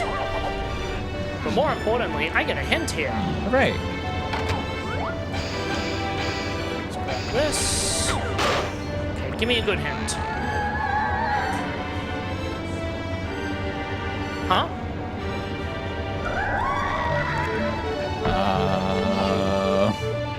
Sprint. No, wait, no, what keys was that path to? It might be triangle. Yeah, it has to be either triangle or pineapple. Because it's not sprint, because sprint got us key 5. Interesting. I don't actually want that. We're going to go up this pipe a little, get some lanky bananas, and then we are going to gracefully land on this platform right here, and hopefully not have the camera cause any problems. Okay. Yeah, that's... So I guess it is down there, because, yeah, I do believe that was a production hint. That was a weird angle. So that means StrongCon's out there somewhere, right? It might be the shop. Yeah, it might be one of the shops. Could be. Well, we'll see what we find here. If it's not this, then we need Ponytail 12. Now, this room, you're supposed to take damage. So the game's like, hey, look, you need StrongCon here, because otherwise you're just going to, you know, lose all your health. You kind of can just... The beam! Alright, everyone get ready. As soon as I grab it, we need to get little magic words. Once Chunky goes through the wall, and... Bean! There we go. So yeah, I didn't mention this as well with all the Kongs. They all take different knockbacks. So in this case, Chunky takes the lowest, so you can just have him take the hit, and then he just goes almost nowhere. So you can just jump through and keep going. It's also because since Chunky's can be a little bit taller, what can happen is, I'm going to go backwards over here. Since Chunky's a little bit taller as well and jumps higher, you can take damage at a higher point of the jump, and what that ends up actually meaning is that you get hit earlier and you can therefore act a little quicker. Now, luckily, I'm getting exactly 50 here, and if this better be tiny. Hey! Alright. Finally. I don't think I want to stick around Well, we anymore. do, except we do because Candy is someone. Yeah, well, we don't know if we need Candy. CB is a path to DK phase, but Barrels is path to DK phase, which tells me it's probably the boss. Well, so one thing. Yeah, I guess we could. Yeah, well, let's go C first. If it's the castle boss, then we're fine, and we can ignore stuff. yeah, well, for now, I'm going to go do the check that I know at least Alta and anyone in chat has actually been waiting for. Yeah. So we're actually now going to do the beanstalk check. We've been hyping up the bean. We finally found it. We have Tiny now. We have Mini Monkey, Saxophone, the bean. It's now time for the climb. Yep. Though I will say, usually Tiny is the last thing we get for it. Yeah, that was definitely new for me. Never had that one happen to me before. It's very weird. Like, we even got the bean first by like 5 seconds. Yeah, it wasn't long, but it was long enough that it did actually matter. Now, we almost have the GBs that we actually do need now, which is good. So what are we missing? We're missing key 3, key 7. Hopefully this is barrels that satisfies that. And then Blast. Blast is the big one we're still missing, which factory colored bananas is on the path to DK phase. So I think the triangle was the hinted item. Triangle has to lead to to StrongCon. I think I know where. It's not on Save the Rabbit, is it?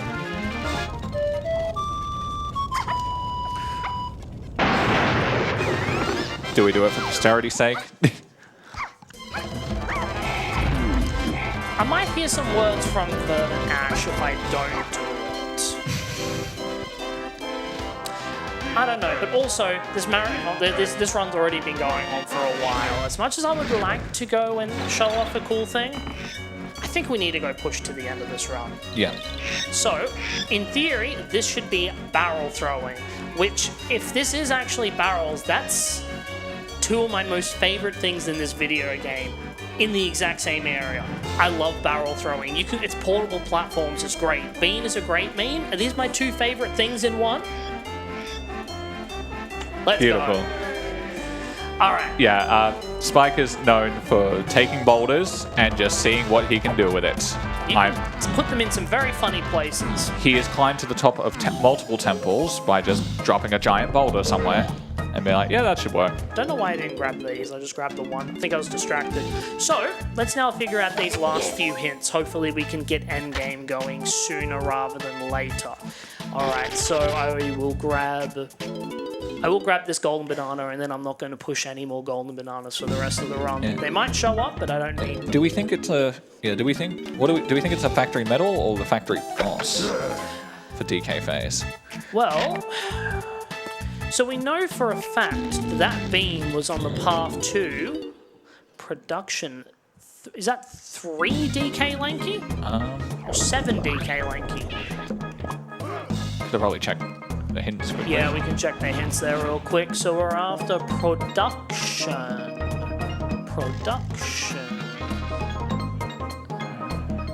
Production is in fact on the path to 3 DK Lanky. So key 7. So barrels is 3 DK, Link, Key.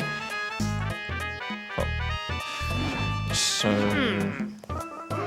So key 7 is an interesting one as well. The things we have on the path to key 7 was triangle. Okay. Aztec shops to 7 and 3. DK Lanky Mini Monkey. This is interesting. Interesting set of hints. But I have a feeling in Factory it may be the boss. So this also gives us thinking time. So let's quickly go to Factory, which is level 2. Thank you. Alright. Hoping we can find this stuff sooner rather than later, because we do have to get to K-Rool and Helm first. Grab was just in the shop. Bongos we started with. So yeah, that wouldn't be related. This is interesting. Do I have enough for the boss? I do, and the boss was in storage. So, I'm going to go here. We're going to go fight the boss. In theory, if we see a yellow vial, we're good. And then that's all of K-Rool taken care of. And it's just a matter of finding the keys that we need. Exactly. Which 7 barrels was not on the path to that, but back this way. So, where's key 3? We can push Helm no matter what. If we get key 7, we're fine.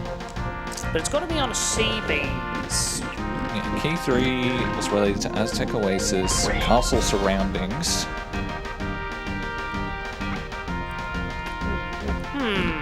Which we haven't done anything for castle surroundings. The surroundings.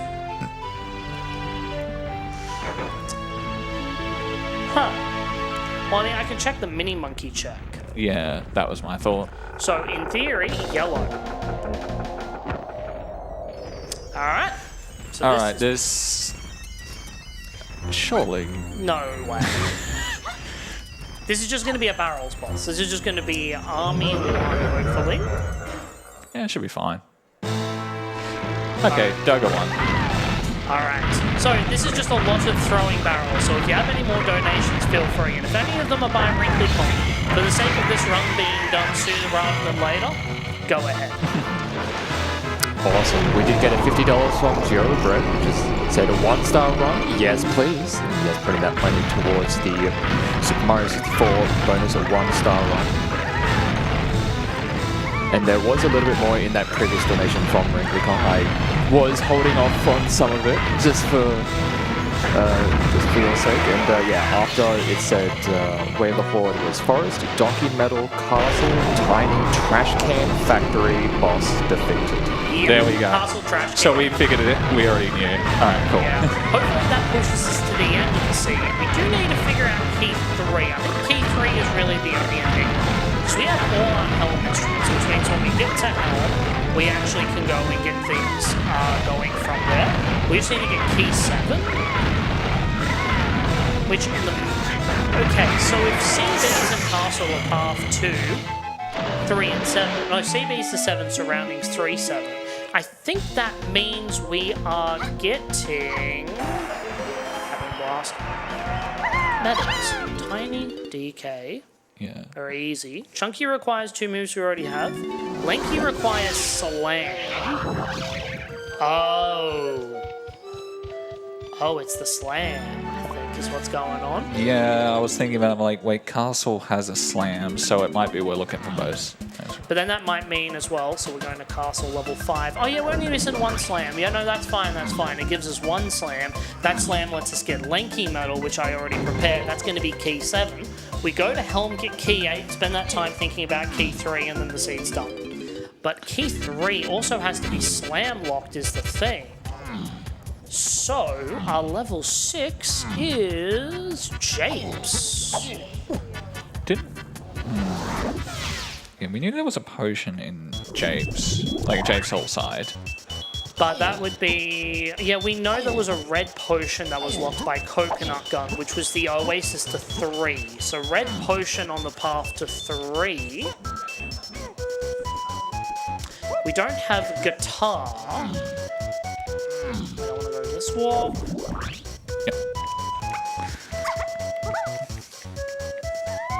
I do want to just quickly mention that we did get another $7 donation from Geola Bread, which does tick us over to $6,000 total for the event so far. But thank you so much, everyone, for your generosity. That's amazing. Now, if this is a slam, that's very convenient because we use the slam literally right now. So that will hopefully get us key 7, and then we will just push the helm, figure out this key 3. But it could very well be that thing for Japes if this is a slam. Japes, slam, there's only a few checks out of the locks. Oh wait, yeah. Did we want to check Galleon Cranky Tiny just to be safe? Galleon Cranky Tiny, because that could be the Strong Con. Is that what you're thinking? Or It's like it could be the Strong Kong or it could be something else. Maybe we should check just to be safe. Probably, but if we do get key 7 from doing this, then we go through Helm first. Because the only thing key 3 is required to do is actually unlock the final boss. Yeah. So we can get all the rest of our chores done. This guaranteed puts us over the top anyways. I'm not even going to check the arena. I don't think there's a reason to check the arena. Ooh, nice music overlap. In theory, key 7. Fine. I did just get another donation in from Wrinkly Kong. If you would like some assistance. I got one check I want to do. If that one check gets us the key, sweet. If it doesn't, then We'll see what Wrinkly Kong has to say. yeah, exactly. This is definitely a little bit harder than I was expecting it to be. We are pushing through, but yeah, we're definitely already at the estimate time. So I'm gonna activate my inner speed runner. All right, what do we got? What does Wrinkly have to say? Wrinkly Kong with the $25 says another way of the Horde hint pack for you. Factory, Diddy, Storage, Room, Barrel, Castle, Chunky, Museum. That one we need. So. Yeah, Chunky Museum. So let's go Factory first. Yeah. Factory is... Level 2. Thank you. This is why so much to keep track of. So I did skip... I was thinking about doing that check, but we were at the very end of the game. You don't need Spring for it, but one of these checks is pointing to Spring, apparently. It's probably the Japes Hill side. So that is probably what it is. The key we're going to get here. Yeah, so once I get past this little friend here, and past again, I go up here, tag to Blinky, and whoop. So now we go over here. Also, mad appreciation to Alter again, because Alter is from America. It is late. I mad appreciate it. Oh, is it? Storage. Oh, it's the slam fines. Slam fines. That's how bad. That's how bad. Yeah. I heard that completely wrong. Also, I don't like this minigame. Goodbye. None of us do. No, people do like it. It's alright. It's alright when it's not a minute long. Yeah. It's also alright when I listened to the hint that I was told and didn't go to a that's my bad completely as well. different area.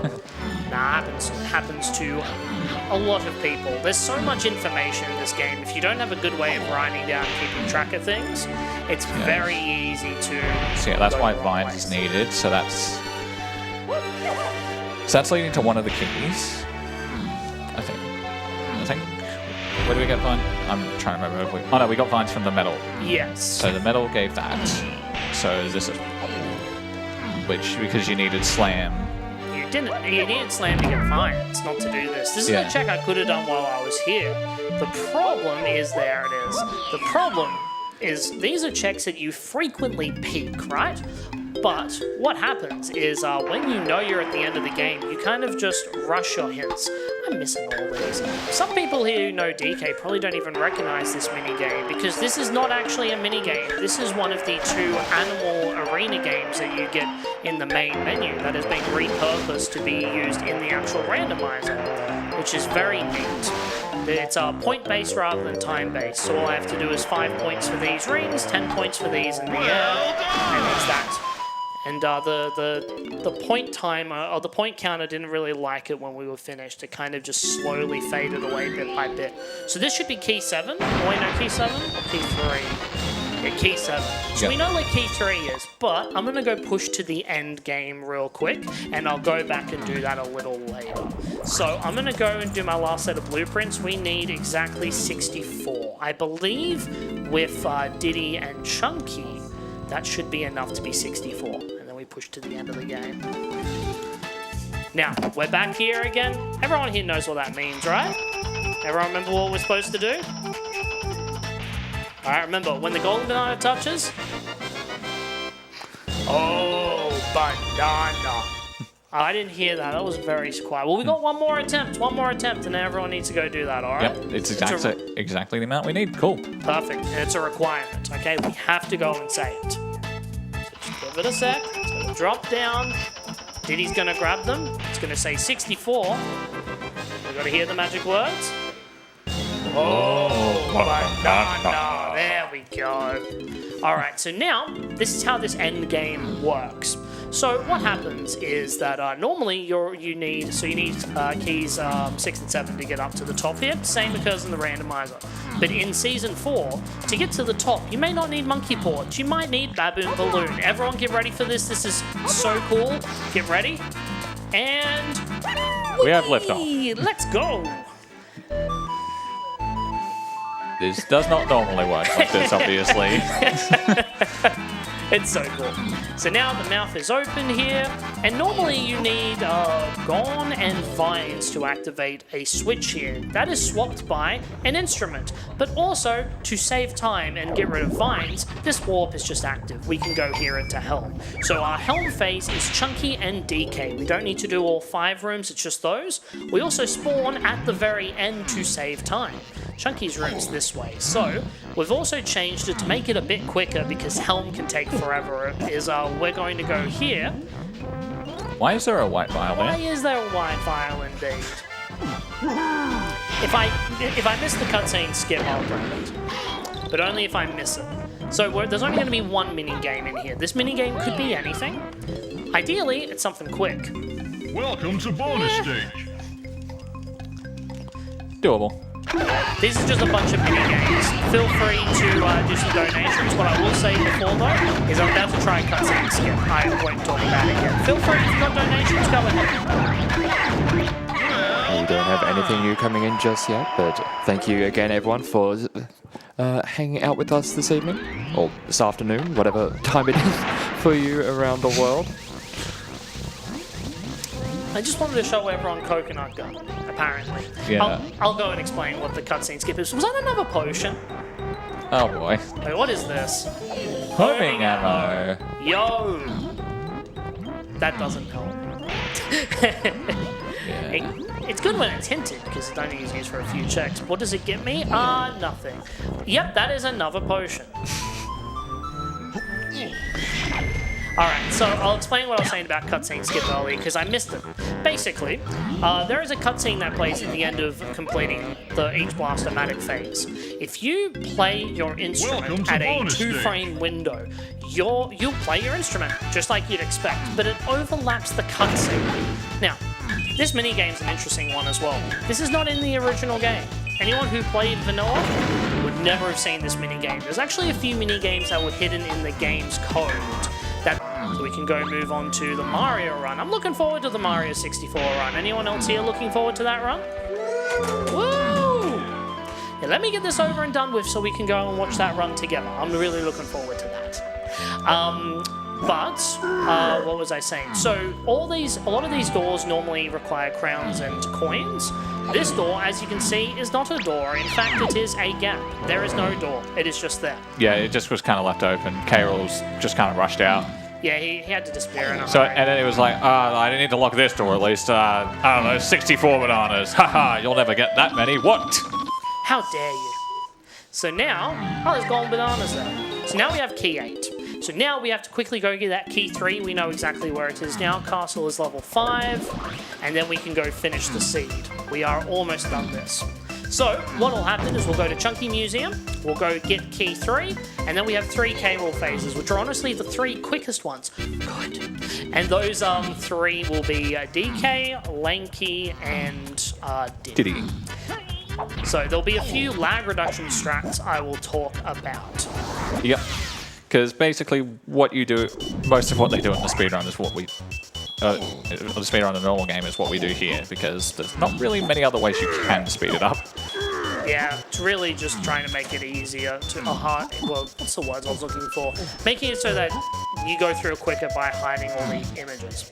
Now, we're going to go down here. Chunky Museum is over here, and it's just a couple of buttons to do things with. Also, some luck. Oh yeah, that's right. Yeah, there are 3 switches you hit.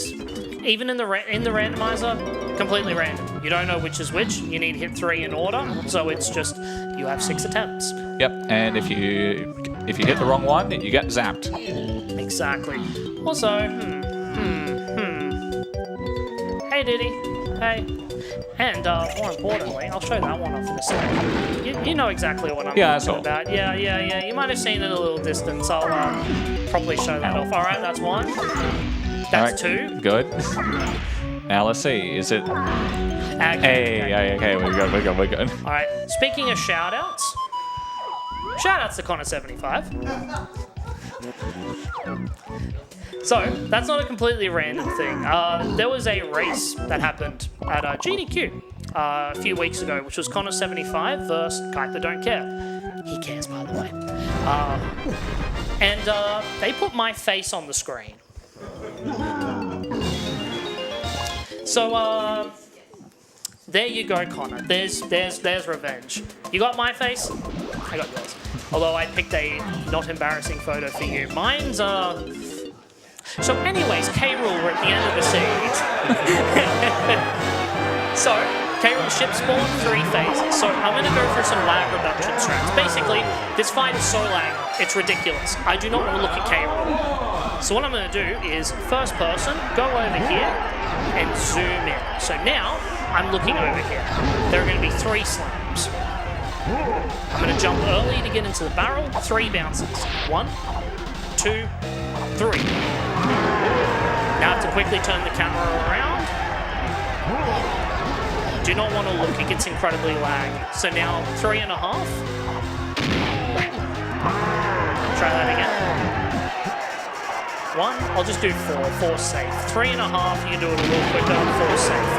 Turn it around, and then it's going to be 5 laps.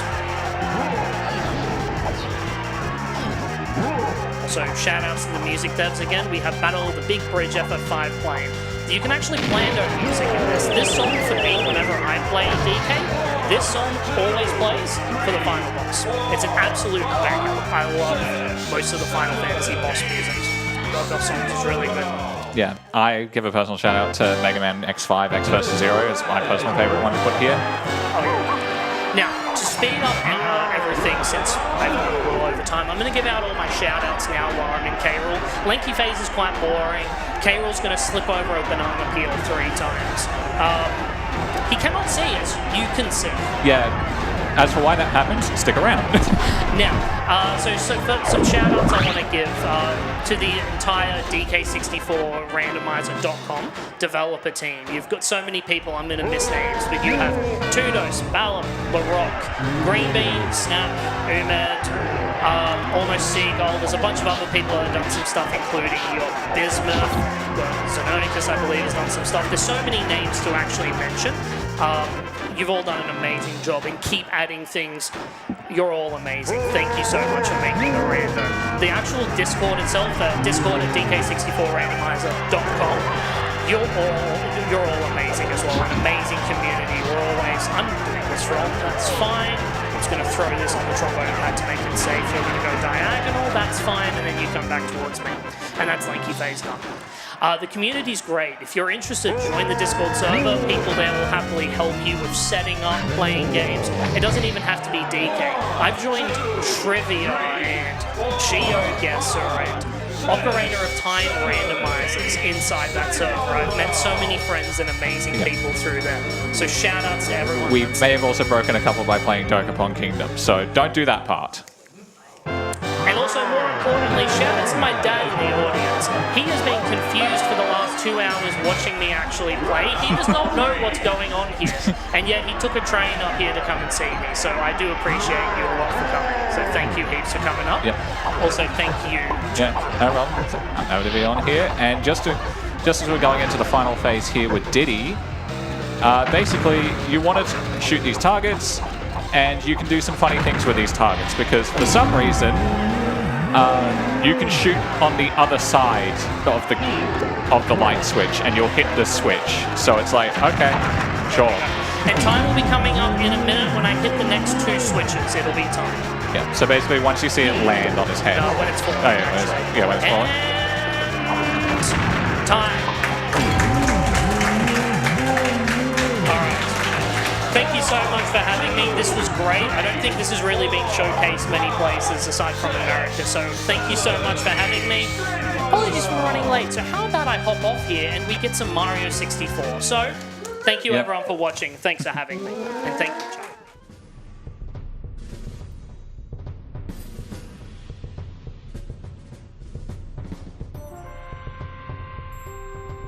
Thank you so much, Spike, for a thoroughly entertaining DK64randomizer.com run. We had a lot of fun, and everyone in the chat has been having a great time watching that one. Yeah, we'll be speedrunning our way to our next run, which is going to be the Super Mario 64, so stick around.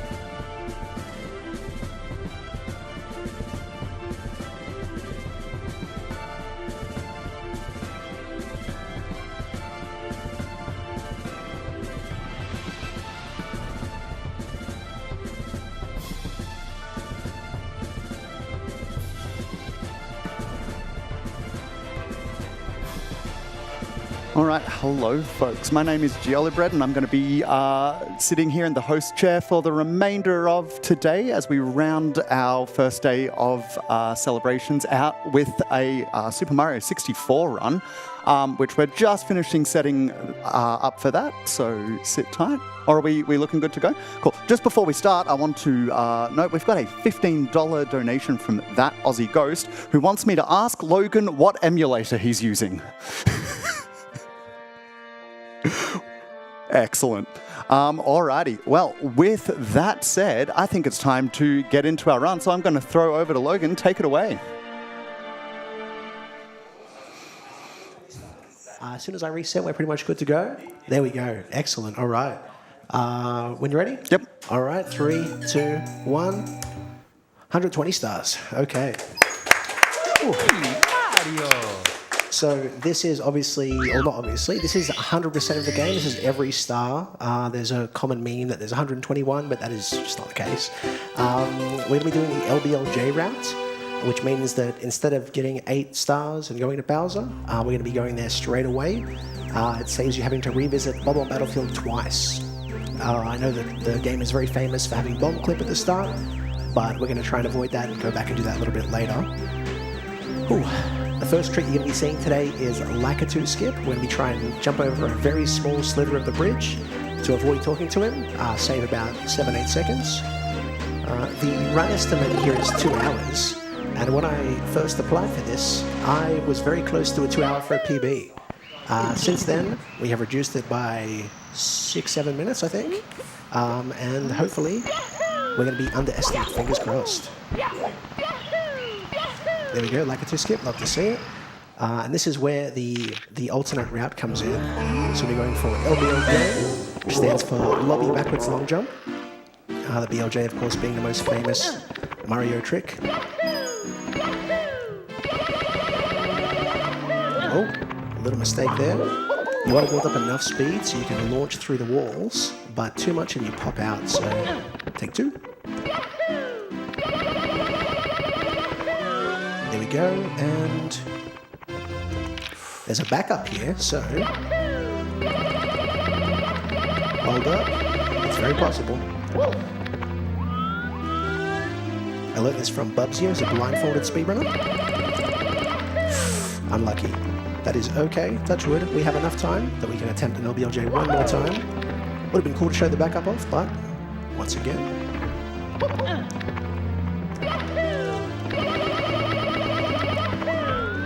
Oh my goodness. I'm thinking we can go one more try. We should be okay, but if not, I'll just go Bomb Clip and we'll go the regular route, but we have seen the LBLJ a few times, but not the end.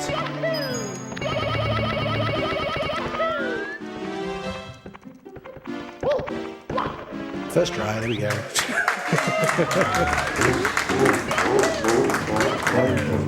We're going to be going for a strategy here called Shigeru Cycle. Now this would save 4 or 5 seconds based on a normal route. You want to try and hit a perfect cycle with these moving platforms. It's one of the more technical levels, so it's really good to get it started off very early in the speedrun. You want to be getting all the 8 red coins. There are 3 Bowser, pardon me, there are 3 Bowser levels. They all have 8 red coins. 15 secret stars in total.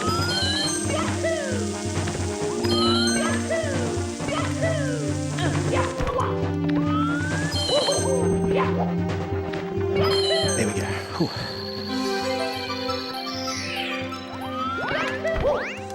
Now from here, I've got a few questions when we first set up about my individual 64 setup. I have a controller switcher, which is something we use, so I can do Bowser throws very fast and not ruin my original 64 controller. We'll go through here. 1, 2, 3. We're going to try to go for 1 spin if possible. There we go. Love to see it.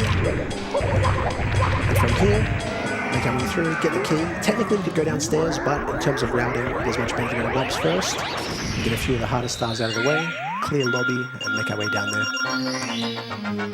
I keep looking down for a split button, it's not there. We'll switch back. Have you considered just smacking the desk to be like, split? The placebo effect, it could help. It definitely could help. From here we're going into Bob's Fortress. And of course, what we want to do ideally in one of these runs is get every star in a level in our first approach, which is again why we go for this route in particular. We'll go first for Owless, and then we'll go for Cannonless, and then a few others. Owless being a trick I don't recommend to beginner runners when they first start out, only because if you miss it, you lose time. Which now that I've said that, moment of truth.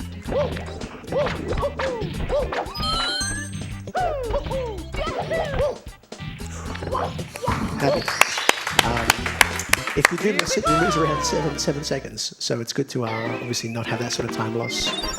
Big further lever of just consistency, of being able to do amazing tricks that could cost you an entire run. The next trick here we'll be going for is Cannonless. There are 3 different alterations. We'll go for Texture Setup here, which is one of the more reliable ones. Just kidding. If you miss it, there is a backup here called Into the Wild Blue. We'll go for that right now. If you ever fall during Cannonless, this is the backup everyone should be using, which is very nice. And now we'll go once again for Cannonless, fingers crossed. 3 stars, 5 minutes. Eventually the goal will be, as the run continues, to get to around a star a minute, and then hopefully eclipse that, which I think is pretty possible. But let's see if Mario cooperates. Now it's been a long day of speedruns, so he could be a bit tired from watching all the other runners.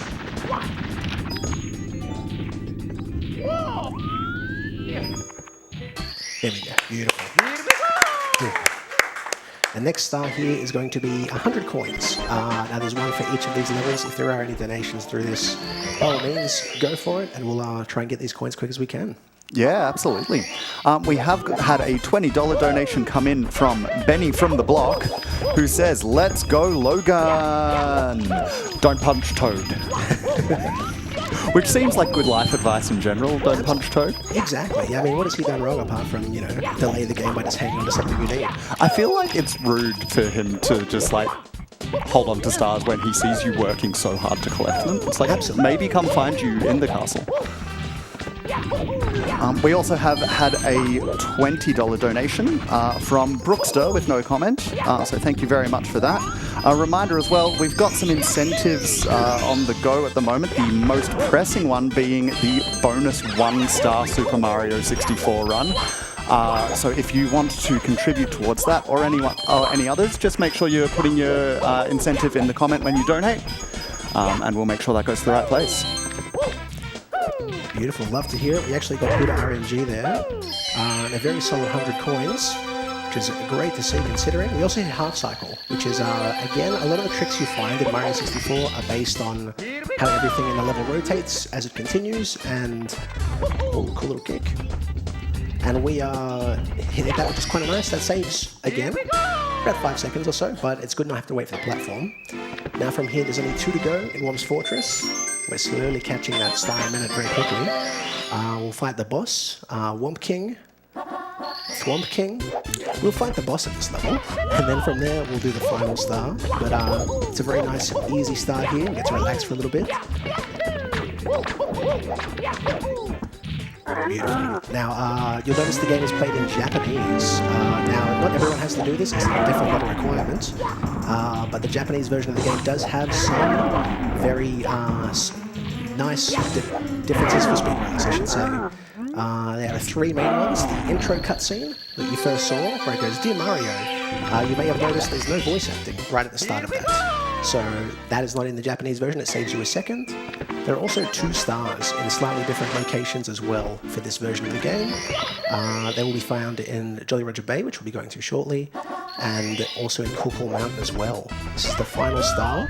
The preferred or pro strat is to try and hit a triple jump after we climb this. So let's give it a shot. 1, 2, how do you do? I love to see it. And from here, we have now completed Womp's Fortress, and we'll move on to Aquarium. Technically a star a minute, but it's a little slow, so we have to pick it up a little bit. Unfortunately, there is a swimming level coming up next, which I think is one of the best songs in the entire Mario 64, if I'm being honest. Used in Jolly Roger Bay and Diodox as well. And I think Aquarium too, which is what I'm about to do right now, but we'll find out in a moment.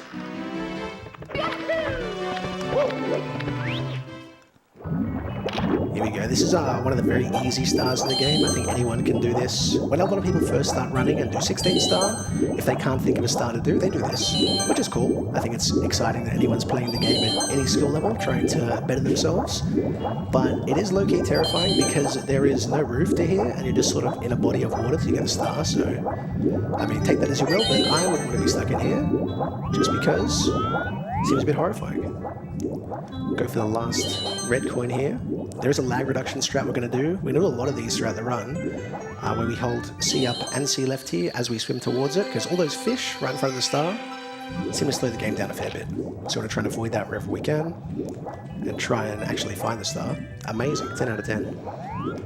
There it is. Cool, okay.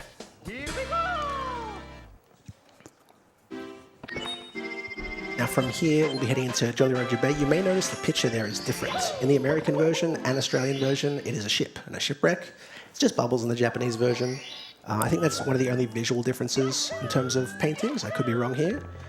But we're spamming C left here to avoid all the lag from looking at the boat, because for some reason the boat is made out of 400,000 little polygons. It slows the game down a bit. We'll go for something called ship clip right now. So we're going to clip inside the side of the ship. And if you miss it, the backup is called chests, which is obviously the chests. I know the stars all have particular names, but because I've been running the Japanese game for so long, I don't know a lot of them, if I'm being completely honest. But we'll go for the chests, and we'll go for attempt 2 on ship clip. If not, we can just lure the eel out like we normally do. It's not a big time loss, it's just a cool trick, which I think is one of the cool things about Mario 64. Fingers crossed. Yeah, beautiful. 1 down, 7 to go. We're going to be doing that for pretty much every level in the game. And the only big sort of strategies, I think, for Jolly Roger Bay in particular is reducing lag. Just because of the boat. Even once you've clipped inside it and it's surfaced, it does slow the game down immensely, which we will not be able to avoid in one section, which we'll get to momentarily. Attempt 2 on ship clip. There is a box to enter the ship, which is actually halfway down the eel. So we want to try and make sure that we can make our way towards it without taking damage preferably, but doesn't matter. And we've unfortunately gone too far to the left. So when you're playing this, I'm sure you guys went to him and then swam to the surface and came back. There's a rock that's going to spawn right up there. Now we can turn around. And if you hold C left here to not look at the ship too hard, it should speed the game up a little bit. Nice. Now these were, I think this is called Ships in the Current, one of the very simple stars of the game. A lot of them are very easy, which is great. I think this is a perfect example of missing a chest. A perfect example of, oh my god, of a game that just sort of stands the test of time, you know? It can be very easy, but there's still a bit of stress. There's still a bit of will he, won't he? And from here, we've got another star, which is great. These are a little slow in this level. You'll find from here, after this, the pace will pick up quite a bit. But we have to get this out of the way. And of course, routing is very important in 120 star, because you want to make sure you reduce the amount of unnecessary movement all around the castle. The final star from here is a lot easier. Now, when you play this game, there's a metal cap you can use in the game. Now, 120 star runners do not like metal cap. It has no use for them apart from 1 star, which is the metal cap star itself. You'll find here, if you do perfect swims, you'll be able to swim into this jet stream and grab the star, which is quite easy, and avoid having to come back a lot later in the game, which is pretty good. I think that says, congratulations, you got the star again. Couldn't tell you. All I know is the bottom option is continue, don't save. This is the 100 coins of the level. If there's anything else to read out, by all means, would encourage it while we just sort of make Mario get paid over here. Yeah, absolutely. Yeah, no, we've had a few more donations come in, so thank you to everyone who's been donating. We've had $10 from Ruffle Yoshi, who says, good luck, Logan. Well done on fostering such an amazing speedrunning community. By the way, how many donations for you to do carpetless? That's amazing. Unfortunately, carpetless is not on the table, only because I can't do it. Otherwise, I would happily incentivize it. Is this the in Rainbow Ride where you grab a bomb and do some absolute nonsense? So that used to be carpetless. Okay. Absolutely. The idea of it is during 100 coins in Rainbow Ride, you slow down a lot having to wait for the carpet. And there's a carpetless track you can do now where you can do like a frame perfect jump, pause buffer a wall kick, and get up there a lot faster. But I've never done pause buffering tricks, so... I don't know, it sounds so simple. Absolutely, yeah. Also on donations, we've got $10 again from Benny from the block, who says, throw Pingu off the map and I'll donate another $10. Oh, touch wood, it is for charity. That is a pretty good cause. Yeah, I mean, like, if we're throwing Pingu for charity, absolutely feels reasonable. We also have $20 from It's Circles, who says, "Go Logan, go! Easy sub 2." Oh, let's go. Also, 6-7. Oh, love to see it. Mario's unfortunately taking a bit of damage from these clams here, but it's not the end of the world. Whew. That's very nice. Very nice donations. Ooh, what we want to do for this, we don't do a trick called frame walk, which is actually, once I get sub 50, 150 for 120 star, we'll be learning it, but I don't feel like learning it at this point is great for me, because if you miss it again, it'll cost me the run, and I don't want to do that right now. We can reset. It's the last run of the day, right? And from here, this is the ship that has a whole bunch of lag. You can zoom the camera in a little bit, reduce some of it, but unfortunately can't close Mario's eyes for this section. So you have hundreds and the reds, which spawn. That's a pretty common thing. There's only 1 or 2 levels in the entire game where that'll be the case. Now, because we're at the top of the ship, if I long jump, let's go. Cool. Learned that the other day. It's quite nice. Yeah, there's only 1 or 2 100 coins in this entire game where you don't pair it with reds. We'll get to those. We'll call it out. It is slightly different routing. Now from here we have only 2 to go. Very nice, simple stars. So this is one of the differences in the Japanese version. You're going to see right here we're going towards a star, which in the US and the Australian version is in a box. We want to line this up just right. Hold C right to avoid lag. Beautiful, and it's just out in the open. So it saves the do-do-do-do-do-do-do and the animation, and then it closes. So nice, easy time save. I like it when it's free. You don't have to work for it. And the final star in Jolly Roger Bay is going to be, can the eel come out to play? Now he can, and he will, but we want to, again, reduce the lag, head straight over. If you listen when Mario is swimming, you'll hear a blub. That sound over and over means you're timing your swims perfectly, and he's swimming at top speed. We're going to try and avoid lag here from the bubbles as well if we can. Head our way over here. And as he approaches, you want to just turn around, look down, hold C up so we can actually see his entire body. Then when the star goes to the right, we swim down and hold C up and C right here to reduce a bunch of lag on star grab. There we go. That is the second level fully completed, and now we can do 3 of the castle's secret stars. We're going to be going down Princess Secret Slide. We'll do that twice, but the good thing about going here straight away is once you leave, it spawns you directly where you go for wing cap. So there's no castle movement, we just avoid that altogether. We average 13.5 seconds. If you're in chat right now and you want to guess a slide time, by all means go for it. Hopefully, we beat the average, but let's find out. Its average is 13.5. Personally, I'm locking in 13.3, I believe. Ooh, 12.8, 12.9. Oh, let's go. 12.9. Just saying, we've got 3 people in chat who said 12.9, so... Awesome. They know me well. And we want to press R here as we spawn down. You'll see it's facing Mario. Again, big shock, lag. You're going to hear that a lot in a speed run, especially on Nintendo 64, but I think things like that are kind of cool. For being honest, I like the idea of manipulating the game to make it run as fast as it can on original hardware.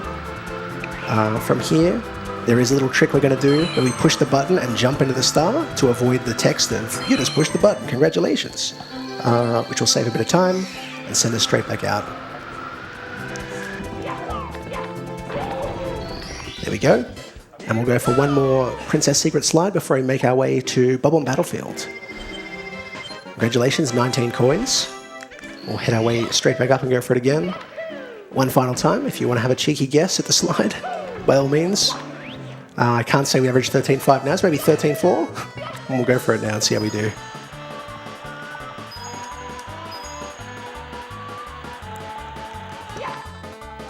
It's looking good.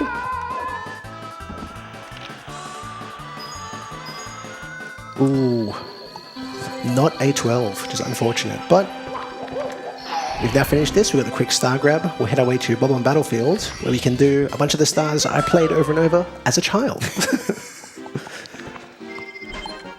There is a lot of different technical things that happen throughout the run. We won't run through everything, of course, because otherwise it would be I think, a little boring, in my opinion, but we'll go for King Bob-omb first. We'll head on to Cooper Race and a few others.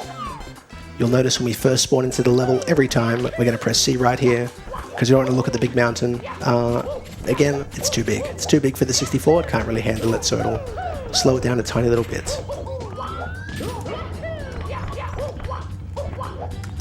Oh, unfortunately missed the speed kick. And from here, something I've recently started doing in runs is when you go up here, you go Mario Cam, because the text speed scrolls faster.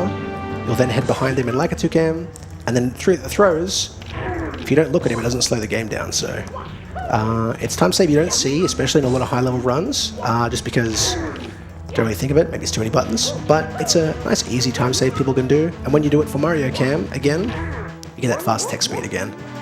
Back into Lakitu for the star spawn. And we will leave here, and big shock, head straight back into the same painting. Star a minute. Again, Cooper Race is a bit slow, but there is something interesting about the Cooper Race. So the way that this works is after you speak to him, again, we'll spawn in, avoid looking at the mountain as much as we can. Once again there. Do you want to race me? I sure do. The further away you are from Cooper, the faster he runs. So what we want to do is complete the race as fast as we possibly can. We'll make our way up here.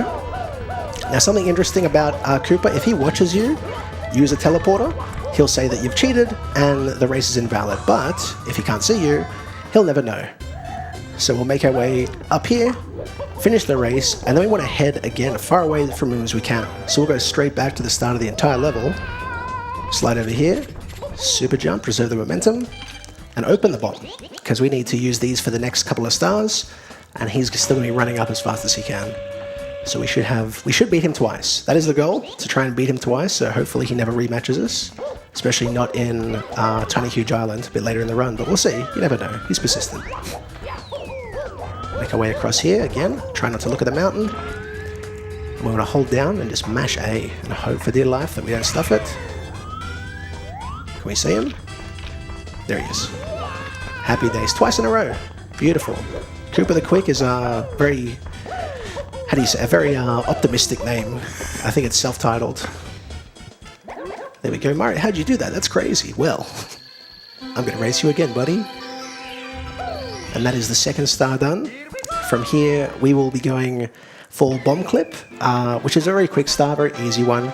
And then we'll be doing 100 coins, which is, in my opinion, for Bob-omb Battlefield, is one of the most demanding stars of the entire game, just because it involves riding a shell and flying, and just a bit of intricate movement, so it's quite tricky, but we'll make our way across here. Grab this, re-grab it, and that's very easy bomb clip. We'll work our way through this. There is a strategy right at the start of this we're going to try and do called instant box break as well, but make our way back in. We'll go for 100 coins, and if there's anything else to read, by all means, now would be the time. If not, that's no stress at all. Yeah, no, fantastic. Yeah, we have just had another $25 anonymous donation come in with no comment, so thank you very much for that, Anonymous. And a reminder, just while we're on donations, that all of the money that we are raising this event is going towards Game on Cancer, which is an organization funding early career cancer researchers. It's a really, really good cause, so please do contribute if you can. And also a reminder that we have got incentives live, including if we can raise another, what are we at? Quick maths, $153 before the end of this run. Logan's going to do a 1-star Super Mario bonus run. So if you want to contribute towards that, just mention it in your comment when you donate, and we'll make sure that it gets put where you want it to go. Beautiful. The cool thing about the 1-star, apart from the fact that it's obviously just a very cool category, November last year there was a brand new strat discovered for skipping the 30-star door, which isn't a BLJ. It's actually done by blindfolded runner Bubsio, so you know it's consistent, because obviously if he can't see and he can do it, surely someone with eyes shouldn't stuff it up too many times. But under 10 minutes is the goal for that 1-star run as well, which I think is, again, very comfortable time, assuming nothing horrible happens, but this is a speed run, so you never know. We'll work our way through here. We've done the hard flying. We actually left here with enough coins to make sure that we don't have to really do too much running around getting these Goombas at all, which is great. We get the box from here and work our way through here. A lot of people, whenever I stream, will ask, I didn't know you could run around the poles and spawn the money. I don't know personally if there is a toad that tells you this. I feel like maybe a sign does, but it's been so long that, oh my god, oh dear god. Can you? Thank you.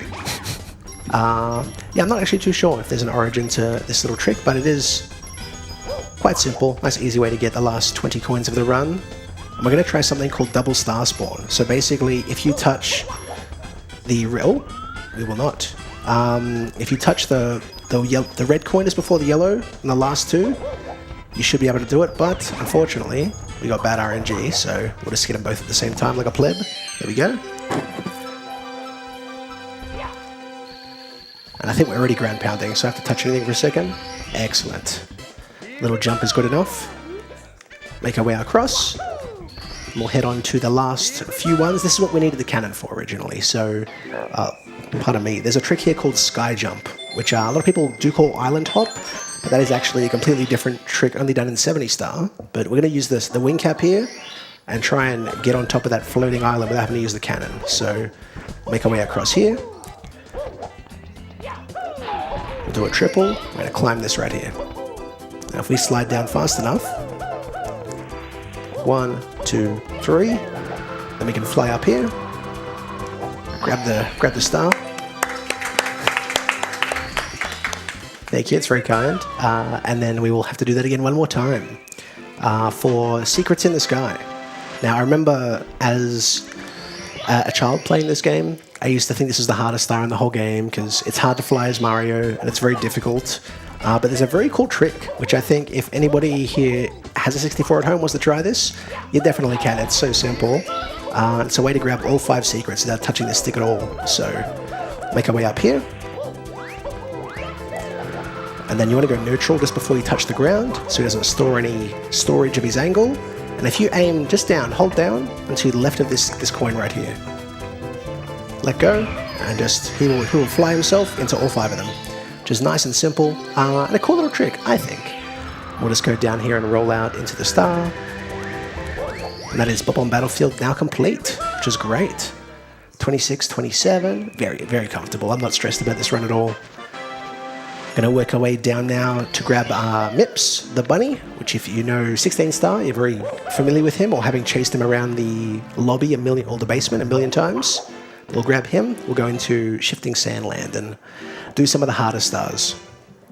There are 2 slightly different routes, 420 star, so you'll see runners either head down here after Bob-omb Battlefield or do Cool Mountain.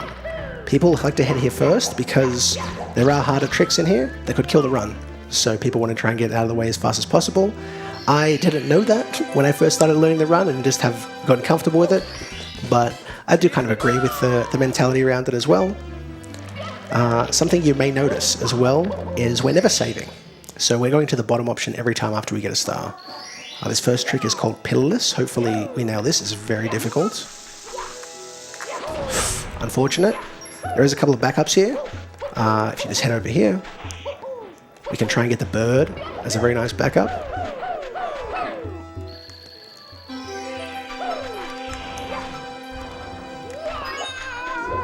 And we'll go for Pillarless again. But that is Klepto. Didn't have a spiel for that one, but Klepto is now done, which is great. So the reason this is called Pillarless is because we're trying to get inside the pyramid without having to touch all 4 of the pillars to open it up. If we can grab a bomb and re-grab it at the right time, just kidding, it would look really cool. But again, man of 1,000 backups. That is called Top of the Pyramid because it's at the top of the pyramid. Oh, if we can't do Pillarless, there is just a shell we can ride around, which does save time. Sorry, it does lose a bit of time, but it's nothing detrimental. Take 3. Pillarless? Question mark.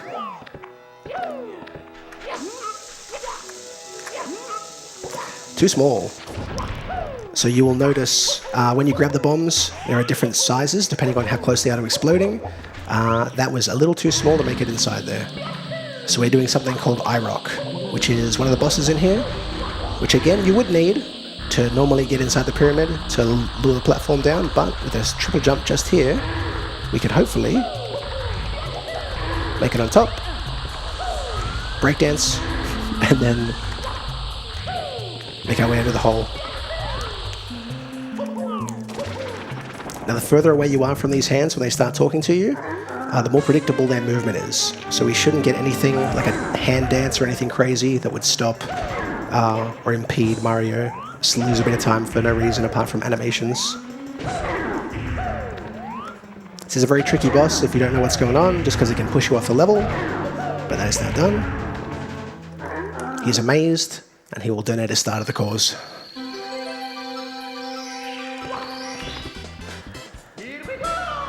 $30 on 30. We're getting there closely. So the trick we're going for right now is called Pillarless.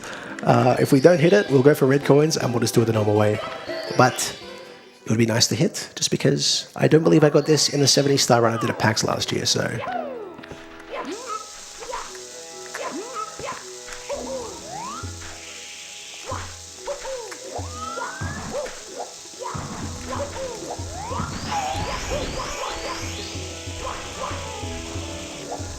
First try. There we go.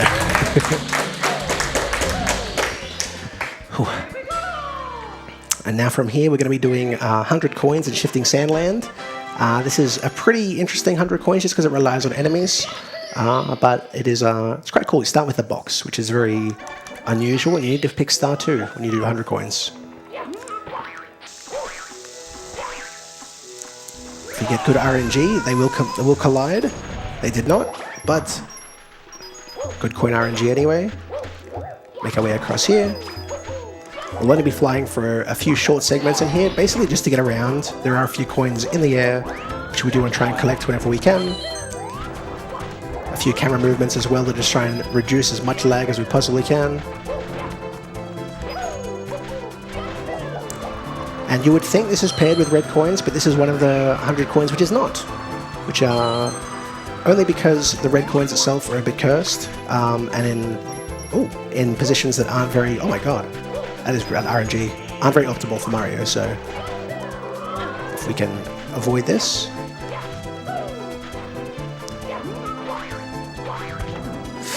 Unfortunate. And because we have not broken the box there and had to wait for that, we'll grab a second wing cap just for safety, just to make sure we can actually finish the route without needing to long jump and potentially die. As you might imagine, during speedruns of Mario 64, 100 coin deaths are obviously the most painful because they would lose you the most time.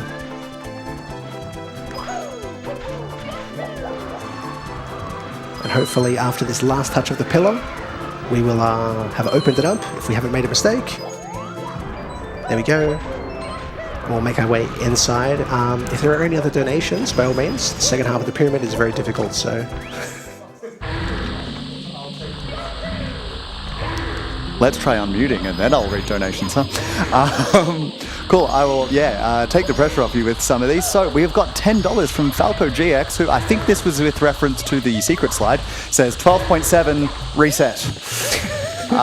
Who put that $10 towards the 1-star run, and then chat, I spoke and you listened because I said we needed $153. We've got $153 from Ghost's dad, who says we came for Mario, we pay for more Mario. So with that, we have met the 1-star incentive. Thank you very much to everyone who donated towards that. That is amazing. Goodness gracious. We also have, I'm not sure if the intonation was intended in this donation amount, but I'm going to do it anyway because we have $16.7 from What Would Ash Do, who says, 3 years ago, back when Logan first started streaming, he refused to do 120-star runs and said 100% in games is for nerds.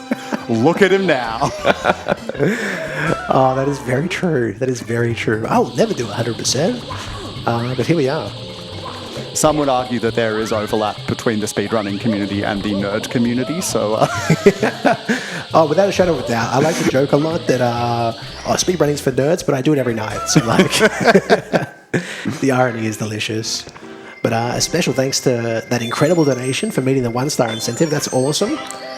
And we'll make our way back in here. This is the hardest strategy in all of Shifting Sandland. It is to get the red coins. With dying, apparently, with a trick we're going to be doing. So an early death is nothing to stress about. But what we're going to do is try and get all 4 red coins by building up enough speed while flying in the air, which we will try right now, and hopefully nail it. There's a kick slide there, which is frame perfect, which we unfortunately cooked a little bit, but it's a live event, it's to showcase the game, it's a great cause. So let's try the really hard strat. Oh, and we've cooked it. GG's. It is very cool. The idea is sliding and then doing a triple jump off the wall, but again, consistency, if you mess it up, you need a backup. And getting 3 of them I think is not too bad at all. You want to hopefully not get cooked by Klepto here, because the bird, even without the star, is I think more of a menace. While you're wearing the wing cap, it can't steal your hat, your Mario hat, but it can still knock you down, so if it knocks you into the quicksand, oh god, like right there, it could unalive the run, but we're looking very comfortable here. Go back into Lakitu Cam, make our way through this, and grab the final star in Shifting Sandland. Now, when I first played the game, I did think that going to Lethal Lava Land would make more sense because it's closer. Like we're going to run past it in a moment to get to the next level. But apparently, learning about the game helps. So when we need MIPS the second time, he spawns after 50 stars. And the route we do now makes sure that we do it. Also, we didn't punch Toad. So whoever mentioned it earlier for the donation, fantastic. Shout outs for not choosing violence. Yeah, it's great. It's never the answer, Toad or Mario. Well, for Mario, it's sometimes the answer. True, yeah, absolutely. I hear throwing people into bombs can be considered somewhat violent. It depends on who you ask, you know? I think he thinks it's fine. Yeah. It's a day of plumbing, apparently. There's 2 particular techniques in this 100 coins, which are pretty interesting. We need to ride the elevator here to get some of these red coins. But you see how I've started it. If I can re-get on it as it's still moving, it does save. Oh. Unfortunate miss of a backup, but that's okay. It does save a bit of time. But, again, make our way quickly back up there. And we will talk about the second strat, which we do have to do regardless of if we fail it. There is actually a BLJ in this 100 coins. So we're going to make our way through, get some of the easier stuff, and then head our way towards one of the elevators. And as it climbs, it has a special property where if you are long jumping on it, you can still spam them as it happens. So this jump is a bit nerve-wracking. Nice. We'll make our way down there in a moment. That's always an extra coin as well, which is a nice part of having a backup, but not necessary at this point. We haven't really made anything too dire here. We'll head our way down. You will see a lot of camera changes right now in the maze, mostly because rhymes with lag. It's lag, guys. It is just too intense for the game to handle, so we try and avoid it where we can. If you miss these blue coins as well, that will cook the entire 100 coins. So it's like saying like go faster when someone asks for the speedrunning tips, but get all the coins. It does help. We'll make our way in here towards the BLJ. Now, this is one of the more advanced 120 coin routes, but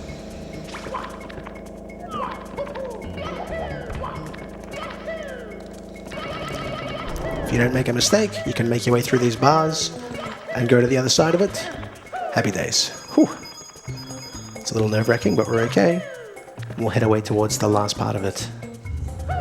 I know we did just do another donation read a moment ago, so I'm not sure if there's anything else, but by all means. We have had another donation come in. How firm are you on not doing carpetless?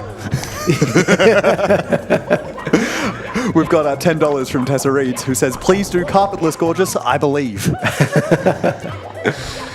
There is a version of Mario called, or mod called Shotgun Mario 64, where you play the entire game with a shotgun and you can like propel yourself. It's actually really cool. I can do carpetless in that, but unfortunately, base game just a little above my pay grade at the moment. But I think give me 6 months, we should be okay. We look forward to it. I guess that's the version of Mario where he chose violence as well. Oh, absolutely. Like, by default, this must be the non-violence Mario if the other one has a shotgun. Yeah. Oh, it's actually really interesting, because, like, you'd think oh, it's just for jumping around, like it'll shoot him up. But he can blow the doors down. He can everything. It's great. Instead of doing bomb clip, you can just shoot the cage. They thought this through. Yeah. It unfortunately doesn't run on console though. It does crash. But on emulator, it's okay. But that's not where we are. We've done 100 coins. Now we can do some of the more relaxing strats. This should pick up our stars per minute quite a bit. We'll go for triple box jump here, which used to be the standard for getting this star at top level, but a sign clip has been discovered, which is clipping through the floor while looking at a sign and crouching and jumping, but very clean, very quick. We need to do that trick twice in the run, so one time it is required for metal cap as well, but metal cap is right at the end. Even though there's no splits, I'll stick to the route I know just for familiarity's sake. We'll head for one of the fastest ones called emergency exit. You can see it up there at the top of the screen. Very solid. I think that's like 11 seconds. I think for that start, it's nothing too time consuming. The next trick is called Christmas Miracle.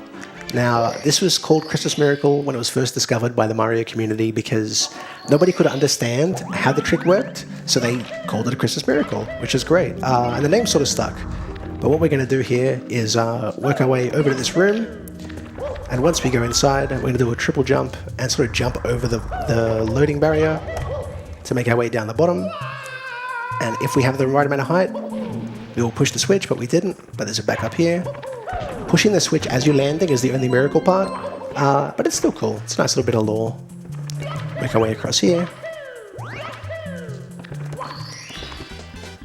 And slowly work our way towards the end of Hazy Maze Cave. I think this has to be the least favorite level out of everyone who's played this game. Nobody's like, oh, it's my favorite. It's just dark and gloomy. Doesn't look very inviting. Playing casually, this was absolutely my least favorite level. Yeah, casually my favorite was Tiny Huge Island. I thought it was a cool premise, like going big and small. But as a speedrunner, I hate it with a passion. So it's funny how that kind of works out. It's called Watch for Rolling Rocks. We saw Rolling Rocks. Good job. And the final trick in here is called Toxic Maze Elevator. There is a BLJ, which we cannot do, which is done by, I think, top five runners, 120 star only, because it is just so demanding, and especially this late into a run.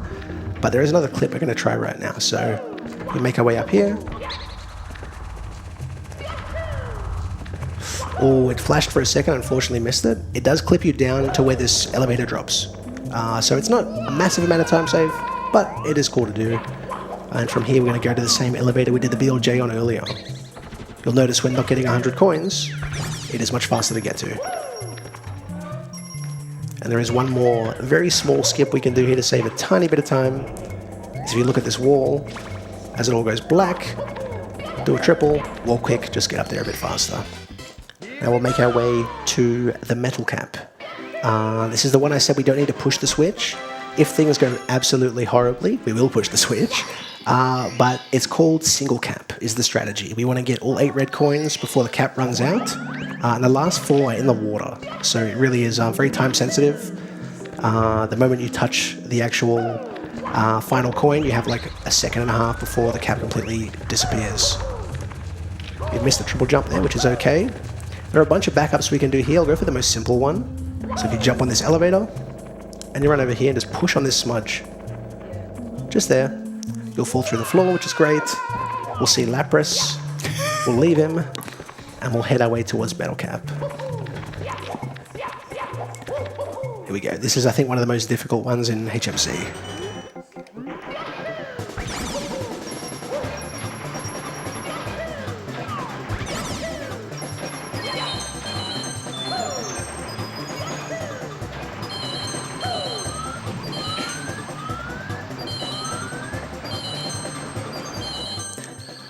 Fingers crossed it doesn't run out. Ah, there we go. That one is quite nice to hear. That's done in world records, which is really cool to see. Whenever there's like a world record strat, I like to call it out because I think that's kind of awesome that playing the game casually, you can get as good as a world record holder at 1 star. So the other 119, well, debatable. But that one's pretty good. Now, normally when I do speedruns, I joke that this is called carpetless, because there's not a single carpet in the entire level, so technically every star is carpetless, but this is a very quick way to grab this star without needing to jump across or push the log, anything like that. Nice and simple. Everything in here is quite fast. We're almost at that star a minute, but we should eclipse that within this level, fingers crossed. So we'll do one of the hardest puzzles in the entire game. Oh, green Suiji would never, that's fine. Make our way across here. I always thought this was a puzzle you had to complete. No. But it's cool. If the puzzle does complete, it shoots out some coins, which is kind of nice, but yeah, definitely didn't expect it to just get the coins and grab the star. Whew, there are 2 lots of bullies in this level as well, so what we want to do is try and get rid of them as much as we can. We'll head our way over here. If you're holding Z on this ramp and then press AB, he jump dives. If you're not holding Z, it doesn't work. It's kind of cool. Now if he looks at you, you can push him off. We'll make our way over here. I remember having very elaborate battles with that when I was younger, just trying to get him off. Do I punch him? Do I kick? Do I ground pound? But it turns out as long as you're in the air, you don't have to press anything, and it'll just push him back, which is kind of nice. The last one here is Bully the Bullies, which is just like the other one, but there will be 3 small ones, which will make a larger one up here. So it's the same route until we get to the large bully. So we'll try that trick again, hold Z. Oh, if you don't press A, you do that. From here we head our way directly over. We're going to try and get all these. 2 out of 3 is not bad. And then if you ground pound in the air, that's the final one. And we can make our way through here.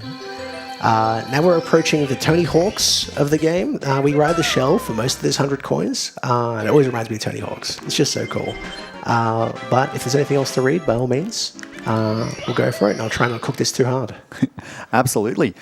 We have got $10 from Ruffle Yoshi, who says, love how you're talking, how you're not only talking about the strats that you're doing, but you're also talking about faster ones that other people do. Really shows the versatility.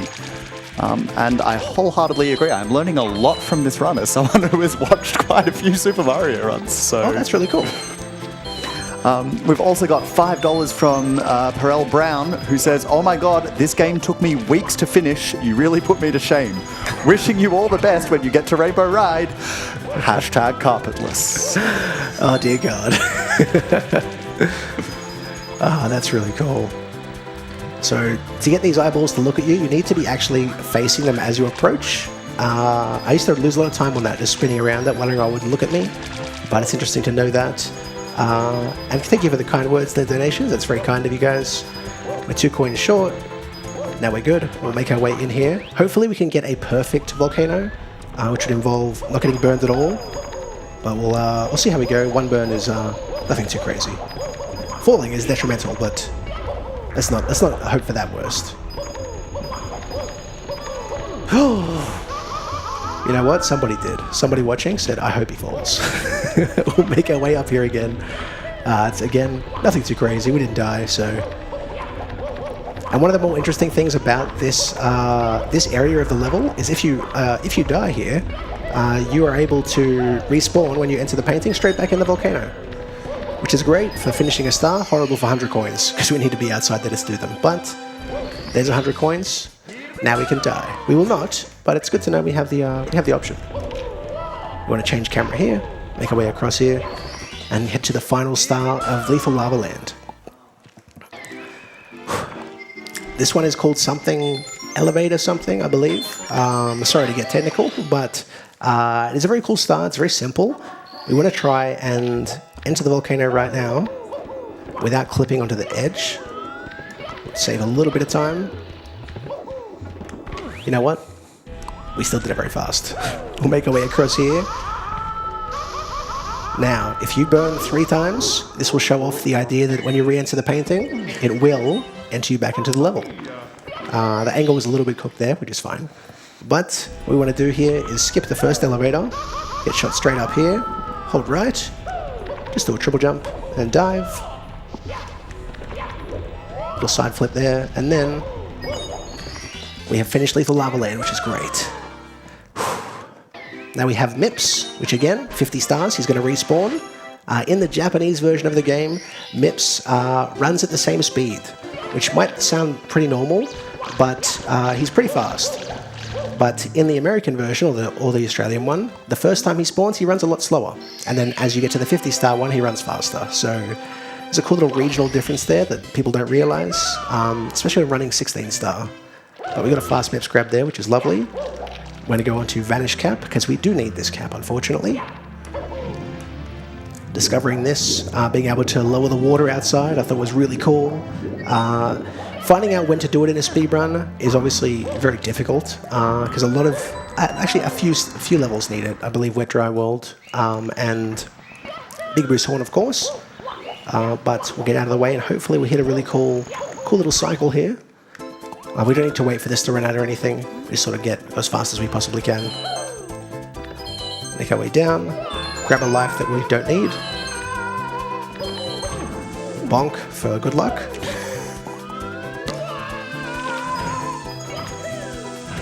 We want to... All the platforms in here rotate, so if you wait till that's at the bottom, do a very slow jump, you can bonk, which is pretty cool. I like that.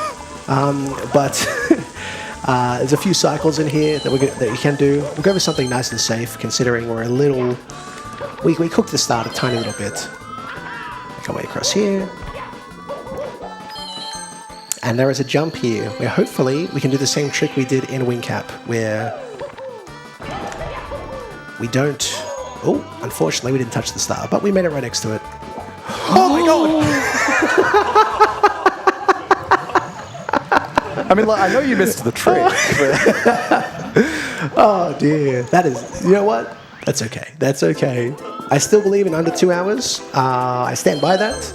I've been running this ever since I applied, saying that I had a very close to 2 hour PB time every night, and I've died on 100 coins and still managed to do it. So I think touch wood, a little ground pound for good luck is going to go a long way.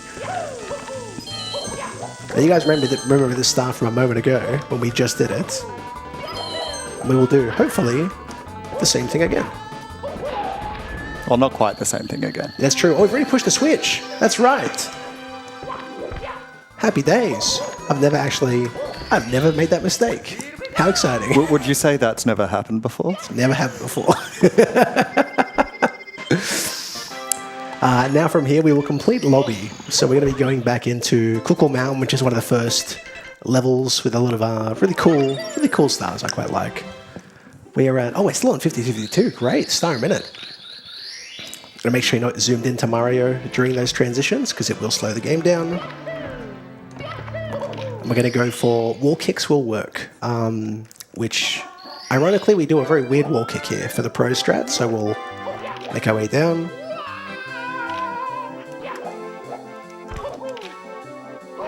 Oh, I'll take that. Happy days. Whew. One's a bit tricky, and we'll go for the other three main ones, which are going to be Pingu. Now, I believe the donation was, if I throw him off the edge, we'll get an extra $10. That is correct. So I'll hold you to that. Make our way across here right now. Grab Pingu.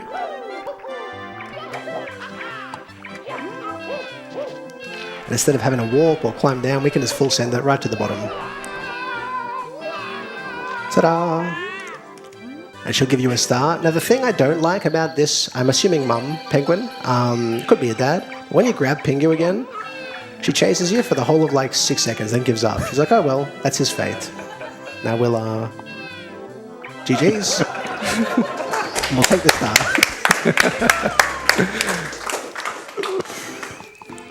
Thank you for the... I never do that during runs, so that's really satisfying. We're going to be doing the slide. Now this is done twice in this, so we want to enter it as quick as we possibly can. And instead of doing the slide, because it's too slow for a speedrunner, we just send ourselves off the edge, go right to the bottom of the slide, and shoot our way out the back. Now, if you're going backwards, you store your momentum and you can do a little moonwalk. We make our way directly to the final star of 400 coins, which is great. Ooh, happy days. Now, this is one of the stars where 100 coins and red coins are not combined. So, because we have to use the slide here, because the majority of the coins in the level are on it, we just get a couple of them. So we'll make our way here and start the 100 coins. If there's any more donations. Yeah, absolutely. True to his word, we've got $10 from Benny from the block, who says, "Thanks, mate. Fly, penguin, fly." I've got bad news to Benny about the flightless status of penguins, but other than that, also says, "Good luck with the rest of the run. Got to get back to work." We also have $20 from Sinray, who says, "What part of New Zealand is this event taking place in again? Asking for a friend." And Sinray, it's a small island off the coast of New Zealand is where we're doing this.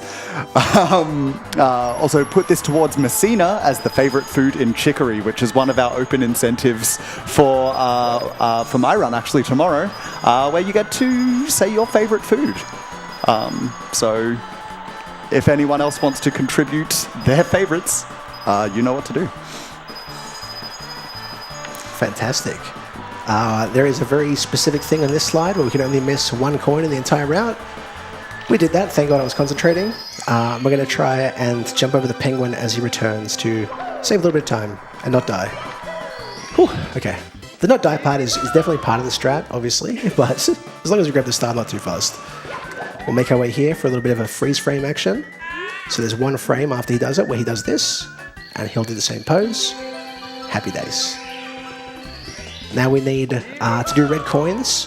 Now this, if anybody has ever seen me speedrun or seen a Mario speedrun, may know this one's a bit all over the shop.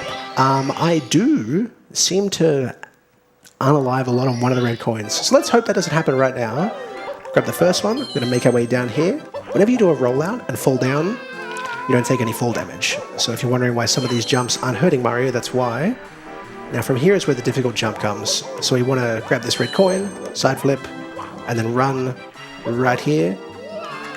Happy days, no death. Love to see it. Get the last red coins here. Speed kick for good luck. And whoop our way to the top. I think this is one of the most convoluted red coins in the entire game, just because they're not all like localized, they're everywhere. They're all over the shop. But we've done it, which is great. Whew, please don't bonk. Please don't bonk. Fantastic. And now we have... it's good when we don't die. It's quite nice. The last star in this is called Snowman's Lost His Head. Big shock, Snowman's lost his head. So we're going to try and return it. There is a very quick way to get to him, which is a nice triple jump here right at the start. And you can just sort of slide right in front of him. And to understand this, the simplest way to explain it is if you just draw a line with wherever Mario is, all the way down to the bottom, the head will follow you. I know people have tried to jump off the side, wonder why it doesn't work, the head rolls away. It's very simple, it's very nice. But we're going to go for another strat, apart from just leading him here fast, is where we backflip and hopefully land directly under the star where it spawns. Happy days. Moment of truth. Okay, beautiful. Snowman's... Sorry? Cool Mountain is now done. We can make our way towards Big Boo's Haunt, where we're going to get all the very spooky stars. Now, disclaimer, there are ghosts here, so if you are easily startled, please make sure you alert your loved ones. But we'll head our way in there right now. One of the most unique levels of the whole game, just because you have to actually get rid of an enemy every time to spawn the level. We'll head our way over there right now, as we take damage, and go in. If you jump as well, it saves a little bit of time every time you enter. So I believe these prompts are telling you to go away if things are obviously dire in this situation, but we're going to make our way over here. There is a cool sort of, how do I explain this, effect of the Japanese version, where just before that text appears, but after you've unalived the ghost, the doors are invisible, so you can actually clip through some of the doors. It is a very, very advanced strat, but it's good to know. I'm going to try and go for it on the final ghost, but from here, we're just going to make our way as quick as we possibly can into the last room, where hopefully we can get 2 for 1, which would be fantastic. And then we'll try and go straight for that door and try and make our way through it. So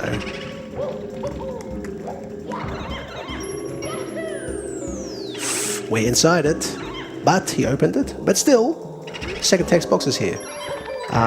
In the US version, when you do the same thing, the doors it doesn't work, but if you kill two of them at once, you only get one text box. So that must have been one of the changes they made in the game when they re-released it, because the Japanese version came out a year before the US and everywhere else in the world. Now going to make our way back in. There are a slew of very fast stars here. The 100 coins does require the invisibility cap, surprisingly, but we'll go for Library, which is one of the quickest and simplest stars. Try and bring that stars per minute up as quick as we can. Just hold down, up, down. Double tap R to change the camera, reduce some lag. We can make our way over here. It's very quick, very easy. And we'll make our way again back in here for that 100 coins I just mentioned. Now, this is quite a demanding star. You will see the scary piano as well, so jump scare warning, I guess, but we'll be okay as long as we don't get hit by it. And we'll go for it right now if there's any donations. Anything you want to go for? We just had a very exciting donation. We've got $20 from Nikosar, who says Super Mario 6400, because we have just raised $6,400. So amazing. We're putting that towards the Vernal skin in Hades, which is another incentive we've got open for a bid war to choose what our familiar is going to look like. There are a lot of really cool runs happening throughout this whole event. It was actually quite exciting to watch them on stream before I got here for the night. For the night technically. Oh, pardon me. I really enjoyed watching the randomizer too that happened just before this one, only because I don't really play randomizers too much. I think it's like a different mental skill set to be able to just wing it throughout the entire game. So mad respect to that runner for being able to get that done. We're making our way through here. Now, if you don't get up there first try and come down for this, you can just make you up to the top and leave out the top door, which technically is not time loss at all, which is very rare to say for a strat. Going across here. The RNG on the eyeballs is one that I don't believe can be manipulated, but we will be trying something at the end of this 100 coins where we try and manipulate a boo. So there's a room that has like a false floor that drops into another area. We want to make sure that we hopefully lure the one in the bottom room to go where we want it to go, save a little bit of time. We're approaching the final part. We've had to go essentially around this entire level for this 100 coins, which is, I suppose, to be expected. But it's a lot of doors, It feels very closed in for this level, not a big fan. What we want to do here is rub this wall. So the boo is underneath us right now. We do this, and then hopefully it's just here. Yes, fantastic. Whew. That should hopefully give us the coin straight away as well. Yeah. Whew, that's actually like a day-old strat. That's very new, so I'm glad that we're actually nailing that, which is good. We'll go for the most cursed triple jump in the game, where we sort of just run at the camera and then cook it, and then go for here and grab the star and pretend that didn't happen. So 100 coins is done. 103 and 63. Okay, good. Especially considering 100 coins, I'm pretty comfortable with that. We want to make our way for the invisibility cap for this next one. This one is called Eye to Eye in the secret room. Big shock. The room is not very secret, but the eye doesn't know that, so we'll be very surprised when we get in there. Work our way over here. Now, if you do a side flip as soon as you enter, you can get to the box straight away. And you want to enter this door because we're closer to the second exit, as opposed to having to run in and run across a room.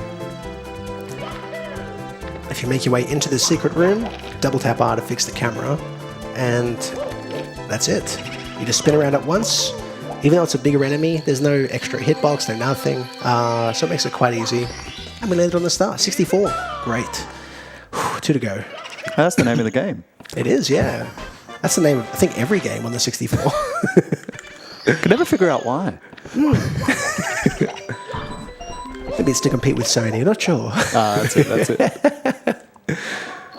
But PlayStation 2, we've got 62 more numbers than that. I feel like they did start doing that for the Switch as well. Where they were like, oh, it's Mario Switch, or Wii Sports Switch Edition. But it's not as common. Okay, Mario, can you please wall kick off this? Thank you so much. We're going to be going for top of the balcony. There's another boo there, which we apparently are putting off seeing for some reason. Mario maybe doesn't want to buy of it. But we're going to do a strat here where we actually are already on the roof when we kill him. So if you hold upright here and ground pound, then kick, then punch, you can slide on him for the final hit, and hopefully we end up straight up there. Beautiful. And the last star is, I think, the best star in Big Moose Horn. I think it's really cool. It's the merry-go-round. You'll notice in Mario 64, well, you may notice, a lot of the music is used in a couple levels. This is the only level where you not only have one unique music, so no other level has this music you're about to hear, which is mostly wind, but there is spooky stuff happening behind it. But there's a merry-go-round that has its own unique music as well. So we'll make our way down there, do a trick called Splashless. We don't touch the water, and head our way directly over to the booze right now, and sort of cheese them a little bit. If you're directly to the right or left of their eyesight, you're going to sort of grab pound. They don't really care. They'll spew the money at you. You'd think it'd be used for 100 coins, but it's not actually faster. Alright, are we on the star? Fingers crossed. Okay, excellent. More than halfway done. Oh, it feels like a good run, touch wood. Oh, we'll go towards Die Docks. Now this, in most speedrunners' opinion, is the most demanding run of 100 coins of the entire game. Just because the submarine is there, it's a lot of lag, but it's very, very difficult platforming. Because we're not doing it the way the game intends. We're actually going to be jumping off and on the submarine to try and get all the red coins. So we'll give that a go right now. Do some swimming as well, which swimming is not too bad for this area. But if there's anything else to read, by all means. If not, that's okay. Yeah, we haven't had any more donations come through just yet, but just a reminder that we are raising money for Game on Cancer, which is a charity that is raising money to support early career cancer researchers try to find a cure for cancer. So everything that we're raising is going towards that. So please donate generously if you can. Fantastic. I think it's one of the greatest causes in terms of charities overall. Oh, here we go. Swimming here to try and get the coins is a little bit difficult just because you've got a current behind you pulling you back. But we actually did it very fast there, which is great. Make our way across here. This is all the relaxing part of the run. You can just sort of chill, enjoy the music, watch Mario swim. Surprisingly, platform straight away, like soaked in water, but hey, it is a video game, we don't have to stress too much. And then we'll make our way to the most difficult part of the entire run, where hopefully we only want to ideally fall off the boat one time. That's what we're looking for. So if it happens more than once, again, it's a run, we got backups. But it's nice to try and aim for the best you can do and then accommodate for the rest. Make our way up here. You can hear that perfect swim sound as he's making his way through the water, but we will go across here, see right 3 times to not look at the ship because it's too big. And then from here, very nice. We want to try and zoom the camera in again, just trying to limit his field of view, really. It's hard for a third-person game. And there's the only time we're supposed to fall in the water. From here, we have the most difficult triple jump in the entire game.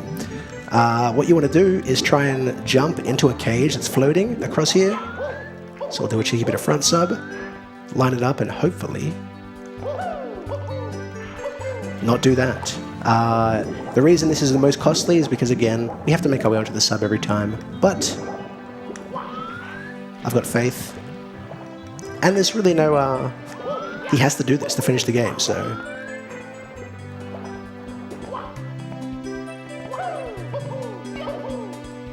Whew, nice.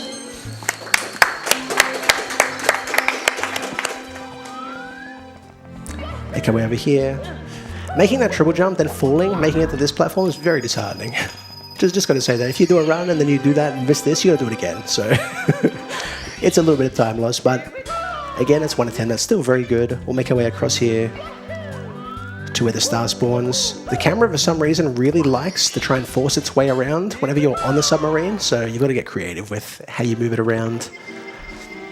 Oh, I'm glad that's out of the way. That was one of my biggest worries doing a live run was that star. So I'm glad it's finished. We're going to do Mario's impression of a open heart surgeon, and we're going to open up a few chests right now. So we'll make our way down here. With good swimming, it's actually a very easy start. It's nothing too difficult. We just want to not get sucked into that middle current and force Mario to do it all over again, like we did Vanish Cap. Work our way across here. That's very laggy in the center, so as soon as you touch it, you hold C left to look away. Whew, okay, and we can head our way towards the star. A lot of swimming, but this is the tail end and the final water level in quotes. Wet Dry World counts, but not really, because you don't need it for one of the levels. And we're at 69 Lamau. We'll make our way through and do front sub. This is a strategy which you just saw in 100 coins, where he climbed the front of the submarine. It is a little faster than working your way to the back and heading all the way around. So we'll work our way down there right now. You'll notice too, the camera is not dead on for Mario every time. We're holding C right and C left and alternating. That's again, as we pass this loading zone in here, the lag picks up. So as soon as we're in here with the giant submarine, it'll slow the game down. So we want to avoid that as much as we possibly can. Again, even heading up here, we don't want to look at it. And we'll try and go for moving front sub, but we don't have to stop. Happy days. And now we can do the second Bowser level, 70 stars into the game. Normally, 70 stars is where you would finish the game as a Let's Play, like casually, but we've still got a fair bit to go. This is, in my opinion, the hardest Bowser level. Just because of how it all works. This is very cycle-based, but we'll do our best here to try and hit early Ellies, which is a professional level where we don't sort of have to wait for any platforms. And we just bonked, so we will go for regular Ellies. Ellies is short for elevator. People seem to think it was named after a runner, which is fair. I made that assumption as well, but work our way down here.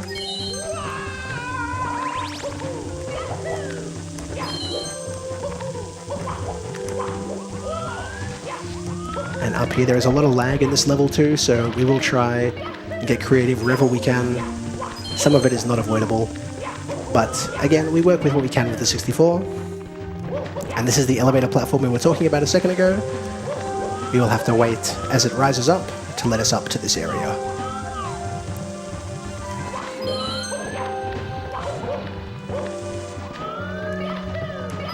And from here, ideally we don't want to get shocked or only burned once. There's the one burn, happy days. And make our way to the last red coin. No matter how many times you run this game, if you ever learn speedrunning or want to give it a try, sometimes you'll miss a red coin. Just make your way back. Definitely don't have a meltdown when you do it. I may be speaking from experience, very recent experience preparing for this, but it's okay. We'll get there at the end. And we're going to switch controllers for the second time for a Bowser throw, where we can do that to hopefully do it in one spin yet again. 1, 2, 3. And if you sort of face the camera to the left here, you get a little side on of him, kind of pretend it's Super Mario Bros. Or something 2D. And if you're touching his tail, even if he turns around, you can press B and you can still grab him. It's called grab storage. Essentially, as long as you run through it, even if you run in front of him around for 5 minutes, if you get near and press B, you'll grab it again. So it's another cool, easy trick. And with the Japanese version, where he's looking is where his head stays after you touch the keys. So you can make him dab. There's 3 stars to go in Die Docs. This is one of the more confusing splits for a speedrun, really, because you have 100 coins, then the levels, then Bowser, then more levels. So a lot of people like to combine these overall. But we have 2 very simple ones now, or 3, I apologize, can't count. We have the Manta Ray, which ideally you want to get that first ring, but if you miss it, you lose 3 seconds. It's not a big deal. And we'll make our way towards a star. I do believe there is lag reduction for this area, for this 1 star. I just don't know what it is. But it's a learning journey. It's a long game. I'm very actually surprised. I've never sort of picked up or thought I'd speedrun a game, but knowing how much there is to an entire game is kind of like really enticing. So we're going to be going for another one where you would use a metal cap. So There are some rings that will shoot up from the floor this time. We're just going to swim into them, and a jet stream that would push us away. But with some perfect swims and hopefully good luck, we can make our way over through to it and hopefully get it on the first approach. So as he swims down, ideally we could just grab the star.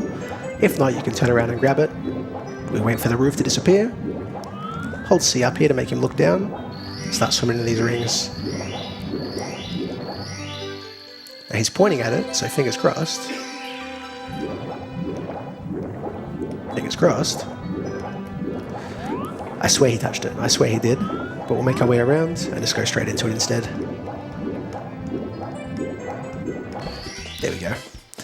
There is the hitboxes are very unusual when you're getting pushed back in the water. I don't know how to describe it specifically, but you make one wrong turn and he will just get launched out. The last one here requires the invisibility cap, which we got a little bit earlier. We're going to use that to swim into a cage. This one is actually called Combine the Caps, I believe, in the American version, or the Australian one as well. The reason you may wonder why I'm referencing the American one as opposed to the Australian is that the Australian and European are PAL versions of the game, so they run at 4/5 the speed. So comparing it to like just him running around, it looks like he's on the moon a little bit. It feels very unusual. So nobody really speedruns that, although I am top 3 in the world for 70 star on PAL, just because I thought it'd be fun to run. But I know there are definitely much better players who could pick it up and sort of breeze through it. And if you want to give it a try at home, you can do all these tricks on the PAL version. Yeah, you're supposed to combine the caps here, but I don't know why you can't just swim to it. That's like a speedrunning thing. It sort of clicked in later on. It's like, oh, that does make a lot more sense. And we have done this. We're going to be heading upstairs now upstairs. There is two sections of upstairs. This one, which we call upstairs, and Tippy, which is the tip top of the entire castle. That's where you'll find Rainbow Ride and Tick-Tock Clock, the hardest levels.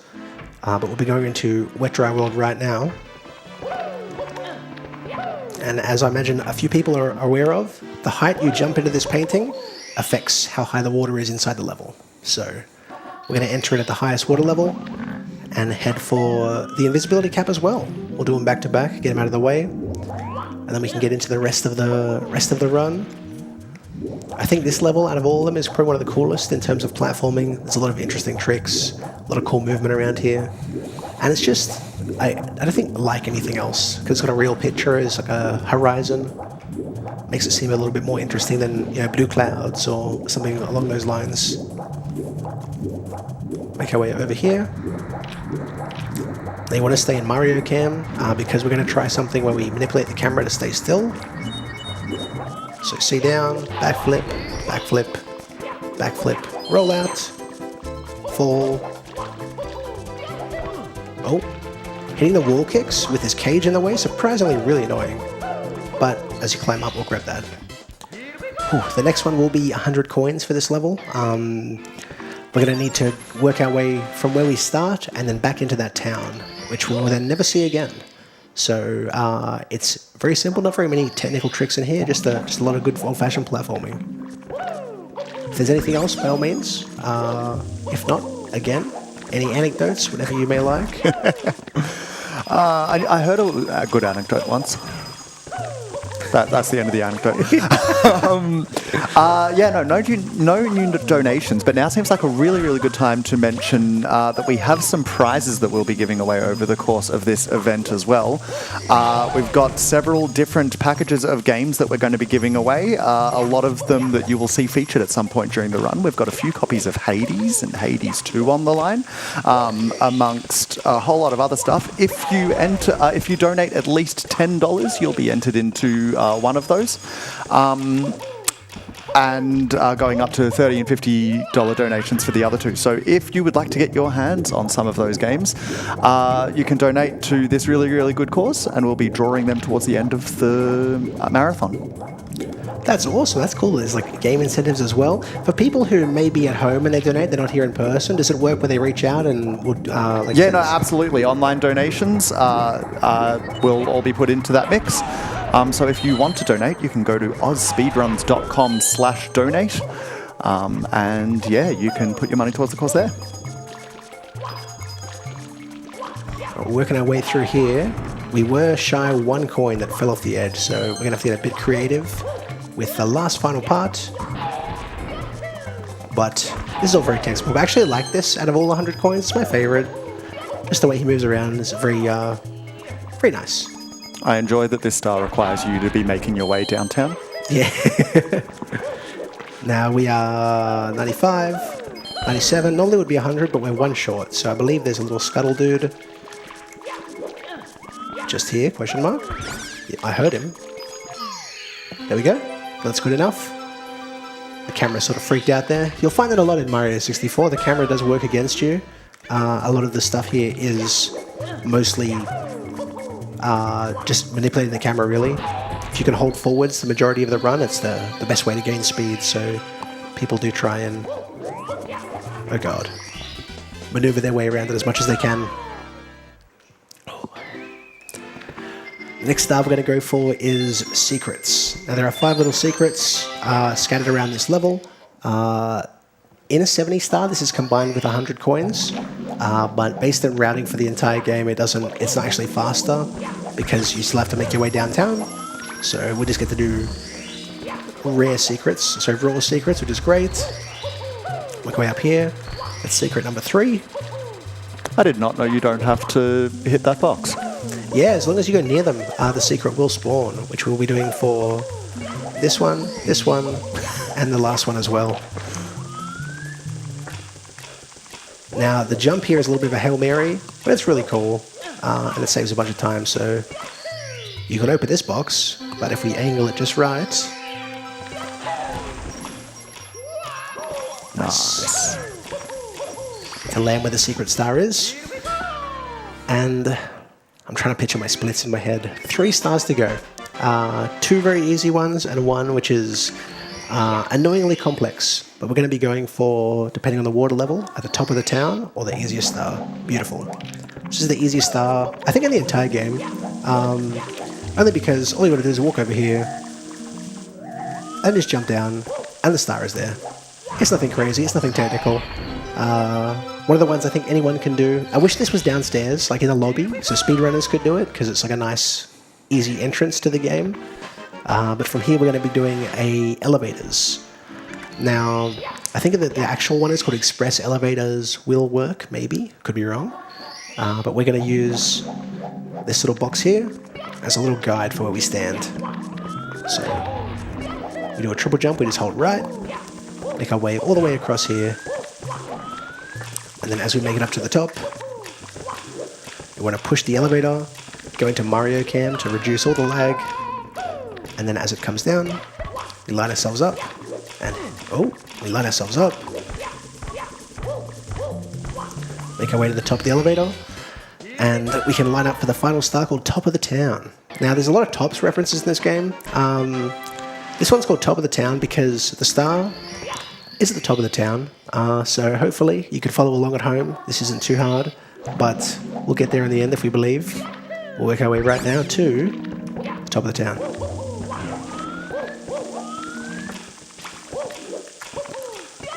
In my head, this star is Mario being Irish and doing a top of the town to you. And there we go. Top of the town, Wet Dry World is now done. We are pretty good for pace, which is great. We're going to make our way towards Tiny Huge Island. Now, this is one of the more unique levels in the entire game because it has a mechanic where you enter, you think that's the painting, that's not the painting.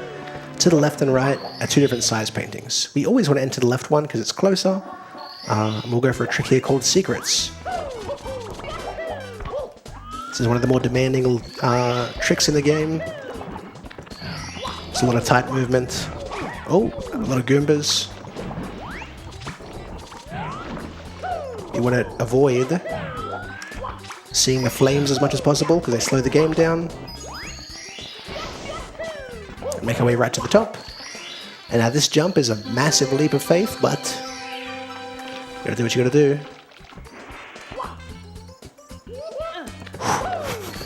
Never didn't have it. Yeah, wasn't even stressed. From here we'll go for piranhas. Now this is something, if you watch other speedrunners, you won't see them do this route this way. I do this myself for lag reduction overall. Eventually, we'll do the other alternate route, but from here, we actually generate these in a different area. So we get these two first, move across here as it's spawning, and then we want to side flip, and then Mario Cam, so he's looking at nothing. And that way, all this stars spawn, everything else is no lag. Nice simple little strategy. We can work our way through the remainder of Tiny Huge Island.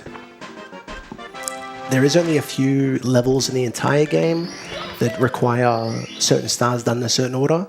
Koopa the Quick can only be done after you do Piranhas and I believe Secrets. It could just be Secrets, but it is a requirement. Otherwise, you'll go there and he's not waiting for you. But we're going to do a trick here called... it's like an island clip. We clip inside the island. And then avoid having to drain the water. And we're going to fight Wiggler. Now he is probably one of the most innocent people in the whole game. Like the text is literally like, what are you doing, Mario? Why are you wrecking my house? And then you come in and just sort of make him regret existing. But after the third hit, he does give you a star. So, I mean, it is worth it. There you go. The sadness enters his face and we get a star. Really, it's his own fault for not just giving you the star to begin with. You know? Exactly, yeah, honestly. If he was really a good guy. From here, we're going to go on to 100 coins. So if there's anything you want to call out about our speedruns or anything like that, by all means. Yeah, no, we have just received another $20 donation from Tessa Reeds. Thank you very much. Who says, hey, Logan, I have to go, but good luck and hope you PB or sub 2. Beautiful. The whole goal for this, obviously, the target is to less than 2 hours, and that's been my big grind. I do like the idea of beating games in under milestone times, like 70 star under an hour, 16 star under 20 minutes, and 120 star under 2 hours. So I've been timing myself every night, trying to, obviously during stream, trying to see how close we can get, and I think the consistency has helped a lot, honestly. It's been very cool journey. I never thought I'd like the category. 2-piece feed at the side. We want to work our way through here. Now, the most, I think, scary part of this 100 coins is going to be when you head into this cave. Because basically, every fall in there will unalive you. It's not like, oh, pardon me, right in front of my speedrun. It's not like some of the other ones where you can like get a burn or something and you're okay. This will absolutely end the run and lose like 4 minutes. So, no pressure now that I've said all that. Let's make our way into here. Hopefully, not fall. Sure, it's fine. What could possibly go wrong? Make our way across here, bit of a risky jump. And into the one place apart from Lethal Lava Lamp where all the red coins are here together. You won't do anything risky in here. Just play it safe.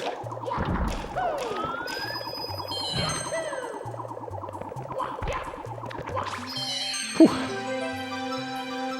That's good. I think every 100 coins has different levels of, oh god, how's this going to get ruined? That's one of the higher ones.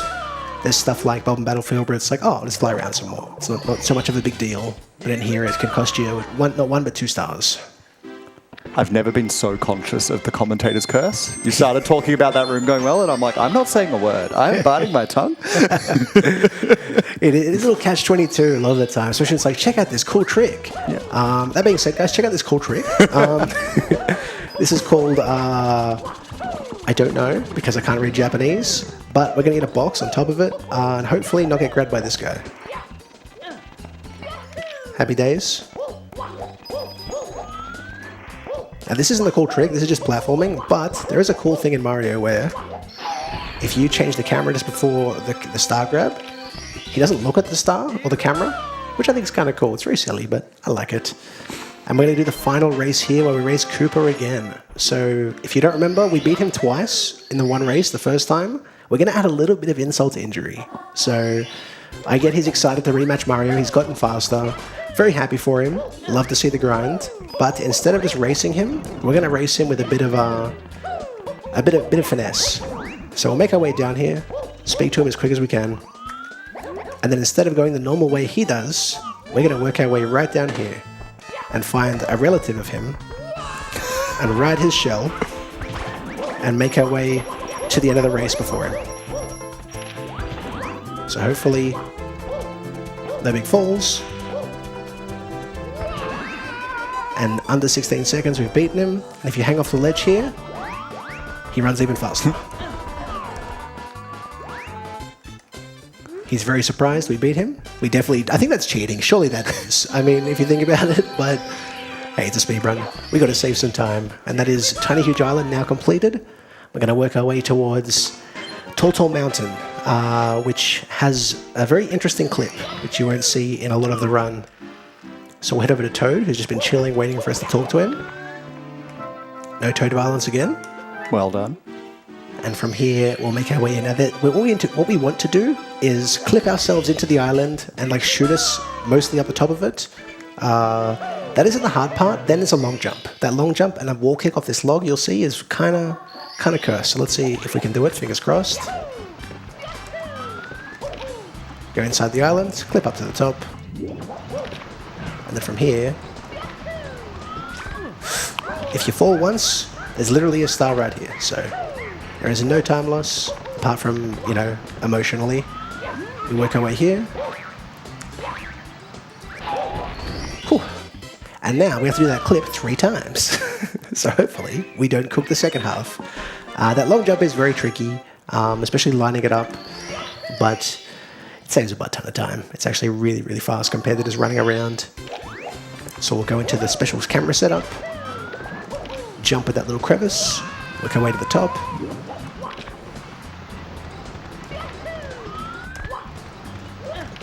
Hit it the first time, and then if Mario does a triple jump on the slope, he will be able to do it regardless of where it is. So we're going to take advantage of that a fair bit in this level and climb up as fast as we can.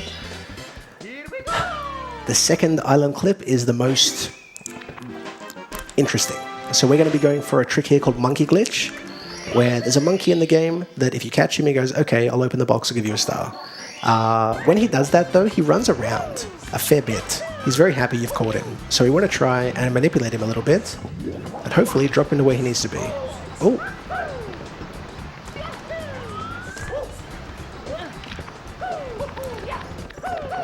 And if you do miss the triple, you can just do silly kicks up here. I'm going to head towards the monkey right now.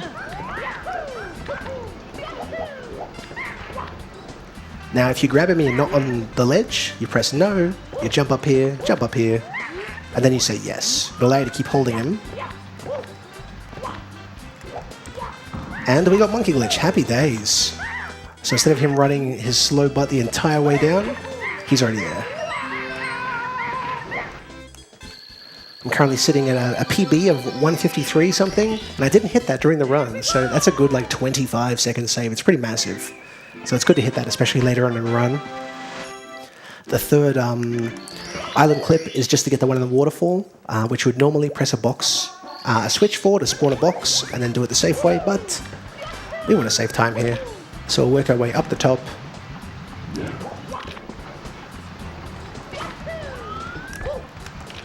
Hit a first frame, you'll see he jumped a lot further there. If you press jump on the first frame, he touches a wall, he saves all his speed and momentum. Whew. And there's the final one, great. Now from here we're going to be heading into 100 coins for Tall Mountain. This is a very relaxing one. We get to do a slide again, which is quite nice. There's only a few things to call out for this one in particular, but the main thing is get coins as fast as you can, but more importantly, get a specific amount of coins, because if you're on the slide when you spawn the star, it's really hard to stop and grab it, especially because you're sliding down the speed of sound. So I think that's a different game. He's blue, he's fast. I'm pretty sure it's the same game. That's true. I mean, it's like a lot of him is blue.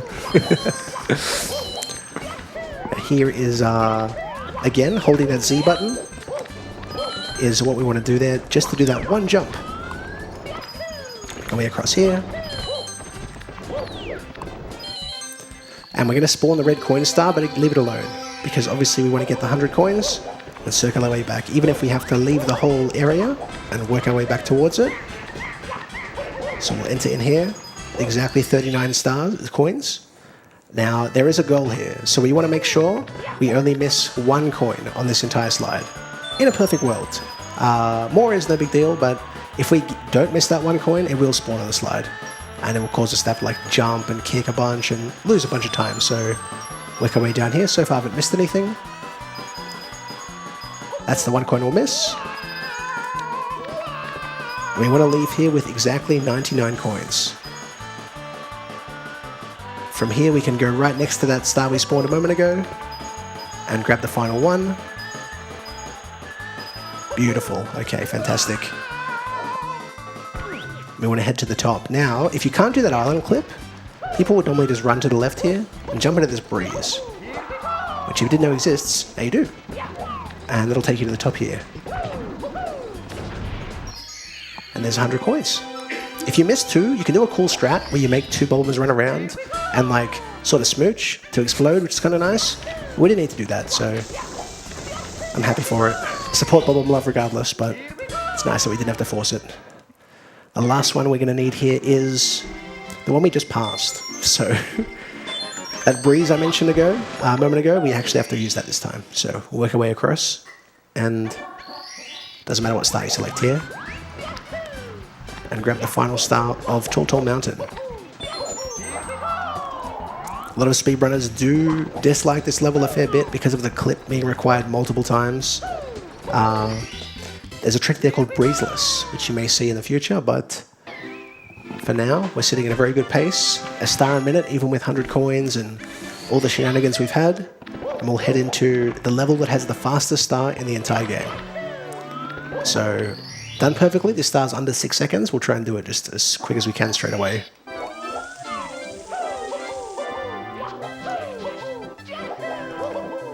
Cool, nice. And from here, this is an 100 coins we're going to need to do that requires that has the most RNG, I believe, in the entire game, because we've got to kill like 10 enemies or something, and whenever you unalive an enemy in this game, it will shoot them out. So we'll head over here. Apparently take damage to a wallet, which is fine. That being said, guys, if you're enjoying the stream, please, by all means, go into your wallet and donate to Oz Speedruns. Would highly recommend it. It's one of my favorite pastimes. We'll work our way over here and head to the inside the igloo where the majority of the coins are stored here. So work our way across and make our way inside. If there's anything else to call out, by all means. Yeah, absolutely. We do have a $20 donation from Mrs. Logan, who says, "Your speed and movement has impressed me. Call me sometime." How lovely. That's my heavily pregnant wife at the moment. She's at my mother-in-law's while I do the adult thing and play a game as fast as I can for charity. But she's been very supportive. The entire reason I can even do speedruns, really, because at night time they all go to sleep and I stay up and do my nerd thing.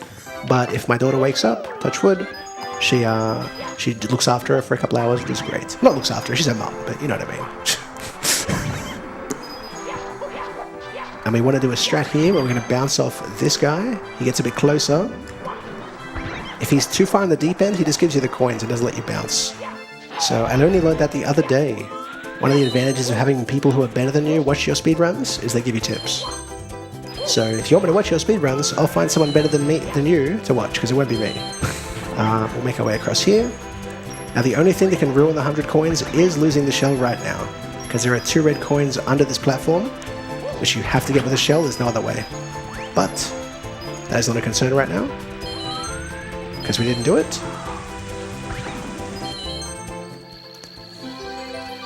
We've just spawned a 100 coin star. We're going to work our way across here. A little plane here, which we can jump across. Grab that last coin. And I can't count. Grab that last coin. There we go. Whenever you grab a star, you do lose the shell, which is very sad because it would be a quick way to get to the star, but we'll jump in this breeze and then work our way around. There's only 200 coins to go. They are the most nerve-wracking, but the one I'm most nervous for is TikTok Clock, because it's the most technically demanding. A lot of very small Mario movements that seem unnecessary, but apparently that's going fast. We're going to now work our way over here to a secret box, which you're supposed to run around the whole map for, but Mario is Mario, loves jumping. I hear they call him the Jump Man. Apparently, yeah. There's been a game or two where I think it's referenced. Anybody done any Donkey Kong original speedruns at Oz Speedruns? I am not sure, actually. Donkey Kong is a real gaping hole in my knowledge of speedruns in general. I saw the randomizer earlier. I'm like, this sure looks like it's not meant to be played this way, but... Yeah, when I saw Donkey Kong had the really tiny head and the massive body, I was like, randomizer. That seems random. Either that or it's some interesting character design. Nintendo in the 90s, though, man. Like, oh, yeah. Who knows? That's one thing I do miss that doesn't happen in modern games that is in old games. Not for this, but like some titles used to have like a demo code you would put in to like play a different game apart from the one you purchased. So like Spyro Year of the Dragon has like a Crash Bash demo built into the game, which is cool. But they don't really do that anymore with like modern games. I suppose you just download them from the online store of your choosing, but it was a nice inclusion. It's a bit like the old Microsoft Office suite had 1,000,001 Easter eggs of, I think you could play Microsoft Flight Simulator inside Word. Yeah. There's definitely a bunch of weird stuff that was in those. I'm told it stopped because the devs were putting them in secretly and then they got told, hey, maybe stop putting secret code into our programs. The internet became mainstream. They've realized, we're in terrible trouble. This final star of Snowman's Land is going to be just heading to the top of the island here. We're going to go for a very nice strat. 3 wall kicks, a side flip, and this long jump to the final star. And now we're going to go for a trick called Wilco Clip. Now Wilco is a very infamous runner in the community. He invented a setup for a backwards long jump, which saves time. 120 runners used to believe that just running up to the stairs and opening it was faster, but he proved them wrong. Let's see if we can prove him right now.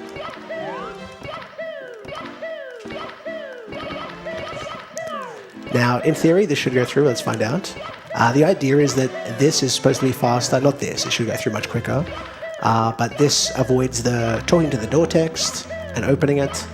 And if it doesn't work, you're going to still to the door anyway. So, A for effort. We got there in the end. We're going to go to Bootleg Rainbow Ride now. And this is one of the only secret stars that has a whole level, like Princess Secret Slide. Which seems a little, I suppose, not out of the ordinary, but just seems unusual for this game. So we'll work our way down here. Risky jump. And work our way through these red coins. They are scattered in different areas, but you can do it all with one cap. Ooh! Now this is a big setback. Only because it takes you all the way outside the castle where we first started the run. We'll make our way back upstairs and go for it again. But did you know that happens in the game? Because you do now. We'll head our way up to the top and go for it again. Normally that jump isn't too much of an issue, but obviously live setting, nerves, things like that. I think it's just really generous of you to show off that feature of the game. Yeah, absolutely. That's definitely, and we've spoken the door already, so it'll open up instantly. You can see what it's like if we hit the BLJ. Amazing. 10 out of 10. Doing the rare technique of forward long jumping up those stairs. All right, so this star feels a bit out of the ordinary compared to the other stars, but with the right bit of movement, we can make our way through.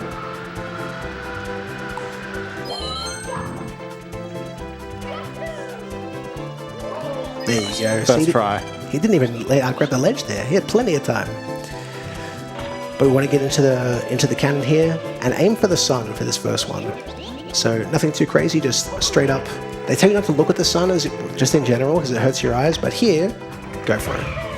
You just aim straight forward, it'll line you up with the platform here. And if you can enter it without touching the walls, happy days. If you don't, still happy days, it's been a good day. And we want to go towards the top of the entire area, so about here. Now I accidentally grabbed a second wing cap straight away, which gives us more time in the air, which is great. Didn't need it though. And we want to head for this last red coin here and avoid the infamous whaw of him grabbing a pole. Waiting for it. Happy days. Awesome. Alright, this is now done. You know what happens if you fall, so it's risky. And we're going to head into Tick-Tock Clock, which is a level that is unique in the way you enter it, much like Wet Dry World, where if you jump up to the top or middle, it changes the water level. Here, the time that it is on the clock changes what exactly you see. So we're going to leave the clock going fast, and we're going to go for a trick called Flippies, which is, you'll see.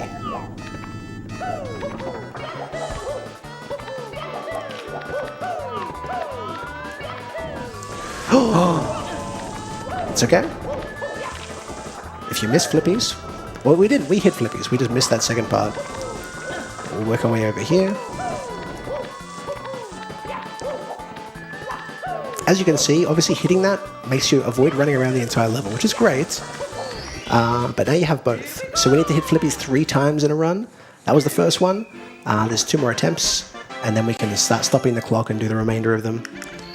Work our way back inside and go for Flippies part 2. And hopefully not stuff it up.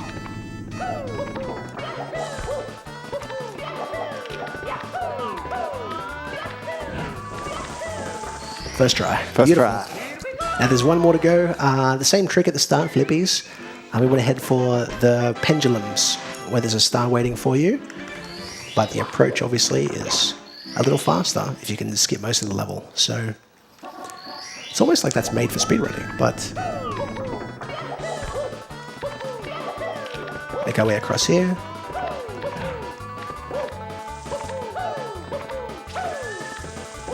We want to just head up directly here, send our way across. Now the 100 coins in this level is very, very intricate because it relies on the clock being in certain positions, but mostly because there's invisible walls absolutely everywhere. So at any point you could go for a jump and you can hit one and it'll send you to your death. So we're going to go for 100 coins now. If you want to take over during this part, I would really appreciate it. Yeah, all good. We don't have any more donations to read, but I think that it would be a great time to just remind you of some of our incentives for tomorrow. We have got our Hades 2 run, where you can determine the skin of our Raki familiar. Raki is normally, I believe, a white crow. But you can make Raki look all sorts of other ways. So you can donate towards that. We've got a bid war going on there. We also have another big bid war for Chicory, where you can tell us what is your favorite food. This seems like a little bit of a weird incentive for context. That name's the main character. The start of the run asks us what's your favorite food, and then that's the name of your character for the rest of the run. So you can pitch in towards that and put in whatever you like on that one. And finally, I haven't seen this, and I'm so curious as to what it looks like. For Kingdom Hearts Final Mix, fight Sephiroth at level 1 in Kingdom Hearts 2. I know a few things about Sephiroth, and Sephiroth being beatable at level 1 in general doesn't square with them. So I'm very keen to see that. We need $500 to be put towards that incentive in order to meet it. We're currently at $50. So if you want to see Sephiroth be defeated by an absolute noob, $450 to contribute towards that. To do any of that, you can go to ozspeedruns.com/donate and put what you want to donate towards in the comment box there. Perfect timing. Right. That went really, really well. So. Nice. I was looking away at my screen and I looked back and the 100 coins was over and I was like, cool, I'm going to take it. That was good. Yeah, no falls, no invisible walls. Happy to see it. We're going to do 8 red coins here. Much like some of the other stars, it's a very easy approach here. We're just going to get them all in one area. With the clock stopped, it makes it a little bit free. There is a trick called moving reds, which obviously the clock is moving, but it's good to know that's a possibility for the future. But as for right now, I'd rather finish the run. So we'll go for this. And this next one, in my opinion, is the most sweaty star of the entire game, apart from my hands sweating from being nervous. We're going to do something where we climb up the entire clock as quick as we can and send our way into a cage to grab the final one. So We'll try this right now. It's a little complicated, but fingers crossed.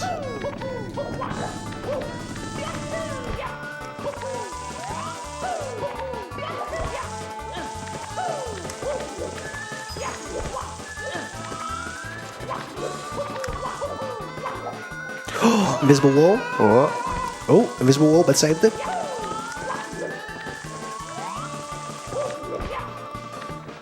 We're just showing off backups here, yeah? There's plenty of back all over the game. It's a state of mind. There we go, back up. Something I think really cool about this level as well is how vertical it is. And so it's like, all right, when you fall, how far do we fall? And how do you save it from how far do we fall? Exactly, yeah. Watching people play randomizers or Iron Mario, especially in this level, is very interesting because they learn how to climb all different areas of the clock, which is very cool. We'll get the final no Toad Violent star. Hooray. And work our way into Rainbow Ride. We are sitting at maybe, at this point, I believe, slightly over 2 hours, but it'll depend how Rainbow Ride goes, really. This is the most fall and you die level of the game.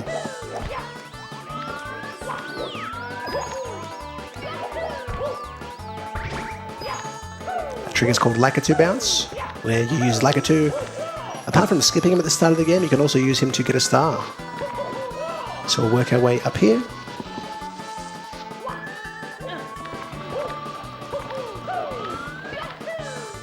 Whew. That trick is needed twice in the entire run, so it's good that we got that out of the way as the first trick. It has 3 backups, but not needing them is great. I'm just putting it out there. I didn't see you use a carpet for that star either. That's true. So first carpetless of the run. That being said, this is the worst star in the game. This is called potentially carpetless as well, but swinging in the breeze because of this jump. Oh, nice. Again, no carpets were harmed Second during this run. carpetless. Or possibly 114th carpetless. Very true. Actually, yeah, that's it. A mechanic that's only used in this one level, which is kind of interesting. Oh no, Lethal Lava Land, the elevators are... Oh no, they're not. I've bamboozled myself. That being said, this is 100 coins. Fun fact, in Mario 64, if you get 100 coins, you spawn a star. I don't know if you guys are aware of this at this point in the run, but it's good to call out. This has another cursed jump. I straight up had a friend is a strong word, an acquaintance in primary school who would often lie to me for fun. And when I was playing Super Mario, I was like, yeah, did you know that when you collect 100 coins in a level, you get a star? And I think that was maybe the one time in our relationship I'm like, I'm not falling for that one.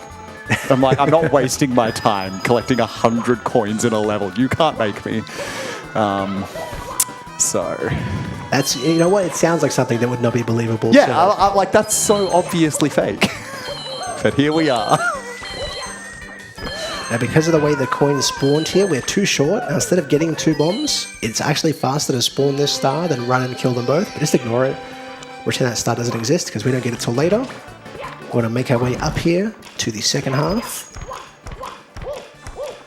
Missing a low jump kills the 100 coins here too, but low jumps are very, very generous. Sorry, wall kicks are very generous. We'll work our way to the top. Now from here you're going to see something. That's a bonk. Don't see that. You're going to see something here. Please look away if you're allergic to carpets, but we will be using a carpet here to finish the run, or to finish the 100 coins. And is backflipping like crazy to sort of raise the anxiety level a little bit, as if the run isn't scary enough. World record for amount of backflips continuously is 24 in a row without stopping. We are set. Whoa. You can't break a world record without a little bit of risk, right? Exactly. Oh, goodness. But yeah, it's a bit of fun to do. Obviously, there's nothing to do on the carpet while you're just waiting around, but it's a nice relaxing part of the end of the run, in my opinion. I know that'll change once we load carpetless, but until we're there, we live it up. We get a bit silly in the castle, or in the area.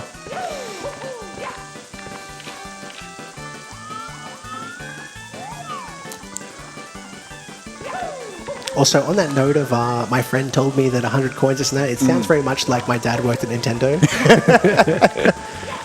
Oh, like for Pokemon, if you push the truck, Mew is underneath it. So funny you say that. That same friend actually got me to end up figuring out how to get to the truck without trading for cut, making sure that you don't have the ship leave. I was like, okay, this is it. I'm finally going to get my Mew. Nah. Yeah, it's very sad when you find out nothing happens. Yeah. But now we're at a point where when you're playing the original Pokemon, you can get a Mew without needing to go to an event or anything. It's pretty simple. It's not a bad trick. You have to start from a fresh save file, but it's a cool little did you know sort of thing. So when I was a kid and Pokemon was massive, I had to go to Westfields and bring my cartridge there, and they would load it into your Pokedex. It was really cool. Because their uncle worked at Nintendo. But yeah, the actual my uncle worked at Nintendo thing. I think even holding forwards on the slides make you go faster was one of those things. I'm like, sure it does. I'm gonna go for the second Lakitu bounce.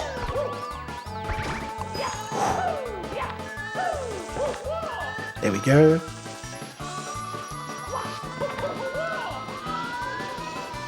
We're going to be heading onto this giant pirate ship and then promptly leaving it.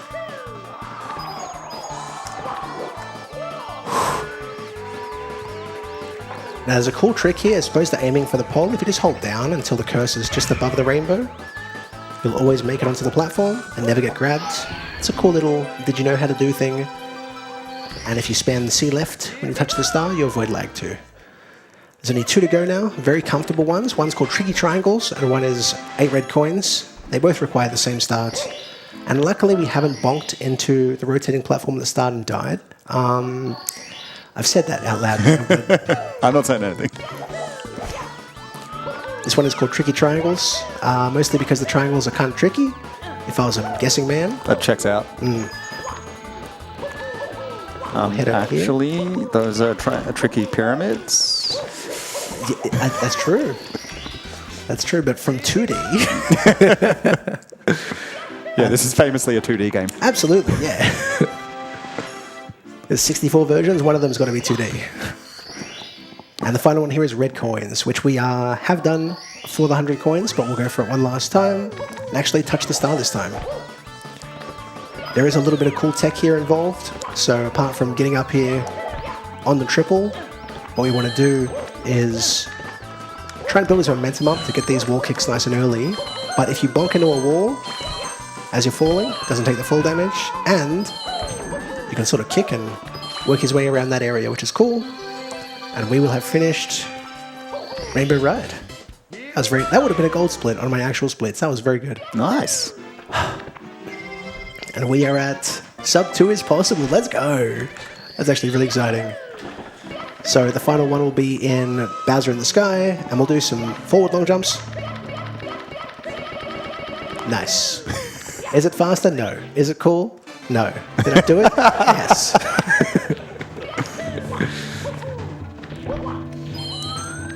These are all in very precarious places, but luckily Mario's been jumping for a fair bit and doesn't seem tired. He's not out of breath, he's not nothing, so we'll make him work this last little bit.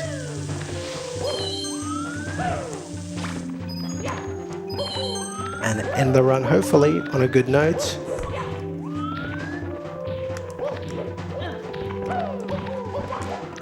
Sorry, a little quiet here, obviously, but this is, it's all been leading to this. And now that I know sub 2 is on the cards, I kind of want to hit it. We're locking in. Now, the most integral part of this section, apart from just not falling here, is when you re-grab this pole. So in normal speedruns, you just jump across there, but we need this coin, so we want to try and get up here. Oh, grab it instantly. Fantastic. And work our way over to the final red coin of the game.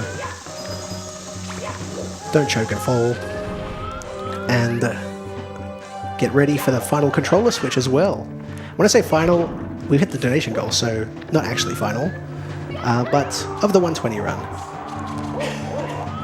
Now that wind actually ends sooner on the right-hand side compared to if you run straight at the entrance. So 120 runners, of course, going for the coins. We'll abuse that. Whew, 120 stars. Very nice. And we're going to try and go for 3 perfect throws. Would be nice. We will not be hitting sub 2, but we will get a 2 hour and something. Fingers crossed. So, assuming we don't spend 10 minutes on throws, but how bad could it be? There's one.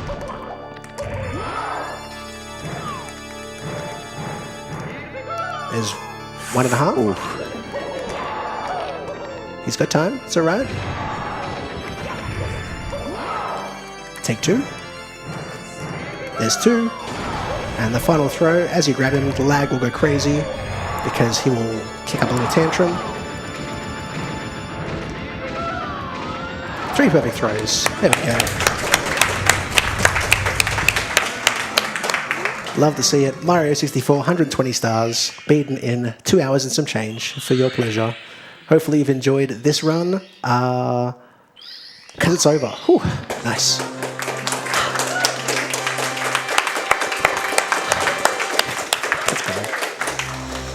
Now, in terms of the 1 star and getting that going, do we do it straight away? Yeah, let's run straight into it. Yeah, 100%. Okay, so let's check to see if we saved the ones during the entire run, because we need 0 stars, obviously, to start this. And then we'll go for 1 star. This is done with a brand new technique, which was discovered in... Beautiful. All right, we're ready to go, actually. 3, 2, 1. 1 star. Okay. So, unlike 120 star, we're skipping most of the game. We've already seen it, actually, but we're going to be going for LBLJ straight into Bowser, and then avoiding the red coins, working our way downstairs, doing a brand new strat, doing 1 level, and then going to the second Bowser and upstairs. So some of these are similar to 16 star. If you're familiar with that category, it's the most popular for Mario 64, but it's, I think, a really cool category. Something nice about just full send. There's no collecting anything. Just go as fast as you can. Oh. We're gonna be going. You weren't wanting to like take a breather after doing 120 stars. Nah, that's all right. It's all good. It's all part of the grind. So we'll go for Lakitu skip once again. We want to try and skip the speaking to him, landing on a small area of the bridge.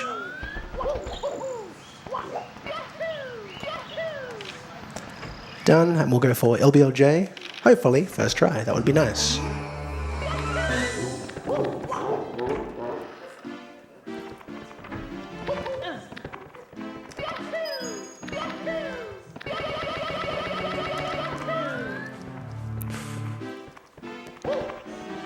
There we go. Very nice. If we could all pretend that happened during the 120 star run, that'd be great. I mean, I saw it. But from here, we get to just sort of navigate him all the way through Bowser in the Dark World. I think the movement here is actually really nice because it's all straight lines. It's all very appealing to watch. Just fly past whatever you can. This is slightly more efficient than last time you did this level as well. Absolutely, yeah. Whew, switch controllers. Then we go first Bowser, 0 stars. Seems a bit blasphemous, but it is. And that's true.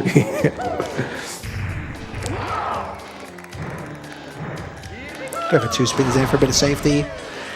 Now the way to work our way through the 30-star door, because we have no key and no 30 stars to get there, is to do something called Crack Slide. This is the brand new trick, yeah? This is the brand new trick, yeah.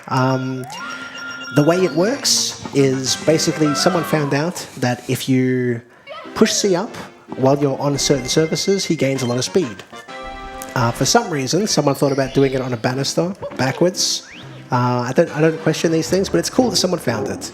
So we'll work our way downstairs and hopefully get it first couple of tries. Under 10 minutes is very, very comfortable for a 1-star run for myself. So I don't really anticipate this being too difficult. But again, this is a very new trick, very rarely done. You want to go into Mario Cam here to hold his angles. We've missed the slide part, but we'll go for it again. The setup is very simple. Want to get him doing a weird animation against the wall. through the slide. Unfortunately, a little bit too far, but you can see that backwards momentum. That's what we're building up. So we want to build up enough of that to make our way through the door. Now, if you speak to the door, you want to be holding A. You want to be holding A and the opposite direction of the door. So I believe you got that there. The setup seems a bit weird, because it is.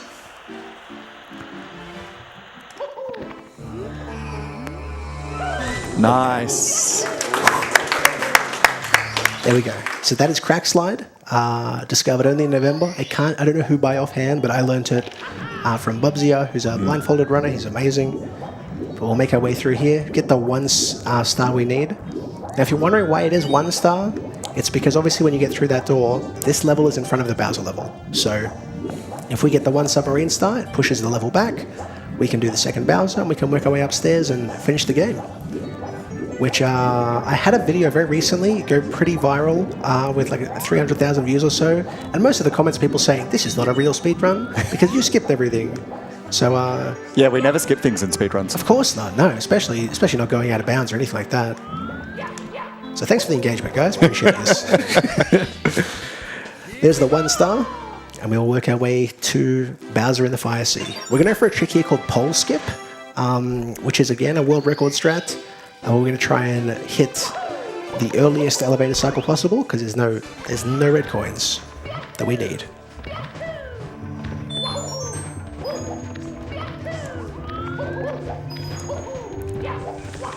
Oh, unfortunately missed it. But we'll do it here, and because we're doing this for charity and we had a donation incentive, I will give you guys a bonus BLJ just because you're here.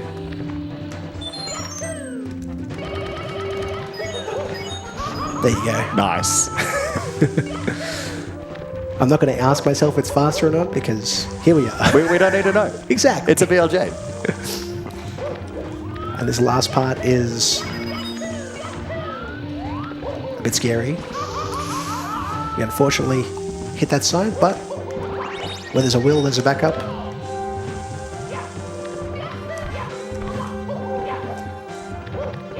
And again, much quicker than getting 30 stars.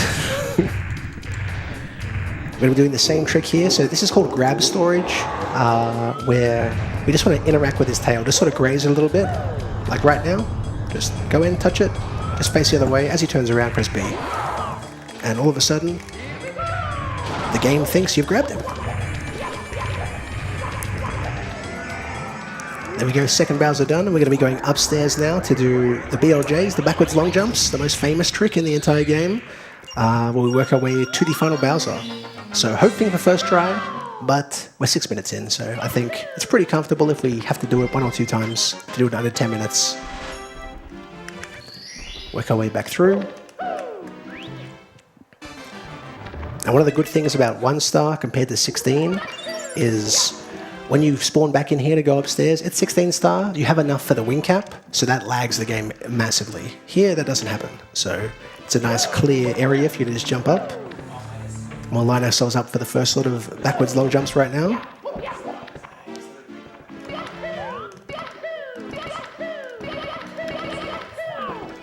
There's the first one, that's definitely going through, which is great. Those are called air BLJs, so if you do one and then he works his way halfway up, he keeps building speed, if he's built enough at the start. And this is the second lot, which are much easier, because if you miss, you don't have to readjust.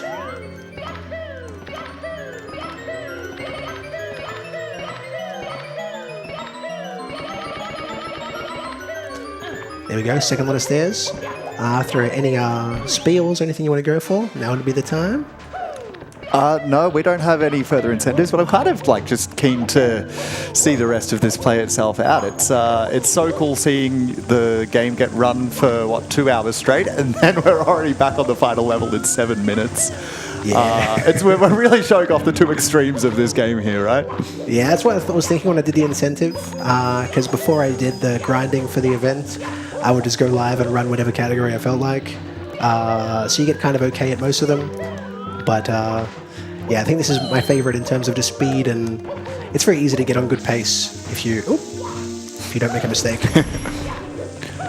It's also just very cool that we've got this now like 30-year-old game, and we're seeing new strategies and glitches and clips and stuff still getting discovered. It's pretty crazy, and I think a real rarity in the gaming scene. Absolutely, yeah. The fact that a strat was in this run that was only discovered last month, less than 2 months ago, is kind of wild. Whew. All right, 3 throws. You guys know how this goes. Hopefully we can get this done fairly quickly and not do 1.5 throws, but moment of truth.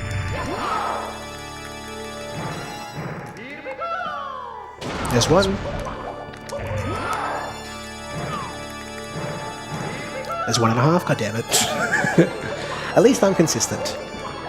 We are still on track for sub 10, so... Did we touch it? We did not. It's always worth a punch to see if you've touched his tail a little bit. There's 2.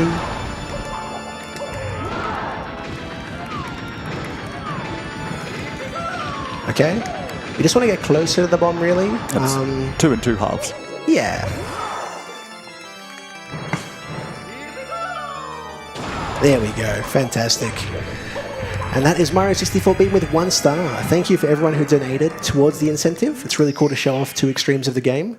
And thank you everyone for coming along for day 1. Finished. Cool.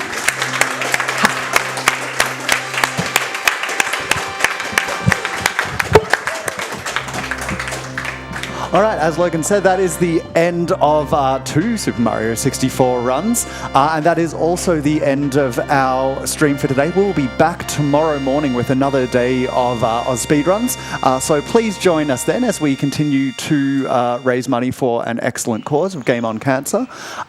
For now, we will be signing off. Thank you very much for joining us, and see you tomorrow.